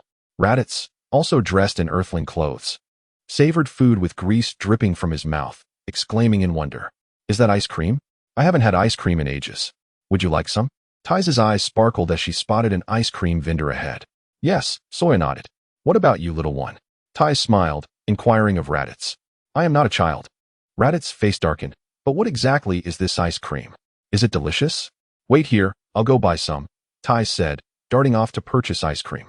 I never imagined Earth's food could be so delectable. Suddenly, I feel that the cuisine from planet Vegeta pales in comparison, Raditz remarked, taking a bite of a skewer and finding it increasingly delicious. Have you tried it? Soya asked. I was merely making a comparison. Don't misconstrue my words, Raditz retorted, feeling a bit flustered. From Raditz, a negative emotional value of 666. Soya, your method is indeed impressive, Raditz exclaimed, surprised and delighted as he took a bite of the skewer, then a sip of the God Water of Battle. Consuming the God Water before the side effects manifested not only doubled his power, but also prolonged its effects. Quite right, Soya nodded in satisfaction. On their journey to Earth, Soya had a sudden epiphany. The effective duration of the God Water of Battle is calculated from the last sip taken. For instance, if one can achieve a 10-fold increase in battle power, the countdown begins when they consume the 10th sip within an hour. It does not begin from the first sip. Therefore, one could first consume 2 sips to double their power, then take another sip near the hour mark to continue the doubling effect, effectively resetting the duration. By repeating this process, the duration of the power increase would extend indefinitely. Upon arriving on Earth, Soya promptly enlisted Raditz as a test subject. Indeed, this method proved successful. Now, Raditz had consumed 4 sips of the God Water of Battle, and his power had been doubled for nearly 4 hours. Raditz could potentially enhance his battle power 5-fold through the God Water. Thus, he could afford to drink another sip, prolonging his enhanced power for an additional 5 hours. Soya refrained from trying it himself, concerned about potential adverse effects. Such a remarkable opportunity with Kasoya feels slightly dubious. What if the side effects are even more severe? Fortunately, we have Raditz as our test subject. It is simply delightful. I am currently contemplating a question, pondered Soya. What question? Raditz inquired, taken aback. Do you think it is possible that the cumulative side effects of doubling your combat power after several hours could be quite daunting? For instance, if the side effect of 1 hour is 1 day, then 4 hours would amount to 4 days. Raditz responded, negative emotional value from Raditz, 666. Are you intentionally trying to ensnare me? Nevertheless, if it is a 5-fold increase in combat power, my weakened state would still afford me a combat value of 140. Raditz exhaled in relief. The combat power of humans on this planet is quite average, and 140 poses no significant issue. Indeed, Soya nodded in agreement. Suddenly, a voice echoed from a distance. Hey, what are you doing? My boyfriend is incredibly formidable. It was Tai Si, and Soya furrowed his brow as he made his way toward her. Chapter 48. Galactic Policeman? Should I eliminate him? Miss, come play with us. Yes, yes. Let us have some fun with you. You are so beautiful. We must study you in depth. A group of ruffians surrounded Tai Si, their mouths watering in anticipation. Soya approached with a stern expression. Just then, a figure clad in a coat performed a backflip, landing near Tai Si, shouting, "Release that girl." Soya glanced at the speaker and couldn't help but chuckle. Wasn't this Galactic Policeman Gak? What a coincidence to encounter him here. Hey, are you a girl? Gak asked Tai Si. With looks like mine, if I weren't a girl, could I possibly be a boy? She retorted. Indeed, Tai Si nodded lightly, suddenly spotting Soya. She immediately dashed towards him and leapt into his embrace. The ruffians glared at Soya with resentment. After much effort to find a beautiful girl, it turned out she was already taken. Moreover, her boyfriend appeared rather frail. Negative emotional value from Carter, 888. In an instant, those 6 ruffians directed a plethora of negative emotions towards Soya. Gak, who intended to be the hero saving the damsel, was now perplexed as the beauty had run into another man's arms. What a predicament. Negative emotional value from Gak, 555. Nevertheless, as the champion of justice, Galactic Policeman Gak resolved to teach these ruffians a lesson. You dare lay hands on a girl, I shall not forgive you, Gak declared with righteous indignation. As he spoke, Gak removed his coat, folding it neatly onto the ground. The 6 ruffians were left speechless, unsure of whom to confront. The girl's boyfriend was already an eyesore, and now an oddly dressed individual had appeared to provoke them. Where did this guy come from? He looks rather unusual. Let us eliminate him, they murmured among themselves, dismissing Gak entirely. I am Gak, the elite galactic policeman dedicated to maintaining peace in the galaxy. Today, I shall teach you a lesson. Gak struck a pose he deemed cool. What is he rambling about? Galactic policeman? Tai Si wondered. Let him proceed. Soya chuckled. Indeed, Tai Si obediently agreed. Get lost. You little runt. A long-haired youth kicked at Gak. Bang.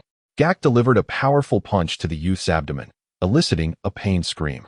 Gak seized the long-haired youth by the collar, glaring as he shouted, Is it you who called me short?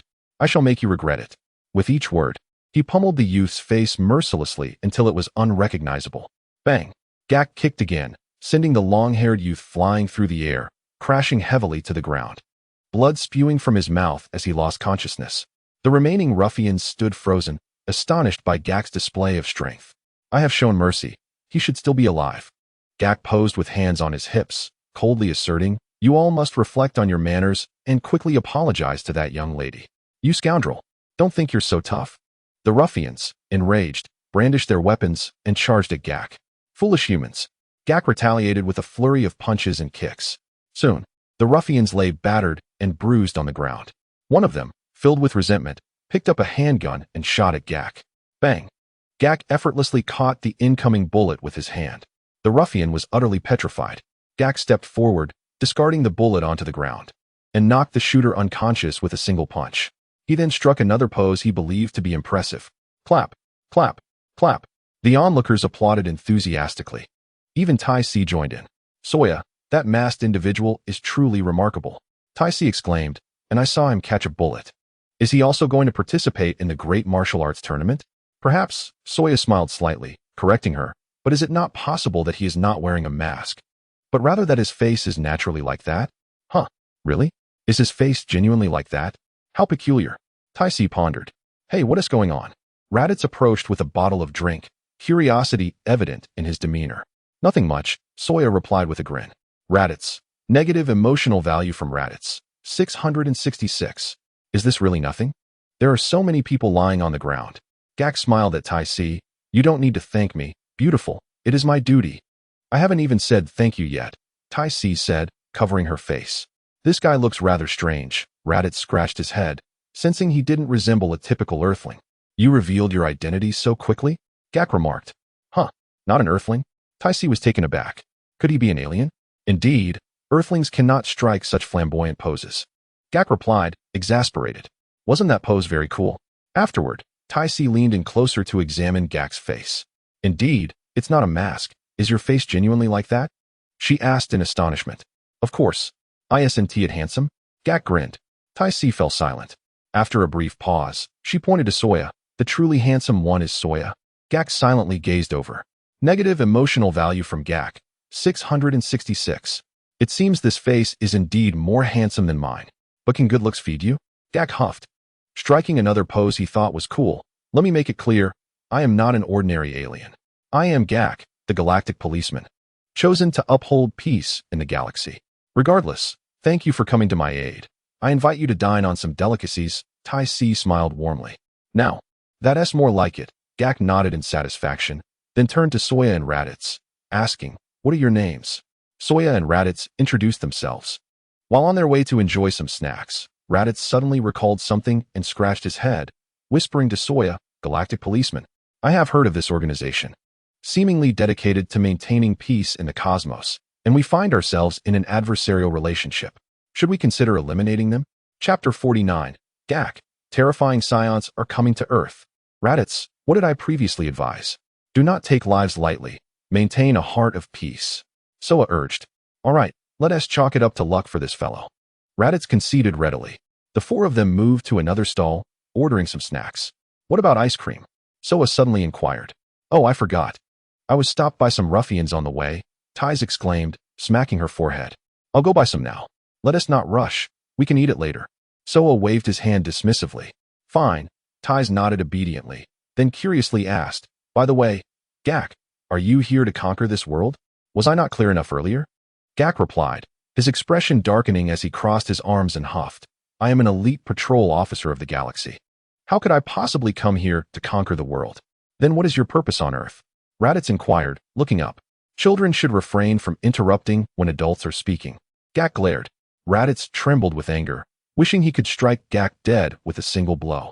My spaceship encountered a malfunction, and I have landed on this planet for repairs, which require substantial funds.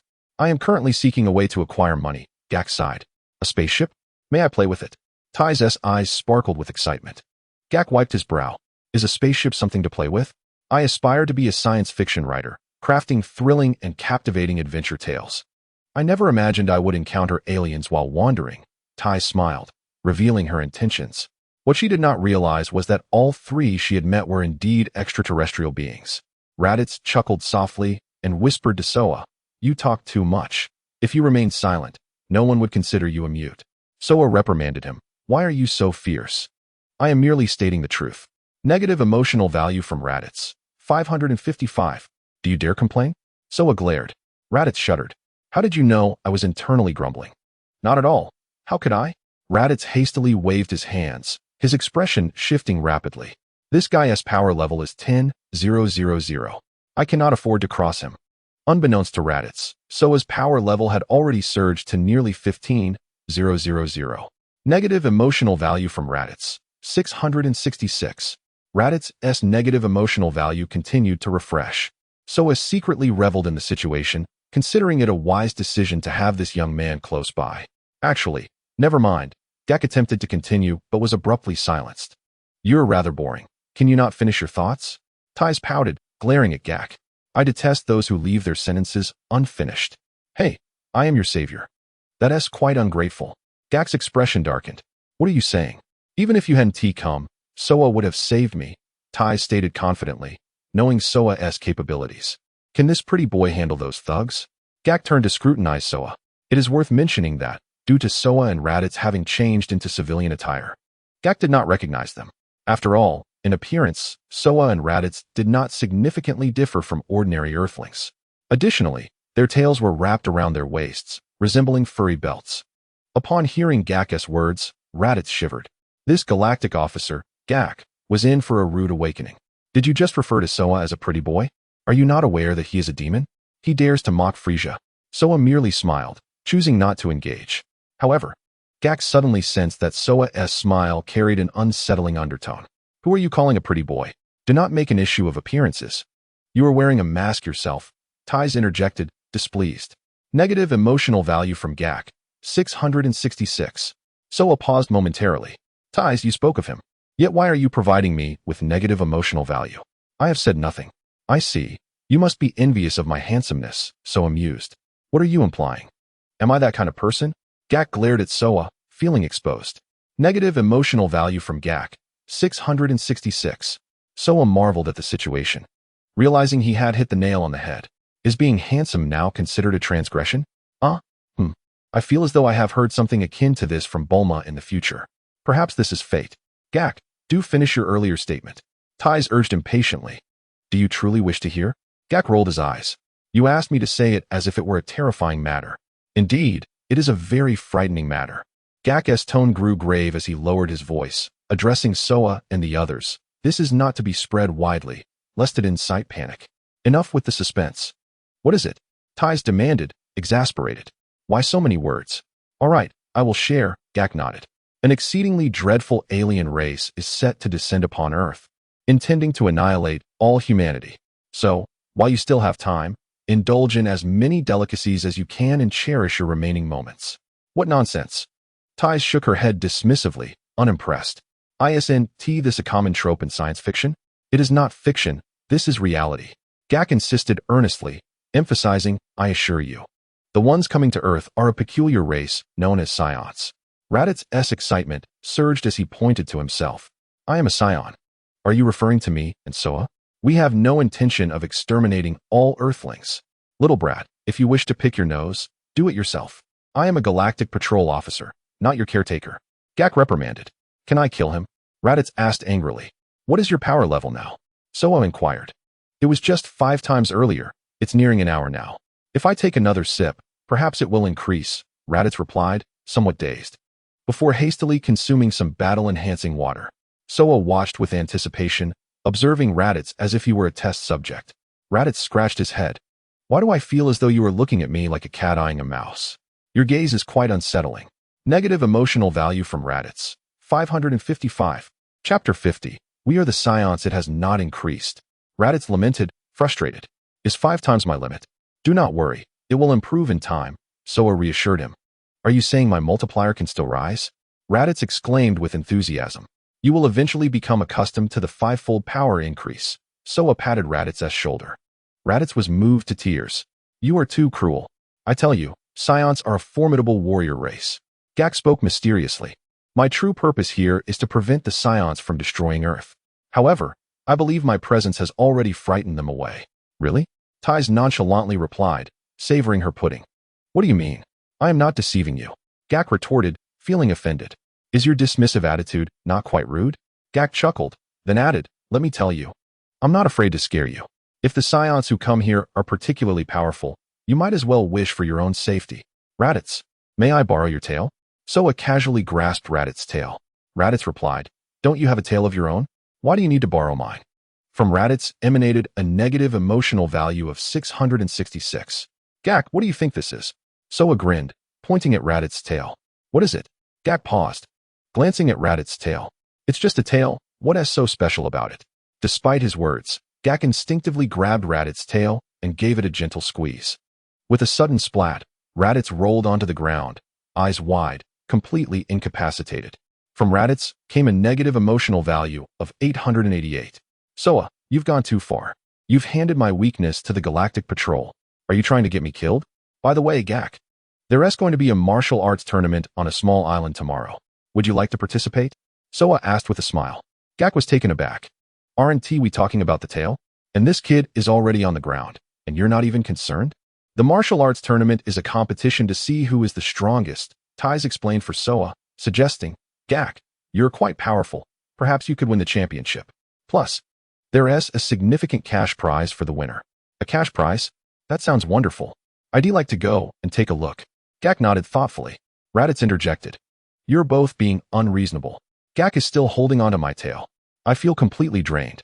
Worse than if I had ingested the combat god water and suffered its side effects.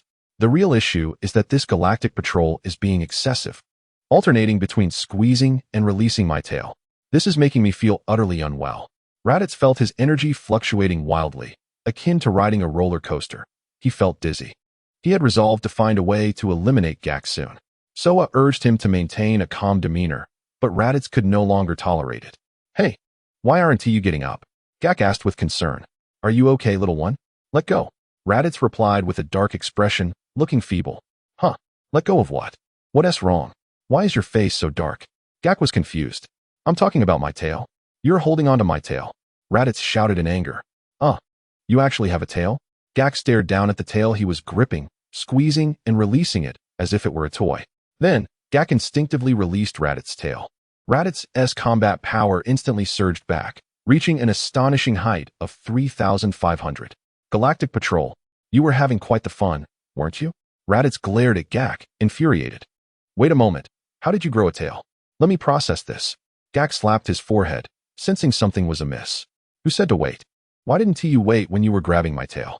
Raditz roared, charging towards Gak with fury. Soa held Raditz's head down. As he flailed about like a toddler throwing a tantrum, Raditz was on the verge of tears. Soa, you've gone too far. From Raditz came a negative emotional value of 555. You. Gak suddenly realized something and leaped up, putting some distance between himself and Soa and Raditz. Indeed, we are the Saiyans you speak of, Soa said, smiling, his tail coiling around his waist. Half of it raised high before dropping back down. To Gak, it appeared as if Soa was giving him a thumbs up, only to turn it down in disdain. Raditz stared in astonishment, his eyes wide. Your tail can bend at a 90-degree angle? How can I not do that? Raditz immediately attempted to control his tail, but found he could not achieve the 90-degree angle without using his hands. From Raditz came a negative emotional value of 666. Gak displayed a look of sheer terror. From Gak came a negative emotional value of 777. These two are Saiyans. How can it be so coincidental? I've encountered Saiyans here. Wait, you're saying you're aliens? Tai suddenly realized, staring at Soa in surprise. Fool. Tais, come here quickly. They are very dangerous. They are the terrifying Saiyans I mentioned. Gak urged, waving Tais over. What are you talking about? Tais remained unmoving, scrutinizing Soa and muttering. I don't think Soa is a bad person. What do you know? Gak was anxious. Do bad people wear labels on their faces? Soa sighed, feeling exasperated. We merely came here as tourists, harboring no ill intentions towards this planet. But since the Galactic Patrol is already aware, I suppose. Waha. Then let us annihilate all the humans on this planet. Raditz exclaimed, laughing maniacally. Soa, you've prevented me from killing for hours. I'm about to burst. Now you finally see it my way. Raditz prepared to unleash a devastating attack to obliterate the area, his combat power now at 3,500. It would be quite unreasonable not to release a big move after finally raising my power level. Hold it back. Did I say you could act? Soa's expression darkened. Raditz lamented. Do you understand how it feels to be interrupted mid-P? From Raditz came a negative emotional value of 999. Why bother with all that? Soa chuckled. Just eliminate the Galactic Patrol, who knows about us.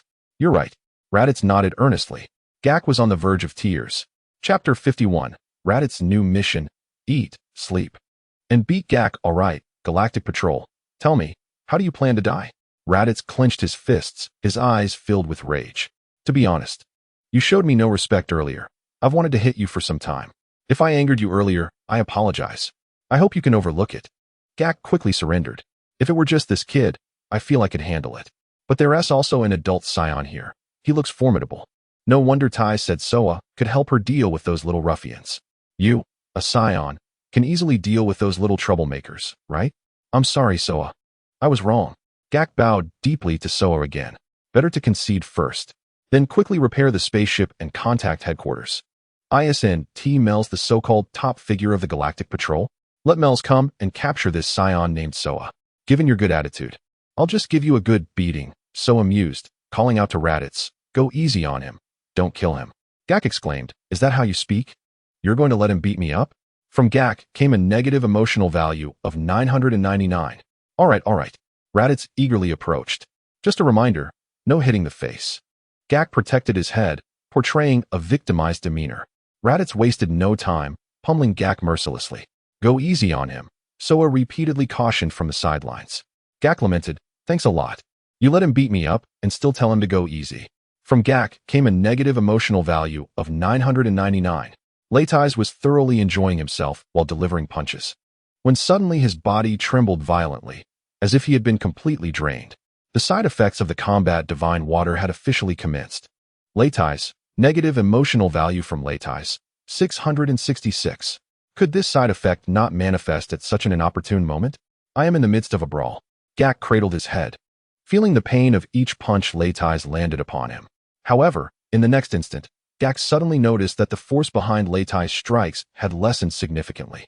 Had this fellow experienced a change of heart? Hit harder. Did you skip a meal? Soya chastised. Leitai's, negative emotional value from Leitai's, 666. Gak was in tears. Just a moment ago, you clearly instructed him to go easy on me. How can you now demand he strikes harder? Your inconsistency is outrageous. Negative emotional value from Gak, 999. Yet, it must be said, the punches were becoming increasingly feeble. It felt akin to mere tickling. You must have truly found your conscience. Soya, is what Gak claims accurate? Taisi looked at Soya with a hint of trepidation. I was merely teasing him. There's no need for concern. Soya whispered with a grin. You nearly gave me a heart attack. Taisi patted her chest and exhaled a long sigh of relief. All right, that should suffice. Soya called out to Leitais. Leitais weakly clapped his hands, descending from Gak's form, his steps somewhat unsteady. The terrifying side effects. Absolutely unparalleled. Galactic Patrolman. Shall I bestow upon you a new name? Soya smiled at Gak. What shall it be? Gak promptly inquired, though his heart seethed with indignation. How could I, a proud Galactic Patrolman, be reduced to this? Just wait until I contact headquarters. I shall summon reinforcements to retaliate. From now on, you shall be known as Dodo. Soya chuckled. Dodo? What is the origin of that name? Taisi asked curiously. Leitais, from this day forth, you have acquired a new task. Soya addressed Leitais once more. Black fertilizer turns gray? Leitais reflexively blurted out. Indeed, well said. Soya nodded in satisfaction, adding, besides uttering that phrase, your duties include eating, sleeping, and playing Dodo. Ah, if I had known it was such a task. I have experience in this area. Leitais' eyes sparkled with joy. Gak, negative emotional value from Gak, 999. That shameless scoundrel. Dodo, have Leitais teach you that tongue twister. The moment you master it, you shall cease to be beaten. Soya remarked to Gak. What tongue twister? Gak was taken aback. Leitais, please recite it, Soya instructed. Black fertilizer turns gray, gray fertilizer turns black. Black fertilizer that turns gray will evaporate. Gray fertilizer that evaporates will turn black. Black fertilizer that evaporates and turns gray will cause flowers to fly. And gray fertilizer that evaporates and turns black will create flying flowers. Leitai struggled for a considerable time before finally managing to articulate the entire phrase. Gak's face turned a sickly green. Is this even human speech? Negative emotional value from Gak. At that moment, Gak's negative emotional value nearly exploded. Soya secretly reveled in delight. This is undeniably pure combat power. Tomorrow, at the Grand Martial Arts Tournament, with a solar fist, who knows how many negative emotional values I might accrue. By the way, should I establish a company on Earth? I would require a multitude of employees. Just before the end of each workday, I could announce overtime, and then delay their wages to my heart's content. Surely, such actions would yield a wealth of negative emotional values. Alas, is that not too shameless? Such unscrupulous behavior. I doubt I could commit. Wait, why do I need to open a company on Earth? Wouldn't it be better to establish one in the universe? But I can't. I would have to take over Frisia's army and manipulate them according to Earth's capitalist schemes. This matter requires careful consideration. At present, I am no match for Frisia. I wonder how that Vegeta is faring? Surely, he hasn't gone to challenge Frisia, has he? If he dies, how will the world play without his Dragon Balls? On another planet, Frisia continued to sip the combat divine water laced with urine. Unbeknownst to him, Frisia had consumed 70 sips of the combat divine water. Meanwhile, his battle power continued to multiply. Vegeta stood in astonishment at the side, while Nappa was nearly paralyzed with fear. Frisia was utterly terrifying. His battle power had multiplied 70-fold, and yet, he had not yet reached his limit. Could he not be so fearsome? However, once the moment arrives, your battle power will diminish by 70-fold. Unfortunately, it would still take an hour to reach that point. Frisia felt that he had genuinely reached the pinnacle of his life at this moment. Moreover, the more he drank, the more he found the combat divine water delectable. Bilibrew, pour me some combat divine water. Take it for analysis and see what ingredients it contains. Frisia took another sip of the combat divine water, and suddenly an idea struck him. He turned to Bilibrew with a command. Vegeta's expression shifted drastically. If you send it for analysis, the components will surely be revealed. By then, I will be beaten to death by you. I stand no chance against Frisia's 70-fold battle power. What to do? What to do? Chapter 52. Frisia's battle power of 10 billion. Yes, Lord Frisia. Bilibru immediately bowed respectfully and asked, "Shall we conduct research to see if we can replicate this divine water?" "Precisely." Frisia nodded, adding that we should also create some similar beverages, as the taste of the combat divine water becomes increasingly appealing. "Very well, Lord Frisia." Bilibru nodded in response. Vegeta's mouth twitched. Naba was so frightened that his face turned pale. "You actually find the taste of urine-laced combat divine water enjoyable? I could easily concoct such a beverage. Just add a bit of urine to purified water, right? How long will it take to formulate?" Frisia inquired. "There are no relevant machines aboard the spaceship. We would need to send it to the nearest planet for analysis, which would take several hours at the very least," Bilibru replied. "That is acceptable." Frisia felt that he still had plenty of combat divine water at his disposal, thus he was not in a rush. Subsequently, Bilibru produced a test tube. Frisia poured a bit of combat divine water into the test tube. Vegeta's anxious heart finally calmed down. Thank goodness, thank goodness. Once you send it for analysis, it will take several hours. By that time, you will have entered your weakened state. Frisia, laugh all you want. There will come a time for your tears. Ultimately, Frisia's battle power surged a staggering 80-fold before it ceased. Frisia took 2 more sips, feeling no effect, and then squinted at Vegeta. These 2 sips had no effect. Does that mean there will be no further growth? Frisia inquired. Vegeta swallowed hard, his youthful face etched with resentment. Why is it that Frisia can multiply his battle power by 80-fold while I, Vegeta, can only achieve a 20-fold increase? Why is there such a vast disparity? By the way, if you find no effect from the combat divine water, asking you is equivalent to asking nothing. Frisia shook his head, shifting his gaze to Naba, instructing. You speak.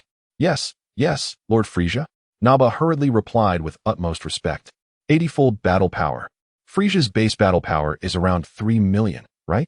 By this calculation, his battle power must exceed 1 billion. Terrifying. Has he truly reached his limit at 80-fold? While Frisia felt elated, a hint of disappointment lingered. If this is the case, my battle power should stand at 9 billion. Challenging Beerus should pose no significant issue, right? Vegeta, you have performed admirably and deserve commendation. Frisia beamed, flying over to pat Vegeta on the head. Vegeta's face turned pale, nearly terrified to death. As for your rebellion against me, Frisia's gaze suddenly turned cold. Vegeta's complexion shifted between shades of pale and red, truly frightened. Considering your awareness of the situation and my current good mood, I shall spare your life. Frisia took pleasure in Vegeta's terrified countenance, which trembled under the weight of fear. For Frisia at this moment, extinguishing Vegeta's life was as effortless as crushing an ant. No, even in his less potent form, Frisia could easily obliterate Vegeta. At this instant, Frisia mused that the notion of a Super Saiyan seemed utterly trivial. Even if a Super Saiyan were to emerge from the Saiyan race, could they truly surpass me, Frisia? My battle power is nearly 100 billion. I ask you, are you afraid? My ultimate goal is to defeat Beerus. What significance does a Super Saiyan hold? Biliblu, the environment on this planet appears rather harsh, doesn't it? Frisia turned to observe Biliblu. Indeed, Lord Frisia, this is planet Wampa, and the conditions are quite severe. There is not even a basic supply of fresh water. Biliblu nodded, noting that the planet is perpetually shrouded in sand, leading to a severe shortage of food. Therefore, Vegeta and Nappa, you shall take this time to reflect deeply on this planet. Frisia smiled lightly, first stepping onto the spaceship. It is worth mentioning that during the pursuit of Vegeta, Frisia reverted to his first form, concerned that utilizing his final form would waste unnecessary energy. After all, the God Water enhances the power of his ultimate form. With a whoosh, Frisia's spaceship ascended, breaking through the atmosphere and entering the vast cosmos. As Frisia's ship departed, Vegeta exhaled a long sigh of relief and collapsed onto the ground. Nappa was drenched in cold sweat, still in shock from the encounter. Thankfully, Frisia had finally left. The two lay on the ground for several minutes, gradually calming down. We have narrowly escaped with our lives, Nappa sighed. Damn it. That bastard Frisia can boost his battle power by 80 times. Vegeta seethed with anger, his body trembling with fury. That may be true, but in 1 hour, his power will diminish by 80 times. Nappa smiled. Therefore, we must set out an hour from now and find him within a day to obliterate him. Vegeta clenched his fists, excitement creeping into his demeanor. His weakened power had dwindled to a mere 37,000. Nappa calculated with a stone, presenting the figure. Is this all that remains? Indeed, the higher one climbs, the harder one falls. Vegeta huffed, his eyes brimming with anticipation as he surveyed the surroundings. First, we must devise a method to escape this planet. Let us see if we can repair the spaceship. Nappa nodded in agreement. The two approached the spaceship to inspect its power system. Although the power system had not been entirely destroyed, the air production equipment was damaged. Nappa said solemnly, "Even if we can fly, we cannot survive in the cosmos. Additionally, they have taken the detector. Damn it." Vegeta was thoroughly displeased as he glanced around. "Let us explore this planet. We might find something useful," Vegeta proposed, suggesting they split up and regroup here in half an hour. Without the detector, it's easy to get lost. Nappa chuckled. "As long as we use our brains to remember, we should be fine." Vegeta scoffed. With no further hesitation, they took off in opposite directions to explore the planet. Meanwhile, on Earth, at a small food stall, Tais remarked, "Isn't it better to enjoy a meal together amicably? Why must we always resort to fighting?" Tais said while savoring her food, addressing Soja and Raditz. Gak nodded vigorously, agreeing wholeheartedly. "Mainly because I can't defeat you. If I could, I wouldn't think this way. By the way, Gak, are you going to participate in the World Martial Arts Tournament tomorrow?" Tais asked with a smile. Chapter 53. The Weakness of the Tail? I don't exist. Soja, are you participating? Gak paused, cautiously glancing at Soja. "I am participating," Soja confirmed. "Then I shall not participate." Gak decisively refused. "You didn't say that a moment ago." Tais wiped her brow discreetly, boasting so boldly. Yet now frightened at the sight of a Saiyan. Speaking of which, why did Raditz suddenly drop to the ground? Tais inquired curiously. Raditz glared. "What do you mean I suddenly fell? What do you take me for?" "It's nothing. The tail is the weakness of our Saiyan race. If someone grips our tail tightly, we become utterly powerless," Soja explained with a smile. Raditz nearly burst into tears. "No, Soja. Could you refrain from exposing our weakness so easily?" Negative emotional value from Raditz. 888. Upon hearing Soja's words, Gak's eyes lit up, practically sparkling. "The tail is a Saiyan's weakness? I believe I have indeed heard of that. So if I grasp their tails, I could subdue these two Saiyans, right? Then I could hand them over to the Galactic Prison, and the Galactic King would surely reward me well." Haha. Gak was overjoyed. "Ha ha ha, Soja, you fool. You've easily revealed your weakness to me. But wait, could he be setting a trap for me? Would he genuinely be so benevolent as to share his weakness? Huh. Is the tail your weakness? I recall grabbing your tail at the hotel, and you showed no reaction." Tais rubbed her head, puzzled. "Who said I had no reaction?" Soja rolled his eyes. "Tais, are you referring to some strange reaction? I feel like something is off with you. Since the tail is our Saiyan weakness, why not overcome it?" Soja grinned. "So, even if you grip my tail, I won't be weakened, right?" Tais understood, stepping forward to grasp Soja's tail, playfully squeezing it. Soja finally realized why the tail was a Saiyan's weakness. Being gripped by the tail felt precisely like having one's tail held. Especially when it's a girl doing the gripping. This sensation, can it not be so peculiar? "Hey, Soja, have you already overcome the weakness of the tail?" Raditz asked, astonished. Of course, Soja nodded. "Wasn't I clear enough earlier? Since it is a weakness, why not overcome it sooner? When did you overcome this weakness?" Raditz inquired, mouth agape. "I overcame it while on planet Vegeta," Soja replied honestly. Overcoming the weakness of the tail was achieved even before Soja's system was activated. Given that his battle power could not be enhanced, why not eliminate weaknesses? One cannot simply do nothing. Even if one cannot increase their battle power, they cannot neglect their weaknesses.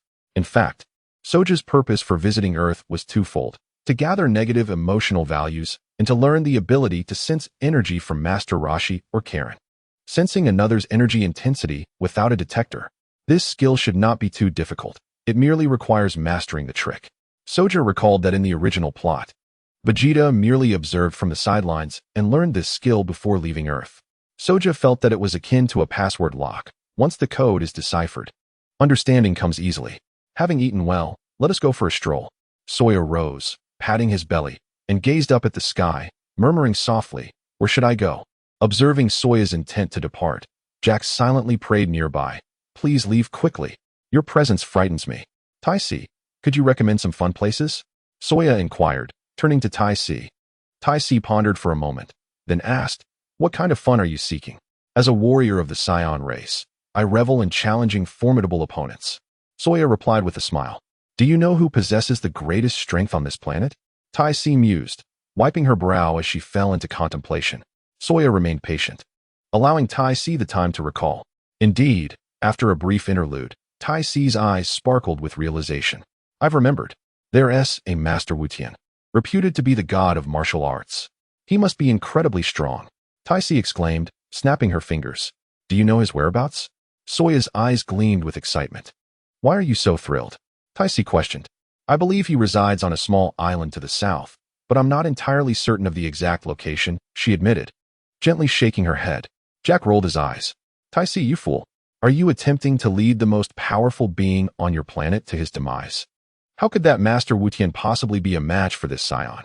Soya contemplated, deciding to seek out the location of Master Rashi. Soya, should we fetch a detector? That would certainly make locating him much easier, Raditz suggested. No need for that. Once activated, our position will be revealed, and Frieza may come after us, Soya replied, shaking his head. I wonder how Prince Vegeta is faring. Has he truly dared to challenge Lord Frieza? Raditz gazed skyward, lost in thought as he stared at the stars. The more he looked, the more he felt a profound weakness within himself, as though he were being drained. Alas, my power level seems to have dwindled to a mere 140. Yet, surely, a power level of 140 should suffice? He pondered. The power levels on this planet are rather average. Though I am in a weakened state, I still feel capable of fighting. Let us go, Soya declared, preparing to take flight. Wait for me, Tai Si exclaimed urgently. You cannot just leave without taking me with you. I wish to join in the excitement. Negative emotional value from Tai Si, 555. Soya wrapped his arms around Tai Si's waist, lifting her into the sky. Wow, Tai Si gasped, her body trembling lightly, fear causing beads of sweat to emerge. I have other matters to attend to, farewell. Jack rejoiced inwardly, waving goodbye hurriedly. Hurry and leave. You two demons. Just wait until I contact headquarters and summon reinforcements to deal with you. You think you can treat me like a punching bag? I shall make you feel the same. Negative emotional value from Jack, 777. Chapter 54. Frieza.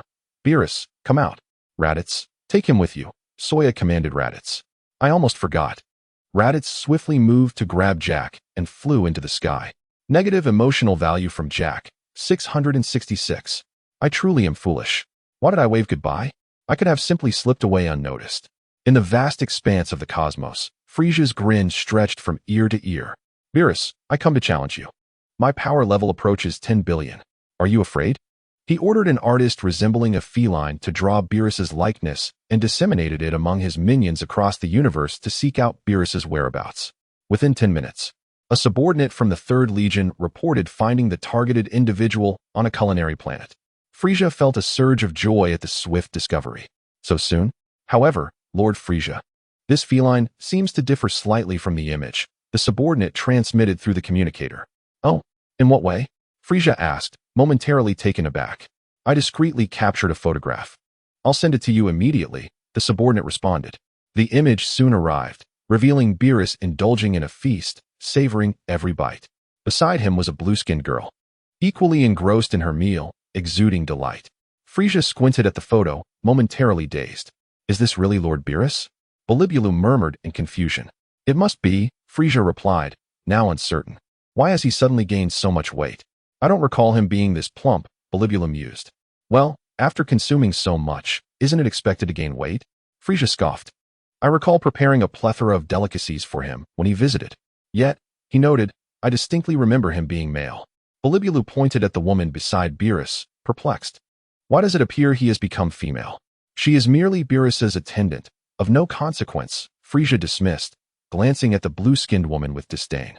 Indeed, Lord Frieza is correct. Perhaps his androgynous appearance has become more pronounced due to overeating? Bulibulu speculated.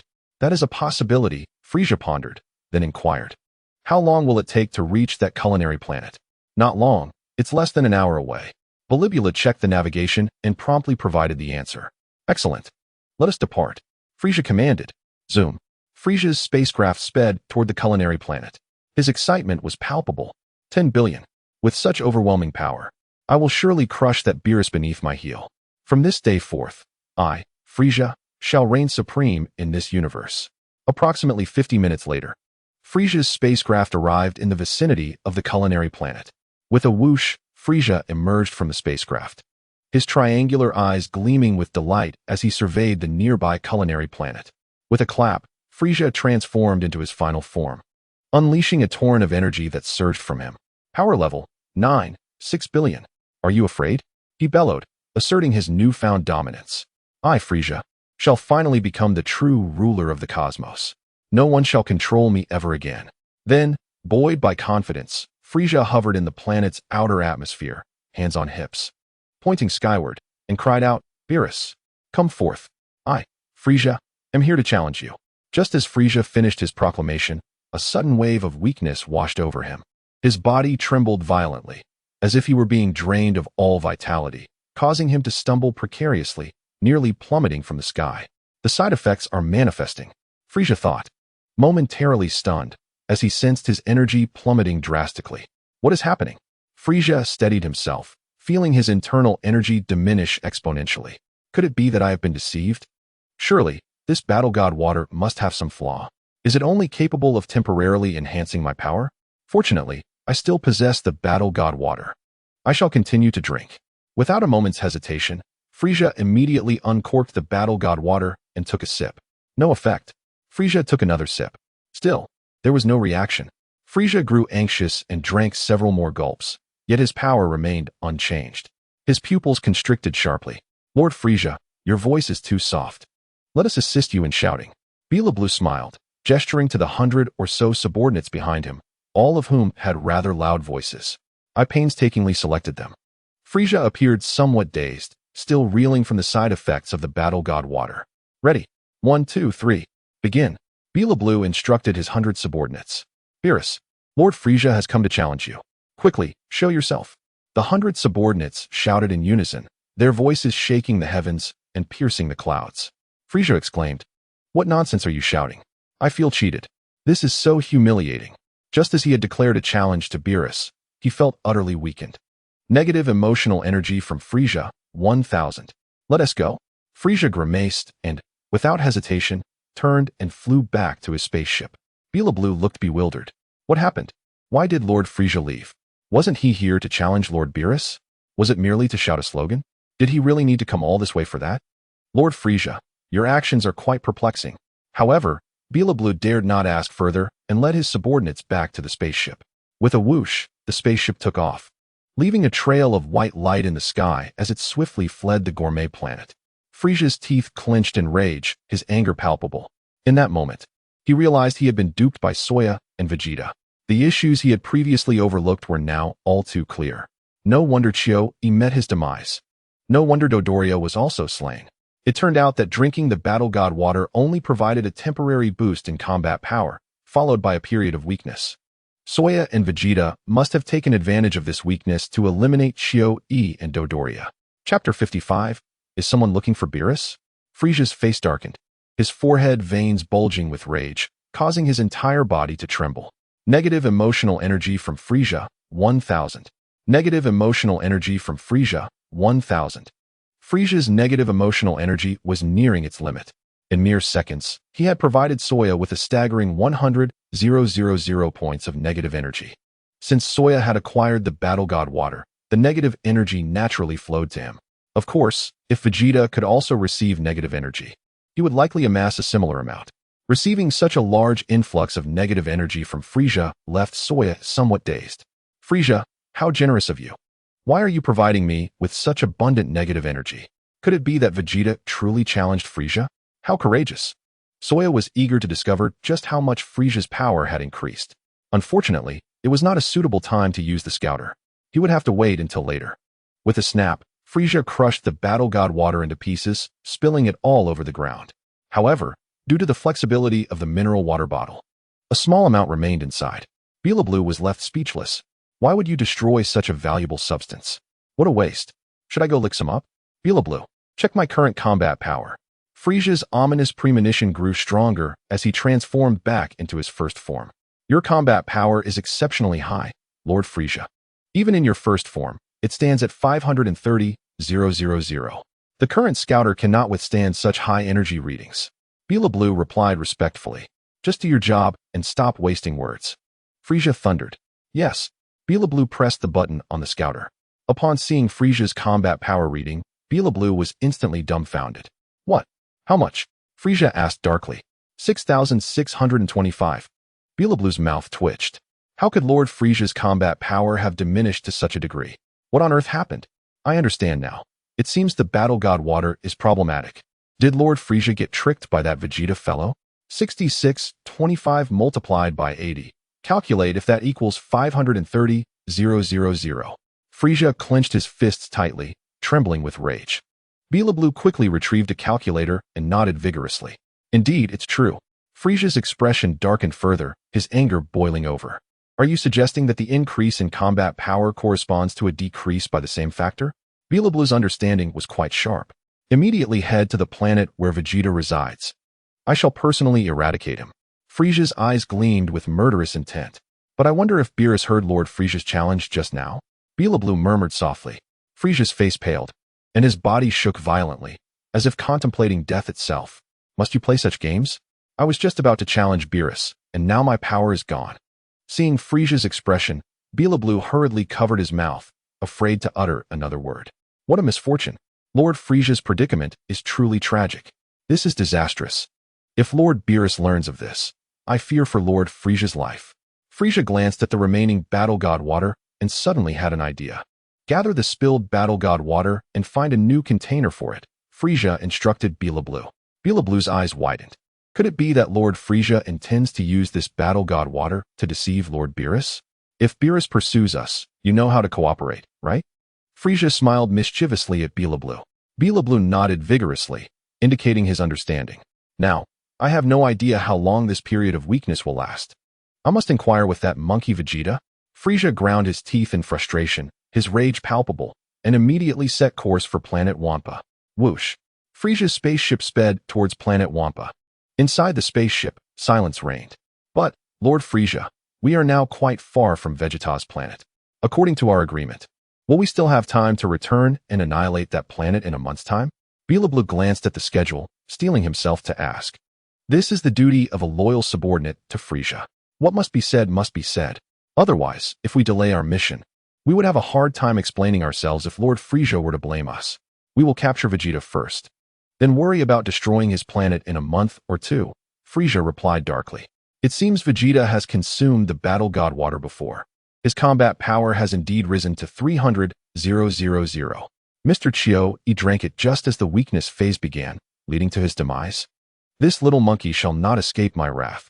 Frisia seethed with anger. Although Lord Frisia's combat power had diminished by a factor of 80, his true power still stood at 1.5 million, more than sufficient to deal with Vegeta. Blue smiled reassuringly. Humph. Frisia's demeanor was particularly grim. From 120 million to merely 1.5 million. What a misfortune. I cannot determine how long this weakness phase will last. To be safe, Frisia transformed into his final form. As his first form's power was far too low, he couldn't even defeat Zarbon. In the event of being swiftly defeated, Frisia dared not contemplate the risk. The culinary planet, the god of destruction, Kampa, and the angel, Vados, were indulging in exquisite delicacies on this planet. While Beerus was sound asleep, they reveled in the gastronomic delights of his universe, and the experience was simply delightful. Kampa beamed with joy, savoring meat with great fervor. Oh my! It feels as though we are feasting for free. Vados chuckled, her beauty reminiscent of a blue rose. The two were thoroughly enjoying the exquisite cuisine when suddenly, a voice pierced through the atmosphere, echoing from the distant cosmos. Beerus, Lord Frisia has come to challenge you. Come out at once. Kampa paused momentarily, and Vados immediately looked up at the sky. They exchanged a perplexed glance. Did I hear someone calling for Beerus? Did you hear that, Vados? Kampa inquired. Indeed. It seems someone is searching for Lord Beerus, Vados replied, gesturing with her staff towards a nearby minion of Frisia, who had been secretly taking their pictures. Kampa turned to glance at the Frisia minion and waved him over. The minion approached fearlessly, strutting confidently. Is this cat person the one Lord Frisia is looking for? Lord Frisia himself is coming to deal with him. The message has been delivered. It means Lord Frisia has arrived. What is it? The minion asked haughtily, nostrils flared. Chapter 56. Kampa, Destruction. You were just secretly taking our pictures, weren't you? Kampa glared sternly at the Frisia minion. So what if I did? Is there a problem? The minion scoffed dismissively. Who authorized you to do that? Kampa narrowed his eyes slightly. This little fellow had some nerve to speak to him in such a manner. Lord Frisia ordered me to do this. Do you have an issue with that? The minion replied smugly. Frisia? Who is that? Kampa turned to inquire of Vados. Vados quickly utilized the crystal ball on her staff to investigate Frisia's background. In merely 10 seconds, she had gleaned extensive information about Frisia. Frisia was known as the Cosmic Emperor in the 7th universe, and before falling asleep, Beerus had asked him to assist in the destruction of planets. It was Frisia, after all, who had shouted loudly from the outer atmosphere of this planet to challenge Lord Beerus, seemingly anxious that they might not hear him. Urging 100 minions to join in the call, Vados smiled. However, for some inexplicable reason, after shouting, he fled. Wait, isn't Beerus supposed to be sleeping? Why is he calling out to me? Kampa was momentarily taken aback. Oh dear, it seems Frisia mistook you for Lord Beerus, considering you are brothers, Vados giggled. Perhaps Frisia thinks Lord Beerus has become plump due to his insatiable appetite. Kampa's feline face darkened instantly. This Frisia fellow dares to mistake me for Beerus. How can I tolerate this? I am far too handsome to be compared to that guy. Kampa huffed, his anger flaring. Well, if Lord Kampa were to successfully lose weight, he might indeed resemble Lord Beerus, Vados replied with a smile. Vados, do not laugh. Kampa admonished, hands on his hips, his voice raised. The minions stood by, utterly bewildered. According to the information, were these two not supposed to be called Beerus and Whis? Why did their names not match? Why did they refer to each other as Kampa and Vados? Let us eat a bit more before heading to deal with this Frisia fellow.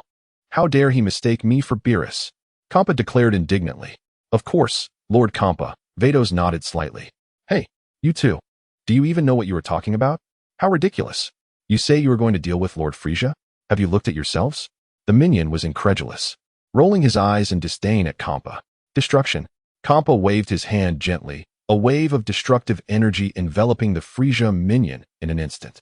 The minion was reduced to nothingness, utterly obliterated. No, to be precise, this minion completely vanished. Those destroyed by a god of destruction do not even have the privilege of descending to the underworld. Their souls are obliterated in an instant. In the world of Dragon Ball, upon death, souls typically report to the underworld. However, if destroyed by a god of destruction, the soul cannot escape in time, resulting in true death. Such a demise is beyond even the dragon's ability to revive. Even angels cannot resurrect beings without souls, unless they utilize time manipulation to restore them. Only the eternal dragon has the capacity to revive soulless beings. Continue eating. Kampa beckoned to Vados. Let that fellow spaceship hover for a while. Nearby patrons, who were dining, trembled in fear. This hefty cat was truly terrifying. On Earth, Soya and others were flying towards a small island in the southern region. At this moment, an endless expanse of ocean lay beneath Soya and his companions. You fly so swiftly that you've caught up with the sun. It's already daytime here. Tais expressed with amazement, noting that Raditz and Gak had already vanished from sight. Should we continue flying south? Soya asked Tais. I'm not sure. I'm not too clear myself, Tais replied, shaking her head gently. Let us ask someone, Soya suggested. But we're in the middle of the ocean. I don't see anyone, Tais exclaimed, feeling a bit exasperated. You said to ask someone, but there's no one to ask. Look, there's someone swimming. Soya pointed towards the distant horizon. Huh, really? Your eyesight is impressive. I can't see anything. Tais was slightly taken aback, squinting her eyes to observe closely. Behind them, Raditz was pulling Gak along at a rapid pace. Aren't you a galactic patrol officer? Can't you fly? Raditz grumbled, feeling a bit disgruntled as he noticed the distance between himself and Soya growing. Don't leave me behind. I feel so weak right now. Why do I feel like this galactic officer is stronger than I am? Gak thought to himself, his mind racing with thoughts of potentially turning the tables on Raditz. Should I take this opportunity, while Soya isn't around, to deal with this Raditz fellow and then find a place to hide? No. My spaceship isn't repaired yet, and my communication devices are broken. From what they said, they still have detectors. They should be able to locate me quickly with those. Right? I'd better not confront this Raditz. Gak decided to remain low-key for the time being. As it stands, these two Saiyans do not appear to be killers. Perhaps they are genuinely here for a vacation. Gak mused. Soya wrapped his arm around Tais' slender waist, swiftly appearing above the beautiful girl swimming in the water. The girl looked up with wide eyes, surprised to see Soya and Tais hovering above her. Hello, Beautiful miss, are you swimming here? Soya greeted her with a smile. Soya, is she in trouble? Tais whispered, speculating aloud. Did you not see how joyfully she swims? How could it be that she is in trouble? Soya shook his head. Indeed. She does seem quite happy, Tais replied, pondering further while glancing around. However, this area lacked any islands. Surely she wouldn't be in danger, would she? Hello? Is there something you need? The beautiful girl spoke, her voice melodious and gentle. Do you know where Teacher Wu Tian's island is located? Suya inquired. It seems to be in that direction. The girl pointed towards a certain area. Thank you. Suya expressed her gratitude. You're welcome.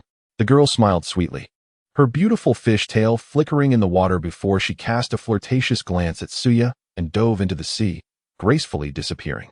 Chapter 57. A beautiful mermaid wait? Is that a mermaid?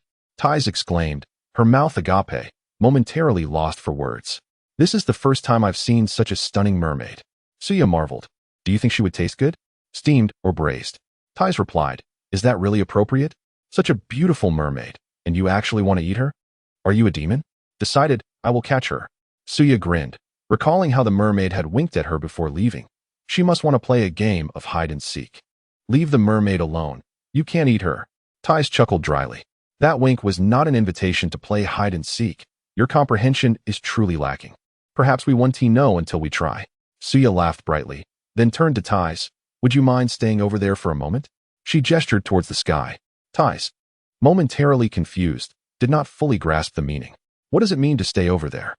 Are you suggesting we dive into the sea together to catch the mermaid?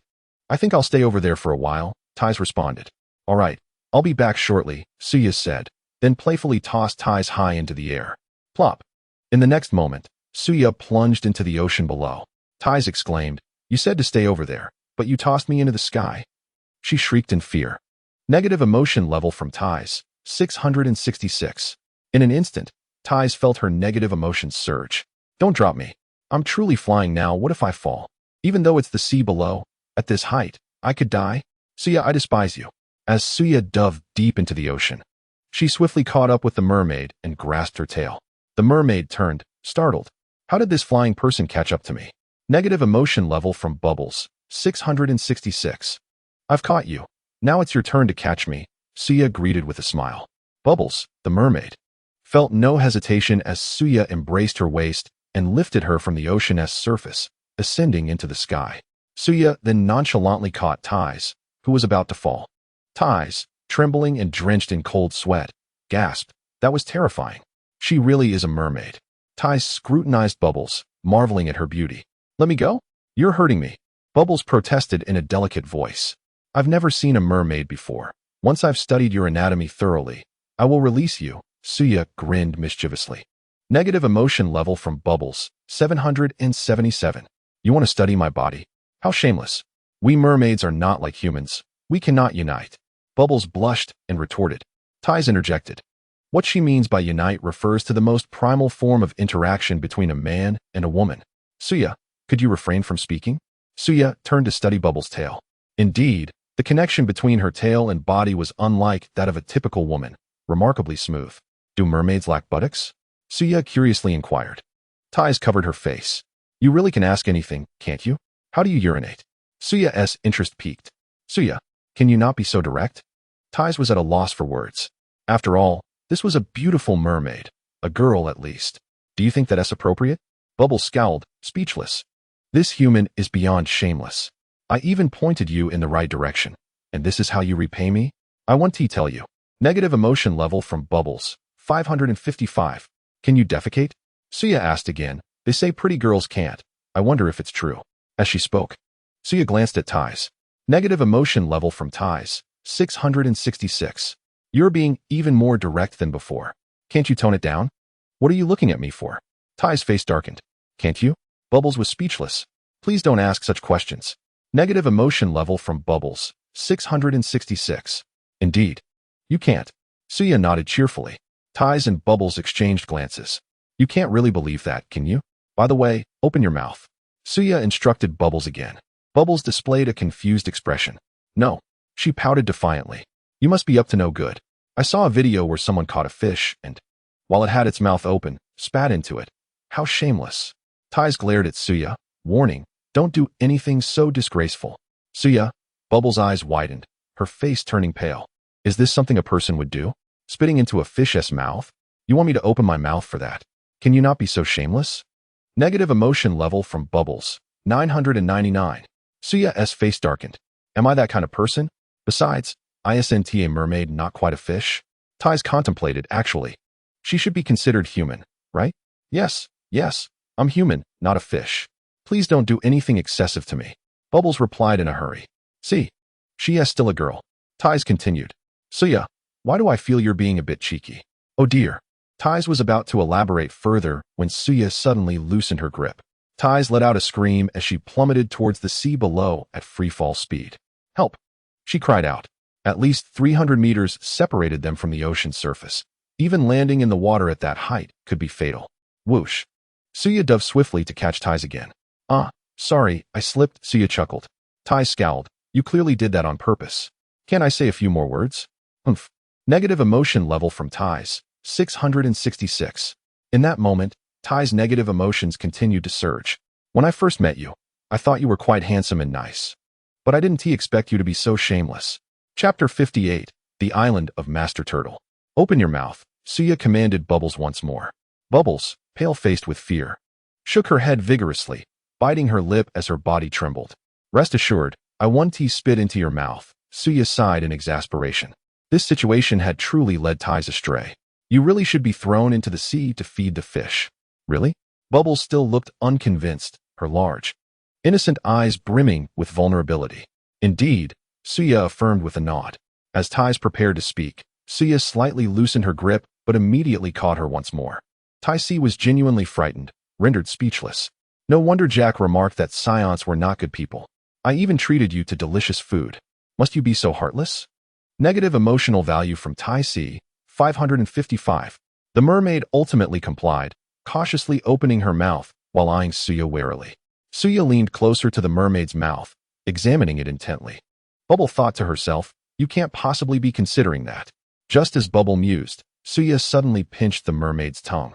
The mermaid gasped and instinctively retracted her tongue.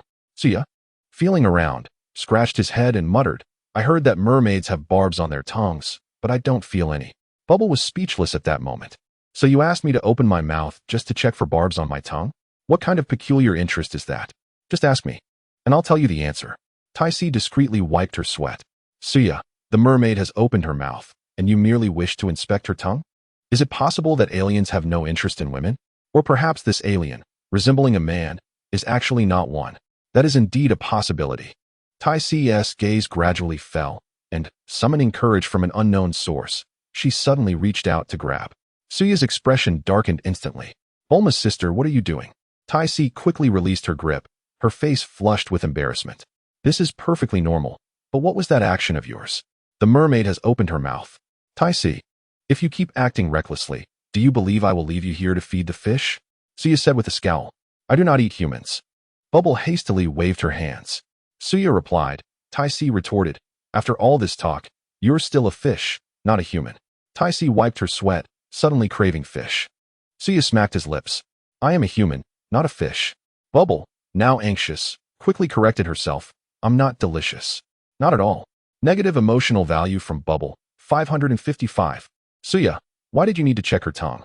Tais suddenly recalled the earlier scene and couldn't help but ask. It's nothing, Suya replied, his expression guilty. His cheeks reddening slightly, feeling a bit embarrassed. Tais silently scrutinized Suya. I always feel you're thinking of something strange. Look, there's a small island ahead. Isn't it where Master Roshi resides? Suya hurriedly changed the subject, pointing toward a small island that had appeared in front of them. Yes, Bubble nodded in agreement. Suya quickened his pace, swiftly landing on Master Roshi's island with Tais and Bubble. As soon as they landed, Suya spotted a large turtle crawling toward him, looking as if it had something to say. A sea turtle? What a massive creature! Tais exclaimed in amazement. Go! Suya grabbed the turtle's shell and flung it away effortlessly. The turtle thought, who is this kid? Did I provoke you? Are you treating me like a dart? Negative emotional value from the turtle, 999. Suya chuckled inwardly. This is pure combat power. I must accumulate 10 million negative emotional value points by tomorrow, and then 1,000 consecutive draws will be utterly exhilarating. Suya glanced toward the room. Eek, eek, ah. Suddenly, peculiar sounds from girls echoed within the room. Suya, Tai C's face turned crimson. Bubble, full of curiosity, asked, "What is happening inside?" The girls sound so distressed. "Don't speak." Tai C rushed forward to cover Bubble's mouth. Suya felt a wave of emotions. Truly, Master Rashi is watching something intriguing at this hour. "Hey, come out. Whoever is inside." Suya shouted loudly. However, there was no response, and the odd sounds from the girls only grew stronger. Suya was genuinely at a loss. "Did you gather a few videos?" Watching so intently in broad daylight. Just as Suya was about to enter and drag Master Rashi out, whoosh. Raditz swooped in with Jack from afar, landing swiftly on Master Rashi's island. "Suya, you're flying too fast. Can you wait for me?" Raditz gasped. After speaking, Raditz noticed the beautiful girl beside Suya. "Oh, a mermaid!"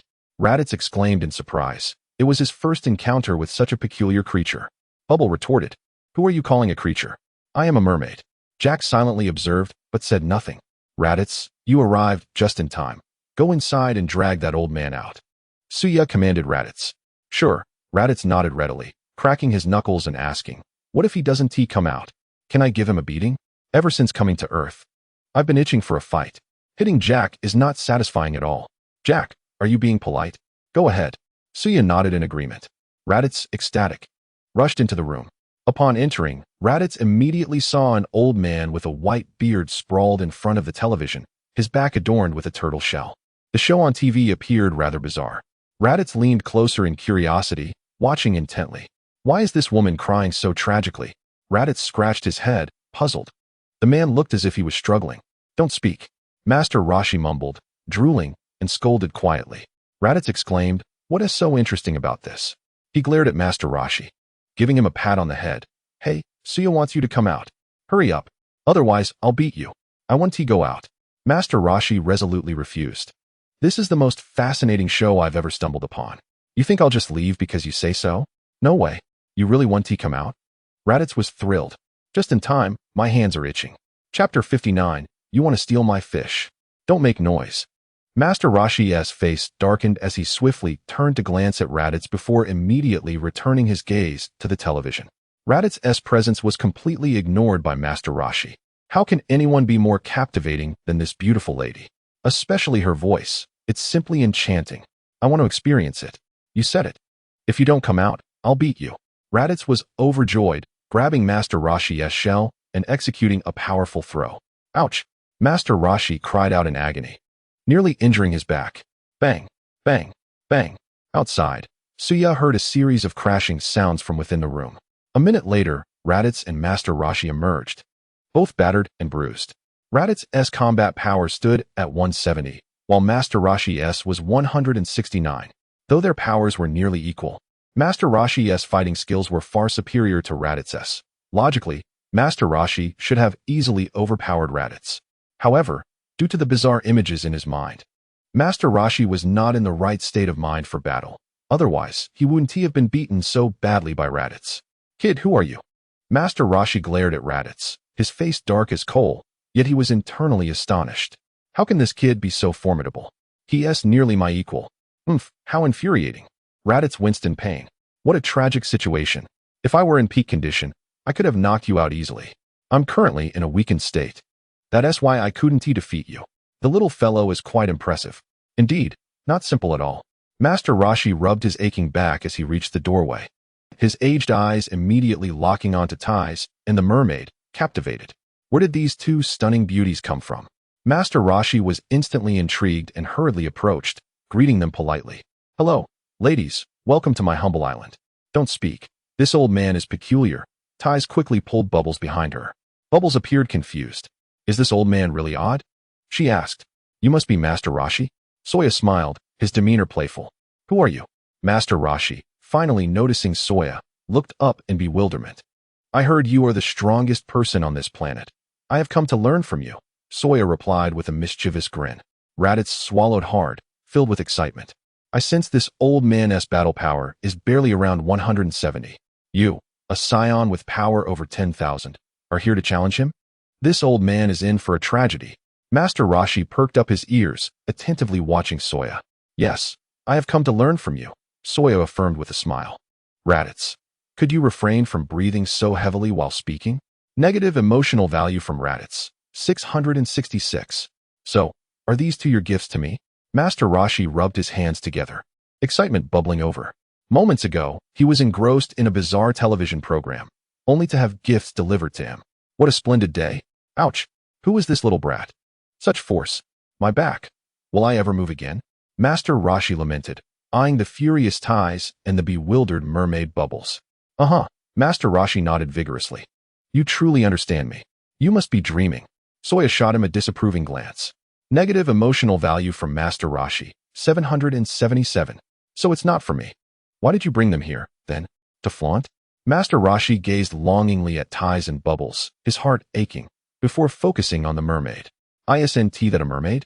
You could give her to me, he suggested. Still looking? Soya glared and struck Master Rashi's eyes with 2 swift punches. Ouch! Master Rashi's eyes transformed into panda eyes. Not only are you stealing my woman, you wish to take my fish too. Soya seized Master Rashi's shell and hurled him into the sky. Whoosh! Master Rashi soared upwards, piercing the clouds, reaching nearly 10,000 meters in height. Negative emotional value from Master Rashi. 999. In that moment, Master Rashi's negative emotional value continuously refreshed. I surely have not recovered from that bizarre state.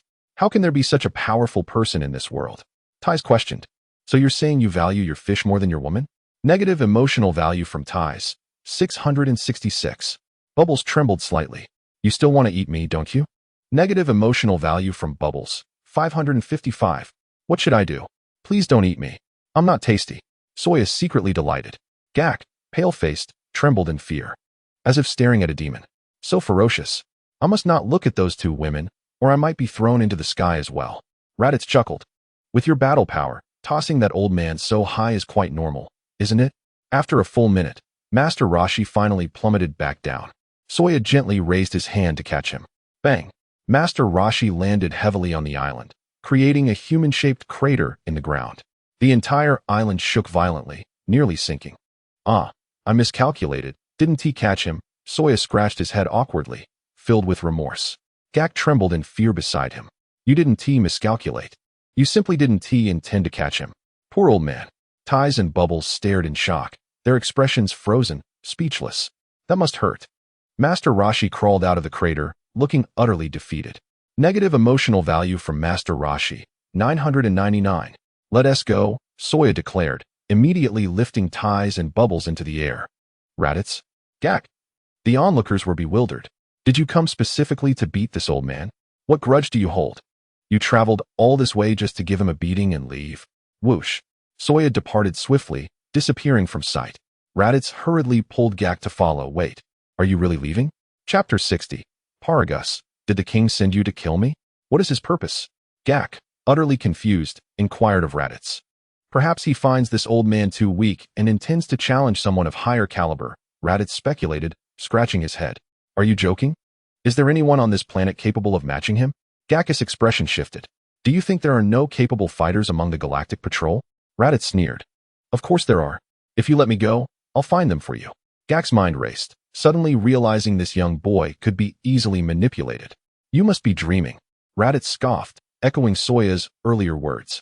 Gak clenched his fists, grinding his teeth. I must find a way to contact headquarters quickly. I need Mel's to send someone to deal with you. Leading the way, Soya held Ties in one hand and mermaid Bubbles in the other, originally intending to learn from Master Rashi about sensing energy. However, given the old man's poor condition, he reconsidered. Perhaps he would seek out Karen, who also possessed such skills and had plenty of senza beans. Why not take a whole pot of senza beans from Karen? Suddenly, Soya pondered a crucial question. Now that Raditz had consumed the god water, he was in a weakened state. If he ate a senza bean, would he restore to the doubled effect of the god water, or revert to his normal state? Soya was filled with anticipation. If the senza bean could restore him to normal, it would be a splendid option. At least, no more weakened state. Ties, do you prefer steamed fish or braised fish? Soya emphasized the word fish. Bubbles trembled in fear, her face pale. You truly intend to eat me, don't you? I am really not tasty, Bubbles pouted, looking utterly pitiful. Negative emotional value from Bubbles. 555. Isn't that inappropriate? She appears human. Although, I do quite fancy fish, Ties mused, observing Bubbles from head to toe, her gaze lingering on her tail for a moment, lost in thought. Bubbles protested, "Is this polite? What do you mean by staring at my tail? Answer one final question, and perhaps I will consider letting you return to the sea." Saiyan smiled. "You wish to inquire whether there exist individuals of greater power in this world, do you not?" Bubbles spoke at a rapid pace, her instinct for survival enabling her to grasp Saiyan's meaning immediately. Saiyan's heart was filled with myriad emotions, realizing that human potential is indeed boundless. Just look, even in fear, she has learned to respond eagerly. That teacher, Master Wu Tian, is undoubtedly a formidable figure in this world. However, I have heard whispers of someone even stronger, residing in a tower to the east known as Galinta. Within Galinta dwells a celestial cat, reputed to be a sage. Bubble promptly recounted the whereabouts of the Galinta sage. Galinta sage, I thank you. From the Galinta sage, negative emotional value, 555. Saiyan was taken aback. So, the Galinta sage had indeed heard her. Such keen ears you possess. Are you a wind-sensitive, far-sighted being?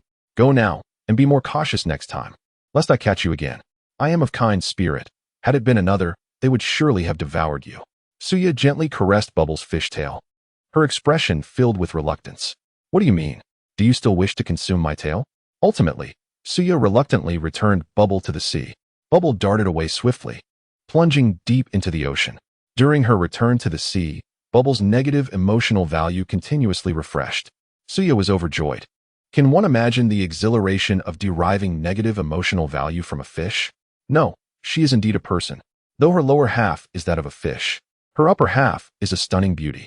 It is decided, upon my return, I shall procure some mint and chili for her enjoyment. A fine nurturing it shall be. On the planet Wampa, Vegeta and Nappa had separated to explore, seeking a means of escape.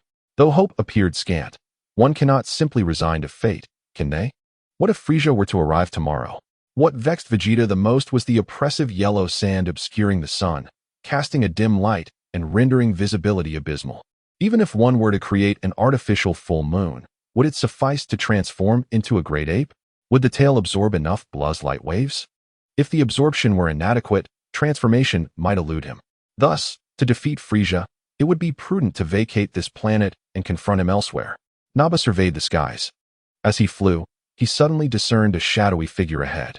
This individual donned the battle attire of Frieza's army, appearing robust and menacing amidst the dim sky. Could they be Frieza's agents, intent on assassinating me and Prince Vegeta? Indeed, it must be so. To death with you. Without a moment's hesitation, Nappa conjured an energy sphere and hurled it toward the figure. Paragus, what is happening? Why do I sense an ambush? Bang! Paragus swatted away the incoming energy sphere, sending it soaring into the sky.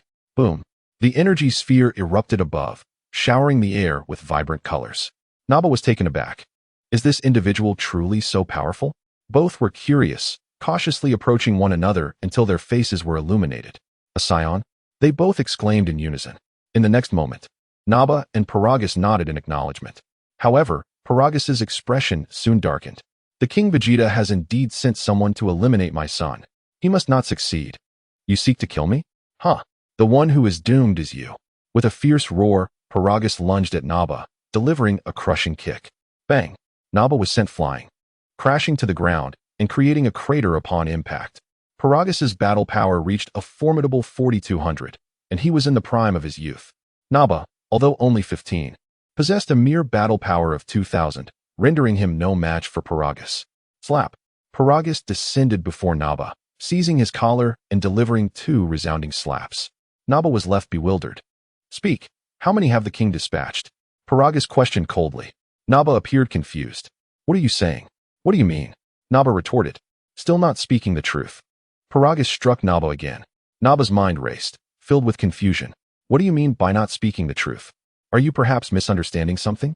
Nappa grew anxious, questioning rapidly. Do not think I am oblivious to your intentions. You aim to delay me until your comrades arrive, do you? Paragus scoffed, delivering an uppercut that sent Nappa soaring. Chapter 61. The Death of Paragus Swish. Paragus swiftly positioned himself directly above Nappa, executing a downward strike. Boom! Nappa plummeted to the ground, creating yet another massive crater. Let us end him now. Paragus hovered above, a disdainful smile adorning his face. Nappa felt a wave of sorrow wash over him. Is this Saiyan deranged? What grievance do you hold against me? To capture me and unleash your fury. However, you truly ought not to have provoked me. Do you believe I would succumb to you? Naba gritted his teeth and produced a small vial of Battle Divine Water. This was the Battle Divine Water Vegeta had allocated to Naba, a mere few drops. Yet, 8 sips would suffice. After all, Naba's limit was indeed 8 sips of this divine nectar. Vegeta had not acted out of kindness, but rather with the thought that in such a harsh environment, should Naba perish, he would be left utterly alone. Although the Battle Divine Water bore side effects, it could at least enhance one's combat prowess, could it not? By drinking the divine water, Naba could elevate his strength, defeat his foe, and then seek refuge in safety. What? Are you planning to sip some water before your demise? Paragus chuckled at Naba's small bottle, paying it no mind. Naba quickly drank 3 sips, his battle power surging to 6,000, feeling significantly better. You were rather arrogant just now. Though lacking a scouter, Naba sensed Paragus's battle power to be around 4,000. Moreover, Paragus seemed to fight without exerting significant force, perhaps a result of prolonged hunger. Whoosh! Naba surged upward, appearing before Paragus with astonishing speed.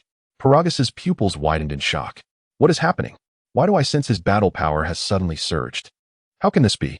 Bang! Naba wasted no time, delivering a forceful slap that sent Paragus crashing down. Boom!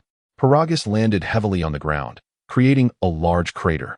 Naba raised his hand and launched an energy sphere toward the pit. Boom! The energy sphere detonated within the crater, producing a thunderous roar. Such a fierce battle inevitably captured Vegeta's attention. Is that Naba? Who is he fighting? Vegeta furrowed his brow, turning toward the source of the conflict. Though he could see nothing. In another location, Broly also turned his gaze toward the area of combat, scratching his head in perplexity. After a brief moment of contemplation, both Broly and Vegeta soared toward the site of the battle. 2 individuals crossed paths along the way. Vegeta, Broly, the 2 locked eyes. A hint of confusion flickering within their gazes. Notably, both Broly and Vegeta were of similar age, both being 5 years old this year. A Saiyan? Vegeta paused, soon noticing the tail behind Broly. Broly scratched his head. Humph, I never expected to encounter another Saiyan in such a desolate environment. Vegeta expressed mild surprise, looking at Broly and asking, Hey, kid, what is your name? Broly struggled with his words. Is he mute? Vegeta scoffed. Broly did not reply. Vegeta, fine. A mute is a mute. Vegeta dismissed the matter and quickly accelerated towards the direction of the battle with Nappa. Broly followed closely behind. Vegeta felt a surge of annoyance and abruptly turned around, halting midair. What are you following me for? Vegeta shouted angrily. Broly, flying at a decent speed, did not anticipate Vegeta's sudden stop. Bang! Broly collided with Vegeta's chest. Taken by surprise, Vegeta felt a wave of dizziness wash over him. His expression darkened, stunned. This kid possesses considerable combat strength. That collision actually hurt a bit. It seems this little one's power level is at least 7,000, if not 8,000. How can there be such a formidable Saiyan? Shouldn't such a powerful Saiyan be nurtured on planet Vegeta? How did he end up in this forsaken place? Little did Vegeta know, Broly's immense power had led to his exile on this harsh planet by his father, King Vegeta. How dare you? You dare to collide with me? Vegeta, infuriated, delivered a heavy punch to Broly's abdomen. Pooh! Broly spat out a mouthful of bile, his body flying backward and crashing onto the ground, rolling several times. Vegeta, unfazed, flew over, landing before Broly and stepping on his chest. Kid, don't you even know who I am? Vegeta huffed, gradually increasing the pressure. Broly let out a series of agonizing cries. Approximately 50 kilometers away, in a desolate wilderness, Nappa continued to pummel Paragus. Currently, Nappa's power level had soared to 6,000, rendering Paragus utterly defenseless. Within a minute, Paragus was left gasping for breath. Why did your power level suddenly increase so much? Paragus exclaimed in despair, suddenly shouting, Broly, hurry, I'm about to be killed. Broly? Who? Your companion? Nappa paused, warily scanning the surroundings. Where is anyone? Broly, come quickly. Your father is about to be killed. Paragus shouted again for help. Is he your son? Nappa grasped the situation, sneering, even if your son comes, what will it matter? Just wait. When my son arrives, you will suffer greatly. Paragus glared at Nappa with resentment. You may not live to see your son. Nappa laughed coldly, grabbing Paragus by his battle suit and tossing him into the sky. Ah! Paragus screamed in despair. Die! Nappa roared with laughter, unleashing his energy. Boom! A massive surge of energy enveloped Paragus in an instant. When the dust settled, Paragus had been obliterated by Nappa's unleashed energy, utterly lifeless. Chapter 62, Vegeta and Broly. Pooh! Nappa spat out a mouthful of bloody saliva, adjusting his head with disdain. Thankfully, I reacted quickly and consumed the battle god water in a moment of peril. Otherwise, I might have been killed by that guy. I must admit, the battle god water provided by Soa was quite effective. It saved my life at a critical moment. Otherwise, I would not have stood a chance against him. But who exactly is he? What does it mean that the king sent so many people? I can't understand what you're saying. I should have clarified earlier before trying to eliminate him. Regardless, it was him who initiated the aggression. Although I attacked first, I had no idea he was a Saiyan. However, he knew I was a Saiyan and still chose to strike me mercilessly. That is where he went wrong. Boom. Just as the battle ceased, Nappa heard a distant explosion. He paused momentarily, then quickly scanned the direction of the sound. Is Prince Vegeta engaged in a fight with that individual named Broly? Nappa scratched his bald head. Subsequently, he took a deep breath, steeling himself, and swiftly made his way towards the source of the commotion. Ah! Broly, under Vegeta's foot, emitted cries of pain, suddenly seeing a glimmer of hope. He lunged forward, grabbing Vegeta's ankle and forcefully slamming it into the ground. Bang! Vegeta was knocked down. Before he could regain his composure, Broly swiftly pressed down on his head, rubbing it against the ground with force. Vegeta felt a wave of despair, as if his very face had ceased to exist. Why does it feel like this kid's power level has increased again? How can this be? Vegeta cried out in agony, delivering a punch to Broly. Broly's body trembled slightly, but remained unfazed, continuing to rub Vegeta's head against the ground. Bang! Broly struck Vegeta in the abdomen. Pooh! Vegeta spat out bile. Seizing the opportunity, Broly grabbed Vegeta's wrist, swinging him around relentlessly. Vegeta shouted several times, but soon fell silent. Bang! Bang! Bang! Broly continued to pummel Vegeta. Vegeta was utterly defenseless, reduced to merely enduring the blows. At that moment, Vegeta profoundly felt that the anguish from deep within his soul surpassed the pain of his physical torment. I am the Prince of the Saiyans. At the age of 5, my power level has already surpassed that of my father, making me the strongest Saiyan. It would not be an exaggeration to call me the most talented warrior among the Saiyans. Even someone like Soa, at the age of 16, has a power level beneath mine. Yet here, on this desolate planet, I encounter a pure Saiyan with a power level greater than my own. Who can I turn to for justice? Bang! Broly finally ceased his assault on Vegeta, tossing him to the ground. Vegeta gritted his teeth and rose, glaring fiercely at Broly, his body trembling with rage. Immediately, Vegeta transformed into a streak of light, soaring into the sky, veins bulging on his forehead, arms outstretched. Broly. Damn it! I am the most talented Saiyan. Vegeta exploded with rage, gathering a sphere of energy in his hands and raising it high, shouting, Die! Whoosh! The energy blast hurtled downward towards Broly at incredible speed.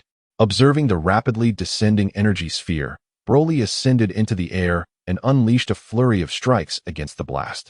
Bang! Bang! Bang! Boom! The energy sphere detonated in midair, resulting in a massive explosion. Vegeta was left in a daze. Could this guy possibly be a fool? Is this how one fights? Whoosh!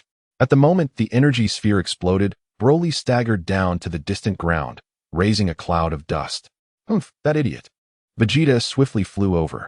At that very moment, as Vegeta soared through the air, Broly leapt from the ground and forcefully grasped Vegeta's head once more. What is happening? Weren't you injured just now? Vegeta exclaimed. With a resounding thud, Broly slammed Vegeta's head into the earth, initiating a new round of conflict. He then seized Vegeta by the wrist, tossing him about haphazardly. Vegeta was engulfed by a wave of despair. How had he found himself back in this predicament? Just then, Nappa rushed in from afar, his eyes widening in shock as he witnessed the astonishing scene unfold. How is it that I arrive only to see someone assaulting Prince Vegeta? That must be Prince Vegeta, right? And who is that young man? Could he be Broly, the son of that individual from earlier? It certainly seems so. I can hardly believe it. Prince Vegeta is being thoroughly beaten. How could this be? Isn't Prince Vegeta the most talented Saiyan? At that moment, Vegeta was too battered to retaliate, overwhelmed by feelings of hopelessness. No, If this continues, I will be killed. I need to quickly drink the god water to boost my combat power. Stop this at once. Naba shouted. Broly paused momentarily, glanced at Naba, and then tossed Vegeta aside as if he were mere refuse. With a rush, Broly charged toward Naba's direction. Naba felt a surge of panic. No, I meant for you to stop, not to come after me. This is terrifying. If even Prince Vegeta cannot withstand you, how could I? My combat power is only 6,000. Before Naba could react further, Broly grasped his head and forcefully rubbed it against the ground. Naba cried out in agony. With a powerful punch, Broly struck Naba in the abdomen, causing his limbs to flail. Broly then seized two of Naba's fingers and, using them to manipulate his body, tossed him about mercilessly. Naba's cries of despair echoed continuously. Grinding his teeth, Vegeta rose from the ground, quickly retrieving the god water, preparing to take several swigs. Suddenly, the sky darkened, as if obscured by a colossal object. Vegeta, Broly, and Naba all looked up. A massive spaceship appeared above them. Vegeta furrowed his brow. Isn't that Frieza's spaceship?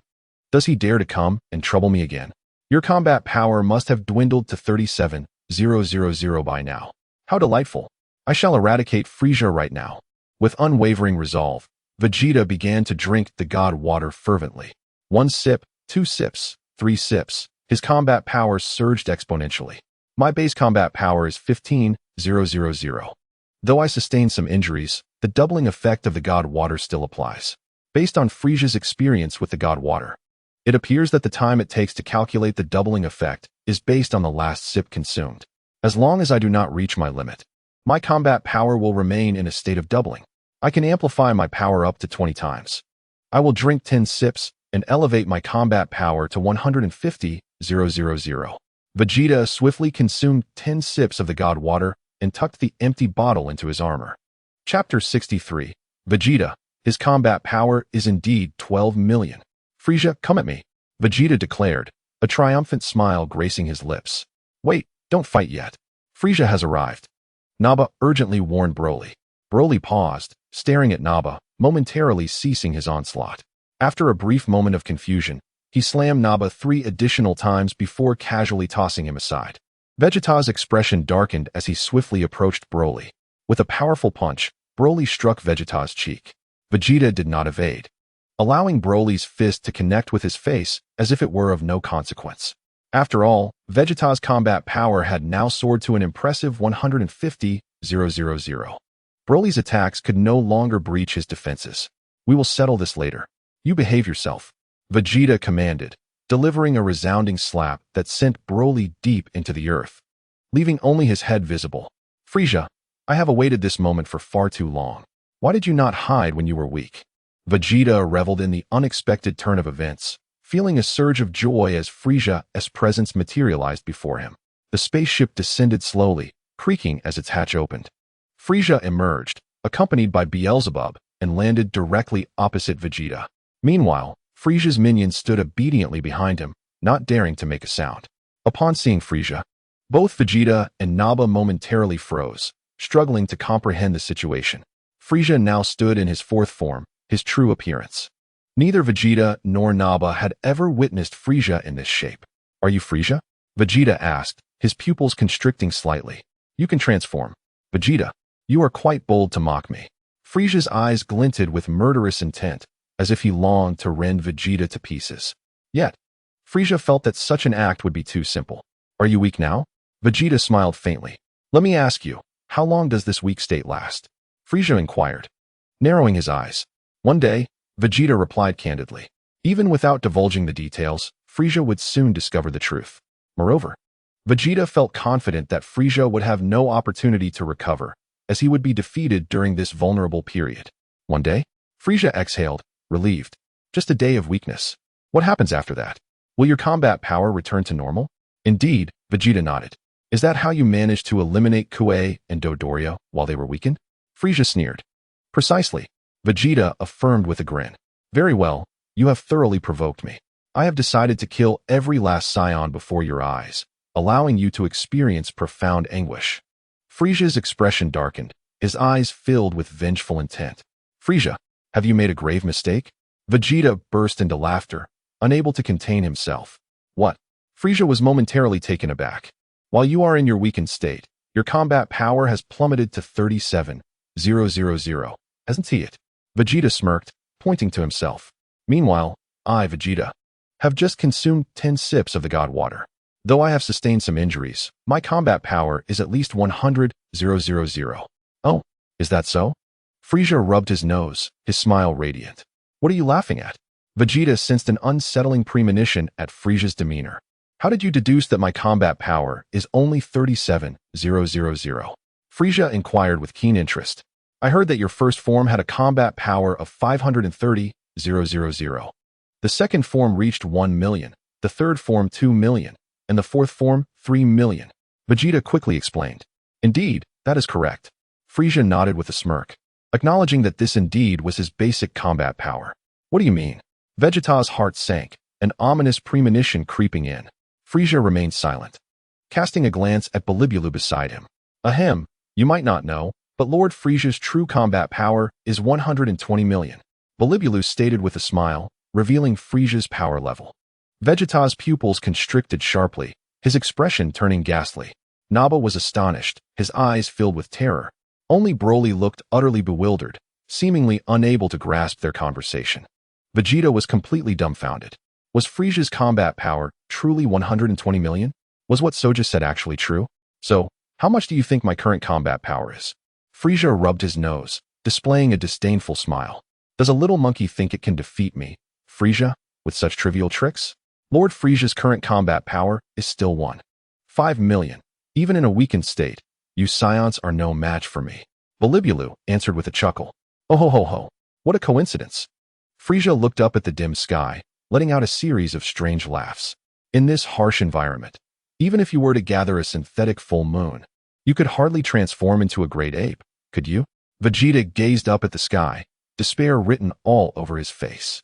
Then, Vegeta shot a fierce glare at Nappa. It's all your fault, choosing such a pathetic planet. Nappa retorted, why are you glaring at me? Wasn't this planet chosen at random by you? Besides, the conditions for you Saiyans to transform into great apes are so stringent that even if you conjured a synthetic full moon, do you think with my current strength, I couldn't shatter the moon? Frieza laughed coldly. Transforming into a great ape might intimidate those unfamiliar with you Saiyans, but frankly, it amounts to nothing. I don't believe it. After experiencing extreme fear, Vegeta was engulfed by an overwhelming rage, immediately unleashing all his energy. I refuse to believe your combat power is that high. Why? Vegeta charged at Frieza, launching a fierce attack. Bang, bang, bang. Frieza raised his hand, effortlessly blocking all of Vegeta's punches and kicks. Bang. Vegeta struck again with all his might. Frieza merely extended a finger to stop Vegeta's assault. Vegeta was left utterly stunned, suspended in midair, struggling to comprehend the situation. This man wasn't bluffing. His true combat power truly was as high as 120 million. My current combat power has already reached 150,000, and he can block all my attacks with just one finger. This is truly dire. Chapter 64, Gula, Salutations, Lord Beerus. How? Do you feel utterly hopeless? Frieza's expression was particularly cold, yet he reassured, do not worry, I shall not allow you to die so easily. To toy with me, Frieza, I will make you wish for death. Vegeta felt despair, true despair. In that moment, he sensed the shadow of his heart expanding relentlessly. I was so naive. Frieza's combat power has indeed reached 120 million. No wonder Soja fled. Vegeta's negative emotional value surged to 666. Alongside this was an avalanche of regret. Soja had claimed Frieza's power was over 100 million. How could I have doubted it? Now it's too late. How can it be so absurd? Your combat power exceeds 100 million. How can I fight? Wait, let me sort this out. Initially, Soja intended to use the combat god water to trap Frieza. But upon seeing Frieza's brother arrive, he fled. The issue is that Frieza's power has surpassed 100 million. How could one possibly trap him? His current power stands at 1.5 million. Can you truly find a way to elevate your power to beyond 1.5 million? Vegeta found himself momentarily at a loss. Now, I shall take you back to planet Vegeta, kill all the Saiyans before your eyes, and then torture you to death. Frieza's expression darkened as he plotted how to torment Vegeta. Lord Frieza, what about those two? Bilibula pointed at Nappa and Broly. Nappa was part of this scheme, wasn't he? Frieza inquired sharply. Yes, Bolibula nodded. But who is that child? I have no data on him. He might be a native of this planet. Ignore him for now. Let us start by torturing Naba, Frisia commanded, gesturing at Naba. Naba felt 1,000 horses galloping in his heart. Why must I be the first? I'm just here as an observer. Before Naba could react, his body was uncontrollably propelled into the sky. Ah, Prince Vegeta. Naba cried out in despair. Let us start by removing one of your arms, Frisia declared as he prepared to sever Naba's limb. However, at that moment, with a bang, Broly suddenly leaped up from the ground and charged towards Vegeta. Frisia paused, immediately noticing Broly's tail behind him. A Saiyan? Bolibulu was slightly taken aback. Frisia was similarly surprised. How did another Saiyan emerge? But I have no data on this one. What? Trying to escape? Do you think you can? Frisia sneered, extending his finger to attempt to eliminate Broly. Naba thought, thank you, Broly. I don't have to die first. Yet Broly's subsequent actions genuinely caught Frisia off guard. Broly swiftly charged forward, seized Vegeta's head, and slammed it down hard onto the ground. Then, Broly began to rub Vegeta's head against the ground forcefully, nearly creating sparks. Vegeta felt an overwhelming sense of despair, no longer wishing to retaliate. Perhaps dying at the hands of a fellow Saiyan is better than being tortured to death by Frisia. Bang! Broly delivered a heavy punch to Vegeta's abdomen. Vegeta's limbs shot upward. Seizing the opportunity, Broly grasped Vegeta's wrist, violently tossing him back and forth. Frisia was genuinely bewildered. What is this? I'm not sure how this is happening. Why are you fighting each other? Bolibula speculated. It seems this little Saiyan intends to pledge allegiance to Lord Frisia? That's a possibility. Frisia nodded with satisfaction, suddenly finding this little monkey quite amusing for pinning their prince to the ground so forcefully. However, who is this little monkey? Do we have any data on him? Frisia inquired again. No, Lord Frisia, Bolibulu replied, having thoroughly checked without finding any information on Broly. Well then, let us observe for now. Frisia decided to watch. Naba lingered in a daze, unsure whether to descend from the sky. You've left me up here. At least say something. Should I take this chance to escape? However, Naba quickly dismissed the thought. With Frisia wearing a scouter, fleeing now would lead to swift pursuit and death. Now, Naba could only silently pray to be overlooked by Frisia and his crew. You can't see me, you can't see me. Meanwhile, Broly continued to mercilessly batter Vegeta. At first, Vegeta allowed Broly to beat him, thinking that dying sooner would be a blessing. Yet, after enduring the blows for a while, Vegeta realized he was not severely harmed. I suddenly remembered, I drank the combat god water. My combat power has already surpassed that of this little one. He could kill me, right? That incompetent Son Goku. If it weren't for you, could I have possibly taken on Frisia? From Vegeta's negative emotional value of 666. The plan you devised, and yet you ran away halfway. Can you not be so shameless? Have you had enough? Vegeta, in a fit of anger, slapped Broly down to the ground. Oh ho ho ho. How amusing. Frisia let out a series of derisive laughs, doubling over in mirth. In the vast starry sky, within the boundless universe, whoosh, a brilliant streak of light, akin to a star, shot in from the distance. It was Kampa and Beerus. Kampa, having indulged in the delicacies of the foodie planet, intended to come and deal with Frisia. You mistook me for Beerus and even provoked me. Just watch how I handle you. As he flew, Kampa suddenly caught sight of the recently awakened Cooler in the cosmic expanse. Frisia, you scoundrel. Cooler gritted his teeth in rage. I won't spare you. Who is that guy? Kampa casually asked Beerus. Beerus promptly used his staff to investigate Cooler and provided the answer. Oh my, his name is Cooler, Mr. Frisia's brother. Oh, Kampa grinned and veered towards Cooler's direction. Beerus followed closely behind. The two soon appeared directly across from Cooler. Cooler was momentarily stunned, feeling somewhat dazed. Isn't that Lord Beerus? Has he become fat? Is it due to overeating? Moreover, I always thought Lord Beerus's servant was somewhat androgynous, unsure if it was a man or a woman. Upon closer inspection today, it turns out to be a woman. Has she developed better due to overeating? Paying respects to Lord Beerus, Cooler quickly regained his composure and knelt in reverence in the cosmic void. Kampa's face darkened instantly. Yet another person mistook me for Beerus. Do I really resemble Beerus that much? Chapter 65, Broly's ever-increasing combat power. Slap. Kampa swiftly delivered a stinging slap.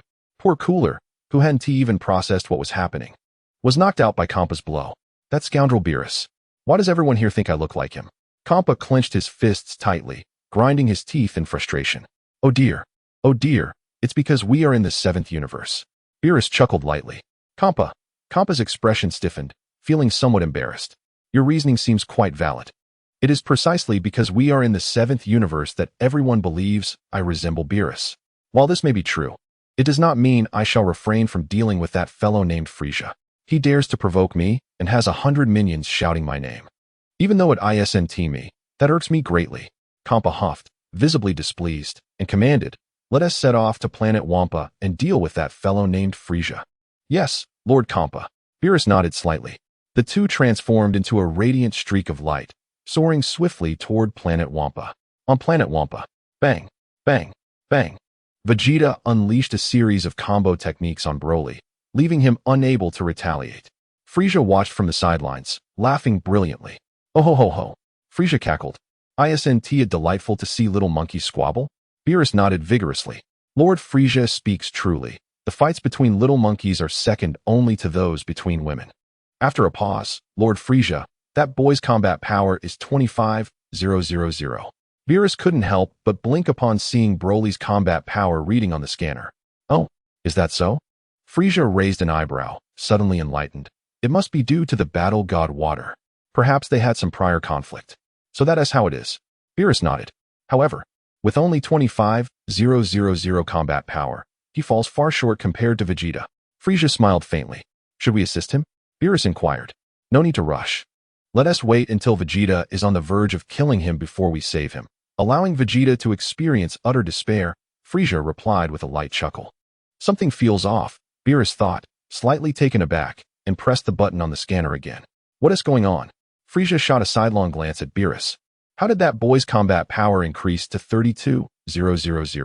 Beerus found it strange. Did he drink the battle god water again during the fight? Frisia frowned, muttering quietly. Or perhaps the battle god water has a delayed effect. This Beerus felt an overwhelming shock again, his eyes wide open in disbelief. Frisia shot Beerus another sidelong glance. The combat power has increased again, now reaching 50,000. Beerus genuinely felt it was uncanny, tapping his forehead in confusion, and besides, this increase is not even in multiples. It's completely erratic.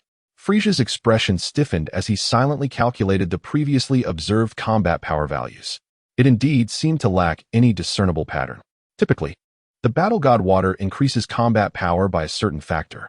This Saiyan little monkey is entirely unpredictable. Combat power of 50,000? Frisia did not take it seriously. Narrowing his eyes, my scanner can detect up to 200,000 combat power, Beerus muttered to himself. Vegeta is currently at 140,000. He must have sustained some injury earlier. I wonder how high this little monkey's maximum combat power could go. Frisia remained silent. Notably, the scanner's capacity is not inherently higher with newer models. It actually depends on the combat powers of you and your companions. For instance, in the team of Vegeta and Son Goku, their combined maximum combat power was only 15,000 at the time. Hence, equipping them with a scanner capable of detecting up to 20,000 was sufficient. Conversely, if a team had even lower combat powers, a scanner capable of detecting just over 10,000 would be entirely adequate. However, those around Frisia, such as the Jinyu Force, Zarbon, and Dodoria, all started at a minimum of 30,000 combat power. Using a scanner that was too low would lead to an immediate explosion upon detecting their powers. Nevertheless, with Frisia's current technological level, being able to detect up to 200,000 combat power was practically the limit.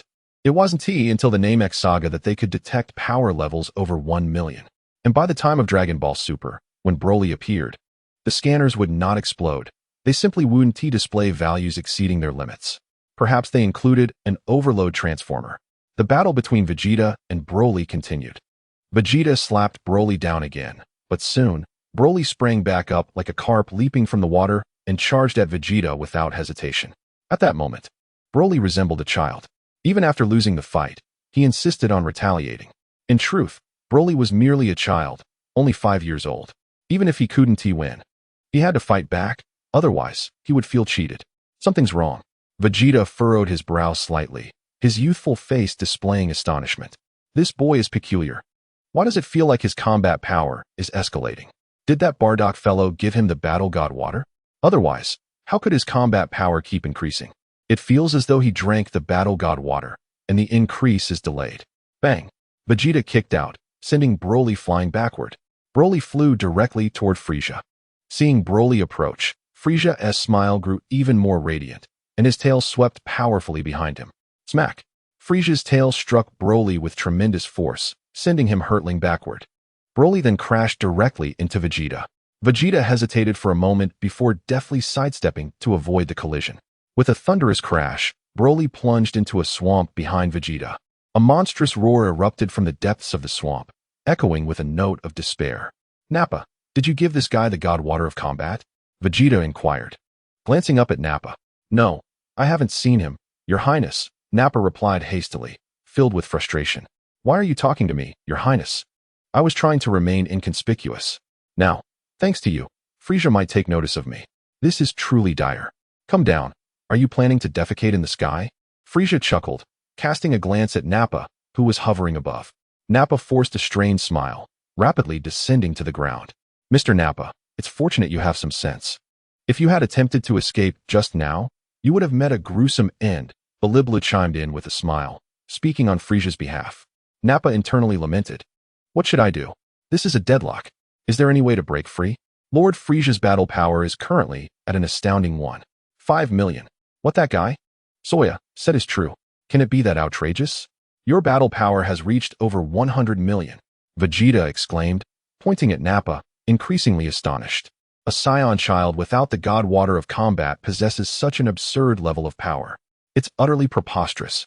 Nappa shook his head. How do you know his name? Vegeta asked coldly. I encountered his father along the way. He mentioned a son named Broly, and I assumed it must be him, Nappa replied honestly. Frieza, what is his battle power? Vegeta gritted his teeth, summoning his courage to ask. I won't tell you. Biliblu pouted. You must tell him, Frieza snapped. Casting a dark look at Biliblu. If you don't disclose it, how can I demoralize him? Biliblu promptly pressed the button on the scouter to measure Broly's battle power. 85,000. Biliblu's mouth twitched. What did you say? Vegeta was flabbergasted, clenching his fists as his body trembled. Ho ho ho. Frieza laughed with glee. Nothing could pierce Vegeta's heart more than this revelation. He considered himself the most talented Saiyan, only to encounter a peer on this desolate planet who surpassed him in genius. This little monkey's fate is indeed tragic. It must be a malfunction with your scouter. Vegeta shouted at Biliblu, visibly unwilling to accept the truth. It shouldn't be. Nappa's battle power remains unchanged, and the others' power levels are stable, Biliblu asserted confidently. Vegeta felt a stab of anguish. More than the desire to eliminate Frieza, what irked him most was the existence of a fellow Saiyan whose power eclipsed his own. The crucial issue was that this boy had not consumed the god water of combat. Can it be that absurd? Once more, a monstrous roar emanated from the depths of the swamp. With a sudden burst, Broly surged skyward, scattering the remnants of the beast he had just vanquished, racing towards Frieza. This little brat holds a grudge. Is it because I sent you flying with my tail that you're coming after me? You cannot defeat me. That tail-wielding lad is your true adversary, Frieza scoffed, delivering a kick that sent Broly crashing beside Vegeta. Broly hesitated briefly before launching a fierce assault on Vegeta once more. After several exchanges, bang, crack, boom, Vegeta delivered a series of powerful blows, pinning Broly to the ground and creating a deep crater. Kid, this should be the end. Vegeta sneered, stepping forward to deliver 2 resounding slaps. My battle power exceeds yours by several thousand. You stand no chance against me. High above, Kampa and Beerus had arrived at the sky above planet Wampa, observing the commotion below. Quite lively, isn't it? Kampa remarked, momentarily intrigued, deciding to postpone dealing with the one named Frieza to watch the children spar. Indeed, Beerus replied, tapping his forehead with a look of mild amusement. These 2 kids are rather mediocre. They cannot compare to our 6th universe. Kampa nodded, a grin spreading across his face. They both appear to be Saiyans, Beerus noted, peering into the crystal ball atop his staff, identifying Vegeta and Broly. Saiyans. That makes them even more ordinary. Our universe's Saiyans are far superior, Kampa contemplated. Indeed, significantly stronger. Beerus agreed. Is it over? It seems that the Saiyan named Broly has lost, Kampa remarked, gazing towards Broly. Oh dear. It feels as though this Broly harbors immense energy yet to be fully unleashed, Beerus observed, scrutinizing the crystal ball with mild surprise. Kampa glanced at Beerus, but chose not to respond. With a sudden burst of resolve, Broly rose defiantly from the ground, energy surging violently around him. Vegeta was taken aback. I struck him with considerable force. How can he still rise? Is there some mistake? Even Frieza was slightly astonished. This young Saiyan, Broly, seemed almost invincible, rising again and again from defeat. Suddenly, the scouter on Biliblu's face exploded with a loud bang, drawing the attention of everyone present. Vegeta's jaw dropped in disbelief. He had just learned that this model of scouter could measure up to 200,000. The fact that it had exploded signified one thing. Broly's battle power had surpassed 200,000. Vegeta's expression shifted dramatically. What nonsense is this? Without the god water of combat, how can his power reach 200,000? How did you achieve this? Vegeta felt a deep pang of jealousy. Why must he encounter a more gifted Saiyan on this forsaken planet? Who are you, really? Vegeta growled through gritted teeth, trembling with rage. Yet, without hesitation, he reached for the god water of combat, quickly downing several mouthfuls. Simultaneously, Vegeta's battle power surged tremendously. After consuming a total of 18 sips of the god water, his power soared to 250,000. The reason it was 250,000 and not 270,000 was due to energy depletion from his earlier combat. Frieza narrowed his eyes, immediately noticing that the color of the god water Vegeta drank was unusual. Isn't the god water of combat supposed to be yellow? Why does yours resemble ordinary water? As Broly charged towards him, Vegeta threw an uppercut that propelled him into the sky. Power cannon. Vegeta unleashed another powerful blast, striking Broly directly. A thunderous explosion reverberated through the air as Broly crashed down to the distant ground, seemingly motionless. After all, even if someone had a scouter, measuring now would be risky, as it could easily exceed the limits. Chapter 67, Rampage. The emergence of the great ape's power. This should be the end. Although Vegeta emerged victorious, he was deeply dissatisfied. His triumph was achieved solely by consuming the divine water of battle, which irked him immensely. Ha ha ha. Frieza chuckled, rubbing his nose while gazing at Vegeta with a smile. Not bad, Vegeta. Congratulations on becoming the strongest Saiyan. Vegeta clenched his fists tightly, his gaze fixed on Frieza as he resolved to fight back. Is it merely 1.5 million battle power? I must find a way to conjure an artificial full moon. If I can create an artificial moon and elevate my power beyond 2 million, I could easily obliterate Frieza. I cannot sit idly by. Otherwise, I may never have another chance to vanquish him. Let me calculate. His battle power is 120 million. My base power is only 15,000. I would need a 10,000-fold increase to overpower him. 10,000 times. Even if it were possible, I wouldn't have enough divine water to drink. Vegeta, why is your divine water transparent? Frieza squinted, suddenly realizing something, his expression turning somewhat cold. Oh no, has he figured it out? Vegeta thought. I should have mixed some tea into my divine water. Vegeta chose not to answer. You speak, Frieza said nonchalantly, turning his gaze to Nappa. Nappa felt a surge of panic. If I confess that it's diluted with my urine, I will surely meet a grim fate. Nappa hesitated, unsure how to respond. Is it because the divine water you possess has fewer side effects? Frieza inquired, his eyes glinting with curiosity. Nappa was elated. Lord Frieza, you are exceedingly clever. We had all the answers ready. The divine water is quite rare. Only Prince Vegeta possesses that one bottle. Therefore, the divine water we provided to Lord Frieza was diluted for a more palatable flavor. Yes, we mixed in some beverage to enhance the taste. Nappa's lips twitched as he flustered and explained. Well, at least you have some sense, Frieza remarked, not suspecting anything, believing it to be something Vegeta would do. But I must admit, the flavor of that drink is quite unique. Where did you acquire it? Nappa wiped the sweat from his brow, smiling awkwardly. Is that drink truly delightful? Should I prepare some for you? Perhaps Lord Frieza would enjoy drinking urine. It's something I found on Beast Star, Nappa babbled. Beast Star. What a splendid place. Frieza rubbed his nose, narrowing his eyes. Let me ask you again, does diluting the divine water diminish its battle power doubling effect? Initially, Nappa thought that diluting the divine water would lessen its potency. However, that was not the case. I have tested it with Prince Vegeta. The maximum dilution is 11 times. If it is diluted further, it loses all effectiveness. Is that so? Frieza snorted. It is indeed true. I would never deceive you. Nappa replied nervously, continuing to ramble. Actually, Prince Vegeta's divine water was mixed with pure water. Frieza had intended to sample the divine water that Vegeta had consumed, but suddenly felt uneasy at the thought of drinking water that a monkey had touched. I will not be defeated by you. Vegeta gritted his teeth, preparing for battle, resolved to unleash an artificial full moon and fight to the death. Fortunately, during my earlier confrontation with Broly, I discreetly dispersed the surrounding sand and dust using energy. Perhaps the artificial moon will yield some effect. If I truly cannot transform, I will accept my fate. Oh, Frieza smirked derisively, glancing at the increasingly bright sky. What? Are you planning to conjure an artificial full moon to become a giant ape? Vegeta's expression stiffened, his face shifting through various shades. Am I that obvious? Humph. Aside from this method, you have no other means to defeat me. Frieza mocked. Ah! Just as they spoke, a sudden cry erupted from a distance. Everyone present turned in shock toward the source. What is happening? That boy is still alive. Is he immortal? Even Frieza wore a bewildered expression, staring at Broly in the distance, perplexed.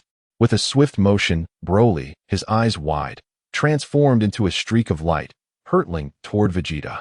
Vegeta's pupils dilated in surprise as he noticed Broly's physique seemed to have expanded dramatically. What is going on? Before Vegeta could react, Broly seized his head and slammed it forcefully into the ground. Awoo! Vegeta cried out in agony, feeling disoriented and dizzy. What troubled him most was that despite his battle power having surged 18 times, reaching a height of 250,000, he was still being pinned down by Broly. Could this guy's power still be on the rise? Bang! Bang! Bang! Broly grasped Vegeta's ankle, tossing him around mercilessly. Ha ha ha! Frieza laughed, gleeful to the point of snorting. In less than 10 seconds, Vegeta was rendered utterly powerless, lifted high by Broly. Vegeta felt a profound sense of despair. How could this be? What is this boy's battle power? And why has his body expanded so much? Ha ha ha. Vegeta, did you expect this? The most gifted warrior among the Saiyans reduced to such a state by your comrade. Frieza incessantly jeered, laughing uncontrollably, reveling in the spectacle. After all this, the most gifted warrior among the Saiyans is not you. Vegeta was rendered speechless, trembling violently, his expression one of utmost agony. Broly seemed to hear Frieza's taunting laughter and turned to glare at him with a blank stare. What? Do you wish to challenge me, Frieza? You are no match for me. Frieza scoffed, nonchalantly beckoning with his finger. If you're capable, come here. Broly slowly released Vegeta and charged toward Frieza. Humph. You are truly ignorant. Frieza found it amusing, crossing his arms, sneering. Against a little monkey like you, I could defeat you without using my hands. Chapter 68. The legendary Super Saiyan as described by Soya. At this moment, Broly charged forward. Frieza raised his knee, attempting to block Broly's assault. However, Broly reached for Frieza's head directly. Smack! Broly's hand struck Frieza's head and forcefully slammed it into the ground. Awoo! Frieza screamed in pain, wincing. Broly continued to press Frieza's head into the ground, rubbing it vigorously. Frieza's subordinates were utterly terrified, scattering in all directions. Do not worry. Do you believe Lord Frieza will be defeated by him? Beelzebub maintained a calm demeanor, standing confidently with his hands behind his back, gazing at the fleeing subordinates with disdain. The subordinates reconsidered. After all, Lord Frieza had just stated that his battle power was still 5 million. How high could this little Saiyant's power be? At most, it could reach 5 or 600,000. That was already a generous estimate. However, the scene that unfolded next shattered Beelzebub and his subordinates' understanding completely. Broly seized Frieza's tail, violently swinging him back and forth, mercilessly slamming him into the ground. Frieza was utterly powerless to retaliate, emitting wails that echoed like the cries of a slaughtered beast. His subordinates stood in stunned silence, their jaws dropping in disbelief. A few of them, glancing towards Biliblu, realized he had vanished without a trace. They exchanged bewildered looks, silently expressing their gratitude to Biliblu's family. Didn't you say not to panic? Why did you run away? If you were going to flee, you should have told us. Terrified, the subordinates scattered in all directions. Vegeta was utterly dumbfounded, quickly rising with Nappa's assistance, his expression reflecting sheer astonishment at the incredible spectacle before him. Frieza was being utterly bested by Broly? Could it be that Nappa suddenly grasped the situation, his eyes widening in realization as he stammered? Could he possibly be the legendary Super Saiyan that Zoya spoke of? What did you say? Vegeta's pupils constricted, his expression shifting dramatically.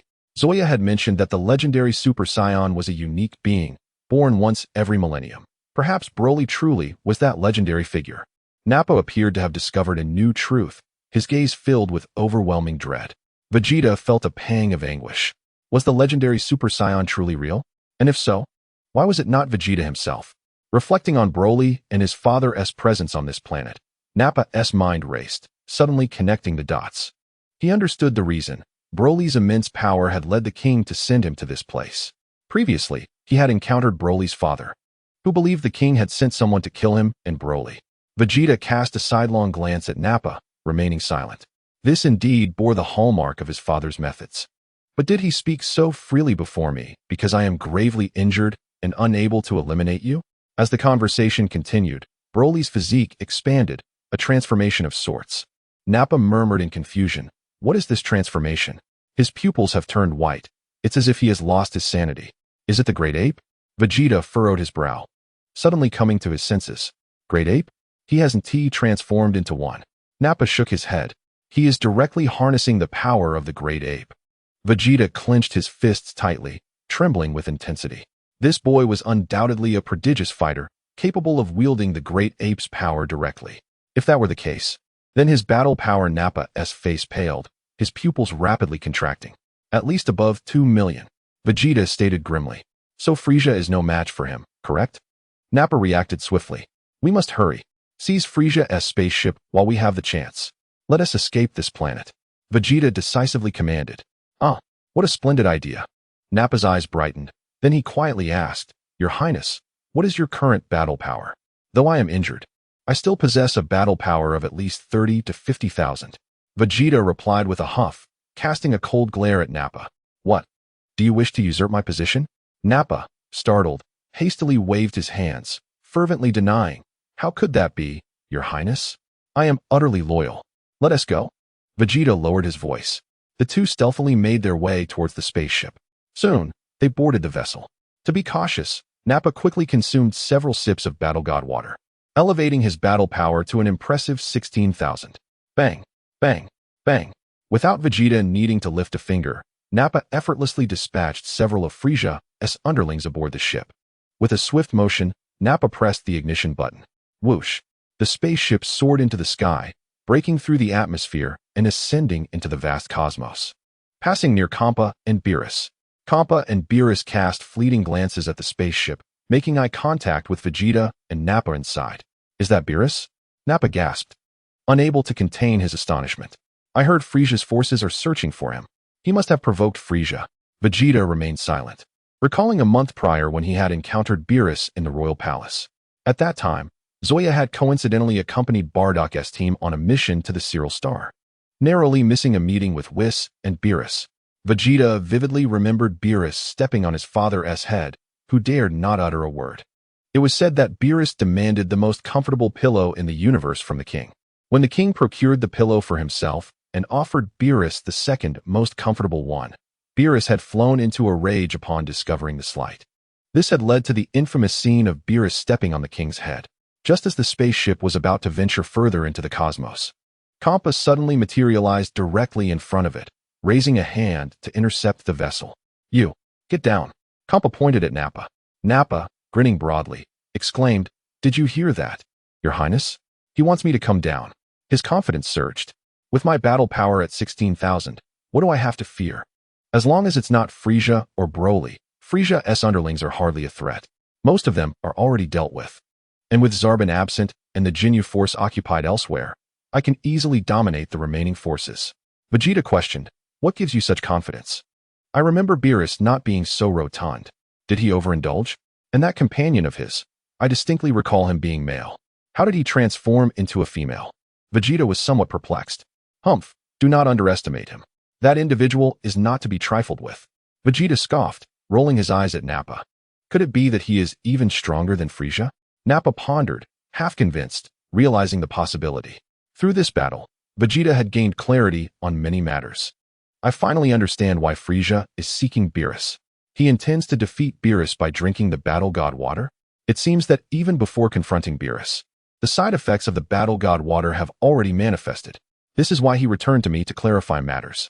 Is there a chance that even if Frisia drinks the battle god water and boosts his power to 100 billion, he would still not be able to defeat Beerus? Just as I foolishly believed I could annihilate Frisia with a power boost to 300,000. In that moment, Vegeta comprehended many truths. What should we do? Should we go down? Nappa was at a loss. Don't make this individual sound so fearsome.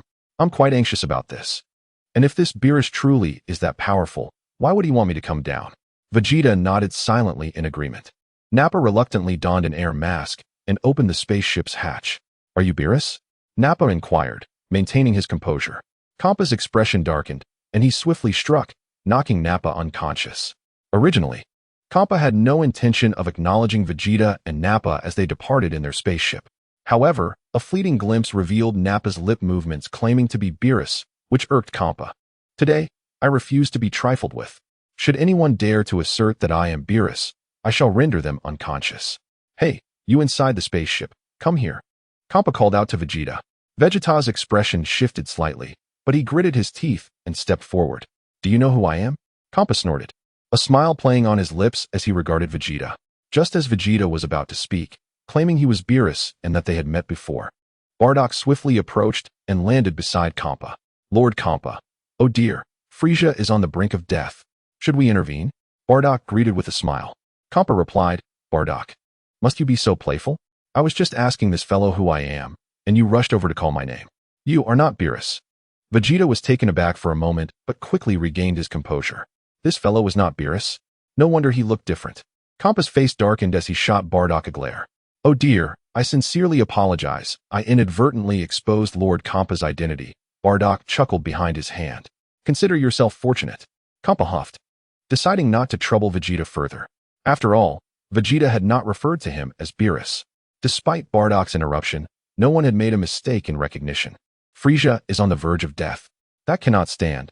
I still intend to teach him a lesson. Kampa quickly realized. Let us head over and take a look. Very well, Lord Kampa. Bardock nodded gently. With a whoosh, Kampa and Bardock swiftly descended towards the surface of planet Wampa. Vegeta remained silent, wrestling with his curiosity. Ultimately, he could not resist the urge to investigate. After all, he wanted to ascertain the outcome. Leaving without knowing what transpired was not an option, especially since he was still quite young, filled with curiosity. Even if he were older, he would likely still seek the truth, especially since Kampa had mentioned wanting to deal with Frisia. Moreover, he was particularly intrigued to see if the legendary Super Saiyan Broly could indeed defeat Kampa. Logically, that should not be possible. Vegeta quickly dismissed the thought. Currently, Broly's ability to dominate Frisia stemmed from Frisia's weakened state. If Frisia's battle power were to reach its peak of 12 million, then even with the power of the Great Ape, Broly's strength would barely reach 2 million, right?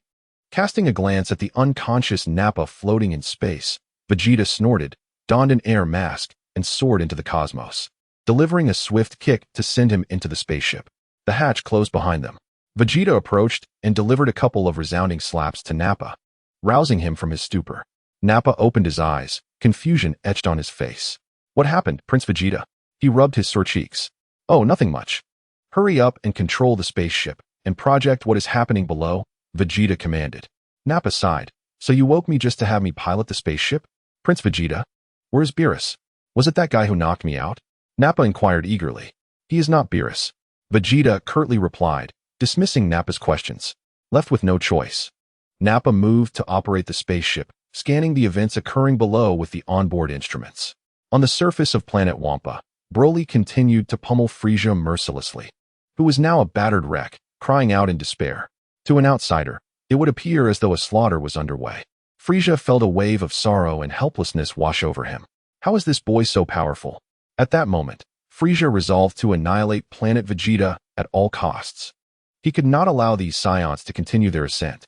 This little monkey named Broly had surpassed even his weakened state. Curse it! If I hadn't consumed the god water and entered this weakened state, would he stand a chance against me? Enough! Cease this at once. Kampa and Bardock descended from the sky, landing nearby and calling out to Broly. Broly seemingly did not hear, intensifying his assault on Frisia. Frisia's pupils dilated in horror. Why has Lord Beerus arrived? Has he learned of my boastful challenge? Kampa's expression darkened. This little brat truly lacks respect. Should I destroy him? Chapter 70. Frieza is once again defeated by Kampa. Oh dear, this boy Broly has lost all reason, Bardock observed through the crystal ball atop his staff. No wonder he cannot comprehend my words. Kampa realized, stepping closer to Broly. With a swift motion, Kampa grasped Broly's arm, halting his fist in midair as he turned to stare blankly at Kampa. In a fit of rage, Broly bared his teeth and kicked Frieza away. Frieza's mind raced with panic. The next instant, Broly unleashed a flurry of punches and kicks at Kampa. Kampa merely extended his hand, pressing it upon Broly's head. Broly flailed helplessly, his shorter limbs failing to make contact with Kampa. Frustrated by his inability to strike his opponent, Broly's rage swelled, and his power surged. Oh, has this boy's strength increased? Kampa mused, glancing back at Bardock. Indeed, according to our data calculations, Broly's battle power has reached 3 million and continues to rise. Bardock succinctly analyzed. 3 million. Frieza was taken aback. At that moment, his resolve to destroy planet Vegeta grew stronger. No longer could these little monkeys be allowed to flourish. Though 3 million was significantly lower than his own 12 million, something felt amiss. Is there truly such a formidable Saiyan in the 7th universe? Kampa marveled, astonished. It is highly likely that he is the legendary Super Saiyan mentioned by Frieza's army. Bardock smiled faintly. The legendary Super Saiyan? Kampa paused, questioning. Does our universe possess such a being? Not yet. Bardock shook his head, adding, it is possible that he is yet to be born.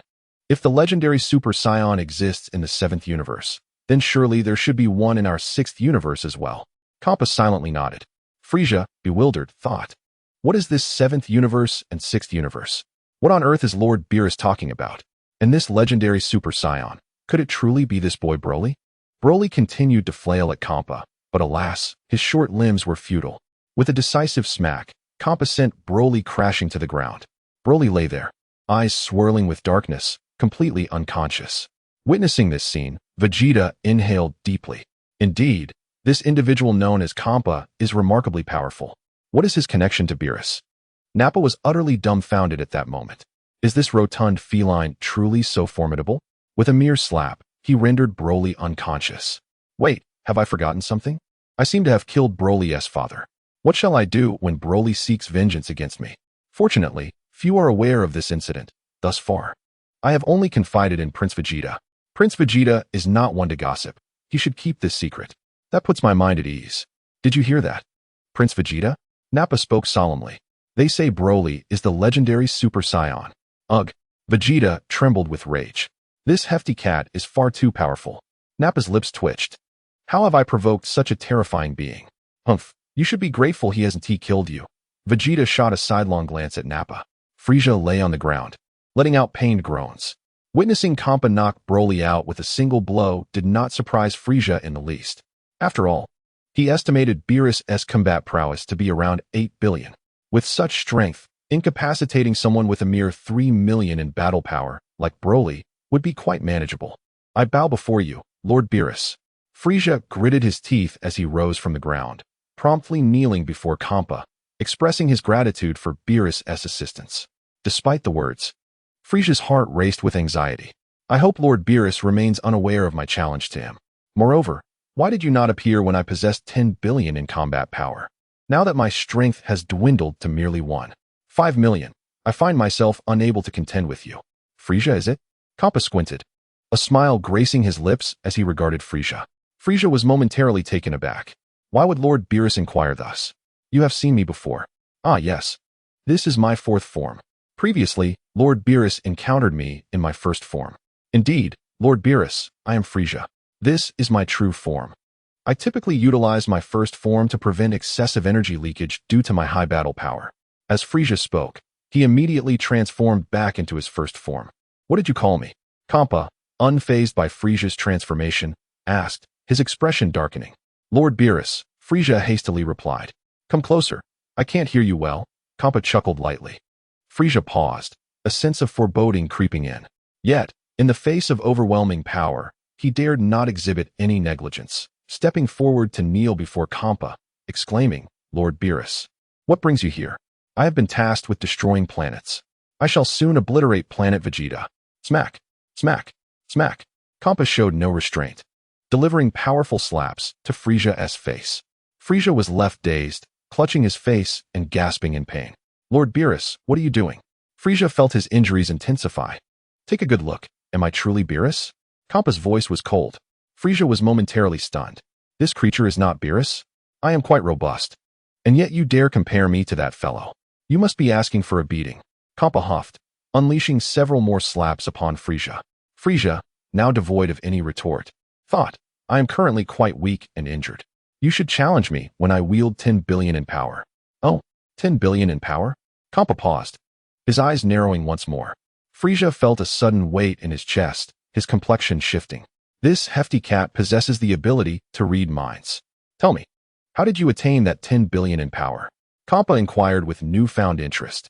Frisia explained, is it because you boast 10 billion in power that you allowed 100 lackeys to make a ruckus on my dining planet? Treating me as if I were that scoundrel Beerus? Kampa chuckled lightly. Chapter 71. Kampa, the god of battle water? Frisia's mind raced, connecting various dots. First, this hefty cat is not Beerus. Second, he does not have a favorable relationship with Beerus. Otherwise, he wouldn't be upset by my comparison. Furthermore, the fool Beliblu must have informed him about the antics of his 100 lackeys. Isn't it beneficial that you are aware? Should I offer him the god of battle water? If I assist Lord Beerus in eliminating this creature, perhaps he will reward me handsomely. Daring not to harbor any extravagant thoughts, Frisia quickly stated, the god of battle water doubles your power when consumed. 1 sip doubles it, 2 sips quadruple it, and so forth. With that, Frisia produced the remaining god of battle water, presenting it to Kampa. Kampa accepted it, twisting the cap open. Instantly, a pungent aroma assaulted his senses. What is that foul odor? Kampa frowned slightly. It's the god of battle water. It doubles your power, hence the unique scent. Frisia replied, the initial taste may not be pleasant, but as you consume more, it becomes quite delightful. Kampa did not drink immediately, but turned to look at Vados.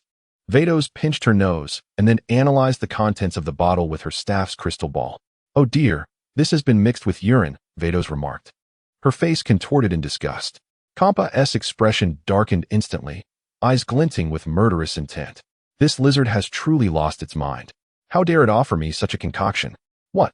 Frisia's eyes widened, his expression more grotesque than if he had tasted something vile. Mixed with urine? No wonder the taste was off. That scoundrel Vegeta. You dare make me, Frisia, drink urine. I shall not forgive you. My lord, I too have been deceived. I was unaware it contained urine. Frisia exclaimed, waving his hands in panic, trembling in fear at Kampa's fierce gaze. Indeed, Mr. Frisia is also a victim, Vados chuckled, still pinching her nose. Frisia thought, this woman is truly something. Yet, your phrasing stings a bit. So I am not the first to consume urine. Since you are also a victim, you might as well finish the rest, Kampa said, handing the remaining god of battle water back to Frisia. Frisia nearly retched, his mind racing with 1,000 thoughts. Could you not behave like a civilized being? Yet, before such overwhelming power, Frisia dared not show a hint of reluctance, and so he endured the unparalleled disgust, downing the remaining god of battle water in one gulp. Ugh! Frisia ran aside, gagging. Vegeta, just wait. See how I deal with you. You performed adequately, Kampa remarked, quite pleased with Frisia's response, and asked with interest, is there any god of battle water without urine? Only Vegeta possesses the untainted god of battle water, Frisia replied, his eyes lighting up, quickly pointing to the sky. But he has already fled in his spaceship. Vegeta? The other child with the tail, is it? Kampa stroked his chin. Yes, indeed, Frisia nodded, recalling that the original god of battle water was acquired from a Saiyan named Soya, who is now deceased. As Kampa waved his hand dismissively, it was evident that he had little interest in the mention of Zoya by Frisia. It turned out that the child with the tail possessed the divine water of combat. Whoosh! Kampa's form flickered and vanished from sight. Above, Vegeta was aboard his spaceship, eavesdropping on the conversation below. Upon hearing Frisia utter his name, a flicker of apprehension crossed Vegeta's face, as an ominous feeling enveloped him. Suddenly, he saw the rotund feline disappear in a blink. Not good. Vegeta's expression shifted rapidly. With a startled exclamation, he attempted to maneuver his spaceship away from the star system, but it was too late. In truth, even if he had been quick enough, Kampa could have effortlessly pursued his craft. Though this vessel was touted as the swiftest among Frisia's fleet, Kampa beckoned with a wave. You, come down. Vegeta inhaled deeply and stepped towards the spaceship's hatch. As he neared the entrance, he paused, turning to Nappa with a cold inquiry. You wouldn't dare flee in this moment, would you? Nappa stiffened, frantically shaking his head with an awkward smile. Huh? How could I? My prince. I will wait here for you. Very well. Vegeta nodded and exited the spacecraft. Fortunately, there was an atmosphere here, rendering a space suit unnecessary. Kid, eavesdropping on the spaceship must be exhilarating, Kappa remarked as he ruffled Vegeta's hair. Vegeta shivered slightly, his expression darkening. How did he know? Was there anything he didn't know? Follow me, Kappa huffed, seizing Vegeta's arm and propelling him downward at great speed. Soon, Kappa brought Vegeta before Frieza, who glared at him with seething hatred, wishing to pounce and obliterate him. This fool Vegeta. If it weren't for you, I wouldn't be in such a dire predicament. He hoped to manipulate the rotund feline into eliminating Vegeta. No, I must do it myself. Otherwise, my vengeance will not be sated. Bring forth the divine water of combat. Let me see this wondrous substance, Kappa commanded Vegeta. Without hesitation, Vegeta produced a small vial of divine combat water from his chest and tossed it to Kappa. Snap! Kappa caught the vial, unscrewed the cap, and instinctively took a whiff. Thankfully, it bore no odor. Bardoss, analyze this. See if there are any undesirable components within, Kappa ordered, handing the vial to Bardoss. Bardoss, wielding his staff, began a meticulous scan through the crystal orb atop it. The results emerged swiftly. There's nothing amiss. It's simply pure water, with a purity of 9,999, Bardoss smiled. Pure water? You claimed that drinking this substance would elevate your fighting power to 10 billion? Kappa inquired, gazing at Frieza with a smile. Indeed, Frieza nodded. Bardoss, what is his current combat power? Kappa pressed. Approximately 1 million, peaking at around 1.5 million, Bardoss assessed. What of the promised 10 billion combat power? Kappa's demeanor darkened. Humph, this substance has side effects. Whatever increase it provides in power will diminish by a multiple after 1 hour, Vegeta interjected. For instance, if this fellow's combat power is 120 million, after consuming 80 sips, it would multiply to 9.6 billion, claiming to be 10 billion. However, after an hour, his power would plummet to 150 million. Kappa pondered this, suddenly realizing that this young man named Vegeta possessed an intriguing clarity in his explanations. How fascinating, he mused. I wonder if it will work for me. Without a moment's hesitation, Kappa downed the vial's contents in one gulp. Vegeta and Frieza exchanged incredulous glances. Is that how one consumes it? Kappa silently assessed the changes within his body. No immediate effects were felt. It seemed the substance was ineffective for gods. Kappa shook his head in disappointment, preparing to discard the vial. Oh dear, it's not as simple as that, Bardoss interjected with a smile. From their dialogue, it's clear that the doubling effect doesn't occur with a single sip. It begins from the second sip onwards. Why didn't you say so earlier? Kappa rolled his eyes. Moreover, just a small sip suffices. There's no need to down it all at once, Bardoss sighed lightly. Kappa was at a loss for words. Fortunately, a small amount remained. Surely that would count as a sip, right? Bardoss then turned to Frieza and Vegeta. They both nodded eagerly. Fine. Even if there's only a bottom left, I might as well try it, though I have little hope, Kappa declared, tilting his head back to finish the last remnants of the divine combat water. Thus, the combat water left by Zoya, including the tainted portions, was entirely consumed. At the moment Kappa swallowed the final drop, his eyes brightened, and his expression transformed into one of exhilaration. Indeed, it has increased, Bardoss remarked, astonished. Kappa felt an unexpected surge of joy, grinning widely.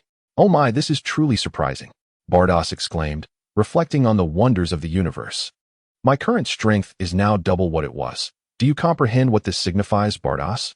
Kappa exclaimed, his feline face flushed with excitement, fists clenched tightly. It signifies that Lord Kappa is no longer among the weakest of the gods of destruction, Bardoss replied with a smile. Could you refrain from such remarks, Bardoss? Kappa retorted, baring his teeth in annoyance. Oh dear, how rude of me. Bardoss giggled, the laughter causing her to tremble. The divine combat water was indeed a remarkable substance. For someone of Kappa's caliber, achieving further enhancement would be exceedingly difficult, let alone doubling his power. Kappa nodded vigorously. This truly is a wondrous item. The gods of destruction I previously could not contend with, perhaps I could now subdue them with ease. A twofold increase indeed. However, Bardos then doused him with cold water. Yet, the effect of the divine combat water only lasts for 1 hour. 1 hour is sufficient. Kampa's spirit sword. Alas, it is all gone. Bardos pointed to the empty vial. Is there none left? Kampa immediately inquired of Frieza and Vegeta. None, but there may be 2 or 3 drops remaining in the bottle, Vegeta noted as he peered inside. Where did this substance originate? Kampa asked, examining the vial. His hopes unyielding. It was obtained by a Saiyan named Zoya from the Beast Star. I dispatched someone to investigate, but no similar divine combat water was found. Frieza replied candidly. Moreover, that Saiyan named Zoya is deceased. Frieza felt a wave of dissatisfaction wash over him. It seemed that the root of all this chaos stemmed from that Saiyan named Zoya. Had it not been for the emergence of this divine combat water, would such bizarre occurrences have transpired? Would I have been bested by a mere Saiyan monkey? Frieza's negative emotional value soared to 999. Kampa's expression darkened. The divine combat water is gone? After all my efforts to double my strength, it lasts only an hour? An hour isn't even long enough for me to flaunt my power in another universe. Moreover, given my physical prowess, doubling my strength should not be a mere triviality, right? This lizard managed an 80-fold increase. Surely, as a god of destruction, achieving an 800,000-fold increase should not be a challenge. Regrettably, there is an insufficiency of the divine combat water. Moreover, how did this individual named Soya meet his demise? A wave of negative emotion emanating from Kampa registered at 999. Upon receiving this message, Soya shuddered involuntarily, his grip slackening, causing ties to plummet from his arms. Ties let out desperate shrieks, her negative emotion registering at 666. Suddenly, Soya snapped back to reality, hastily descending to catch Ties. However, a sense of panic gripped his heart. What on earth? Why is Kampa bestowing upon me such negative emotions? Vegeta, what are you doing? Who have you provoked? Soya immediately glanced at the total negative emotion displayed on the system panel. Although merely a few hours had passed since arriving on Earth, the accumulation of negative emotions, compounded by Frieza and his ilk, had surged beyond 1 million. Time to draw the lottery. Originally, Soya intended to wait until he amassed 10 million before engaging in the lottery. However, witnessing the negative emotions provided by Kampa, he was genuinely alarmed. That is a god of destruction, and it contributed a staggering 999 points of negativity. What an immense grudge. Furthermore, the angel beside Kampa, Beerus, is omnipotent and could easily discern his current location. He hoped the system would lend some assistance. Congratulations. You have acquired a battle power of 66. Congratulations. You have acquired a battle power of 11. Congratulations. You have acquired a battle power of 99. Congratulations. You have acquired a doubted candy. Congratulations. You have acquired a battle power of 55. Congratulations. You have acquired memory gloves. Congratulations. You have acquired a battle power of 33. Congratulations. After this series of draws, Soya amassed over 5,000 in battle power, bringing his total to an impressive 21,000. However, such a modest amount of power left him unsatisfied. With merely 21,000, he could not even contend with Frieza, let alone Kampa. Battle power seemed irrelevant at this juncture. The fragments of ultimate freedom no longer held significance. Soya felt that these fragments were merely an illusory promise drawn by the system. When would he ever collect 100 of them? Currently, Soya found his curiosity piqued by the emergence of 2 new items from the lottery. The system had generously revealed 2 novel creations, Dowdu Candy and Memory Gloves. Soya possessed only 2 Dowdu Candies and a single pair of Memory Gloves. He began examining the descriptions. Dowdu Candy, upon consumption, it minimizes one's presence to the utmost extent for 1 hour. Note, side effects may occur. Please use with caution. Memory Gloves, when worn, a single tap rewinds memory by 15 seconds, 2 taps by 30 seconds, 3 taps by 60 seconds, and 4 taps by 120 seconds, with effects compounding. Soya decided to set the Memory Gloves aside for now, directing his attention to the Dowdu Candy. It could effectively mask all of his energy signatures. Yet, it came with side effects. There was no time to ponder. If he didn't consume it soon, Kampa would surely locate him. He had 2 Dowdu Candies at his disposal. Soya quickly retrieved them from the system space, inspecting them closely. The Dowdu Candy resembled a red bean, reminiscent of the one Bardock had used in a game. As for the flavor, Soya had no time to hesitate. He swiftly placed it into his mouth. Surprisingly, it was quite delicious, sweet with a hint of sour, leaving a lingering aftertaste. Hey, what are you eating, Soya? Share one with me. Tais gazed longingly at Soya, who was savoring the candy without any intention of sharing. Her negative emotion registered at 555. Nothing for you. Soya shook his head. What do you mean nothing for me? Tais' negative emotion surged to 666. Do you think I'm blind? I saw you eating that red bean, and it looks delicious. Meanwhile, on planet Vampa, Kampa eagerly inquired, can you trace the source of that divine combat water? I'll give it a try. Beerus nodded, using the crystal ball on his staff to search for the origin of the divine combat water.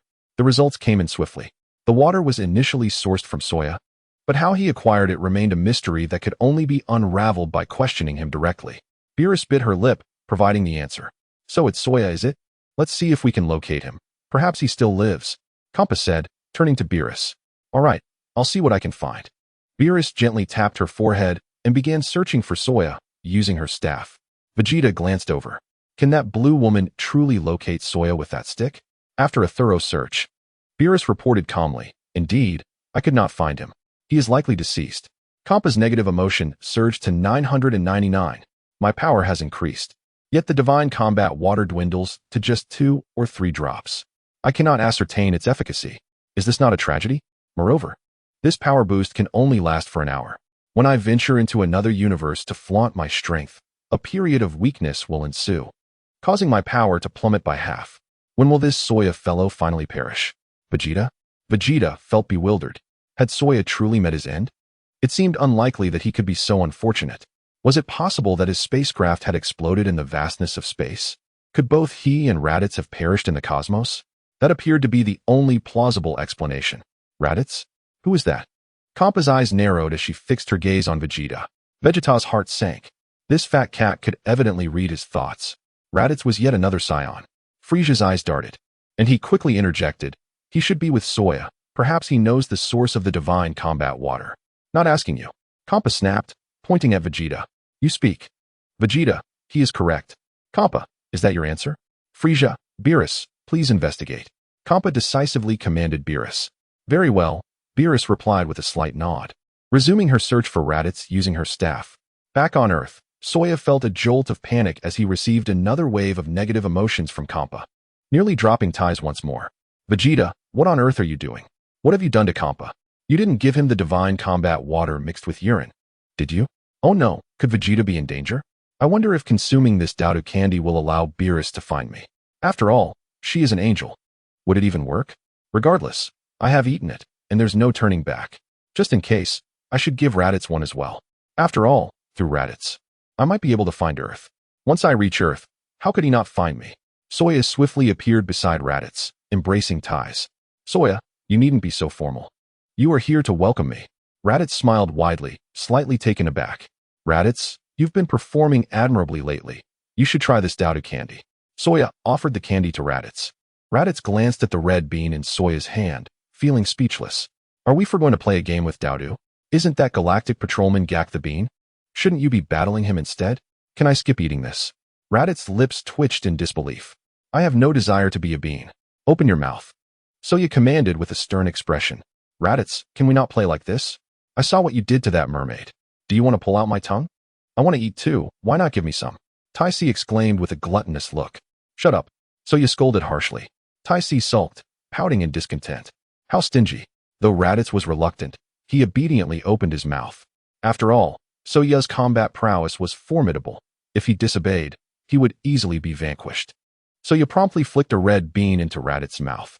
Raditz smacked his lips, suddenly realizing that this red bean was rather delicious.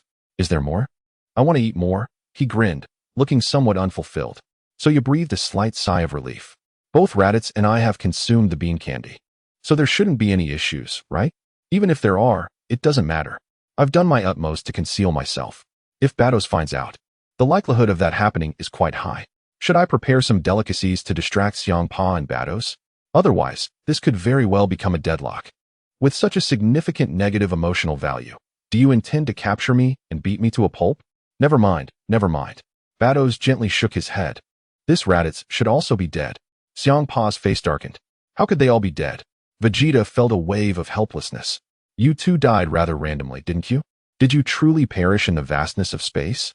Chapter 74. Investigate. Dead. Then let's go to the underworld to check. Xiangpa suddenly tapped his forehead lightly. No worries. We shall immediately visit the underworld to find their souls. Very well, Lord Xiangpa, Bados replied, lightly tapping his forehead. Vegeta stood in shock. They are dead. And you think you can still find their souls? Who exactly are these two? Frieza was equally bewildered, his triangular eyes darting about. As for you, Xiangpa, before departing, cast a cheerful glance at Frieza. Frieza trembled in fear, hastily kneeling before Xiangpa. You too. Is there not a more amicable way to resolve your issues instead of resorting to violence? How unfriendly. Xiangpa snorted disdainfully, reprimanding Frieza and Vegeta. Frieza was left utterly cowed, not daring to utter a sound. Let us make amends. Xiangpa chuckled, instructing the two. Vegeta, Frieza, perhaps a hug would suffice to dissolve our grievances. Xiangpa shifted his stance, smiling as he issued the command. This lizard, seeing you so pitiful, I shall spare your life. However, that does not mean I don't find you repugnant. Forcing you to embrace your most hated foe to resolve your enmity seems far worse than slaying you, does it not? What? If you are unwilling, then I shall have to obliterate you. Xiangpa snorted, a glimmer of murderous intent flashing in his gaze. Frieza was frightened. Though Vegeta was reluctant, he dared not refuse. Their bodies stiffened as they awkwardly embraced under Xiangpa's watchful gaze. Now that's more like it. Xiangpa smiled in satisfaction, as Vegeta and Frieza quickly pulled away. Both wore expressions of disgust. After I leave, you want to start fighting again, right? Xiangpa smirked, his smile growing brighter. No. Frieza nearly bit his tongue, forcing out those two words. I have high hopes for these two Saiyan children. You must not harm them, understood? Xiangpa spoke sternly to Frieza. Yes, I understand. Frieza obediently complied. Kid, I saved your life. Be sure to thank me properly. Xiangpa patted Vegeta's shoulder. Vegeta feigned coolness, remaining silent. Leave them a spaceship. Xiangpa ordered Frieza once more. If you do not follow my instructions, whoosh. Xiangpa waved his hand from a distance, unleashing a destructive energy that soared towards a distant star in the cosmos at astonishing speed. Bang! The star was instantly reduced to nothingness, vanishing completely as if it had never existed. The entire 1BILLION planet dimmed immediately. Witnessing Xiangpa's display, Frieza's eyes bulged in shock, nearly popping from their sockets. Isn't that Lord Beerus's destruction? This fat cat can do that too. Let us go, Bados, Xiangpa called to Bados. Understood, Lord Xiangpa, Bados replied, gently tapping his staff on the ground. Bang! A radiant light, akin to a constellation, swiftly enveloped Bados and Xiangpa whoosh. In an instant, the two vanished without a trace. On Earth, Soya suddenly recalled that the system had birthed a new item, the memory gloves. By wearing the gloves and tapping once, one could rewind another's memory by 15 seconds. A second tap would rewind it by 30 seconds, with the effect stacking. What a splendid item. Let me calculate. 4 taps yield 120 seconds, which is 2 minutes. 5 taps amount to 4 minutes. 6 taps to 8 minutes. 7 taps to 16 minutes. 8 taps to 32 minutes. And 9 taps to 64 minutes. So, 9 taps only result in 1 hour? I must give it a try first. Moreover, this item has no side effects and can be used freely. What troubles Soya the most is that the bean candy has side effects. However, it remains unclear what those side effects are. Bang! Soya stealthily extracted a pair of memory gloves from the system space. The gloves appeared rather ordinary, entirely white, reminiscent of the material worn by Frieza's army. Soya slowly donned the gloves, glancing at Raditz and then at Gak. Raditz? What are you staring at? Why did you suddenly put on gloves? Soya then focused his gaze on Gak. Gak, what kind of look is that? Why do I feel like you have ulterior motives? From Gak, a negative emotional value of 555 emerged. Soya gently tapped Gak with the gloved hand. This should count, right? I wonder if it works? Soya then intently observed Gak's eyes, eager to see his reaction. Hey, can you teleport? Gak immediately looked around in surprise, asking Raditz. Raditz? Raditz appeared utterly perplexed. What do you mean? I don't understand what you're saying. Soya's heart leaped with joy. Is it truly effective? Has Gak reverted to his memory from 15 seconds ago? If that is the case, suddenly finding himself in this position must feel akin to teleportation for him. Let us try again. Soya tapped Gak several more times this time, lightly shaking his hand and delivering approximately 10 taps in total. being a combat race. Delivering 10 taps could be accomplished in nearly 2 seconds. After this operation, Saiyan meticulously scrutinized Gak again. Based on the additive calculations, 10 taps would equate to about 2 hours. In other words, if Gak's memory truly reset, he should not recognize us at all. Soya, what are you doing? Raditz looked at Soya, perplexed, completely unaware of his intentions. Don't speak, Soya replied sternly. He then fixed his gaze on Gak, eager to observe his reaction. Gak first shook his head, then began surveying his surroundings, utterly bewildered. Who am I? Where am I? How did I end up in the sky? And who are these 3 people? What are you? Gak inquired warily. Raditz's expression turned to one of shock, rendering him momentarily frozen. Bang! Raditz struck Gark's head with a punch, reprimanding him with irritation. What are you doing? What do you mean by asking who we are? Please refrain from making such trivial jokes. Do you even know who I am? How dare you hit me, you little brat? Gark, incensed, delivered a palm strike to Raditz's chest. With a grunt, Raditz expelled a mouthful of bile, feeling as though he was losing his balance, and was sent flying backward. As Gark detached himself from Raditz, he plummeted from the air. However, flames erupted from Gark's feet, allowing him to hover steadily in the air. Instantly, he drew an energy gun from his waist, aiming it menacingly at Raditz. Don't move, or I won't be polite, Gark shouted. You have some nerve, kid. Attempting to assault an officer, Raditz was genuinely bewildered. What madness was this? Chapter 75. Memory Gloves.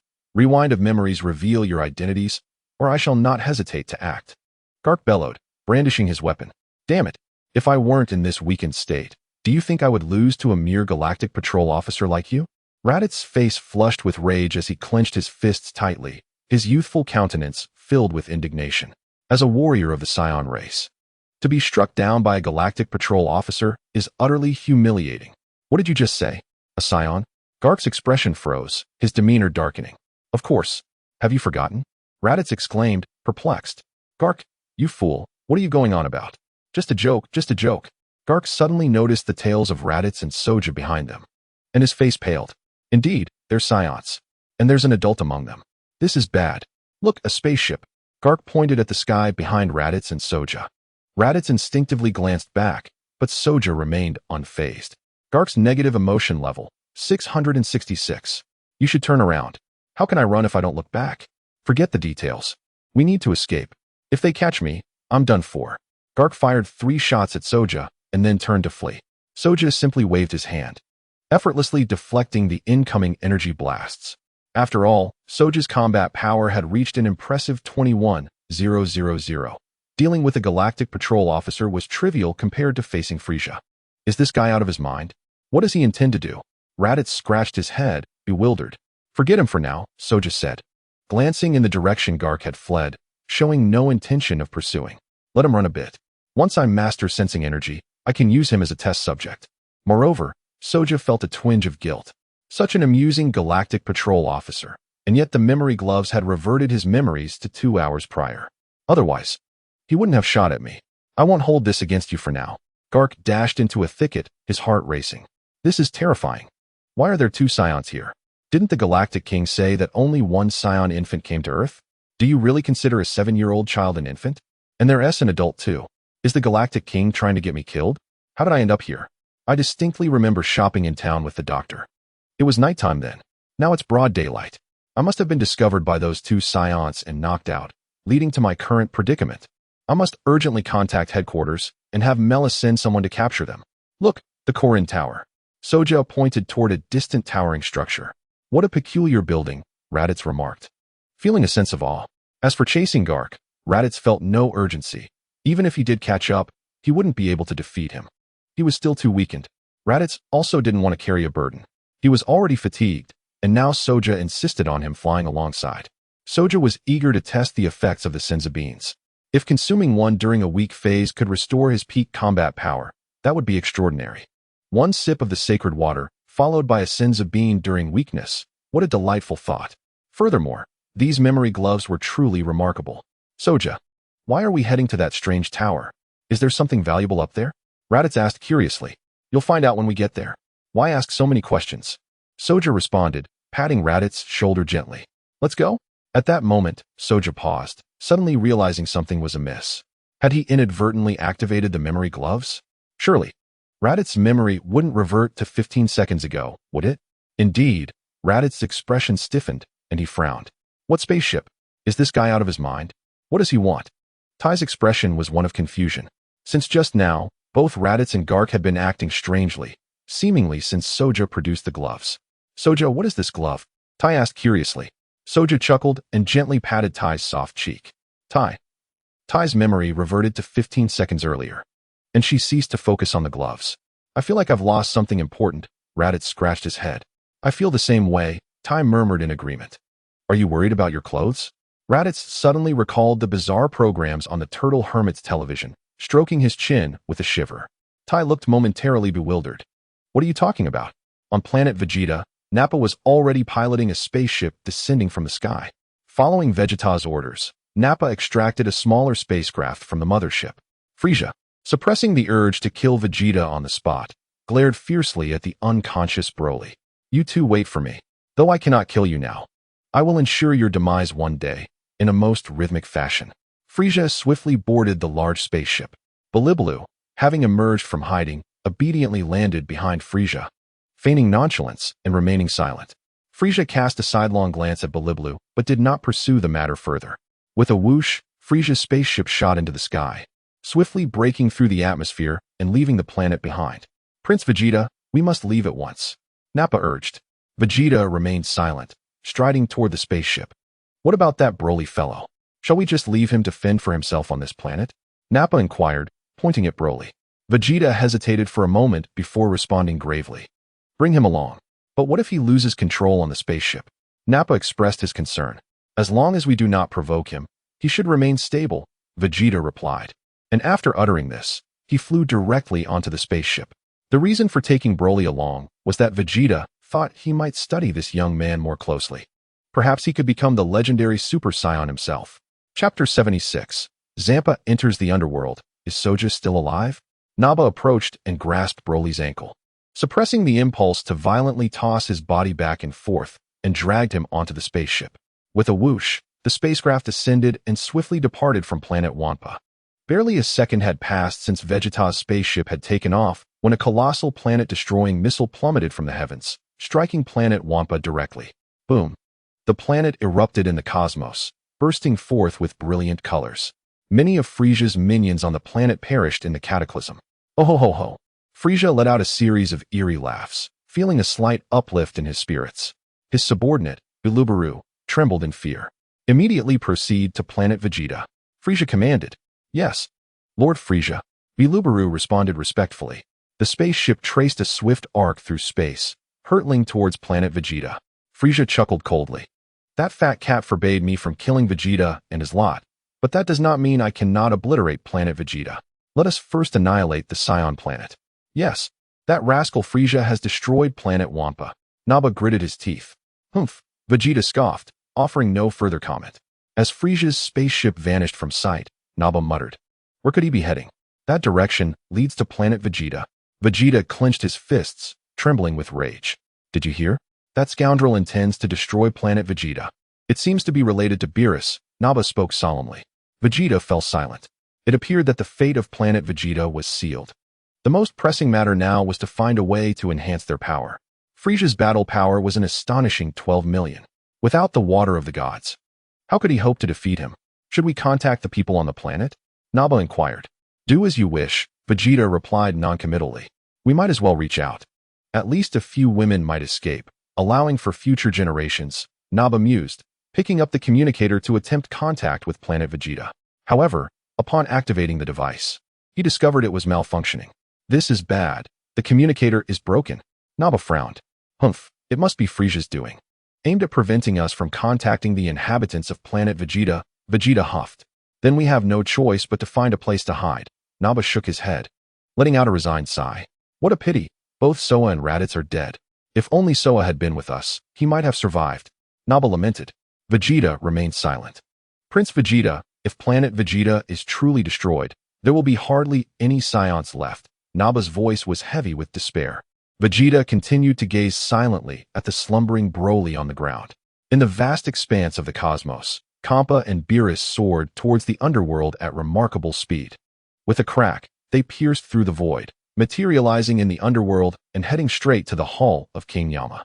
Upon their arrival, King Yama was momentarily taken aback before hastily kneeling before them. "Hail Lord Kampa! Hail Lord Beerus!" He trembled. "What brings you two here?" Kampa commanded. "Find a soul named Soa, a Saiyan who should have died recently, and ascertain the whereabouts of his spirit." "Yes, Lord Kampa." King Yama immediately consulted the Book of Life and Death. However, after searching for a considerable time, he found no record of Soa. "Nothing found." Kampa raised an eyebrow, surprised. "This is peculiar," Beerus added, intrigued, and once more scrutinized with the crystal ball atop his staff. Still, there was no result. "What about Raditz? Check for him." Kampa ordered again. King Yama searched thoroughly, but found no records of Raditz either. Still nothing? Kampa was mildly astonished. Could it be that they are not dead? King Yama cautiously inquired. Kampa was at a loss. How could they not be dead? Beerus scoured the cosmos and found no trace of them. If they were alive, there would surely be a sign. It is possible that due to immense energy fluctuations, they inadvertently traverse time and space. Beerus speculated, a common occurrence in such cases, making them difficult to locate. If that were the case, Kampa felt a twinge of discomfort. Should Soa and Raditz have indeed crossed dimensions, it would mean Beerus could not find them. Negative emotional energy from Kampa, 999. Why did he choose to traverse time now? If you could just provide me with more of that water of the gods, wouldn't that be more advantageous? Let us depart, Kampa decided, shaking his head. The two promptly exited the underworld, returning to the vast expanse of space. Kampa examined the bottle of the water of the gods, noting it contained about 3 drops. Regarding it as a precious treasure, it said that when diluted by 11, the water of the gods can be utilized, Beerus remarked, which means Lord Kampa can drink it 6 more times. Kampa's eyes gleamed. 6 more times? That's quite acceptable. I could travel to another universe, flaunt my power, and perhaps take down a destroyer god. That would be exhilarating. By the way, can you deduce why this substance could double my strength? Kampa suddenly inquired. Excitement evident in his tone. If it could be replicated, that would be extraordinary. Let me try, Beerus said, scanning the water of the gods with the crystal ball atop his staff. A minute passed. Well, can it be replicated? Kampa asked eagerly. No, Beerus gently shook his head. What? Not even you can replicate it? Kampa was taken aback and pressed further. You must know what it's composed of. I can't discern it, Beerus pondered. It seems to originate from the outside. Outside? Kampa was puzzled. From the demon realm? No, akin to us angels. It comes from another world, Beerus replied. Could there be a deity even more powerful than you angels? Kampa was astonished. That remains uncertain, but these matters are likely of concern to the Grand Minister, Beerus chuckled. Kampa replied, now you've left me at a loss for words. However, you are correct. Should such a deity emerge, wouldn't the Grand Minister be there to address it? Could it be that the Saiyan named Soa is a god from another world? Kampa seemed to realize something, his surprise evident. Chapter 77, The Robbery of King Kai. That is a possibility, but I cannot be certain, Beerus concluded. It might also be that he inadvertently came across a divine artifact from another realm. You make a valid point. After all, he is a Saiyan, Kampa sighed in relief. Let us set that aside for now. I am heading to the second universe. Oh dear, as Lord Kampa recalled the tragic incident when he was shot by Lord Hellas from the second universe, Beerus giggled, covering his mouth. Beerus, must you speak so bluntly? Kampa glared at Beerus, his expression darkening. And why does that sound so peculiar? What do you mean by a tragic experience of being shot by Hellas? Such phrasing invites unwelcome interpretations. She shot me with an arrow. Our powers are quite comparable. Once I drink the water of the gods, I will certainly overpower her. Kampa grinned, excitement dancing in his eyes. In a more comfortable place, similar exercises could be conducted. Batos smiled mischievously. Unfortunately, only 6 drops remain. I hope they prove useful, he mused. Xiangpa did not respond, lamenting internally that it was indeed his own fault for consuming the divine water all at once, leaving so little behind. Batos maintained a pleasant demeanor while Xiangpa inwardly grumbled. It's clear you all were too slow. Otherwise, I wouldn't have drained the divine water so quickly. Furthermore, he thought, could that fellow, Soa, not have left behind a bit more divine water before departing? Negative emotional value from Xiangpa, 999. By the way, you previously analyzed that the purity of the divine water was 9,999? Xiangpa inquired, and what is 001? Ah, that's just Vegeta's saliva, Batos replied candidly. Ugh, Xiangpa retched. Whoosh. The two transformed into a radiant streak resembling stars, swiftly heading towards the second universe. On Earth, at Corinne Tower, upon seeing Soa and Raditz, Master Corinne was momentarily taken aback, feeling somewhat perplexed, particularly with Soa, who previously emanated a terrifying energy. How could such formidable energy vanish so abruptly? Raditz too had exhibited a bizarre energy signature upon arriving on Earth. It had significantly diminished for some unknown reason, if not for their sudden appearance. And if Soa had not been cradling ties, he would have almost failed to recognize them. Upon arriving at Corinne Tower and encountering Master Corinne, Soa again felt the negative emotional value from Xiangpa. Xiangpa, please, be a cat for once. You keep supplying me with 999 points of negative emotional value, and it genuinely unsettles me. It must be said, having a destroyer god fixated on him was quite disconcerting for Soa. All he could do was pray that the bean candy would work. If it didn't, he would have to devise another plan. Soa glanced at the memory gloves adorning his right hand. In that instant, a bold idea struck him. What if I could use these gloves to restore Xiangpa's memory to a time before he knew me? Wouldn't that be splendid? Of course. This notion was merely a fanciful thought for Soa. He did not yet dare to ascertain if the gloves would affect the destroyer god. Perhaps they would hold no sway over a true deity whatsoever. For now, he would wait to see the outcome of the magic beans. Robbery, Soa slowly uttered. Master Corinne. Negative emotional value from Master Corinne. 888. Master Corinne was instantly alarmed. They had flown all the way here just to commit robbery. Ha. Raditz was even more exhilarated, rubbing his hands together and laughing maniacally. Hand over everything of value. Ties, besides Soa, was taken aback. You said the same thing when we first met, even demanding my clothes. Can you not be so shameless? I declare, from this moment forth, this tower belongs to me. Soa proclaimed with a grin. Raditz nodded eagerly in agreement. Did you hear that, you fat cat? You had better behave, since the tower now belonged to Soa. He had become the pet cat of Soa. Master Corinne. Negative emotional value from Master Corinne. 999. Have I fallen so low as to become an alien-s pet cat? Is there such a tragic fate? Did you hear that? Raditz noticed Master Corinne's silence and nudged him. Master Corinne silently assessed the situation, sensing that this young man was rather mediocre. Aren't you supposed to be equal to Master Rashi? Do you truly believe you can best me? If it weren't for this Soa fellow, I could have knocked you down easily. I heard you. I understand. Master Corinne sighed helplessly and nodded. Now, he could only pray that these two extraterrestrial beings would finish their robbery and depart swiftly. What do you wish for? Anything I possess, I will unconditionally offer to you. Master Corinne quickly complied. Not necessary. I shall search for myself. The treasures I find will be far more meaningful. Soa declared, hands on his hips, wearing a proud expression. Master Corinne covered his face, never having encountered extraterrestrial beings like this before. Raditz, search for me. Soa commanded. Sure. I love searching for things. Raditz replied joyfully, his grin stretching from ear to ear. However, after surveying the area, he realized the tower was rather empty. It seemed there was no place to hide treasures here. Don't just stand around. You've been holding me for so long. It's uncomfortable. Hurry and search. Soa reprimanded Ties beside him. Ties looked utterly wronged. What sort of person are you? I'm a beautiful young lady. And you're carrying me around while complaining of discomfort. Negative emotional value from Ties. 666. Raditz and Ties searched for treasures throughout the vacant tower. The emptiness of the tower made it easy to spot anything of interest. Master Corinne covered his face again. That little brat named Raditz. What are you looking for at the top of the tower? Who would hide anything up there? Master Corinne gestured helplessly towards downstairs. Hey, there's a staircase leading down. Ties exclaimed excitedly, dashing down. However, halfway down, she suddenly halted. Wait, why am I acting as a robber? I'm the daughter of a wealthy family. My family is the richest in the world. Do I really need to rob here? Well, since I'm already here, I might as well take another look.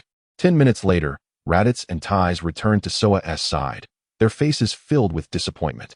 Aside from this jar of beans and a small vial of strange liquid, there's nothing else of value. Raditz shrugged and spread his hands, somewhat disheartened. Soa immediately turned his gaze toward the jar of magical beans. This jar seems to contain a considerable amount. Keeping it would be wasteful. Let us take it all. Chapter 78. Magic beans and super divine water, though not particularly valuable. Let us collect them, Soa said, seizing the jar of magical beans and directly storing it in his system space. It's worth mentioning that within SOA's system, there exists a unique space for storage. Currently, its size is about 1 cubic meter. Moreover, items like divine water do not occupy this cubic space. Instead, they are placed on special shelves. The overall picture depicts a cubic space, one side of which features a large shelf, divided into compartments, each storing items such as divine water, the legendary Super Saiyan experience card, and fragments of Ultra Instinct. 2 other compartments remain empty, yet they bear translucent outlines for a memory glove and bean candy. Subsequently, Soa also retrieved the memory gloves. This item was of little immediate use, and he would save it for when it was truly needed. Seeing the ample jar of magical beans vanish so mysteriously, Master Korin swallowed hard, his eyes twitching. Could you please refrain from such greed? If they're truly worthless, why take them? Negative emotional value from Master Korin, 666. Try one and see if it's poisonous. Soa said, tossing a magical bean to Raditz. Raditz, do you really think of me as a lab rat? Negative emotional value from Raditz, 666. Raditz quickly caught the magical bean, his gaze fixed intently on Master Korin, unable to resist asking, "Hey, it's not poisonous, right?" As the immortal Karen discreetly wiped his sweat, I assured him that even if the poison existed, it would hold no significance for us. Raditz scoffed, while Karen chose silence. Since the poison could not kill him, he should consume it quickly without further ado. Although it wouldn't be fatal, the discomfort of poisoning was undeniable. With a huff, Raditz shoved the Senzu bean into his mouth, crunching it eagerly. After consuming the bean, Raditz's eyes sparkled with myriad stars, and he couldn't resist patting his belly, marveling at the miraculous effect. "What's the matter?" Soa smiled at Raditz. "This bean is truly remarkable. After eating it, my stamina has completely returned," Raditz exclaimed, brimming with excitement as he threw a couple of punches into the air. "Stamina restored? What about your combat power? Has it returned to 700? Soa inquired, a hint of excitement in his voice. "What are you thinking? It's still at 140. Raditz shook his head. Soa was momentarily taken aback. It appeared the Senzu beans were ineffective. This indicated that the system's authority surpassed even that of the beans. Feeling parched, Raditz declared he needed water to soothe his throat. Before he could drink from the bottle of ultra-divine water, Karen panicked. "Be careful. The Senzu beans are harmless. But the ultra-divine water is truly toxic. If you were to die from it, your companions would surely kill me. What's with that stingy attitude?" Raditz rolled his eyes. "I'm merely quenching my thirst." With that, he opened his mouth, and the ultra-divine water poured in. Soa, realizing the gravity of the situation, covered his face in disbelief. "Are you really using ultra-divine water to soothe your throat? What were you thinking? Is Raditz going to die?" He pondered anxiously. He shouldn't.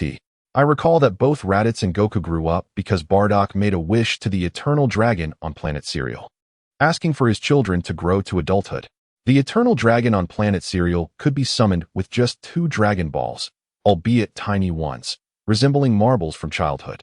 Finding those 2 Dragon Balls without a radar was nearly impossible. While the Eternal Dragon appeared formidable, the side effects of its wishes were even more burdensome than my system. For instance, Bardock's wish resulted in his children dying shortly after reaching adulthood.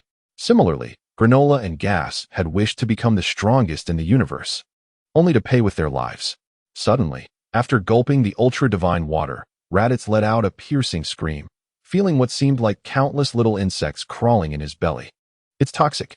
Raditz raised the bottle high, weakly uttering 2 words before collapsing to the ground. "Quick, think of a way to expel it," Soa urged. "It's already in my stomach, merging with my body. What can I possibly throw up now?" "Relax, take a deep breath, and clear your mind," Soa said with concern. In agony, Raditz rolled his eyes. "It seems there's no hope. Don't worry, if you die, I will bury you in a beautiful place," Soa comforted. "Make sure to avenge me," Raditz replied, feeling despair. "At this moment, burying me is the least of your worries. Shouldn't you be focused on revenge?" He looked at Karen with a forlorn expression. "The beans are harmless, but the water is toxic. This cat is truly malicious." Gradually, Raditz's consciousness began to fade, and he succumbed to pain. Karen was left speechless. "Does this really have anything to do with me? You insisted on drinking the ultra-divine water. I have plain water available." With a sigh, Karen explained, "The ultra-divine water, when consumed, can double one's strength. But only after overcoming its toxicity can one attain that power. You don't need to explain so much.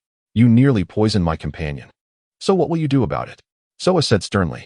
Clearly, you've seen that I possess nothing of value left in my tower after you took those 2 items.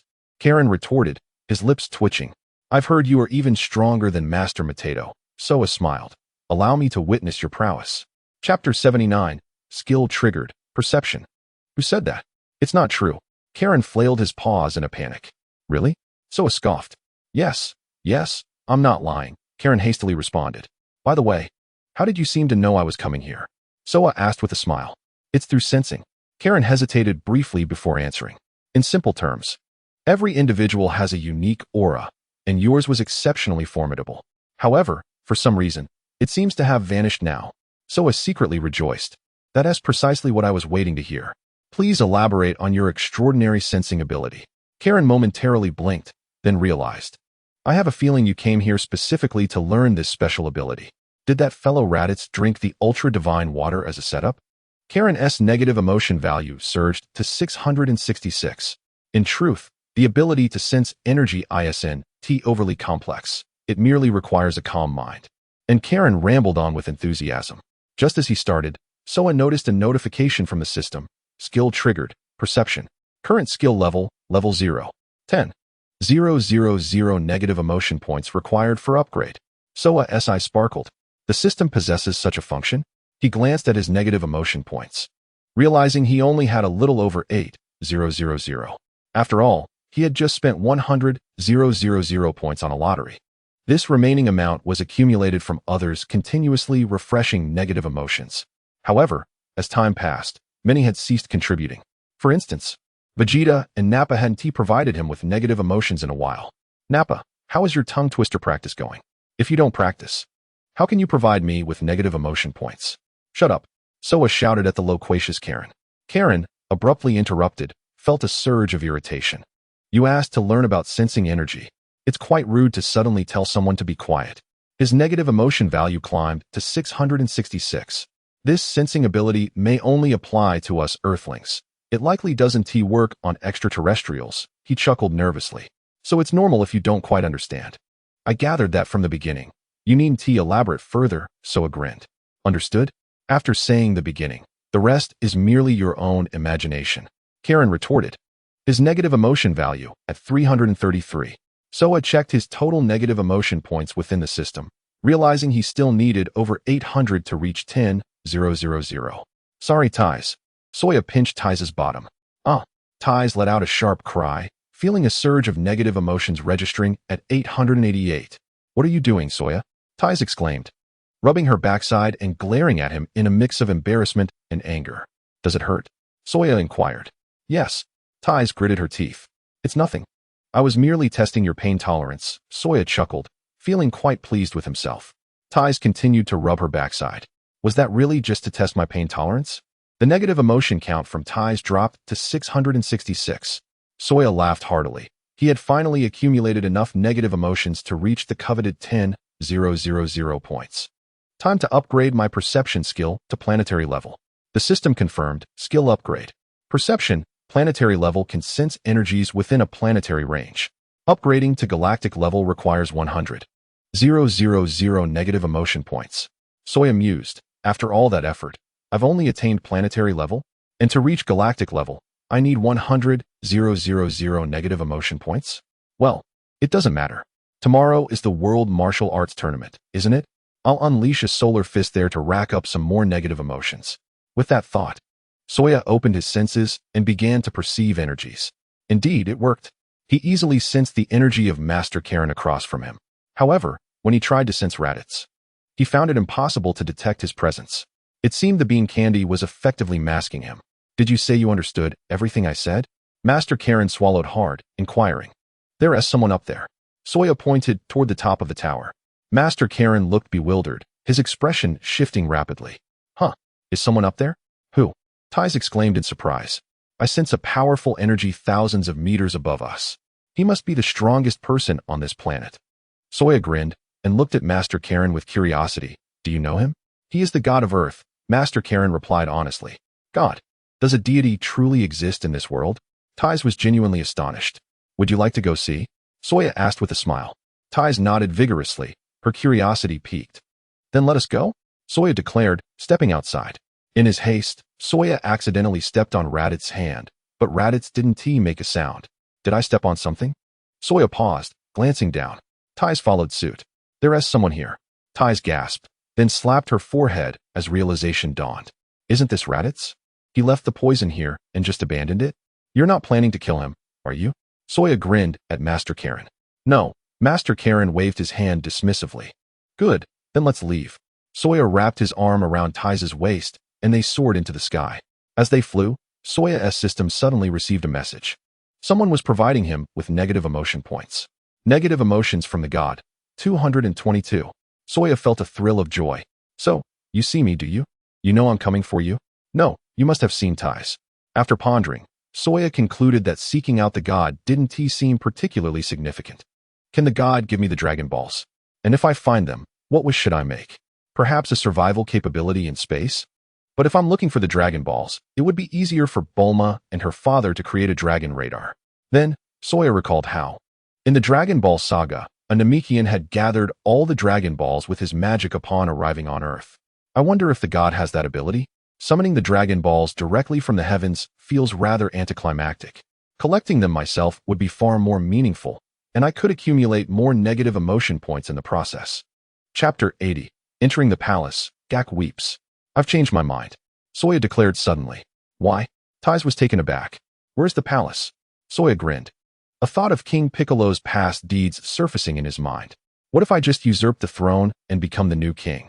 A live broadcast would surely yield more negative emotion points than the World Martial Arts Tournament. How many people are there in the world? Probably around 7 billion. How many at the tournament? At most 10,000. It's worth a try, but I want to kill anyone. I only want negative emotion points. The palace? Tai seemed confused, struggling to comprehend.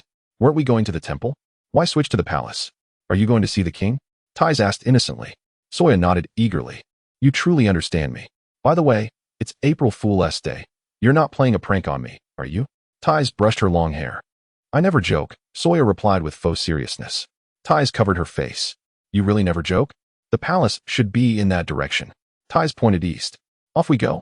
Soya turned and flew west. It's over there, Ties exclaimed, covering her face. Wasn't my direction clear enough? Let us catch that Gak fellow first. Soya smiled. Gak? Where did he go? Ties asked, puzzled. He is hiding over there. I can sense his energy, Soya chuckled. With his newfound ability to sense energies, Soya felt elated. No need for a detector.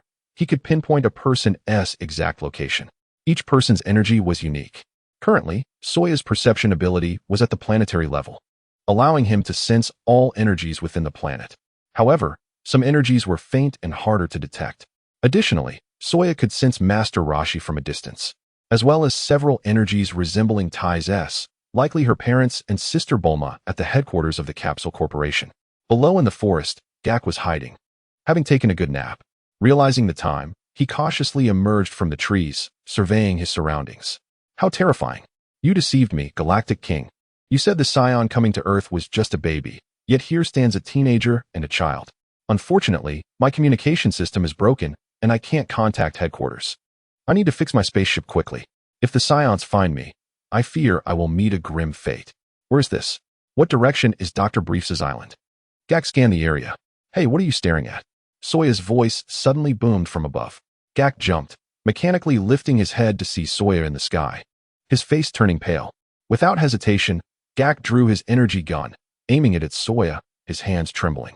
Don't come any closer. Gak's voice quivered. Boom. Soya and Ties descended gracefully before him. Don't come any closer. Gak was now in a complete panic, torn between shooting and hesitating. Gak, what's wrong? Have you lost your memory? Ties looked at him quizzically. Who are you? I don't recognize you. Gak shouted. Enough of the idle chatter. Do you wish to live or die? Zoya inquired, his expression cold. I must clarify that I am a great galactic patrol officer, and I shall never surrender to you. Gak declared with righteous fervor. Very well, then I shall have no choice but to end your life. Zoya scoffed, cracking his knuckles as he advanced towards Gak. Gak felt a surge of negative emotions, reaching a value of 999. Unable to bear the advancing Zoya any longer, he fell to his knees. I want to live. He sobbed. Ties covered her face in disbelief. Did you not claim you would never surrender? Your cowardice is astonishing. If you wish to survive, you must behave and listen. Zoya patted Gak on the shoulder. Get up. Yes. Gak sprang to his feet, respectfully asking, what are your orders? Follow me. Zoya took to the air. Gak leapt up, flames erupting from his feet as he soared after Zoya. You can fly, Ties exclaimed in awe. Only for a short duration. Gak retorted, casting Ties a few disdainful glances. This Earth woman is mingling with Saiyans. Zoya led Gak and Ties swiftly through the skies. After approximately 40 minutes, Zoya spotted the familiar palace. Gak, bouncing along from a distance, felt 1,000 horses galloping in his chest. Just wait, Saiyan. Once I return to the Galactic Patrol headquarters, I will have Mers come to capture you. Enjoy your moment of arrogance. Do you truly believe the Galactic Patrol is easy to bully? Zoya, that is the palace. The king should be in the palace now, and it is likely morning. They must be having their morning meeting. Ties murmured. Let us go see. Zoya nodded. Should we prepare some gifts? Are we really going to meet the king empty-handed? Ties asked hastily. Meet the king? Gak's lips twitched. Are you truly going to see the king? I have a bad feeling about this. Gifts. I traveled all the way from outer space to Earth, and it is the king who should be offering me gifts. Zoya chuckled nonchalantly. Ties was at a loss for words. With a thud, Zoya and Ties descended from the sky, landing directly at the entrance of the palace. Gak bounded over, landing beside Zoya. Quite fast, aren't you? Zoya remarked with a smile. I am an elite member of the Galactic Patrol. Gak proudly pounded his chest. Let us go? Zoya strode directly into the palace. Who goes there? This is a restricted area. The king is having a morning meeting. No unauthorized personnel may enter. 2 guards blocked Zoya's path. Gak, take them down. Zoya commanded. Gak's negative emotion value plummeted to 888. I am a just Galactic Patrol officer. You want me to help you take them down?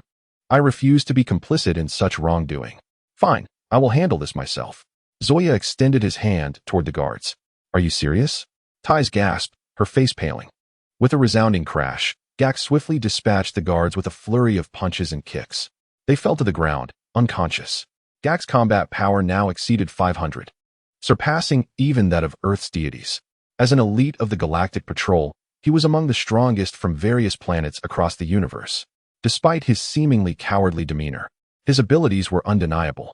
Moreover, Gak possessed exceptional eyesight, akin to a bee's compound eyes, enabling him to perceive details that even Saiyans found challenging to detect. Fearing that Zoya might indeed kill the guards, Gak wasted no time in incapacitating them. Well done. Zoya nodded in satisfaction. Thank you for the praise, Gak thought. Nearly in tears. As a proud Galactic Patrol officer, I have now been reduced to a Saiyan's henchman. Ties chimed in. But Zoya, you came to meet the king. Did you not? Why have you harmed these men? I never stated I was here to pay him a visit. I merely wish for him to abdicate, Zoya chuckled. Ties was left speechless, unable to respond. After a brief silence, she wept. Why did you bring me here? I need a queen, Zoya grinned. How about you, Gak? Ties pointed at him. Grand Eunuch, Zoya mused. Ties covered her face in disbelief. Gak, drenched in sweat, felt 1,000 horses galloping in his chest. You are the eunuch. Your entire family is a bunch of eunuchs. You Saiyan are too much. Wait, where is that little Saiyan? Zoya continued onward with Ties and Gak. Soon, heavily armed soldiers appeared, pointing their weapons at Zoya and his companions. Such a hassle, let us just obliterate them. Zoya raised his hand, energy coalescing into a sphere. Let me handle this. Gak, startled, rushed forward and easily knocked out the soldiers. Zoya retracted the energy sphere, secretly pleased. Look at this, what a splendid henchman. He has learned to take the initiative. As they continued down the path, Gak swiftly neutralized all opposing soldiers. Stop. A burly man stood in their way. A confident smile plastered on his face. Gak hesitated, exchanging glances with the man. You cannot defeat us. Run away while you still can. Zoya grinned, observing the man closely. He bore a resemblance to the king's personal bodyguard and appeared to be in his 20s. If all went according to plan, he would soon face defeat at the hands of the demon King Piccolo. Look at this fly-like fellow. Quite impressive, the man scoffed. Gak's face darkened as he charged at the man, unleashing a barrage of blows. You are the fly? Your entire family is made of flies. He shouted. Zoya and Ties turned away in disbelief. Are you not the so-called just Galactic Patrol officer? Just because someone says you look like a fly, you unleash such fury? So, Are you truly a fly? Ties inquired, observing Gak as he returned. But I must admit, your eyes do resemble those of a fly. They are like a bee's. A bee's? Gak protested loudly. Do not conflate me with that dung-eating insect. I recall bees enjoying the restroom as well. My friend once got stung on the rear by one, Zoya chuckled. Gak's negative emotion value sank to 666. You can make me a henchman, but do not insult me by saying I eat dung. Wait, your friend? Surely you mean yourself? At last, Zoya entered the palace interior and gazed upward. At this moment, the king had long departed the palace aboard a helicopter, hovering high above. You two wait here, Zoya instructed, before soaring into the air and swiftly landing on the helicopter, where he beheld the king and two bodyguards within. The king and his guards turned pale with fear. Negative emotional value from the king, 999. Negative emotional value from the bodyguards, 999. Bang. Zoya kicked open the helicopter's transparent canopy, grinning at them. None of you are escaping. Zoya chuckled menacingly. Who exactly are you? The king gritted his teeth and demanded. I am your new king, Zoya. He replied with a wide smile. Nonsense. One of the bodyguards drew his pistol and fired at Zoya, emptying the magazine. Zoya remained unfazed. The intensity of those bullets felt no different than a mere tickle, unable even to penetrate his combat suit's defenses. The bodyguard, witnessing Zoya's indifference, was rendered speechless. Negative emotional value from the bodyguard, 999. It appears you are still unaware of my might. Zoya huffed, seizing the bodyguard by the collar and flinging him toward Jack. Jack was immediately alarmed, leaping forward to catch the bodyguard in a princess carry. The two exchanged incredulous glances. Enough of this trivial talk. Let me demonstrate my formidable power, Zoya declared, pointing at a distant mountain peak. Boom. An enormous explosion erupted at the mountain's summit. In the blink of an eye, the towering mountain was obliterated. A colossal mushroom cloud rising into the sky. The king was left dumbstruck, his face paling further. The bodyguards were utterly terrified. Jack's eyes twitched, overwhelmed by fear. This Saiyan is indeed extraordinary. Now do you understand? I merely wish to be king. I have no intention of killing anyone. Have you seen me take a life? Zoya grinned. The king scrutinized the scene, observing the soldiers sprawled on the ground, unsure how to respond. It seemed you truly hadn't killed anyone. However, those individuals were merely incapacitated by you. Rest assured, I only wish to play the role of king for a couple of days. Once I am satisfied, I will return the throne to you, Zoya proclaimed with a smile, brimming with anticipation. Negative emotional value from the king, 999. Chapter 82, The King's Inaugural Speech. Negative emotional values skyrocket. It seems you disagree. Then I shall resort to violence, Zoya said, pointing a finger at another bodyguard beside the king. The bodyguard trembled in fear. I agree. I will comply with your wishes. The king hastily acquiesced. Then let us proceed to announce the new king's inauguration ceremony. Zoya beamed brightly. Occasionally playing the villain is rather amusing. My apologies. I believe this approach will expedite the accumulation of negative emotional values. I must hasten to enhance my power. After all, with my current combat prowess, I cannot even defeat Frisia, let alone contend with Compass schemes. The king obediently followed Zoya into the palace, where a press conference was convened. Broadcast live. Jack kept a vigilant eye on the surroundings, wary of any foolish individuals attempting to ambush Zoya. After all, he is a Saiyan, capable of killing without a second thought. You would do well to remain compliant. Once I return to the Galactic Patrol headquarters, I will send someone to apprehend him. Thus, I have decided to relinquish the throne. From this moment forth, the new king shall be Zoya. The king lowered his head, announcing dismally before the cameras. Upon hearing this news, people around the globe were rendered speechless, momentarily unable to process the information. To allow such a character to become the ruler of this world is to invite imminent destruction. Who will rise to confront this lawless individual? Suddenly invigorated, the king clenched his fists and shouted fervently into the camera. Clap! Jack swiftly approached, seizing the king by the collar and delivering a series of blows. Zoya, I will take this scoundrel aside for some proper education. Jack called to Zoya. Go ahead, Zoya replied readily. Jack dragged the king away to an isolated area, gesturing for him to remain silent. The king stared blankly at Jack, bewildered. King, I am Jack of the Galactic Patrol. Jack introduced himself. Galactic Patrol? The king was taken aback. Simply put, we are the guardians of cosmic peace. Jack answered. The king blinked, utterly speechless. You claim to be the guardians of cosmic peace?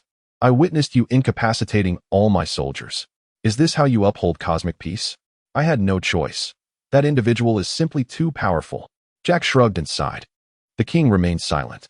However, rest assured, once I establish contact with the Galactic Patrol headquarters, I will certainly send someone to apprehend him. Jack hurriedly lowered his voice, whispering, "So for now, go along with him and avoid provoking him. You must understand, that individual possesses the capability to annihilate this planet." What did you say? Annihilate the planet? The king trembled violently, his face paling to an extreme. You heard correctly. They are the most formidable warrior race in the universe, the Saiyans, who have obliterated countless planets. Jack spoke gravely. Is that true? The king's lips quivered. Of course it is.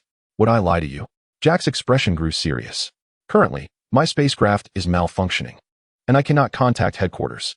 I need a special energy source to repair it. Do you have any? If you do, please provide it to me.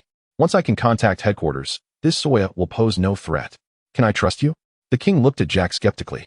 Do you believe you have any other choice? Jack crossed his arms, adopting a stern expression. Very well, I understand. Tell me what energy source you need, and I will find a way to provide it.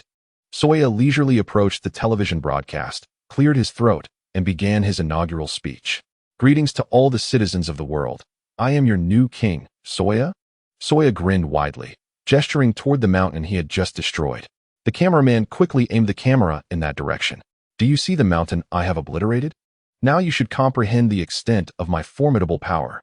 Soya spoke with a smile, confidently asserting, do not attempt to challenge me, for my strength is beyond your capacity to shake. Next, I shall announce the new rules during my reign as king. The eyes of the world were glued to their television screens. First, let me introduce my queen, Tais. Soya pulled Tais close, wrapping an arm around her waist. Tais, from this day forth, I declare that my subjects shall no longer accept any constraints. You are free to do as you please. Soya proclaimed loudly. Abolishing police and state institutions, war, violence, robbery, murder, and arson, everything shall be free. I will not punish anyone. To all you rogues, indulge in your desires. Promoting justice will incur my severe retribution. Wahaha! This place will soon transform into a wondrous realm of vice and terror. Negative emotional value from Nataya, 999. Negative emotional value from Kulki, 999.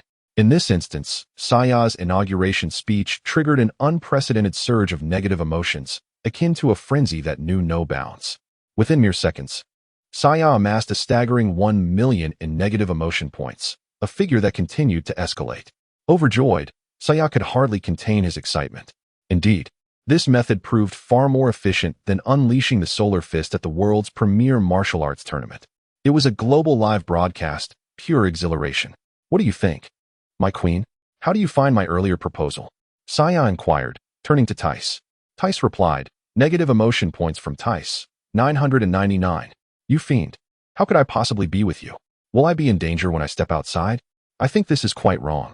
With her chest heaving, Tais summoned her courage and admonished Saya loudly, emphasizing that without police or national institutions, the world would descend into chaos. Do you truly wish to bring about the world's destruction? Your argument seems quite valid, Saya mused, stroking his chin in contemplation. After a brief silence, he conceded, all right. I suddenly feel my queen is right. Let's pretend I never spoke those words. He chuckled and waved dismissively. Negative emotion points flooded in from various notorious figures, from Tao Bai, 999, from Master Rashi, 999, from Tian Shinhan, 999, from General Red, 999. An overwhelming number of villains contributed to Saya's growing tally of negative emotions. Are you out of your mind? We've prepared our weapons for a serious confrontation. Yet your words are mere hot air. You said you would abolish the police and other institutions, and now you're backtracking. Did you not prepare a speech? Chapter 83, The Surge of Negative Emotion Points. Saya was exhilarated. With this wave, he had already accrued 10 million negative emotion points. Had the system's refresh rate not been slow, the total would have been even higher. The thrill was indescribable. Furthermore, these negative emotion points continued to accumulate. A veritable wellspring of combat power. 10 million points could translate to about 50,000 in battle prowess through a lottery. Yet, he yearned for more. 100 million seemed the goal to strive for. Saiyan speculated that this wave could yield tens of billions in negative emotion points. With a global population of 7 billion, excluding those not watching the broadcast, children, and indifferent elders, he estimated at least 1 billion reasonable individuals remained. Even if each contributed just 100 points, that would amount to 100 billion. This time, I truly believe I can reach 100 billion negative emotion points. 100 billion. That's roughly 500 million in combat power. He calculated. 10 million points equated to about 50,000 in combat prowess. 100 million to 500,000, 1 billion to 5 million, and 100 billion to 500 million. This is the rhythm of consistently overpowering Frisia, he thought. Now, for one final push to see just how many negative emotion points I can gather. By the way, my queen, Saiyan grinned. What? Tice's lips quivered slightly, feeling relieved that Saiyan wasn't entirely wicked. At least he was open to counsel. I recall you mentioning today is April Fool's Day, correct? Saiyan asked. Yes. Tice hesitated, unsure of Saiyan's intent. Why the sudden inquiry about April Fool's Day? Then, I wish a joyous April Fool's Day to all friends around the world. Saiyan burst into laughter, lifting Tice into the air. Negative emotion points streamed in. From Satan, 999. From General Blue, 999. From the King, 999. From Briefs, 999. At that moment, various figures contributed their negative emotions once more. Wait, are you serious today? You genuinely came to celebrate April Fool's Day? The king stood by, bewildered. You orchestrated all this just to wish the world a happy April Fool's Day? Jack, let us go? Saiyan called, embracing Tice and signaling to Jack before soaring into the sky. Really leaving? Jack shouted, hopping to catch up. Soon, Saiyan and Tice vanished, with Jack trailing behind. The king and his court exchanged incredulous glances, frozen in disbelief. After 10 minutes, a sharp-witted subordinate ventured to ascertain Saiyan's whereabouts and returned to report that they had indeed departed. The king was stunned. They actually came to celebrate April Fool's Day? This was quite the elaborate setup. Everyone's attention turned to the king, eager to hear his response. Striding to the broadcast platform, his expression darkened as he declared loudly, "From this day forth, the celebration of April Fool's Day is hereby abolished." As Saiyan soared, he reveled in the continuous influx of negative emotion points. In just a few minutes, they reached 100 million. Saiyan felt elated. This wave should yield 100 billion negative emotion points. 100 billion. That equates to approximately 500 million in combat power. Tice and Jack stared at Saiyan in astonishment, wiping sweat from their brows, utterly perplexed by his thoughts. You traveled all the way to the palace, incapacitated numerous soldiers, just for April Fool's Day? This holiday has been neglected for ages. Suddenly, Saiyan paused. Wait. Why has it stopped? Why did it halt at 100 million? Yet, the negative emotion points continued to refresh below. Is the system malfunctioning? Are you single core? Are you jesting with me? Increase the count now. Could it be that the system's maximum capacity is limited to 100 million negative emotion points? What the hell? Saiyan pondered this dilemma. All right, I'll test it with 100,000. Let's see if it can continue to rise. He decided to upgrade his perception ability, raising it to the galactic level. The galactic level perception required 100,000 negative emotion points. Upgrade. Skill upgrade. Perception, galactic level capable of sensing life forms within the confines of this galaxy, such as the solar system. To upgrade to universal level requires 1 million negative emotion points. Saiyan nearly cursed aloud. Are you mocking me? The solar system? Aside from Earth. What will I sense? However, the system's information suggests that this ability extends significantly outward. The mention of the solar system is merely an example. If it were planet Vegeta, I should be able to sense life forms from planet Vegeta and its neighboring celestial bodies. Then, the galactic level perception should allow for sensing life forms within the entire galaxy. Saiyan scrutinized his negative emotion points. The previous 100 million had diminished by 100,000. Yet, swiftly, this amount was replenished by the incessantly refreshing negative emotion points, restoring it to 100 million. Now, Saiyan was certain that the system's cap for negative emotion points was indeed 100 million. That's rather insufficient, isn't it? It appears to be a similar novel system, one that I have never engaged with in this manner. Typically, these systems progress from low to high. The system has likely not yet registered my contribution of over 100 million negative emotion points, which continues to refresh incessantly. I hope it doesn't crash. Zoya shivered. First, I should enhance my perception ability. I am eager to discover the pinnacle of this heightened perception. After all, I currently possess an abundance of negative emotion points. Suddenly, a crucial question struck Zoya. The current cap for negative emotion points is 100 million. If I reach that limit, where do the continuously refreshing negative emotion points go? Are they accumulated or simply lost? Zoya astutely deduced that the continuously refreshing negative emotion points vanish rather than accumulate. Goodness, I must utilize them quickly. At this moment, Zoya felt as though a multitude of small coins were overflowing and drifting away. If I don't spend them now, they will be lost. Thus, he promptly spent 1 million to upgrade his perception. Skill upgrade. Perception, galactic level, can sense the aura within the galaxy of the planet. Upgrade, cosmic level, requires 10 million negative emotion points. Onward.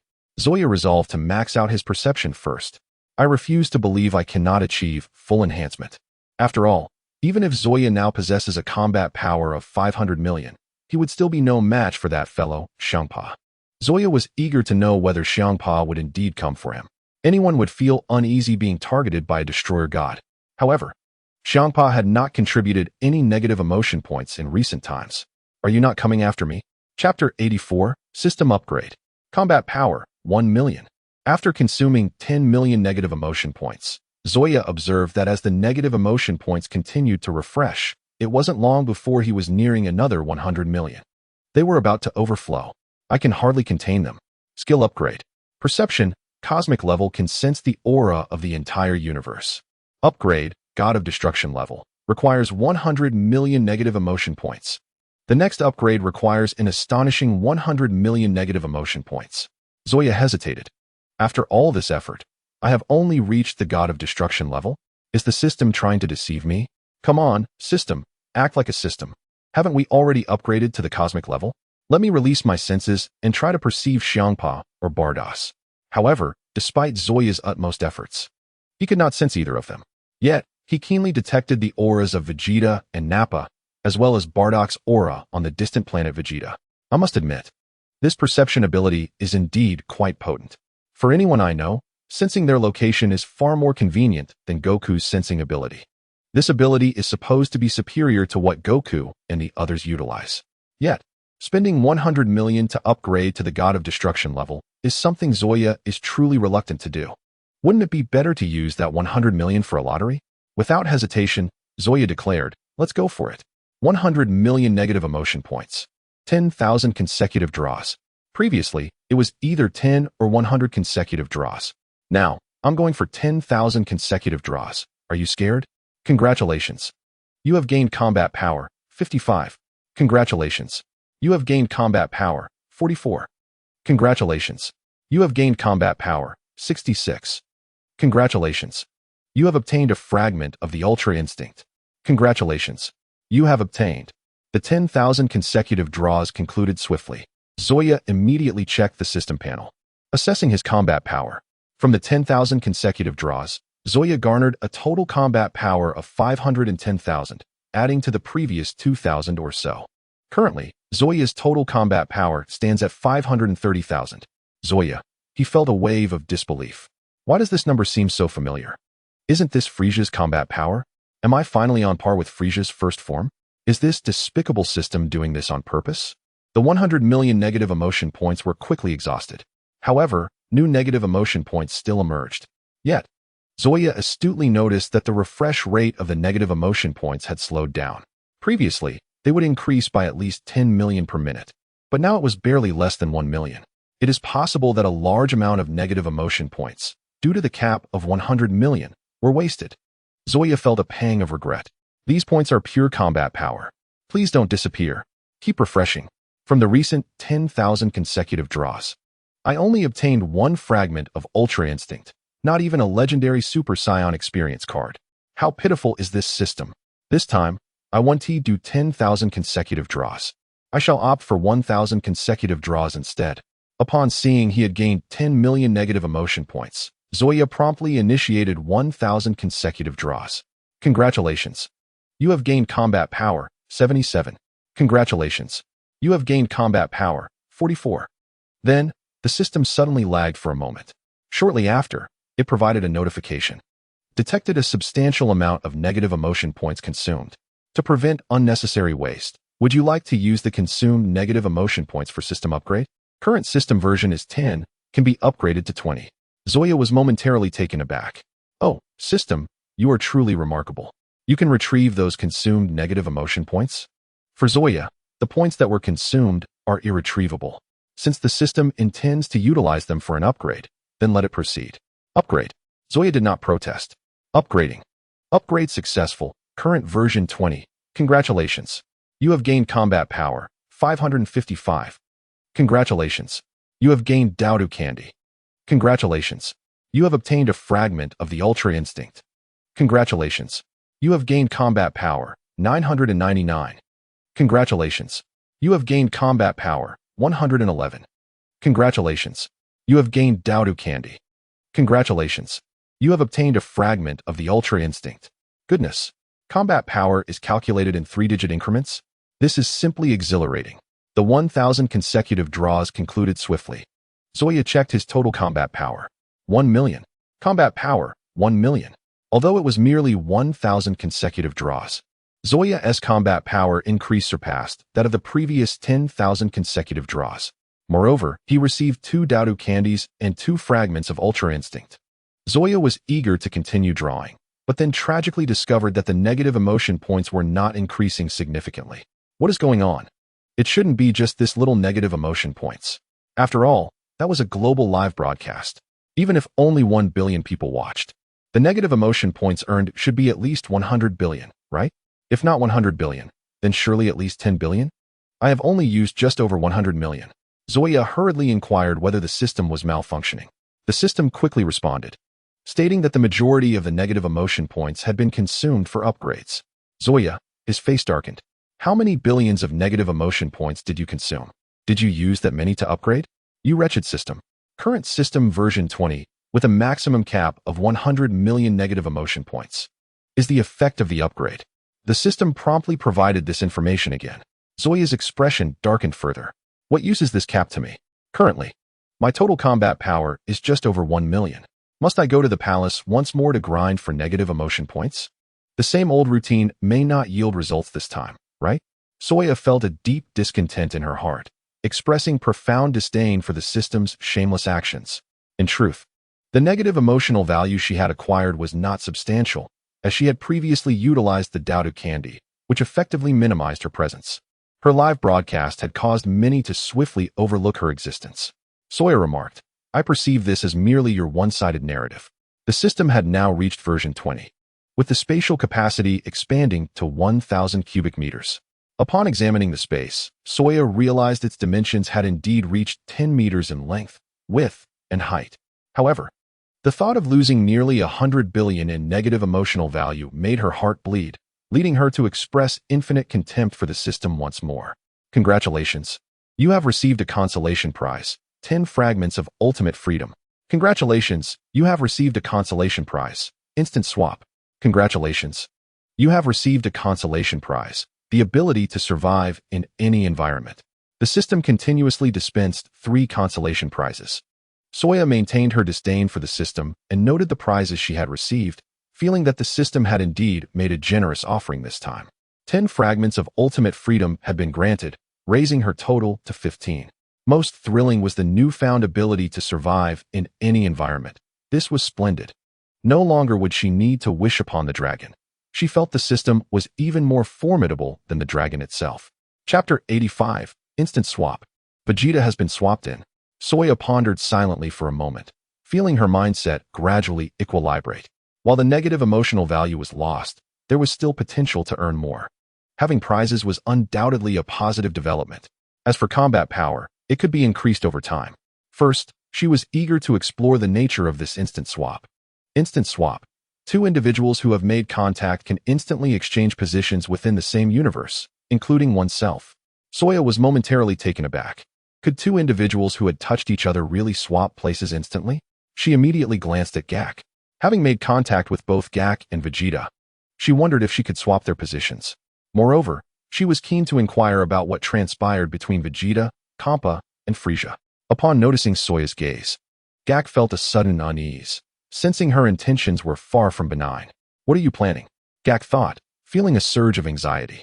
Swap. Soya chuckled, invoking the instant swap. In an instant, Gak vanished from his location. Wait, where did Gak go? Ties blinked rapidly, her expression one of confusion. In the vast starry sky, Vegeta's spaceship sped through the cosmos, attempting to evade Frisia's control. Where to next, Your Highness? Naba inquired. Let's find a planet to settle down. Vegeta huffed. I must train diligently. My combat power needs to rise swiftly. That Frisia's power has truly reached unfathomable heights. Naba glanced at Broly, who lay asleep on the ground, suppressing the impulse to kick him awake. Forget about him. Vegeta shot a sidelong glance at Broly. Just then, Broly slowly opened his eyes. He's awake, Naba exclaimed, his face paling slightly. Vegeta, on high alert, noticed Broly fixating on him with an intense gaze, baring his teeth. Hey, Broly, this is outer space. Don't act recklessly. Naba urged. If you start fighting here and damage the spaceship, we're all doomed. Broly seemed to comprehend this, glancing out the window before glaring at Vegeta again. Fists clenched tightly. Naba thought, after all this talking, it seems I've said nothing. If you wish to fight, let's find a planet and settle our differences there. Vegeta replied with a scoff. Broly nodded vigorously. Naba silently wiped away his sweat, relieved that Broly was not a fool. If a fight broke out on the spaceship, it would spell disaster. Your Highness, I see a planet over there. Shall we head there? Naba turned to Vegeta for approval.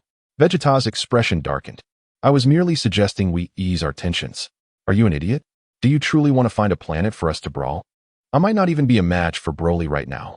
Just as Vegeta felt disgruntled, he suddenly sensed something peculiar about his body. In a flash, he vanished from his spot. Upon looking again, another figure stood in his place. Gak had swapped with Vegeta in the blink of an eye. Gak surveyed his surroundings in confusion, while Naba rubbed his eyes, astonished by Gak's sudden appearance. Broly stared wide-eyed, scratching his head in bewilderment. Your Highness, what has happened to you? Naba asked, genuinely puzzled. Is this a new transformation? He added, noting the drastic change in appearance and attire. Gak looked at the robust Saiyan before him, feeling a sense of dread. What is going on? Wasn't I on Earth? This feels like a spaceship. And who is this Vegeta you speak of? That name sounds oddly familiar. Meanwhile, on Earth, as Ties wondered why Gak had disappeared so suddenly, in an instant, Vegeta and Gak exchanged places again, with Vegeta appearing where Gak had just been. Wait, Gak, what happened to you? Ties exclaimed, her eyes wide with confusion. Upon being transferred, Vegeta immediately scanned the area, his expression turning wary.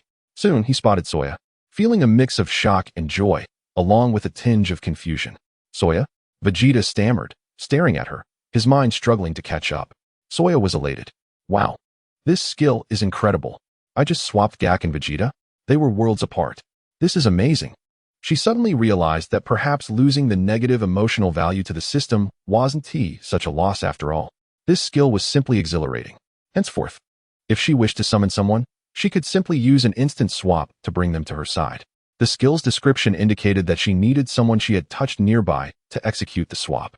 For instance, if she were on Vegeta's planet and wanted to see Ties, she would need to have someone she had touched with her to bring Ties to Vegeta's planet.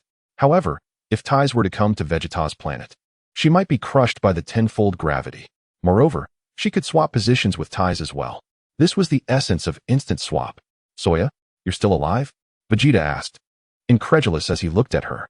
After posing that question, he expressed deep disdain for Kampa and Bardos in his heart. That woman, wielding a stick, had confidently claimed she could locate Soya. After searching for a while, it was declared that Soya had already perished, and that they would venture to the underworld to seek him out. I have the distinct feeling that woman is not as remarkable as she seems. Soya is undoubtedly still alive. How can you ascertain that he has died? How did I end up here? What is this place?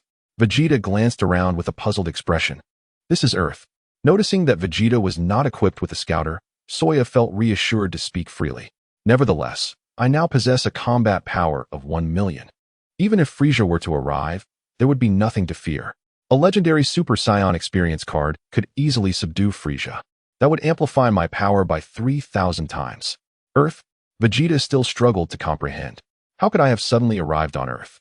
Soya, what transpired on your end? He inquired urgently.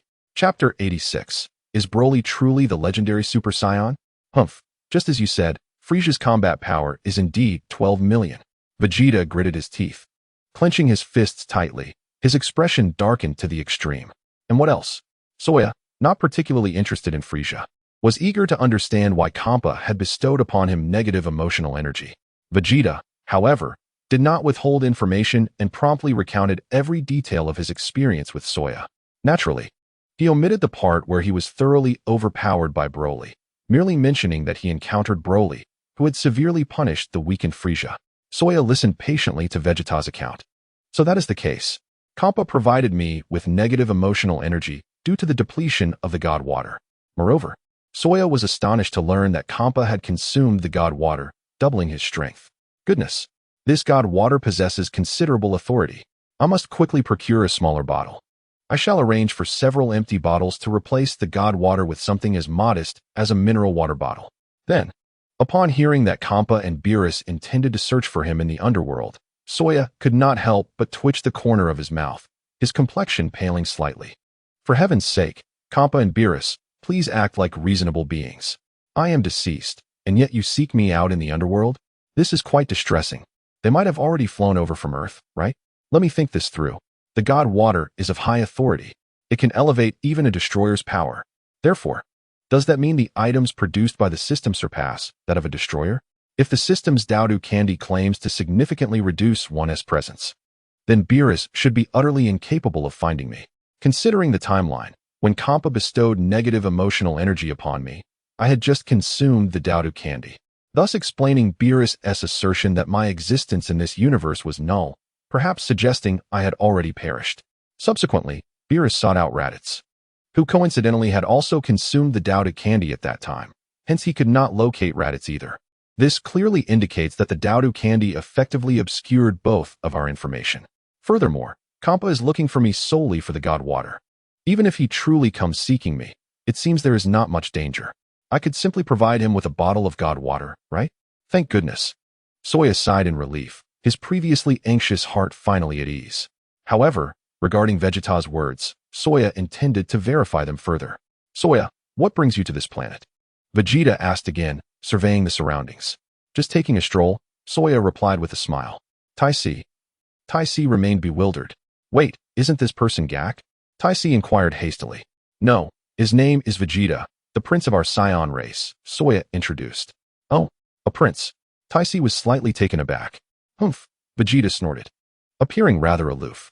Let us descend. Soya gestured towards an open area below. Vegeta did not object and followed Soya down. Vegeta had many questions he wanted to ask Soya. Soya, is that lad named Broly truly the legendary Super Saiyan you spoke of? Vegeta asked, filled with resentment and indignation. As for why he found himself here, Vegeta knew it was Soya's doing. Nevertheless, the matter of Broly weighed more heavily on his mind. It should be so, Soya nodded, not expecting they would inadvertently arrive on Broly's planet. However, Frisia's predicament is quite tragic. He was thoroughly beaten by Broly for an extended duration. How infuriating. Why am I not the legendary Super Saiyan? Vegeta fumed, grinding his teeth in frustration. Tai-C, would you be interested in interstellar travel? Soya disregarded Vegeta and turned to Tai-C, suddenly conceiving a more splendid scenario. If I were to embrace Tai-C and execute a teleportation swap with Gak, would she accompany me? Interstellar travel? I would love to, but I lack a spaceship. Tai-C shook her head. Let us give it a try. Soya firmly grasped Tai-C's wrist, urging her not to move. What are you doing? Tai-C looked bewildered. Swap. Soya immediately performed the teleportation swap. Whoosh. In an instant, Soya vanished from his location. Now, Soya possessed the capability to survive in any environment, including but not limited to outer space, black holes, and even the void. Therefore, there was little to fear from his teleportation swap. That blasted spaceship. Broly approached, circling around Gak, scrutinizing him from head to toe, scratching his head in confusion. How did that spiky-haired fellow end up in such a state? Gak was genuinely terrified, trembling as if he were a mouse under the gaze of two cats. Why am I on this spaceship? Especially that muscular Saiyan. He looks utterly terrifying. This child appears inconsequential. I could easily sweat you away. But why do you all appear in pairs? Couldn't there be a solitary Saiyan child for me to thrash? Just as Gak was overwhelmed with fear, Soya executed a teleportation swap, exchanging places with Gak. Whoosh. Soya instantly appeared in Gak's position. Gak, however, found himself back on Earth, reaching out as if to grasp Tai-C's wrist. Tai-C, what is happening? Soya, why have you transformed into Gak? Taisi was a bit perplexed. Gak was equally startled, hastily retracting his hand and leaping back to distance himself from Taisi. Vegeta's eyes widened, staring at the suddenly transformed Soya with a dazed expression. How has Soya turned into this peculiar form? What on earth has transpired? You, Soya, what is this transformation? Vegeta scrutinized Gak from head to toe. Gak, am I back on Earth? You. I truly cannot fathom your intentions. Always concocting the most bizarre things. Vegeta frowned slightly. Gak swiftly scanned the surroundings, contemplating whether to discipline this child. At last, there were no adult Saiyans present. This child did not seem particularly formidable.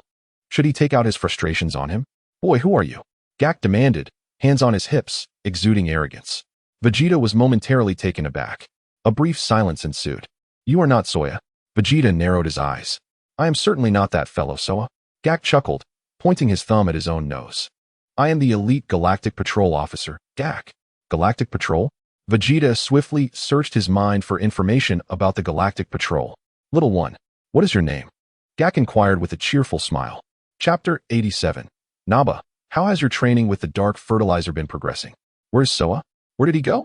Vegeta cast a sidelong glance at Gak, showing little interest in this Galactic Patrol officer. Soya, I was just speaking to you. How did you suddenly disappear? The negative emotional value from Vegeta reached 666. Gak, who had just heard Soya refer to him as Vegeta, was taken aback. Tai's expression shifted slightly as she uttered Vegeta's name to Gak. What did you say? His name is Vegeta? Gak's pupils contracted, his speech faltering, and his complexion paled instantly. Soya even mentioned he is the prince of the Saiyans, Tai added. Gak's face turned a shade of green. Vegeta, maintaining his cool demeanor, glanced sideways. Your Highness, I am Galactic Patrol Officer Gak. How may I serve you? Gak scurried forward, bowing deeply, his face a picture of obsequiousness. Vegeta retorted, weren't you just boasting moments ago? On board the spaceship, Soya immediately focused on Broly, glancing around to note that Tai had not transferred with him. It seemed only one person could be transported at a time. Even if he held on to her, it would be of no use. Since he was here, he might as well touch Broly and leave a mark. Soya, is that you? Naba exclaimed in astonishment. Didn't you die? Who said I was dead? Soya replied sternly, glaring at Naba. That was merely hearsay, ha ha ha. It's wonderful that you are alive. Naba quickly chuckled, not daring to show any sign of negligence. How is your work with the Dark Fertilizer coming along? I came specifically to check.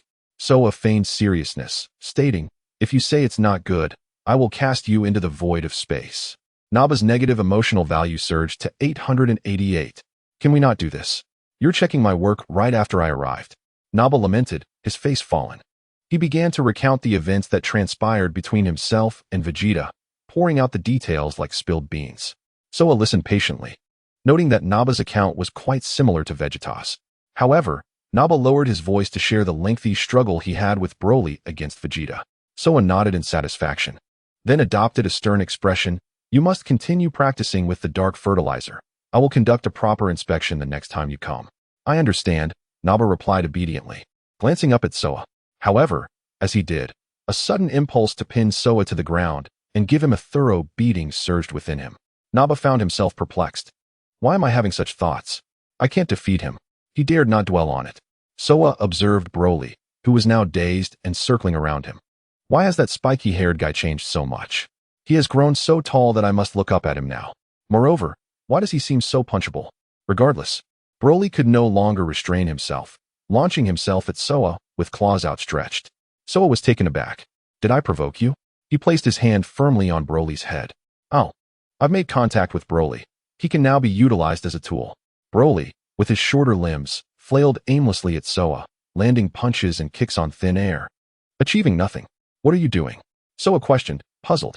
Soya, that guy is Broly. Be careful. His mind isn't quite right.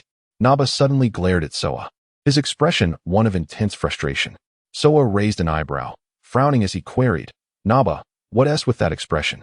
I have no expression. Naba gritted his teeth. Soya replied, you might as well have I want to hit you written on your face. Wasn't I just asking you to articulate the Dark Fertilizer properly? Why the outrage? Naba's negative emotional value reached 999.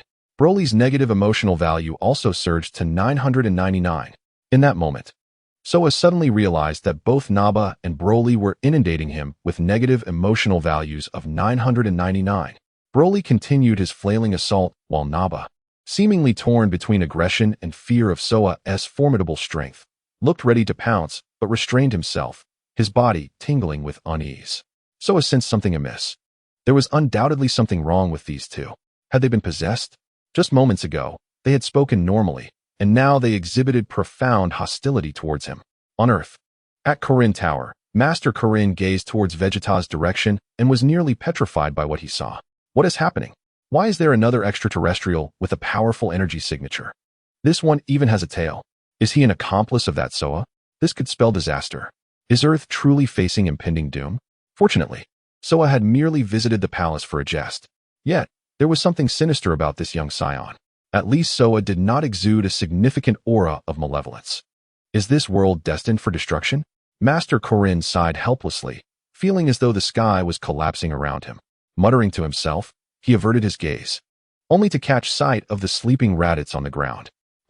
Why does this fellow look so detestable? That sleeping posture is downright infuriating. And weren't you supposed to be unconscious? How are you still snoring? Moreover, you were the one who suggested drinking some water to soothe your throat. Yet you ended up drinking the super divine water and now blame me. In a fit of anger, Master Korin could no longer contain himself and kicked Raditz fiercely. Raditz did not even stir. Master Korin suddenly found kicking Raditz immensely satisfying, even more so than indulging in gourmet cat food. It had been a long time since he felt such exhilaration. Thud, thud, thud. Master Korin unleashed a flurry of kicks on Raditz, growing increasingly invigorated. On board the spaceship, Soa shivered suddenly, a realization striking him. I recall that the bean candy has side effects. I almost forgot about that. The effects of the bean candy lasted an hour, after which side effects would manifest. Calculating the time, he realized an hour had already passed. Did Naba and Broly's sudden animosity towards him stem from the side effects of the bean candy? It was time to test the theory. Soa directly swapped places with Vegeta. After a brief exchange, they returned to their original positions. Vegeta, bewildered, found himself immediately assaulted by Broly. Vegeta, negative emotional value 999. Soa, I despise you. What have you done to me? Why have I returned to the spaceship? And why am I being pummeled by Broly right upon my return? This is absurd. Chapter 88. The Side Effects of Bean Candy. You scoundrel. Vegeta roared with fury, landing a punch squarely on Broly's chest. Broly immediately spewed a mouthful of bile, soaring into the air before crashing heavily against the spaceship's ceiling. The spaceship trembled violently, its ceiling contorting and warping. Naba remained bewildered. Why had Soya transformed back into Prince Vegeta? And please, do not engage in combat here. The spaceship could sustain damage. In a state of panic, Naba hastily maneuvered the spaceship to rapidly descend towards a nearby planet. As the vessel breached the planet's atmosphere, a tremendous explosion erupted. The overwhelming energy unleashed by Vegeta and Broly obliterated the spaceship into countless fragments. Vegeta, Broly, and Naba floated in midair, gazing at the wreckage of their spacecraft. Vegeta seethed with rage. Was it easy to acquire such a spaceship? And yet, it was destroyed just like that. Our spaceship. Naba felt as though he might perish from despair. Boy, do not presume that I, Vegeta, am afraid of you. Vegeta's face turned a shade of iron, his entire body shaking with fury. Meanwhile, Broly looked around in confusion, and upon spotting Vegeta, scratched his head. Why had that person transformed into this spiky-haired figure? Suddenly, it dawned on him. Earlier, this spiky-haired man had attacked him. I shall retaliate. With no hesitation, Broly charged towards Vegeta once more. The two resumed their fierce battle. Mere moments later, Vegeta found himself pinned down by Broly, whose grip forced him to plummet towards the ground. Crash! Vegeta was slammed into the earth, creating a deep crater. The ground quaked and trembled violently. Bang! Bang! Bang! In the next instant, Broly seized Vegeta's wrist, relentlessly tossing him around in all directions. Naba could only watch in disbelief. Poor Prince Vegeta, once again at the mercy of Broly's onslaught. I must ensure he never learns of my father's demise. On Earth, Soya had just exchanged places with Vegeta through instantaneous movement. Gak and Tais were initially bewildered, quickly turning their furious glares upon Soya, their eyes ablaze, teeth grinding in anger. Even Tais shared the same sentiment. Negative emotional energy from Tais, 999. Negative emotional energy from Gak, 999. Both were continuously accumulating negative emotional energy. Soya realized with certainty that this was the side effect of the Dodo candy. It was likely that the side effect was designed to incite hatred. Gak and Tais glared at Soya, their anger intensifying. This fellow was infuriating. He had merely visited the palace to deliver a royal address. And what was the result? Just a foolish April Fool's joke? Can he not be so exasperating? Tais, her chest heaving in indignation, gritted her teeth in frustration. You tossed me aside earlier, and even pinched my behind. You promised to make me queen, and yet it lasted less than a minute. I truly wish to strike you. Unable to contain herself, Tais charged at Soya, launching a flurry of small punches. Gak, mustering his courage, drew his energy gun, aiming it at Soya's form. Tais, step aside. Let me shoot him. Gak gritted his teeth. Soya, however, would not allow himself to be bested. In a flash, he vanished from sight, reappearing behind Gak, delivering a swift blow to the back of his neck. Crack! Gak collapsed unconscious. You Soya, I detest you. Why did you knock Gak out? I will not let this go. Tais was even angrier now, charging at Soya once more, her tiny fists raised. Soya executed a graceful turn, exposing his back to Tais. Slap, slap, slap. Tais's fists fell upon Soya's back incessantly, as though she were giving him a massage. Ah, how delightful, Soya chuckled, thoroughly enjoying the experience. Negative emotional energy from Tais, 999. Higher, higher. Press my head, Soya urged, extending his head towards her. Bang, bang, bang. Tais's fists landed on Soya's head. Soya reveled in the sensation. This massage technique was rather pleasant, although the pressure was somewhat lacking. Tais, seething with anger towards Soya, clenched her teeth and increased her force. However, it was evident that Tais possessed only a combat power of 2. No matter how hard she struck, it was merely a massage for Soya. Wait a moment, Soya said, reclining on the ground, gesturing for her to continue. Tais, without hesitation, charged at Soya again, unleashing a series of vigorous punches. 5 minutes later, Tais was panting heavily, both exhausted and exasperated. You can't be serious. You actually made me massage you, but it felt so exhilarating. The more I hit you, the more satisfying it became. I'll take a 2-minute break, then continue. Tais took a deep breath, still glaring at Soya. Here, have a senza bean to restore your energy. Soya tossed a bean to Tais without hesitation.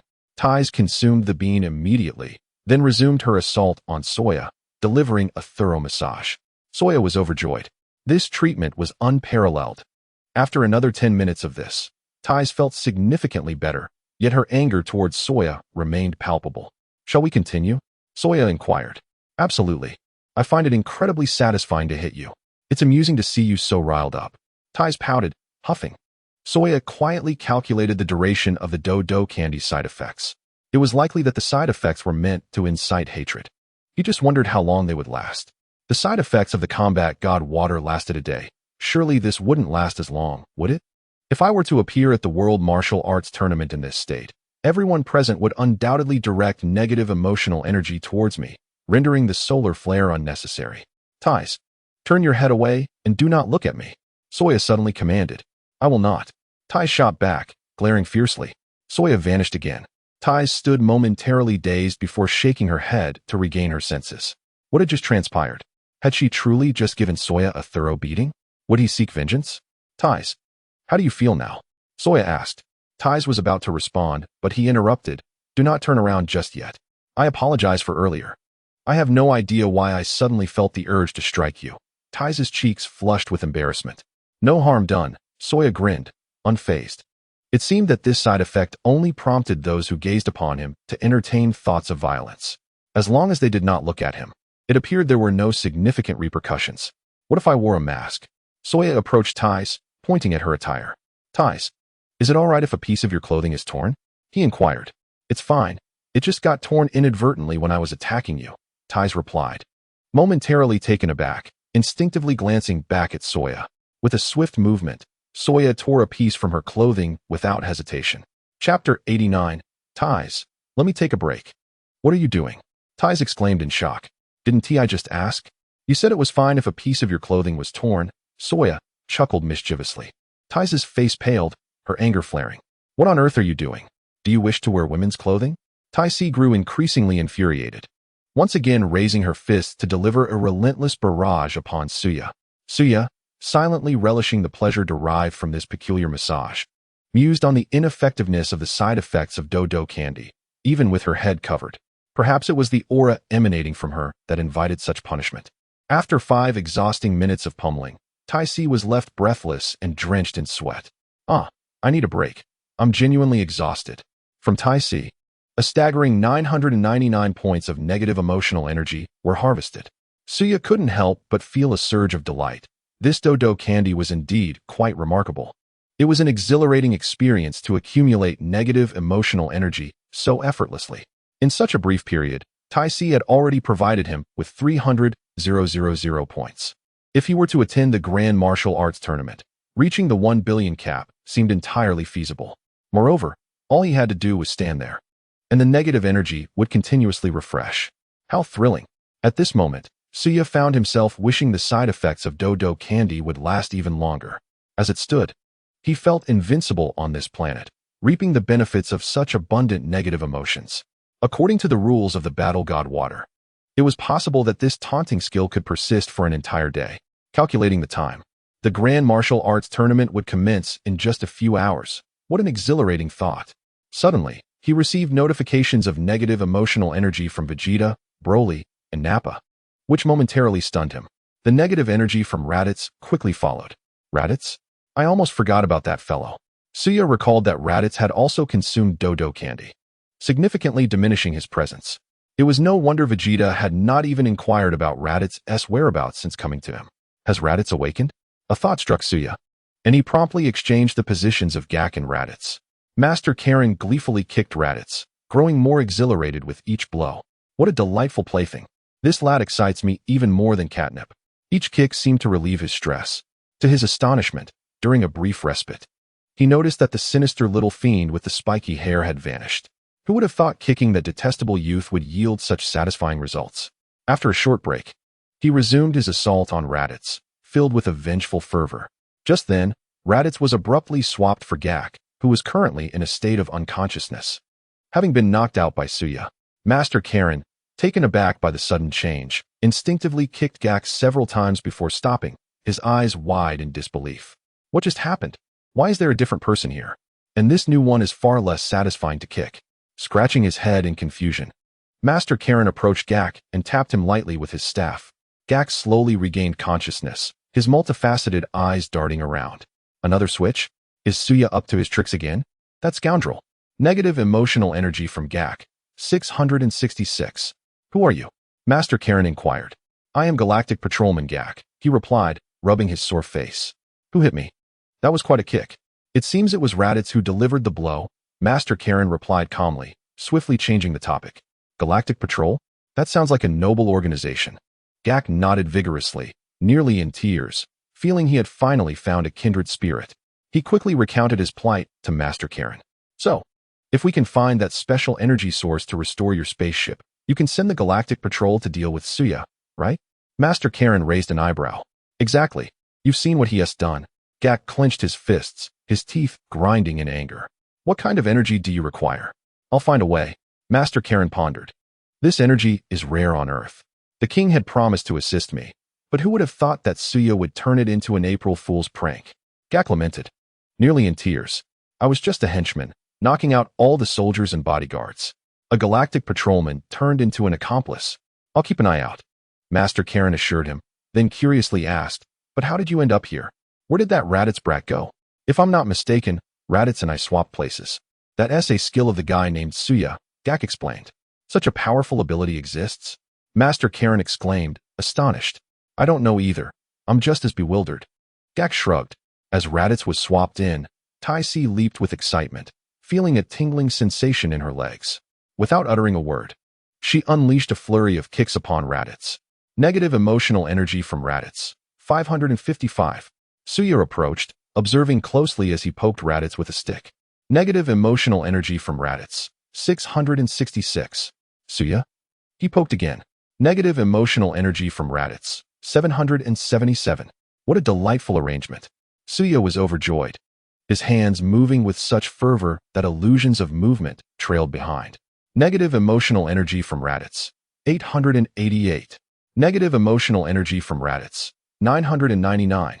Chapter 90. Angelic perception. Raditz's negative emotional energy continued to surge. Suya was elated, feeling a bubbling excitement within him. Raditz, you are truly my little test subject. Can we play like this? I want to play too.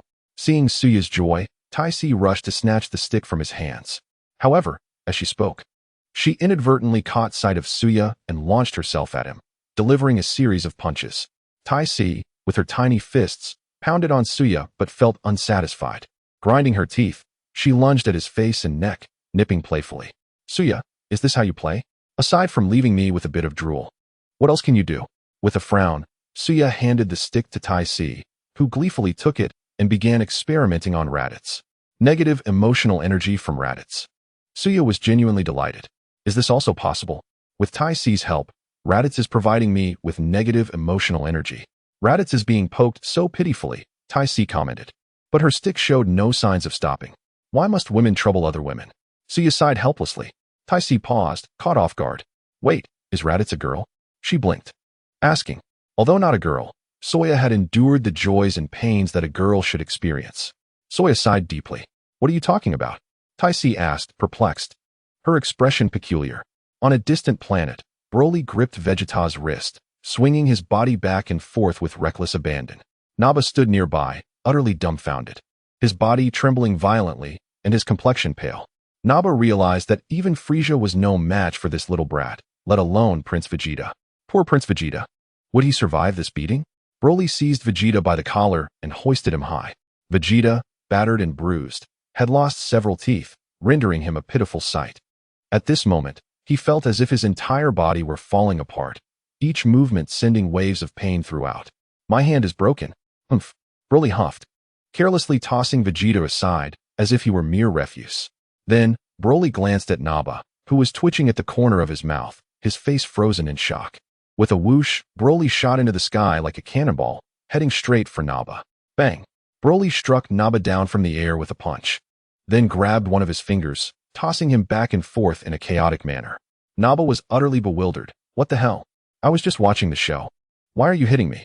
Broly proceeded to give Naba a thorough beating, piling him atop Vegeta and then sitting on him. Both Naba and Vegeta trembled with rage. Vegeta clenched his fists, his teeth grinding in fury. You little brat, just wait. Simultaneously, Vegeta felt a wave of regret wash over him.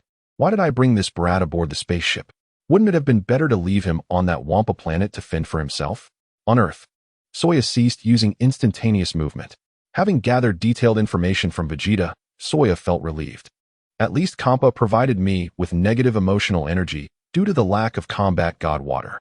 Suddenly, Soya felt it was a bit wasteful to allocate the negative emotional energy solely to upgrading perception skills. Soya cursed inwardly. Damn system, you've squandered my negative emotional energy. 100 billion, and you only returned a little over 100 million? Congratulations, you have retrieved a substantial amount of swallowed negative emotional energy. You may upgrade your perception to the maximum level. Would you like to proceed? Soya was momentarily taken aback. You can retrieve negative emotional energy? Maximum perception level? I wonder what the effects of maximum perception would be. Readers have advised against focusing on perception and to prioritize combat power. Soya firmly declined. Due to the large amount of swallowed negative emotional energy previously allocated to perception upgrades, which was consumed during the process, it can currently only be utilized for perception enhancement. Hurry and upgrade, don't dawdle. Soya's expression darkened. Initially, Soya had little hope for retrieving this negative emotional energy, since it could elevate perception to its maximum. Soya felt there was no need to be overly concerned. Soya was eager to discover the effects of maximum perception. Upgrading perception, Supreme Kai level. Consuming retrieved negative emotional energy of 100 million. Upgrade successful. Soya felt a surge of joy and immediately released his perception, hoping to sense the existence of the Supreme Kai. To his surprise, he indeed sensed the East Supreme Kai in a unique space. So soon it's effective? This is simply delightful. Upgrading perception, God of Destruction level. Consuming retrieved negative emotional energy of 1 billion. Upgrade successful. Subsequently, the level of perception increased once more, reaching the God of Destruction level. Soya secretly rejoiced. Does this mean I can sense the location of the God of Destruction? Wonderful. I must sense it now. Soya swiftly expanded his perception and soon detected Beerus, the god of destruction, sleeping in a castle on an inverted triangular planet. Indeed, he sensed the god of destruction. Now, let us see if I can sense that Kampa fellow. Kampa should still be in the 7th universe, or perhaps he has already returned to the 6th universe. I'll scan the entire 7th universe first. As Soya broadened his perception, he quickly located the swiftly moving Kampa. He was indeed in the 7th universe. Soya distinctly sensed that Kampa was exceedingly far away. Although Kampa was moving quickly, it would take him several hours to reach Earth at this speed. Soya felt as if Kampa was preparing to leave the 7th universe. Has he grown tired of playing in the 7th universe and intends to return? I wonder if my perception is at maximum level. System, hurry up. Upgrading perception, angel level. Consuming retrieved negative emotional energy of 10 billion. Upgrade successful. The system provided another notification. Congratulations, your perception skill is at maximum level. Following that, the system offered a supplementary message. Most of the swallowed negative emotional energy has been retrieved. Any that cannot be reclaimed is lost forever. This clarification was crystal clear. Any further hopes for that so-called 100 billion negative emotional energy were futile. Soya felt the system had made considerable efforts to rectify itself. Truly, I commend you for your diligence. Forget it. Negative emotional energy may be gone, but it can be earned again. The same strategy can be applied on other planets. Can't it? Wait, why don't I go to planet Vegeta and become king? Chapter 91. Don't chew on that, Tai Si. Although the Saiyan population is not particularly large, numbering only a few thousand, even the smallest mosquito is still meat. If all the Saiyans band together to fight me, I could easily inflict a beating upon them, yielding several days' worth of negative emotional energy. However, to do so, I must find a way to prevent Frieza from annihilating planet Vegeta. Just now, both Vegeta and Naba mentioned that Frieza's spaceship was rapidly approaching planet Vegeta. It is estimated that in about 7 or 8 days, Frieza's spaceship will appear in the skies above planet Vegeta. Frieza's intention is straightforward, to take advantage of the situation and obliterate planet Vegeta. No need to rush. Let Frieza fly for a few days. Now, I possess the ability to move instantaneously. I have touched everyone in Bardock's team. Bardock should still be on planet Vegeta during this time. Returning should be quite simple. Don't chew on that, Tai Si, Soya said with a dark expression, addressing Tai Si, who was gnawing at his face. At the edge of the 7th universe, Kampa and Bardos were swiftly flying towards the Void Realm, intending to reach the 2nd universe. If the 12 universes of the Dragon Ball world were depicted as a flat map, they would resemble a large clock. Each hour on the clock represents a universe, and each universe is a large circle. The remaining areas are boundless void. For instance, traveling from the 6th universe to the 7th universe requires traversing only a small portion of the void. However, reaching the 2nd universe from the 7th universe is considerably distant, akin to the longest straight-line distance from 7 o'clock to 2 o'clock on a clock face. Thus, Kampa and Bardos would need several days of travel to arrive at the 2nd universe. After sensing Kampa, Soya lingered on him for an additional 2 seconds, searching for any reaction while silently praying. The system is amazing. The system is amazing. The system's authority is supreme. Certainly, within the depths of Soya's heart, a profound sense of anxiety stirred. The prospect of being discovered by Xiangpa was indeed daunting. Nevertheless, one must embrace audacity when the moment calls for it. The system's products are invariably of exceptional quality. The divine water of combat could even enhance the prowess of a destroyer. Thus, Soya hoped that this perceptive ability would remain undetected by the destroyer. Indeed, as Soya focused her perception on Xiangpa for a few fleeting seconds, she discerned that his pace remained unaltered. This indicated that the system's perceptive authority surpassed that of others. Had it been the kind of sensing ability possessed by Sun Wukong, any attempt to sense Xiangpa would surely have resulted in discovery. Subsequently, Soya activated her fully upgraded perception, directing it towards Bados, lingering on her presence for several seconds. Their speeds continued unabated. The system is truly remarkable. I shall reward you with 3 eggs. Soya felt an exhilarating sense of gain. Elevating perception to such a level was undeniably thrilling.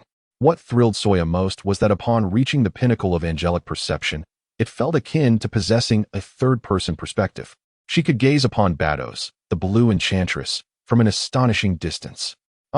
Indeed, she was a true goddess, with such skin, beauty, and form. Soya suddenly found herself more accepting of blue skin. Soya lingered on Bados for several more seconds, eager to observe her reaction. To her delight, Bados exhibited no sign of awareness. Soya secretly rejoiced. The system has not disappointed me. Even the angels remain oblivious. It seems my decision to enhance my perceptive ability was astute. The second universe. Here I come. A smile crept across Xiangpa's face, radiant with delight. Oh my. Lord Xiangpa appears to be in high spirits, Bados remarked with a chuckle. With the enhancement of the divine water of combat, I shall surely pin Hellas down with ease. Xiangpa rubbed his fists together, brimming with anticipation. After indulging in the sight of Bados for a while longer, Soya reluctantly shifted her gaze. Yet, a peculiar dampness enveloped her face and neck, and her expression darkened. Are you finished? Soya glared at Tais. I could bite you to death. Tais, baring her teeth, lunged at Soya with a playful frenzy. Should I lie down to accommodate you? Soya wiped away Tais's drool. MMM. Tais nodded eagerly, all the while delivering a couple of playful kicks to Raditz. There is no greater pleasure than this in the mortal realm. While gnawing on Soya, she simultaneously delivered kicks to Raditz. The emotional satisfaction was unparalleled. Soya thought, poor Raditz. Even in unconsciousness, he suffers such indignities. Just then, Raditz suddenly opened his eyes and slowly rose from the ground. Soya was momentarily taken aback. Has he awakened so soon? Wukong had been in a deep slumber for nearly a day after consuming the divine water. Yet, Raditz had only taken a little over an hour to regain consciousness. Tais, Soya, what are you two up to? Raditz rubbed his eyes, astonished at the sight of Tais's antics with Soya, and a shiver ran down his spine as memories of a certain television program surfaced in his mind. Tais, you might find yourself in a rather unfortunate situation soon. It's nothing, Soya replied nonchalantly. Oh, you're awake? Tais was also momentarily surprised, suddenly coming to her senses. After speaking, Tais playfully kicked Raditz before returning to her playful nibbling on Soya. What's the meaning of this? Why are you kicking me? Raditz's expression darkened. However, seeing Soya being munched on without resistance made him feel more at ease. She merely kicked me. There's no need to take it to heart. Not bad, Raditz. Your combat power has increased. Soya's eyes sparkled as she calculated Raditz's combat power through her perceptive ability. Has my combat power really increased? How long have I been unconscious? Raditz rubbed his head, excitedly inquiring. Has a day already passed? Has the side effect of the divine water subsided? Not quite, Soya shook her head. Raditz immediately checked his energy levels and was left speechless. Negative emotional value of 999 from Raditz. I thought the period of weakness had passed. Congratulations, Raditz. Your combat power has doubled. From your energy levels, it's apparent that your current combat power stands at 340. Soya smiled. Raditz sniffled, on the verge of tears. You call this doubling? My previous combat power was 700, and now it's reduced to 340. And you're congratulating me? Soya, please, be more reasonable. Negative emotional value of 999 from Raditz. Wait a moment. If my combat power doubles upon recovery from this weakness phase, does that mean my combat power will also double? Raditz suddenly had a revelation, his eyes shining with excitement, his hands flailing. It should be approximately that. When you recover from weakness, your combat power could reach around 1500. Soya mused. Although the divine water is toxic, it can still enhance combat power. 1500. Raditz was overjoyed. However, as they spoke, Raditz increasingly perceived Soya as irksome. Likewise, Soya found Raditz equally displeasing, both harboring a sense of discontent. Why is it that you can ascend to Super Saiyan so effortlessly, jumping straight to Super Saiyan 3? While we must start from the very beginning. This fellow is insufferable. The two exchanged fiery glares. With a resounding slap, Soya knocked Raditz unconscious once more. Negative emotional value of 999 from Raditz. Tais, feeling unsatisfied, stepped forward to kick Raditz twice before returning to her delightful nibbling on Soya. Soya was genuinely at a loss for words. Are you never going to stop? Time passed slowly. Suddenly, Tais jolted awake, climbing off Soya, her cheeks flushed. What have I just done? What is wrong with me? What outrageous things have I done? Soya, I'm truly sorry. I have no idea what came over me. Tais blushed profusely, her head bowed in embarrassment, repeatedly apologizing to Soya. She even bowed to the already unconscious Raditz beside her. Soya was taken aback and glanced at the time. It had only been an hour. Has the side effect of the divine water already dissipated? Soya looked at Raditz again and found him much more agreeable than before, no longer as detestable. It seems the side effect of the divine water lasts only an hour, unlike that of the divine combat water. Soya couldn't help but grumble inwardly. I had hoped to exploit your side effects to accumulate negative emotional values. It dissipated so quickly? Yet, perhaps it's for the best. Otherwise, Ties would continue her incessant nibbling, which feels quite awkward. You've made a mess of me. What do you intend to do about it? Soya scolded Ties with a stern expression. Ties retorted, what do you mean, made a mess of you? You should say I've made you fragrant instead. You owe me a bath. Otherwise, we won't be finished with this matter. Soya huffed. Ties. Negative emotional value of 666 from Ties. Negative emotional value of 555 from Ties. Subsequently, Soya approached and kicked Raditz awake. Raditz stirred, his face a mask of terror as he gazed at Soya, trembling in fear. Before losing consciousness, I must have lost my mind. I actually contemplated attacking Soya. I would meet a most dreadful fate. Soya, I truly apologize. I am unsure of what has come over me. Please forgive me. Raditz, terrified, hurriedly expressed his remorse. Forget it. I won't hold it against you this time, Soya huffed. Thank you. Thank you so much, Soya, Raditz exclaimed, overwhelmed with gratitude. Soya felt a bit shy, reflecting on how he had used Raditz as a test subject and even struck him, yet Raditz was grateful. What a sin, but I rather enjoy it. Soya chuckled joyfully. All right, let us find a place to bathe and prepare for tomorrow's World Martial Arts Tournament, Soya commanded, immediately soaring into the sky with Tai Si in his arms. Raditz quickly followed suit. As they flew, Soya suddenly felt the absence of companionship, realizing it was less enjoyable with only one person by his side. It would be much easier to utilize the instant transmission technique if he had a few more companions around. However, he hesitated to swap Tai Si without caution. If he accidentally exchanged her with someone on planet Vegeta, it could lead to disastrous consequences. The mere thought was too cruel to contemplate. Thus, it was imperative to have additional allies nearby for swift exchanges. But how could he bring Vegeta, Nappa, and Broly to his side? Surely, he could not involve innocent bystanders in such exchanges. Would small animals be of any use? As Soya pondered, the three of them had already arrived above the small island hosting the World Martial Arts Tournament, where a luxurious 7-star hotel was situated. Soya descended with Tai Si, while Raditz trailed closely behind. Just as they prepared to check in, a fierce black pit bull suddenly charged towards Raditz. Gur! Raditz scowled, swiftly delivering a kick that struck the pit bull squarely on the head. The dog let out a sorrowful yelp, convulsing before collapsing lifelessly. How fragile! Raditz snorted. Soya facepalmed, exclaiming, why did you kill that dog? I was hoping to see if I could use it to exchange for Vegeta, and now you've kicked it to death. Wait, I wonder if a deceased dog can be exchanged for Vegeta, Soya thought, stepping forward to touch the pit bull. He then attempted to use instant transmission to swap with Vegeta, but to no avail. This indicated that dead animals could not be exchanged with humans, not even freshly deceased ones. Hold on, Soya recalled. The instructions for instant transmission state that only two beings who have made contact can swap positions. It emphasized that the term beings clearly referred to humans. Animals did not qualify as humans, nor did gods. In the Dragon Ball universe, Frieza and Cell were considered humanoid, while even the demon race counted as a form of humanity. However, gods were not included.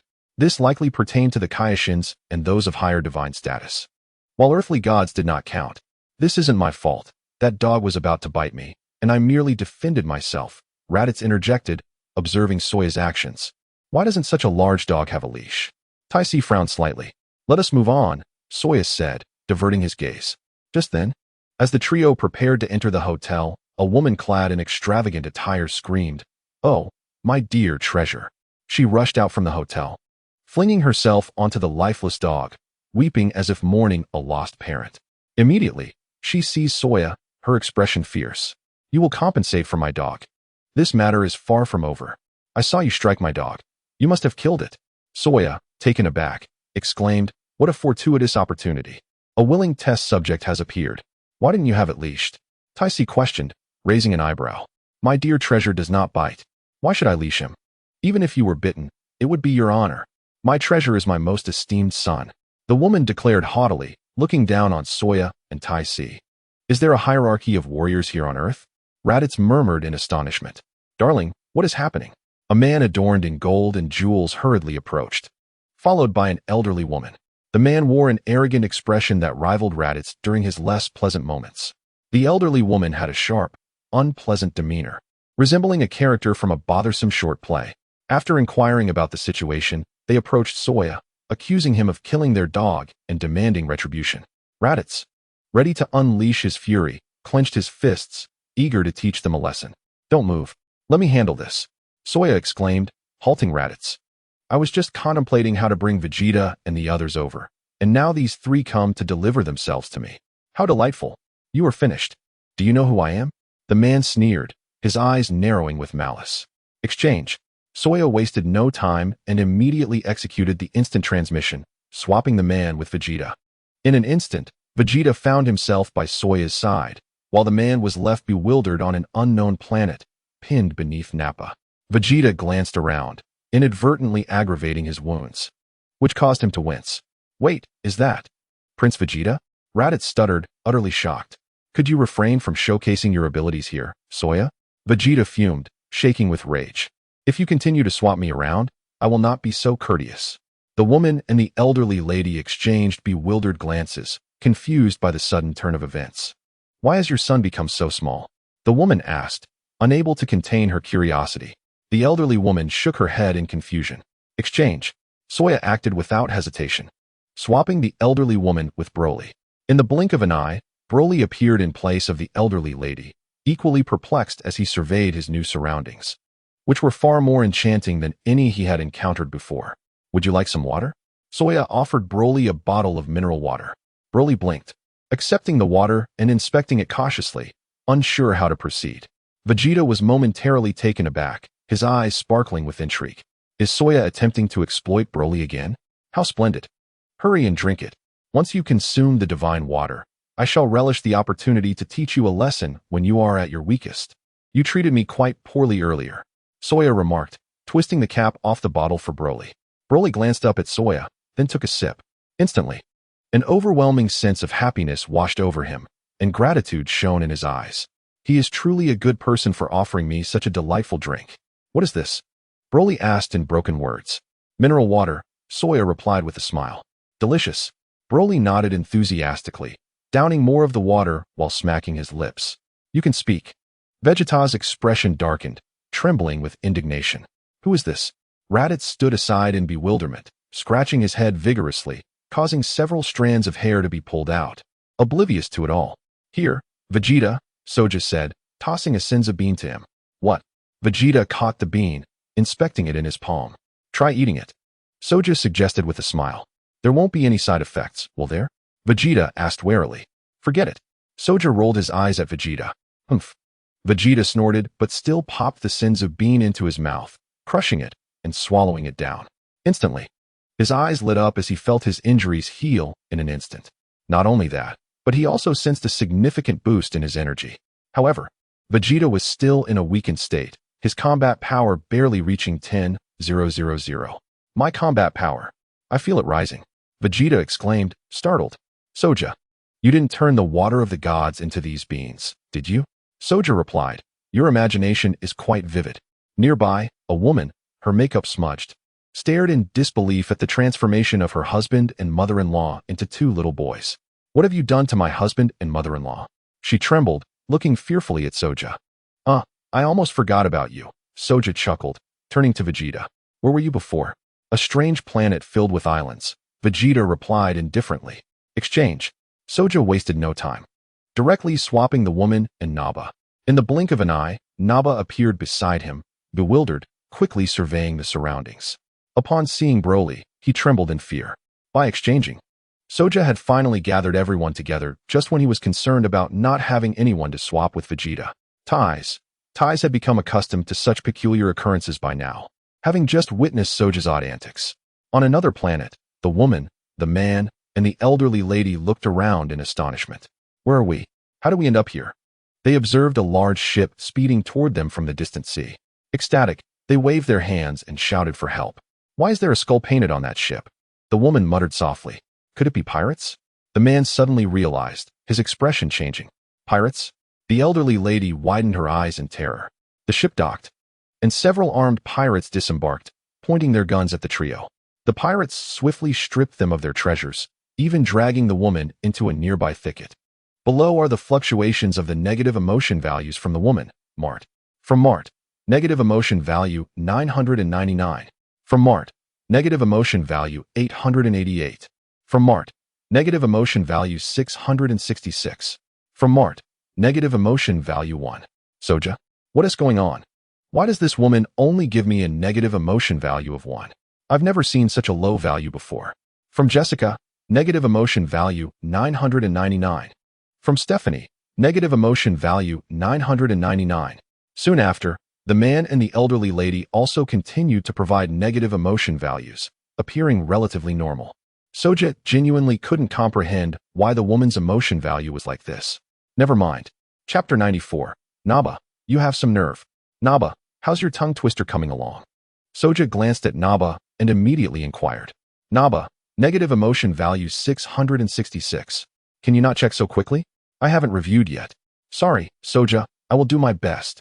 Naba hurriedly replied. Excellent. Soja was pleased with Naba's attitude. By the way, where are we? Naba cautiously glanced at Broly, who was happily enjoying a bottle of mineral water, and felt a rush of amusement. Soja seemed intent on taking Broly down a peg. That would be good.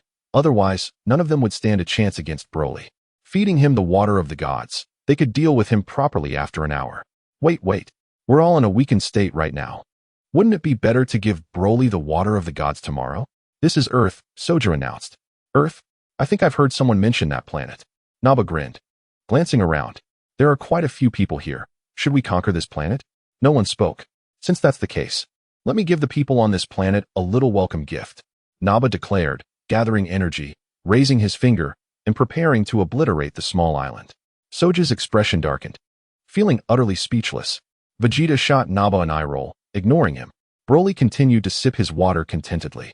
Raditz opened his mouth, but found himself powerless to intervene. Tais looked utterly confused, unsure of Naba's intentions. Exchange. Soja wasted no time and directly swapped Naba with another person. Swish. Naba vanished without a trace. Is this guy out of his mind? Coming right out of the gate with a big move. Does Earth have a grudge against you? If you kill these people, where will my negative emotion values come from? Thus, Soja directly swapped Naba with a female Saiyan. Slap. In Naba's place appeared a strikingly beautiful girl. She had long hair cascading down her shoulders, the ends naturally curling, with a score of 99 for her looks and an impeccable figure. Upon seeing her, Soja was momentarily stunned. How have you grown so much in 6 years? The girl, like the others, looked around in surprise, then gazed at Soja with sheer delight. Soja? She exclaimed, her eyes wide with excitement. Her name was Yui Ai, Kale, a childhood friend of Soja's. Yui Ai was also a low-class warrior, born with a combat power of only 10. However, at the age of 10, she began to unleash her strength, eventually surpassing a combat power of 500 and becoming a qualified fighter capable of completing missions. Since then, Soja had not seen Yui Ai again. This time, when Frieza summoned all Saiyans back, Yui Ai returned with her combat team. However, the timing of Yui Ai's return coincided with Soja's departure from planet Vegeta. Isn't that Yui Ai? Raditz exclaimed, immediately recognizing her. Humph. Vegeta merely snorted, crossing his arms and pretending to be aloof. Yui Ai, it's been years. And you've grown so much. Soja's gaze gradually descended, marveling. Truly, a girl transforms greatly in her teenage years. It's worth mentioning that Saiyans typically undergo a rapid transformation from childhood to adolescence around the age of 14, maintaining this youthful appearance until about 80 years old. After 80, Saiyans age rapidly.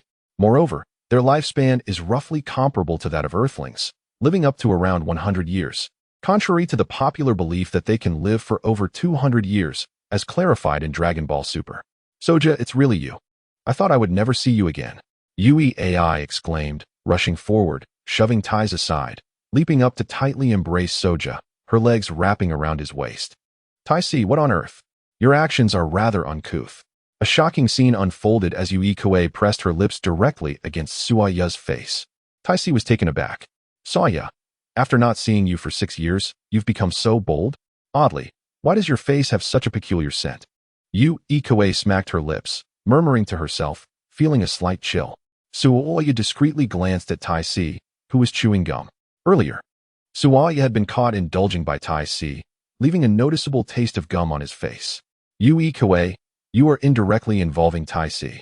Taisi, feeling guilty, seized the opportunity to discreetly spit her gum into the trash can while Yu Ikoue was distracted.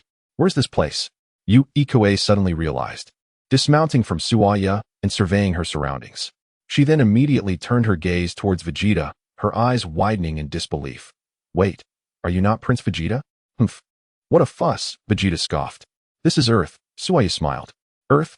Yu Ikoue's eyes widened, momentarily taken aback. By the way, Yu Ikoue, where were you before? Raditz inquired curiously. I was on planet Vegeta, Yu Ikoue replied, momentarily frozen, filled with excitement. This is Earth. What? You were on planet Vegeta? Vegeta exclaimed, turning to Suaya, astonished. How could you possibly traverse such vast distances? Suaya nodded affirmatively. Your ability is truly remarkable. Vegeta's face was painted with envy and jealousy. Negative emotion value from Vegeta, 111. Traverse? Raditz was stunned. When did you acquire such a skill? Did you learn from that fat cat? Don't ask what you shouldn't. Suaya reprimanded sternly. I am sorry. Raditz quickly covered his mouth. Planet Vegeta, upon arrival, immediately unleashed a powerful attack in this area. Boom. Accompanied by a thunderous roar. The area was obliterated by Nappa's immense energy. Many Saiyans at the scene were left covered in dirt and grime, glaring angrily at Nappa. Nappa was utterly bewildered. Huh. Isn't this planet Vegeta? I was just on Earth. How did I end up back here? Is it that guy Suaya's doing? Wait a moment, planet Vegeta? Upon realizing his location, Nappa's face turned pale. This is disastrous. That Frieza character is heading towards planet Vegeta. Before long, Frieza will personally obliterate this planet. This is just too tragic. Negative emotion value from Nappa, 999. Nappa was quickly taken away by the enforcement team of planet Vegeta. Unlawfully unleashing powerful attacks on the planet is a criminal act and will be punished according to the rules. Nappa, who gave you the audacity to unleash such an attack on the planet? King Vegeta personally judged Nappa. Chapter 95, Frieza, I shall not coexist with you. Nappa knelt obediently before King Vegeta, his expression grim. Fortunately, the energy you released was not too strong, and no one was killed. Vegeta grunted coldly. Yet your despicable actions have greatly displeased me. Although you are a high-ranking warrior, not executing you would not suffice to quell public outrage. Nappa trembled, summoning his courage to speak. My king, I have something very important to disclose. Please spare me. Humph, speak then, if your words prove inconsequential. I won't hesitate to end you now, King Vegeta retorted coldly. Frieza is currently en route to planet Vegeta in his spaceship, intending to annihilate our planet. Nappa hurriedly explained. What did you just say? King Vegeta was momentarily taken aback. A brief silence ensued. The gathered Saiyans erupted in laughter, gazing at Nappa as if he were a fool. I'm not lying, my king. Nappa pleaded urgently. This matter can be corroborated by Prince Vegeta. By the way, didn't you go to Planet Beast with the prince? King Vegeta suddenly recalled, unable to resist inquiring. Where's the prince? Did he return with you? Nappa was at a loss for words. How do I explain that the prince is currently on Earth? I wouldn't believe it either. The prince is on Earth. Nappa confessed reluctantly. Earth? King Vegeta furrowed his brow, promptly commanding his subordinates to investigate information regarding Earth. Upon investigation, King Vegeta discovered that Earth was exceedingly distant from planet Vegeta, requiring a considerable amount of time to traverse even in a spaceship. Make contact, King Vegeta instructed Nappa. Nappa felt despair creeping in. I can't get through. The princess communicator is broken, and without a communication device, it's quite difficult to establish contact. Nappa sniffled, on the verge of tears. So, how can you have the prince attest for you? King Vegeta narrowed his eyes. My king, everything I say is the truth. Please believe me. Nappa swore, if the king does not trust me, he may investigate thoroughly. Frieza's spaceship is on a direct course toward us and should arrive in a few days. Moreover, Frieza's ship has been hovering near our planet, with the objective of annihilating planet Vegeta. King Vegeta's brow knitted tightly as he glanced at his other ministers. The ministers exchanged glances and began to murmur. My king, prior to this, we heard that Frieza's men were inquiring about the Super Saiyans.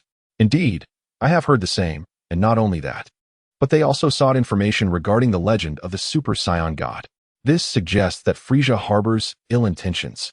He must be wary of the emergence of Super Saiyans or the Super Saiyan God among us, hence his desire to destroy our planet. Several ministers voiced their thoughts. King Vegeta slammed the table, Rage etched across his face, his cape billowing dramatically. Frieza, I shall not coexist with you, King Vegeta proclaimed vehemently. Nappa felt a slight sense of relief. Super Saiyan and Super Saiyan God, King Vegeta mused, pondering whether a Super Saiyan or Super Saiyan God could indeed arise among the Saiyans. My king, this is an ancient legend. One of the elderly ministers stepped forward, bowing, filled with emotion. Let us not even mention the Super Saiyan God. The Super Saiyan is said to be the mightiest warrior in the universe. And the Super Saiyan God is proclaimed as the strongest deity in the universe. Nappa nodded fervently in agreement. After discussing the Super Saiyan and Super Saiyan God for a while, King Vegeta finally noticed Nappa, who was incessantly nodding along, and his expression darkened. Even if your information is valuable, it does not absolve you of your transgressions. King Vegeta snorted coldly, announcing loudly, you may escape the death penalty. But the lesser crime cannot be overlooked. Given your status as a high-ranking warrior, your task is to gather intelligence on Frieza or find an opportunity to eliminate him. This shall be your mission. Nappa's mind raced with 100 thoughts. My king, are you jesting? You want me to find a chance to eliminate Frieza? If I had that capability, why wouldn't I just become the ruler of the universe myself? Earth. At the entrance of a 7-star hotel, Ikue tightly embraced Suaya's neck. After planting a kiss on his cheek, feeling unsatisfied, she indulged in several more pecks, relishing the minty flavor. Suaya, I really need to take a proper shower today. Ikue, you and Tai Si have gone too far. What else can you two do besides leaving saliva all over someone? Tai Si could not help but twitch her lips at the side. Why are you gnawing again where I have already bitten? This woman is truly outrageous. Earth, the gravity of this planet is incredibly light. Ikue descended from Suaya's body, lightly leaping on the ground to experience the planet's gravity. Soon after, she blinked and swiftly soared into the sky, surveying her surroundings and even flying far away, seemingly searching for something. Before long, Ikue returned with a relaxed expression, patting her chest, causing it to quiver enticingly. What's wrong? Suaya could not resist glancing at her again, casually inquiring. Oh, nothing. It just feels like this planet looks a bit familiar, Ikue replied, shaking her head. Suaya cast a deep look into Ikue's eyes, sensing that she seemed to harbor some little secret. However, Suaya did not feel the need to pry into her secrets. Since Ikue was unwilling to share, Suaya chose not to ask further.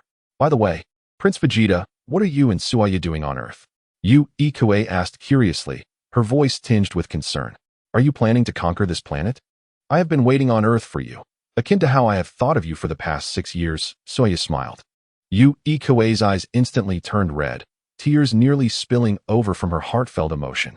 Suaya, she sniffled, her eyes glistening. Don't be too excited. It's just nostalgia, Suaya chuckled. Ikue, negative emotion value from Ikue, 666. Tai Si covered her face, speechless. The girl was about to inscribe the words I love you on her forehead, and he dares to say such a thing. Will you ever have a girlfriend like this? By the way, this planet is about to host the world's premier martial arts tournament. I plan to sign up. Are you signing up? Suaya turned to Vegeta and the others, briefly explaining the rules of the tournament. Vegeta and Raditz exchanged glances, speechless. We are currently in a weakened state. Do you expect us to participate in such a competition? If you want to bully us, just say it outright. Only Broly was busy drinking from a bottle of water, akin to a kitten nursing from its mother. Chapter 96. Odd changes, even changes, not a dual crossing, not a group crossing. I'll participate, I will. Ikue exclaimed excitedly, her expression increasingly animated. Suaya, do you know? My combat power has reached 800 now. You better pray not to encounter me. Raditz and Vegeta fell silent, unwilling to respond.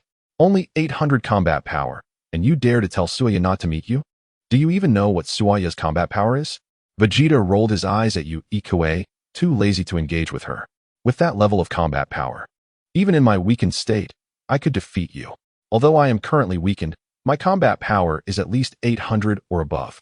By the way, Suaya just gave me a magical bean. My combat power might have doubled, so I should be around 1600 now. Raditz scoffed, visibly displeased. How long until the world's premier martial arts tournament begins? Suaya turned to Tai Si for an answer. Tai Si replied, it's a little over 3 hours until dawn. Once the sun rises, it will commence. She sighed, reflecting on the exhausting night. We still have time. Let us go back and sleep for 3 hours. Suaya beckoned. Soon after, they entered the hotel. Tai Si produced her bank card, handing it to the front desk, requesting 2 rooms. The rooms were quickly arranged. I'll take 1 room, and you Scions can have the other, all right? Tai Si suggested. No. I want to be in a room with Suaya. You can share with Prince Vegeta and the others. Yui Koei decisively refused, huffing. I haven't seen Suaya for so long. We need to have an in-depth conversation. Tai Si, you don't need to be so direct about it. Her face flushed. Yui Koei? She looked momentarily bewildered, not understanding. What does it mean to be so direct? I just want to have a good chat with Suya. Why are you blushing? Huh. Suddenly, both Yui Koei and Tai Si realized something. And Yui Koei's beautiful eyes blinked rapidly, scrutinizing Tai Si. Tai Si instantly displayed a nervous expression, feeling as if she were caught red-handed as a mistress. Wait, I'm not a mistress. Besides, aren't mistresses all the rage now? Even if I were one, what would I fear? Tai Si straightened her posture, meeting Yui Koei's gaze. However, after standing tall, she glanced at Yui Koei's chest and felt a wave of inferiority wash over her. This is incomparable. Clearly, there's an issue. Yui Koei circled Tai Si, observing her from head to toe. Tai Si became increasingly anxious, sensing that this female scion seemed formidable. Will I be defeated by her?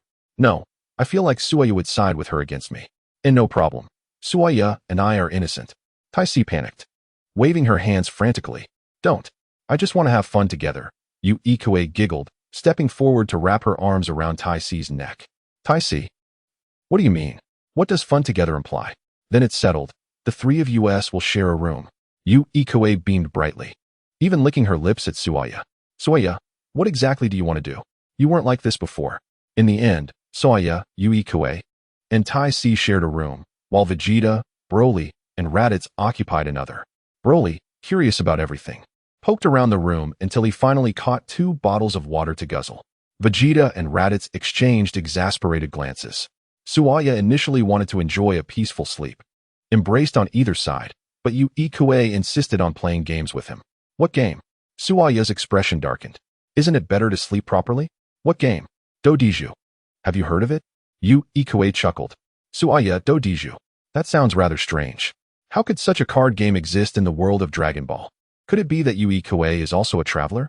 Wondering if the other was a fellow traveler, Suaya recalled some code words. Odd changes, even changes? He said to Yui Koei. Yui Koei's beautiful eyes widened in shock, staring at Suaya without blinking. Then, like a hungry tiger pouncing on its prey, she tackled Suaya to the ground. Suaya, you got the code wrong. It's not like that. Why are you tackling me? Do you always pounce like this? Look at the quadrant. Yui Koei whispered softly in Suaya's ear. Not a dual crossing. Not a dual crossing. Not a dual crossing. Suaya was utterly stunned. What the? This woman is indeed a traveler. Just like me. No way, I must test again. The Heavenly King covers the Earth Tiger. Suaya exclaimed. Little chicken stews mushrooms. Yui Koei pressed down on Suaya again, hurriedly responding. Suaya was dumbfounded, eyes wide with astonishment. But then, a thought struck him, and he abruptly pushed Yui Koei away. Dragon Ball is primarily an anime for boys. What if Yui Koei was a boy who crossed over and became a girl? Suaya shivered, suddenly feeling dirty all over. I actually let such a person bite me. I should just take you down. What are you doing? Yui Koei appeared somewhat bewildered, gazing innocently at Suya. The negative emotional value emanating from Yui Koei stood at 888. Why did you push me away? She inquired. Tai Si, I have matters to discuss with Yui Koei. Please head to the Korin Tower for a while, Suya instructed, turning his attention to Tai Si. Tai Si, perplexed, responded, what are you two whispering about? Can you not speak in a way I can comprehend? Also, what do you mean by asking me to stay at the Korin Tower? Are you planning to transfer me somewhere? Before Tai Si could react further, Suya abruptly swapped her with the Galactic Patrol Officer, Jack. Tai Si's negative emotional value soared to 999. Jack, who was in the midst of strategizing a plan to capture the Scions alongside Korin, was suddenly switched out. Upon her arrival at Korin Tower, Tai Si immediately looked around, overwhelmed with confusion. Did we not agree to play Dodiju together? Were we not supposed to live harmoniously as 3? She lamented. Why was I moved away? You two have gone too far. Sniffling, tears welled in her eyes. Korin, equally startled, fluffed up in surprise. What is happening? Why has someone else been swapped? In a hotel room, Jack laughed boisterously. Ha ha ha. Suya, and other Saiyans. Just wait. Once I repair my spaceship, I will capture all of you. However, his laughter abruptly faded into fear upon seeing Suya and Yu Kuei. His smile froze, and he trembled uncontrollably. Just a joke. Please don't take it seriously. He stammered, waving his hands in panic. Come over and squat here, Suya commanded, pointing out the window. Jack's lips twitched, yet he complied without delay. When I call you back, do you understand? Suya huffed. Jack nodded obediently, with a swift kick. Suya sent Jack flying. Jack's negative emotional value reached 999, continuously contributing to the negativity. Well, now there's no one left, Suya mused, closing the window. He surveyed the hotel room, noting the commendable soundproofing, before turning his attention to Yu Kuei. Now, tell me, how did you come to be here? Yu Kuei, slightly dazed, replied, How did I come here? Did you not mysteriously teleport me? She blinked, looking curiously at Suya. Suya rephrased his inquiry. I meant to ask how you deciphered my secret code. Oh, that.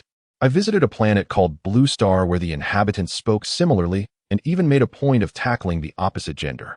Was my code incorrect? Yu Kuei pondered, then hesitated, adjusting her hair. Wait, since you can say such things, it implies you've also been to Blue Star, right? Suya felt a jolt of surprise. Does a Blue Star exist in the Dragon Ball universe? Could it be? He raised an eyebrow and asked, Where is this Blue Star? We, my combat team, stumbled into a strange wormhole and were inadvertently drawn into that place. We spent some time there before quietly departing. After leaving Blue Star, we struggled to find our way back to planet Vegeta and, for reasons unknown, were again sucked into a wormhole, which led us back. Suya fell into contemplation. Could it be that Yu Kuei and her team were transported to another world? Did you conquer Blue Star? He asked, suddenly anxious. Are you joking? Yu Kuei shook her head gravely. The inhabitants of that planet possess formidable combat powers, many exceeding 10,000. To be honest, we were fortunate to escape that planet alive. Suya was momentarily stunned. Is that Blue Star not Earth from my previous life? How can there be beings with combat powers exceeding 10,000? This is utterly bewildering. The phrase chicken stew with mushrooms is something I learned on Blue Star, Yu Kuei explained, continuing her narrative. Fortunately, the people there were relatively friendly, allowing our team of 6 to leave safely. Suya remained silent, realizing that Yu Kuei was not a time traveler as he had initially thought. By the way, how does your Blue Star differ from mine? What do you mean by tackling someone? Suya asked, perplexed. It seems to be a custom of that planet, Yu Kuei replied, then paused, noticing something amiss. Wait, you said you've never been to Blue Star. How do you know this code? Suya found himself at a loss for words. Did Tarola tell you? Yu Kuei's eyes widened in realization. Yu Kuei's negative emotional value registered at 111. Suya remained silent. You've already deduced the answer for me. I shall refrain from speaking. Also, what is the meaning of you providing me with negative emotional value? Is it due to a poor relationship with Tarola? This seemed quite plausible. Suya understood that Tarola was also a member of Yu Kuei's combat team and had played with her in childhood. However, Tarola had never held Suya in high regard, and their interactions were infrequent, given that at that time, Suya was merely a mediocre fighter. In the combat-centric society of planet Vegeta, few would associate with a low-ranking warrior, regardless of appearance. Only Yu Kuei appeared indifferent to such status, seeming more concerned with looks, often taking advantage of Suya in their youth. Wait, I recall your relationship with Tarola was rather average. When did you grow so close? Yu Kuei murmured, pouting slightly, looking somewhat dejected. And when I first arrived on Earth, I thought I had returned to Blue Star. It startled me at first, Yu Kuei sighed with relief, patting her chest. Please refrain from that. It compels me to steal glances at you, Suya remarked.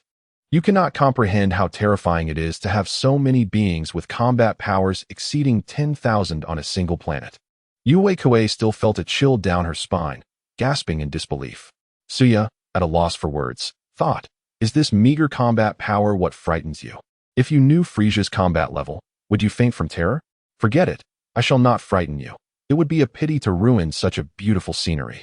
He casually inquired, what is Tarola's combat power? I don't want to say. Yu Kuei shook her head. After a brief silence, she finally confessed, a little over 2,000. Can't you transform into a great ape? Doesn't T-Blue Star have a moon? Suya questioned. Transforming into a great ape would give you a combat power of 20,000. Surely you could conquer that planet? We suspected that there were individuals on that planet with combat powers around 20,000. 000. Yu Kuei explained, shaking her head softly. Thus, we ultimately decided against invading Blue Star. Moreover, we had completely lost contact with Planet Vegeta and Frisia's forces. Who knows what transpired? Sia speculated. It was quite possible that Yu Kuei and her team had traversed into another universe through the wormhole. In the vast expanse of the multiverse, it is indeed conceivable that there exists a similar blue planet reminiscent of a past life. However, Soa is certain that the blue planet Yu Kuei has entered is not the realm of his previous existence. In that former world, beings of such formidable combat prowess were non-existent. If they had been, global unification would have long been achieved. Enough of this, Soa thought, glancing at the time before succumbing to sleep. Fatigue overwhelmed him, and he needed a proper rest, especially with the prestigious World Martial Arts Tournament awaiting him the next day. Why would you wish to participate in such a tournament? Asked Yu Kuei, her curiosity evident. As a Saiyan, it is only natural to challenge the strong. Participating in such a tournament serves to hone one's skills, Soa explained with a smile.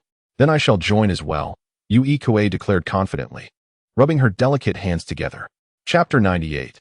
The World Martial Arts Tournament. Though only 3 hours remained until dawn, Soa indulged in a restful slumber, while Yu Kuei showed no hesitation in sleeping beside him.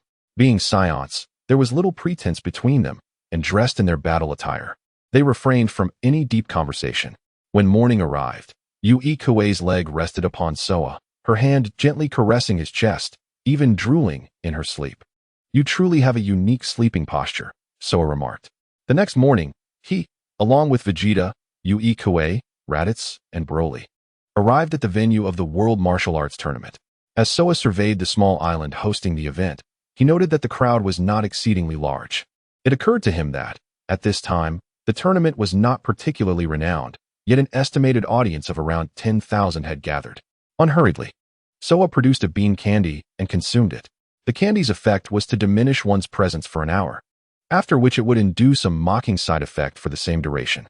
Soa was keen on the latter, envisioning a surge of negative emotional energy when he stood at the center of the arena amidst the crowd.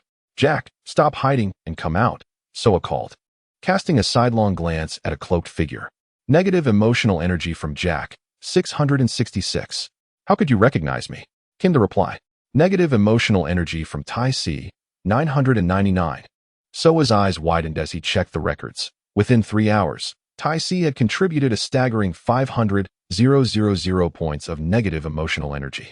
Tai Si, you are truly remarkable. I'll place you at the Corinne Tower to continue generating more negative energy for me. Next came the preliminary rounds, where 8 out of over 150 participants would be selected for the main event. Naturally, Soa and his companions breezed through the preliminaries, fortunate not to face one another in the draw. Thus, 6 from Soa's group advanced, alongside 2 others. Upon recognizing one of them, Soa couldn't help but smile. It was the infamous assassin, Tao Pai Pai. The other contender was an unfamiliar middle-aged man, approximately 50, accompanied by a young boy of around 8 years, who called him Master.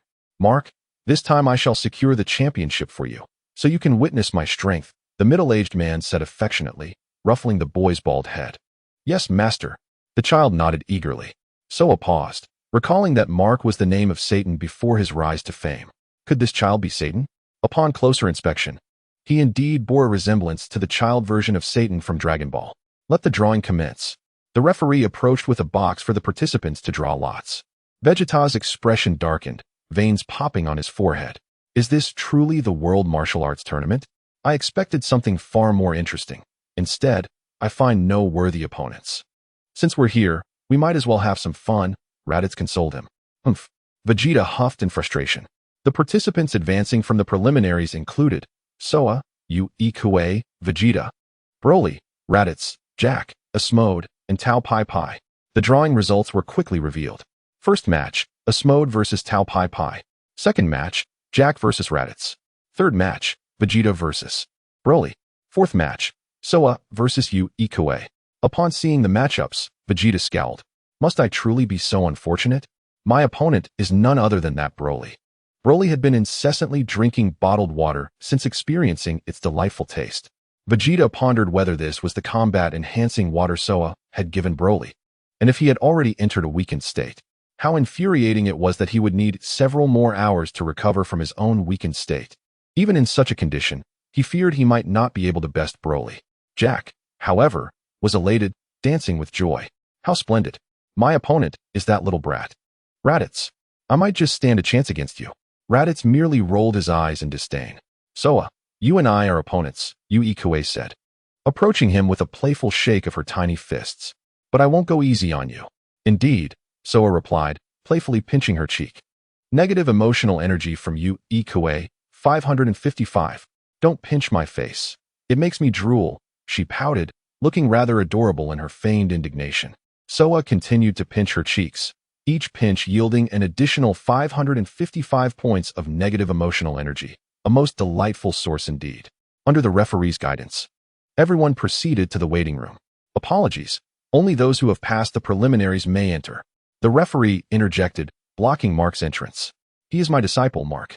I am here to participate in the World Martial Arts Tournament primarily to mentor him. He must accompany me, or I shall not compete, Asmode stated coolly, staring down the referee. After some hesitation, the referee ultimately acquiesced. Very well, Asmode nodded in satisfaction. Now, everyone, take a moment to rest. We shall soon commence the first match. Asmode and Tao Pai Pai, please prepare. The referee instructed before departing. Asmode, with a haughty gait, approached Tao Pai Pai with an air of arrogance. So, you are my opponent, are you? He taunted lightly. Tao Pai Pai glanced at him without response. You can still forfeit. Otherwise, I predict you may find yourself bettered for months. Asmode sneered, reveling in his superiority. And by the way, your hairstyle is atrocious. Indeed. My master is formidable. You are doomed. Mark chimed in enthusiastically. Tao Pai Pai remained silent, slowly sticking out his tongue. Asmode recoiled in shock, stumbling backward, clutching his chest. Are you a pervert? He stammered, his face contorting in disbelief. But before Asmode could finish his sentence, Tao Pai Pai's tongue swiftly struck at his temple. Chapter 99. Tao Pai Pai. Aren't you the king of fools? Asmodeus's expression froze, rendering him immobile at the scene. Tao Pai Pai retracted his tongue, licking his lips, stained with crimson blood. With a resounding thud, Asmodeus collapsed to the ground, lifeless. Mark, in sheer terror, burst into inconsolable tears. You are this fellow's disciple? Tao Pai Pai inquired with a sinister smile, licking his lips once more. Mark, utterly petrified, lost control of his bladder. Since your relationship seems quite amicable, let us die together, Tao Pai Pai declared, lifting Mark high into the air. Mark struggled desperately, but his efforts were futile. The others, including Vegeta, refrained from intervening, deeming the events inconsequential to themselves. Aoi Yuri also saw no reason to stop the unfolding chaos, having grown accustomed to a life of violence. Just as Tao Pai Pai prepared to crush Mark, he caught sight of Soya. Tao Pai Pai gazed at him intently, feeling an inexplicable sense of familiarity. Previously, Soya had been largely unnoticed due to his consumption of a peculiar candy, thus Tao Pai Pai had not paid him much attention. However, at that moment, Tao Pai Pai suddenly recognized Soya, feeling as though he had encountered him before. Kid, why do you look so familiar? Tao Pai Pai mused, bringing Mark closer for inspection. Is there something you need? Soya replied with a smile. I remember now. You are the king who played an April Fool's prank yesterday, aren't you? Tao Pai Pai exclaimed, slapping his forehead in realization. Indeed, Soya nodded. Your declaration yesterday was quite amusing. I was ready to commit murder when you suddenly said you were just joking. Tao Pai Pai's face darkened, glaring at Soya. From Tao Pai Pai emanated a staggering negative emotional value of 999. This young man was infuriating. Do you dare to participate in the World Martial Arts Tournament? Tao Pai Pai scoffed, casually tossing Mark aside. Whoosh. Mark soared through the air, vanishing from sight. Which match are you in? Tao Pai Pai queried. Can you fly? Soya countered unexpectedly. Why? What do you mean? Tao Pai Pai frowned. I can, Soya responded, lifting himself off the ground. Tao Pai Pai's expression darkened further.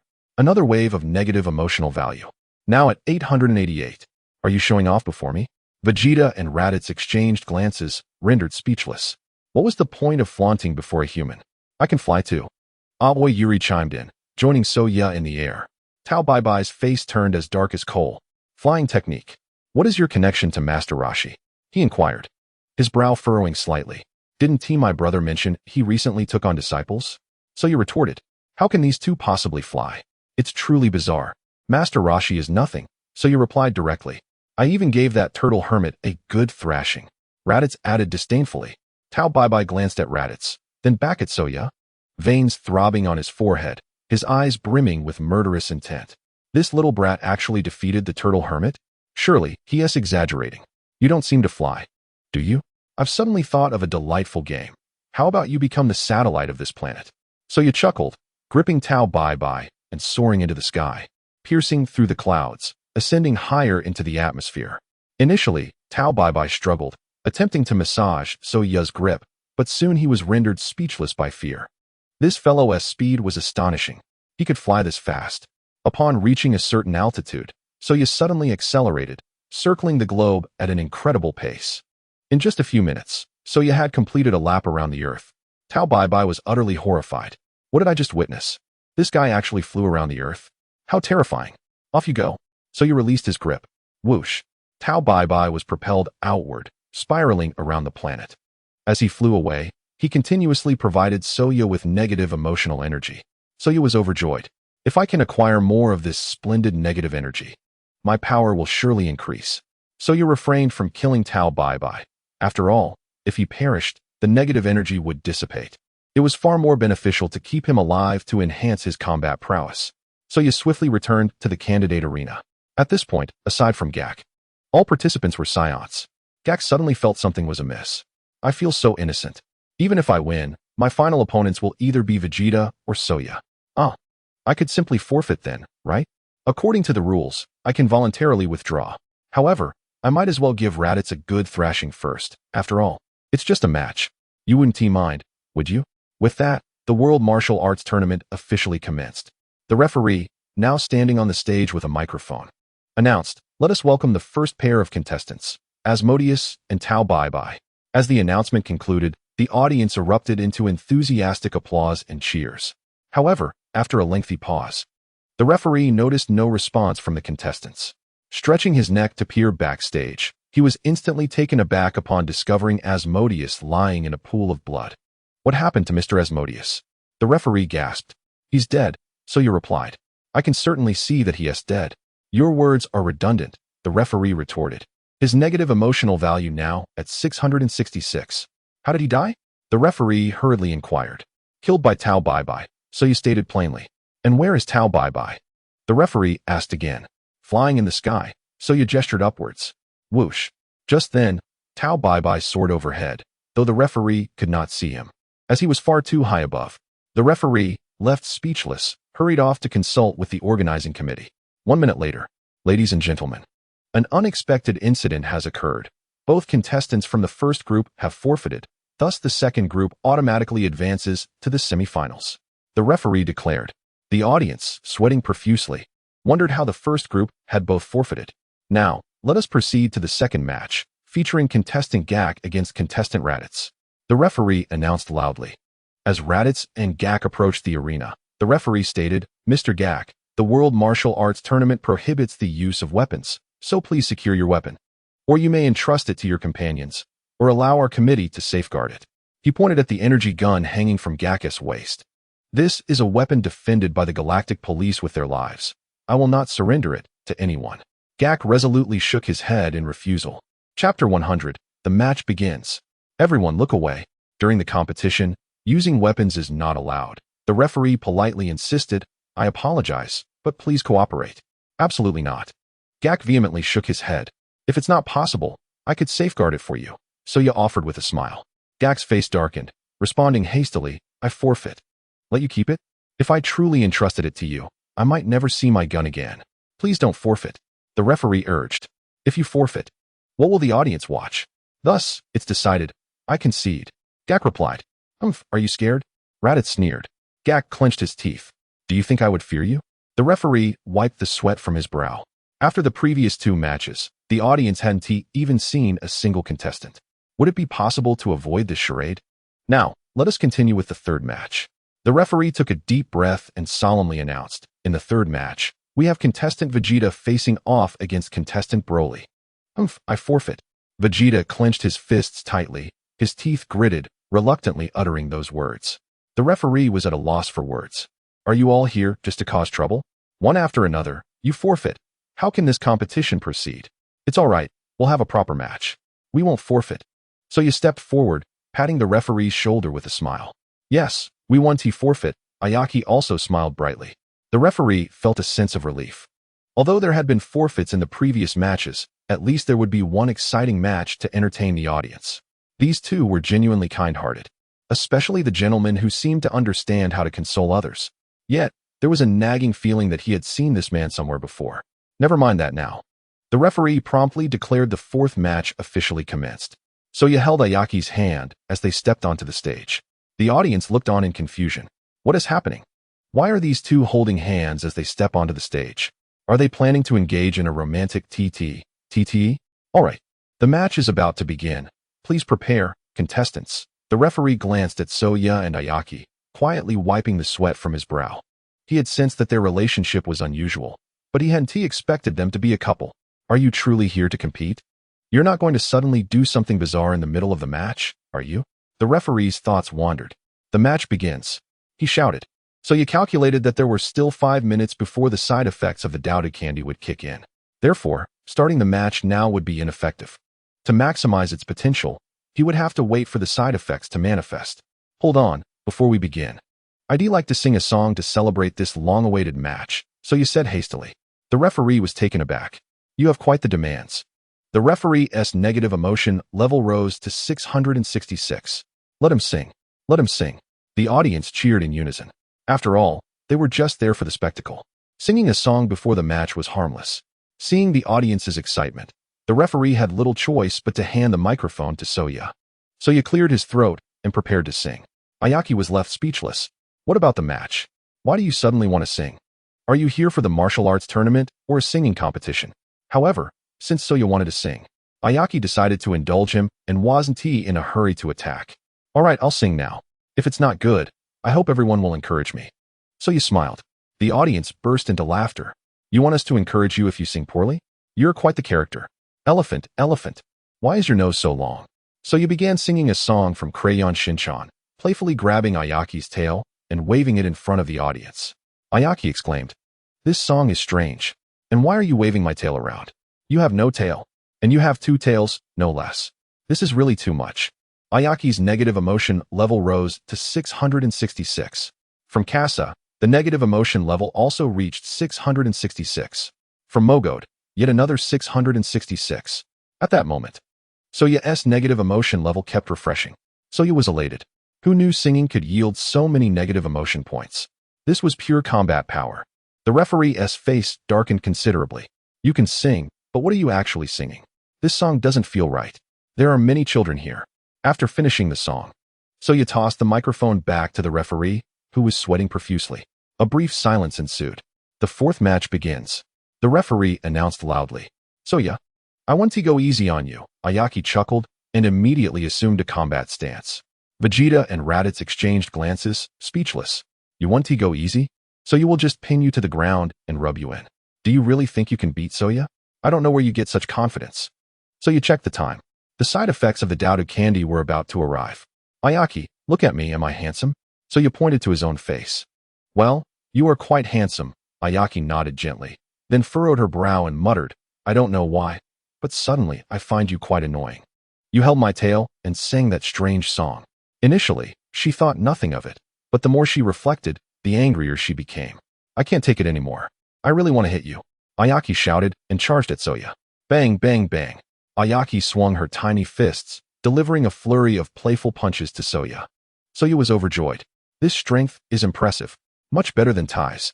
Tai's had pressed him for so long that his battle suit hadn't even been scratched. Meanwhile, Ayaki's playful attacks were invigorating. I suddenly feel like Soya really deserves a beating.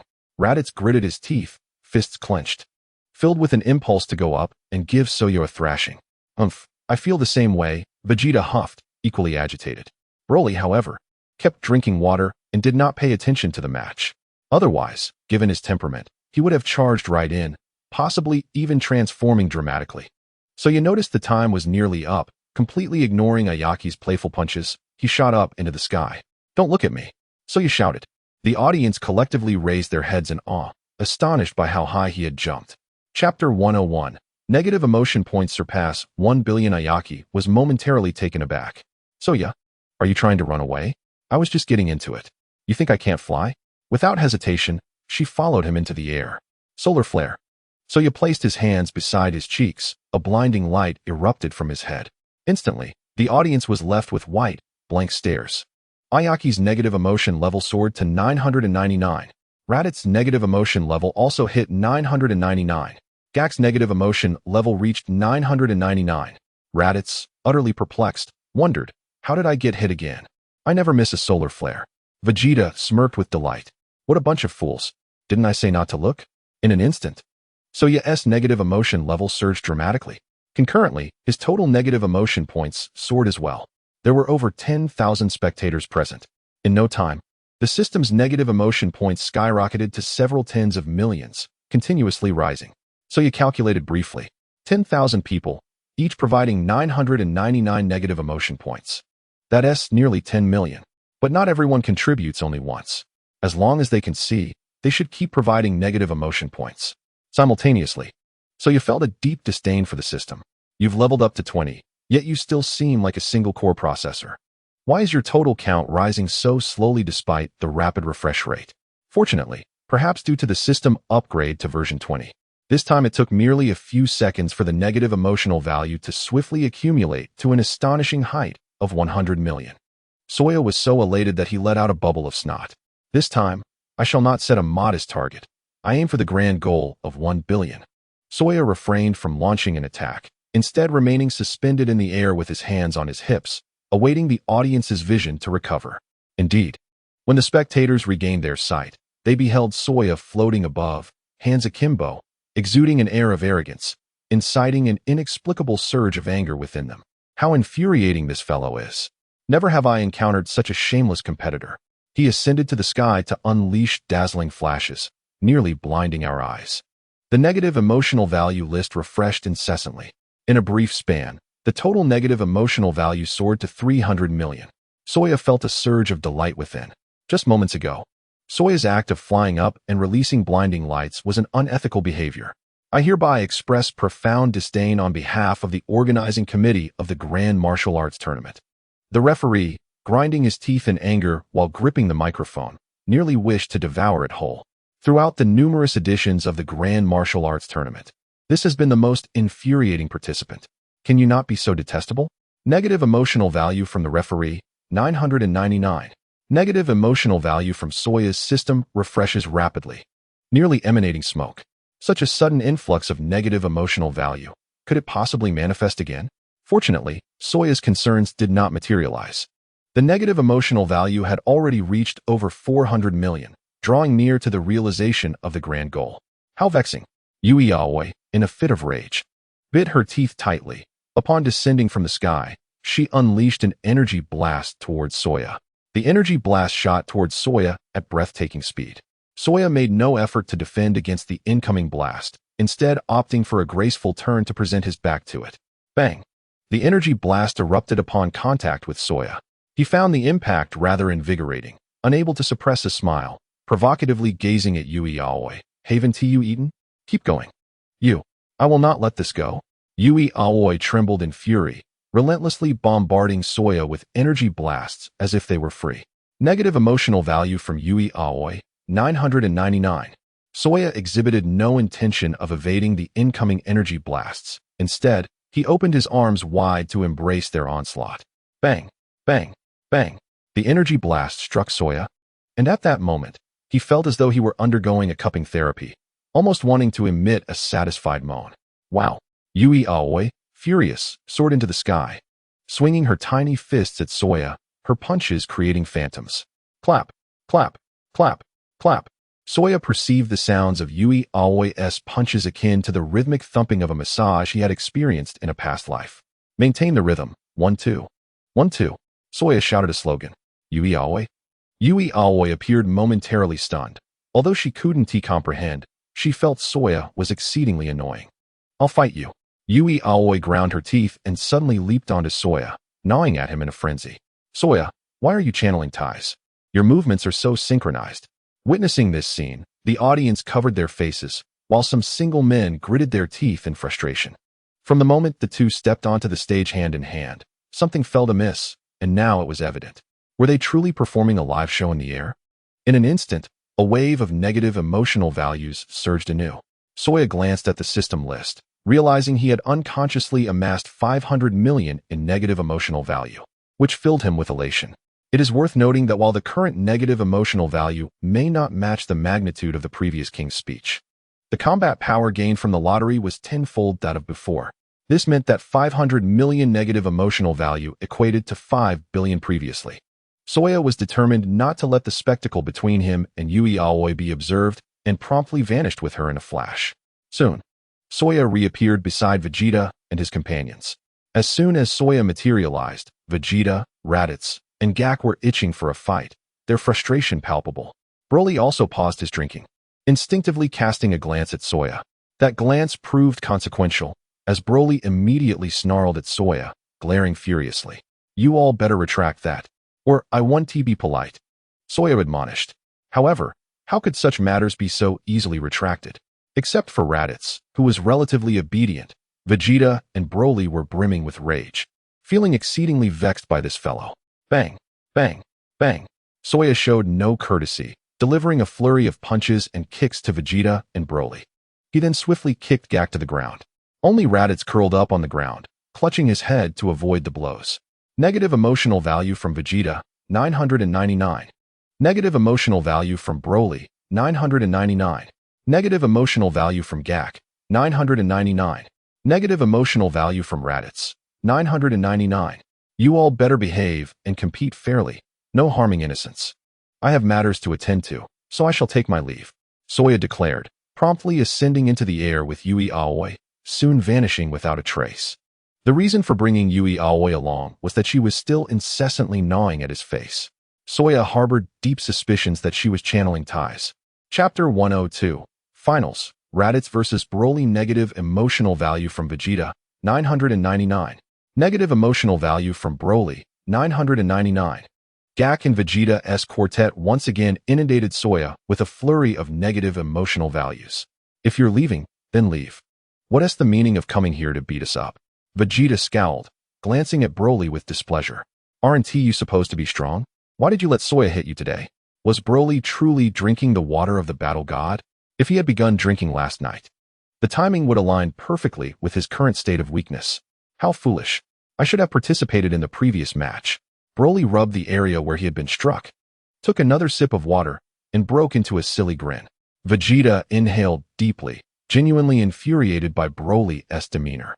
You've been beaten to such a pitiful state by Sawyer, and you still find it amusing? Gak sniffled, on the verge of tears. Why must I, a galactic patrolman, be entangled with these Saiyans? I want to go home. My mother is calling me for dinner. Gak wiped a tear away, gazing skyward in search of his homeland. Raditz slowly lifted his head, exhaling a long breath. Thank goodness I'm clever enough to pinch my thigh and refrain from striking Sawyer. Otherwise, I would be in dire straits. At this moment, the audience was utterly bewildered. Where did they go? Where are the competitors? Suddenly vanished. Dear audience, it appears that the contestants Sawyer and Yui Aoi may have employed a rather unique ability, such as invisibility or high-speed movement, which is why we cannot see them at the moment. Please remain patient. The referee pondered for a moment before hastily providing an explanation. This waiting period stretched on for over half an hour. The audience searched high and low for any trace of Sawyer and Yui Aoi. Contestants Sawyer and Yui Aoi, please reveal yourselves immediately, or we shall declare your forfeiture. The referee's face darkened as he spoke into the microphone. No response came. I will count to 10, and if you do not appear, both of you will face forfeiture.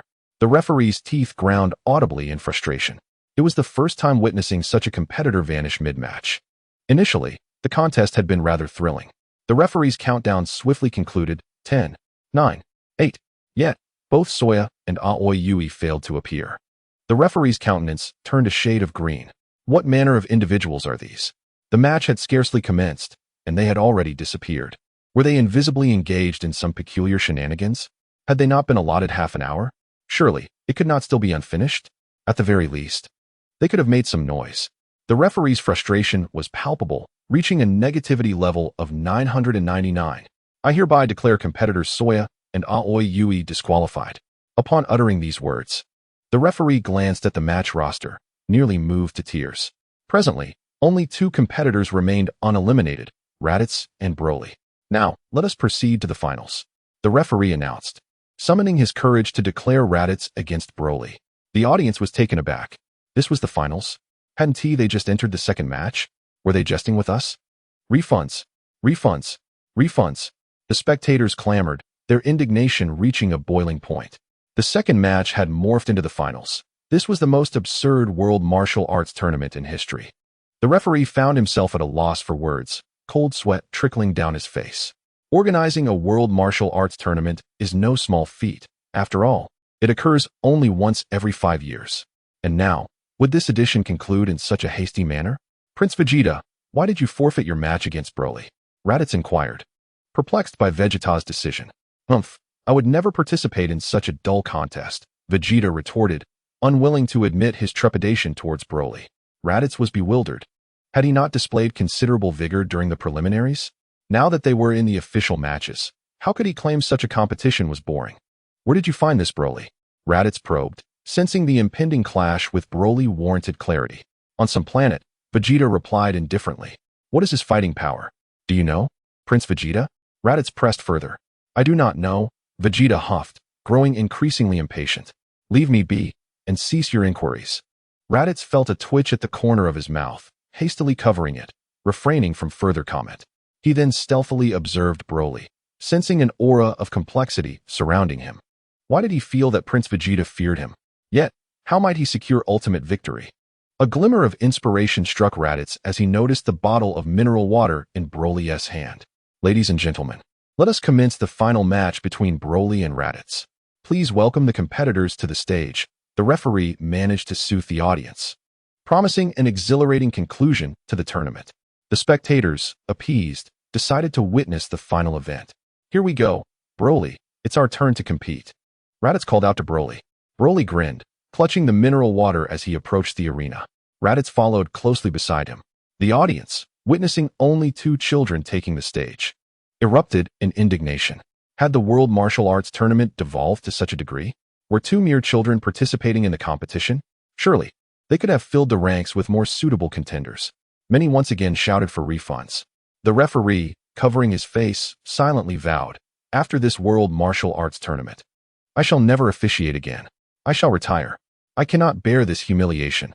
My career began and shall end with this tournament. All right, the final match commences now, the referee proclaimed loudly. As his words echoed, Broly charged towards Raditz. In a calm manner, Raditz produced a bottle of mineral water from his possession, waving it at Broly. Broly paused, glancing at his nearly empty bottle, his gaze igniting with desire as he eyed Raditz's water. Go! Raditz tossed the bottle beyond the ring. Broly lunged forward, seizing the water in his embrace. With a thud, Broly tumbled out of the ring, immediately twisting off the cap and drinking voraciously.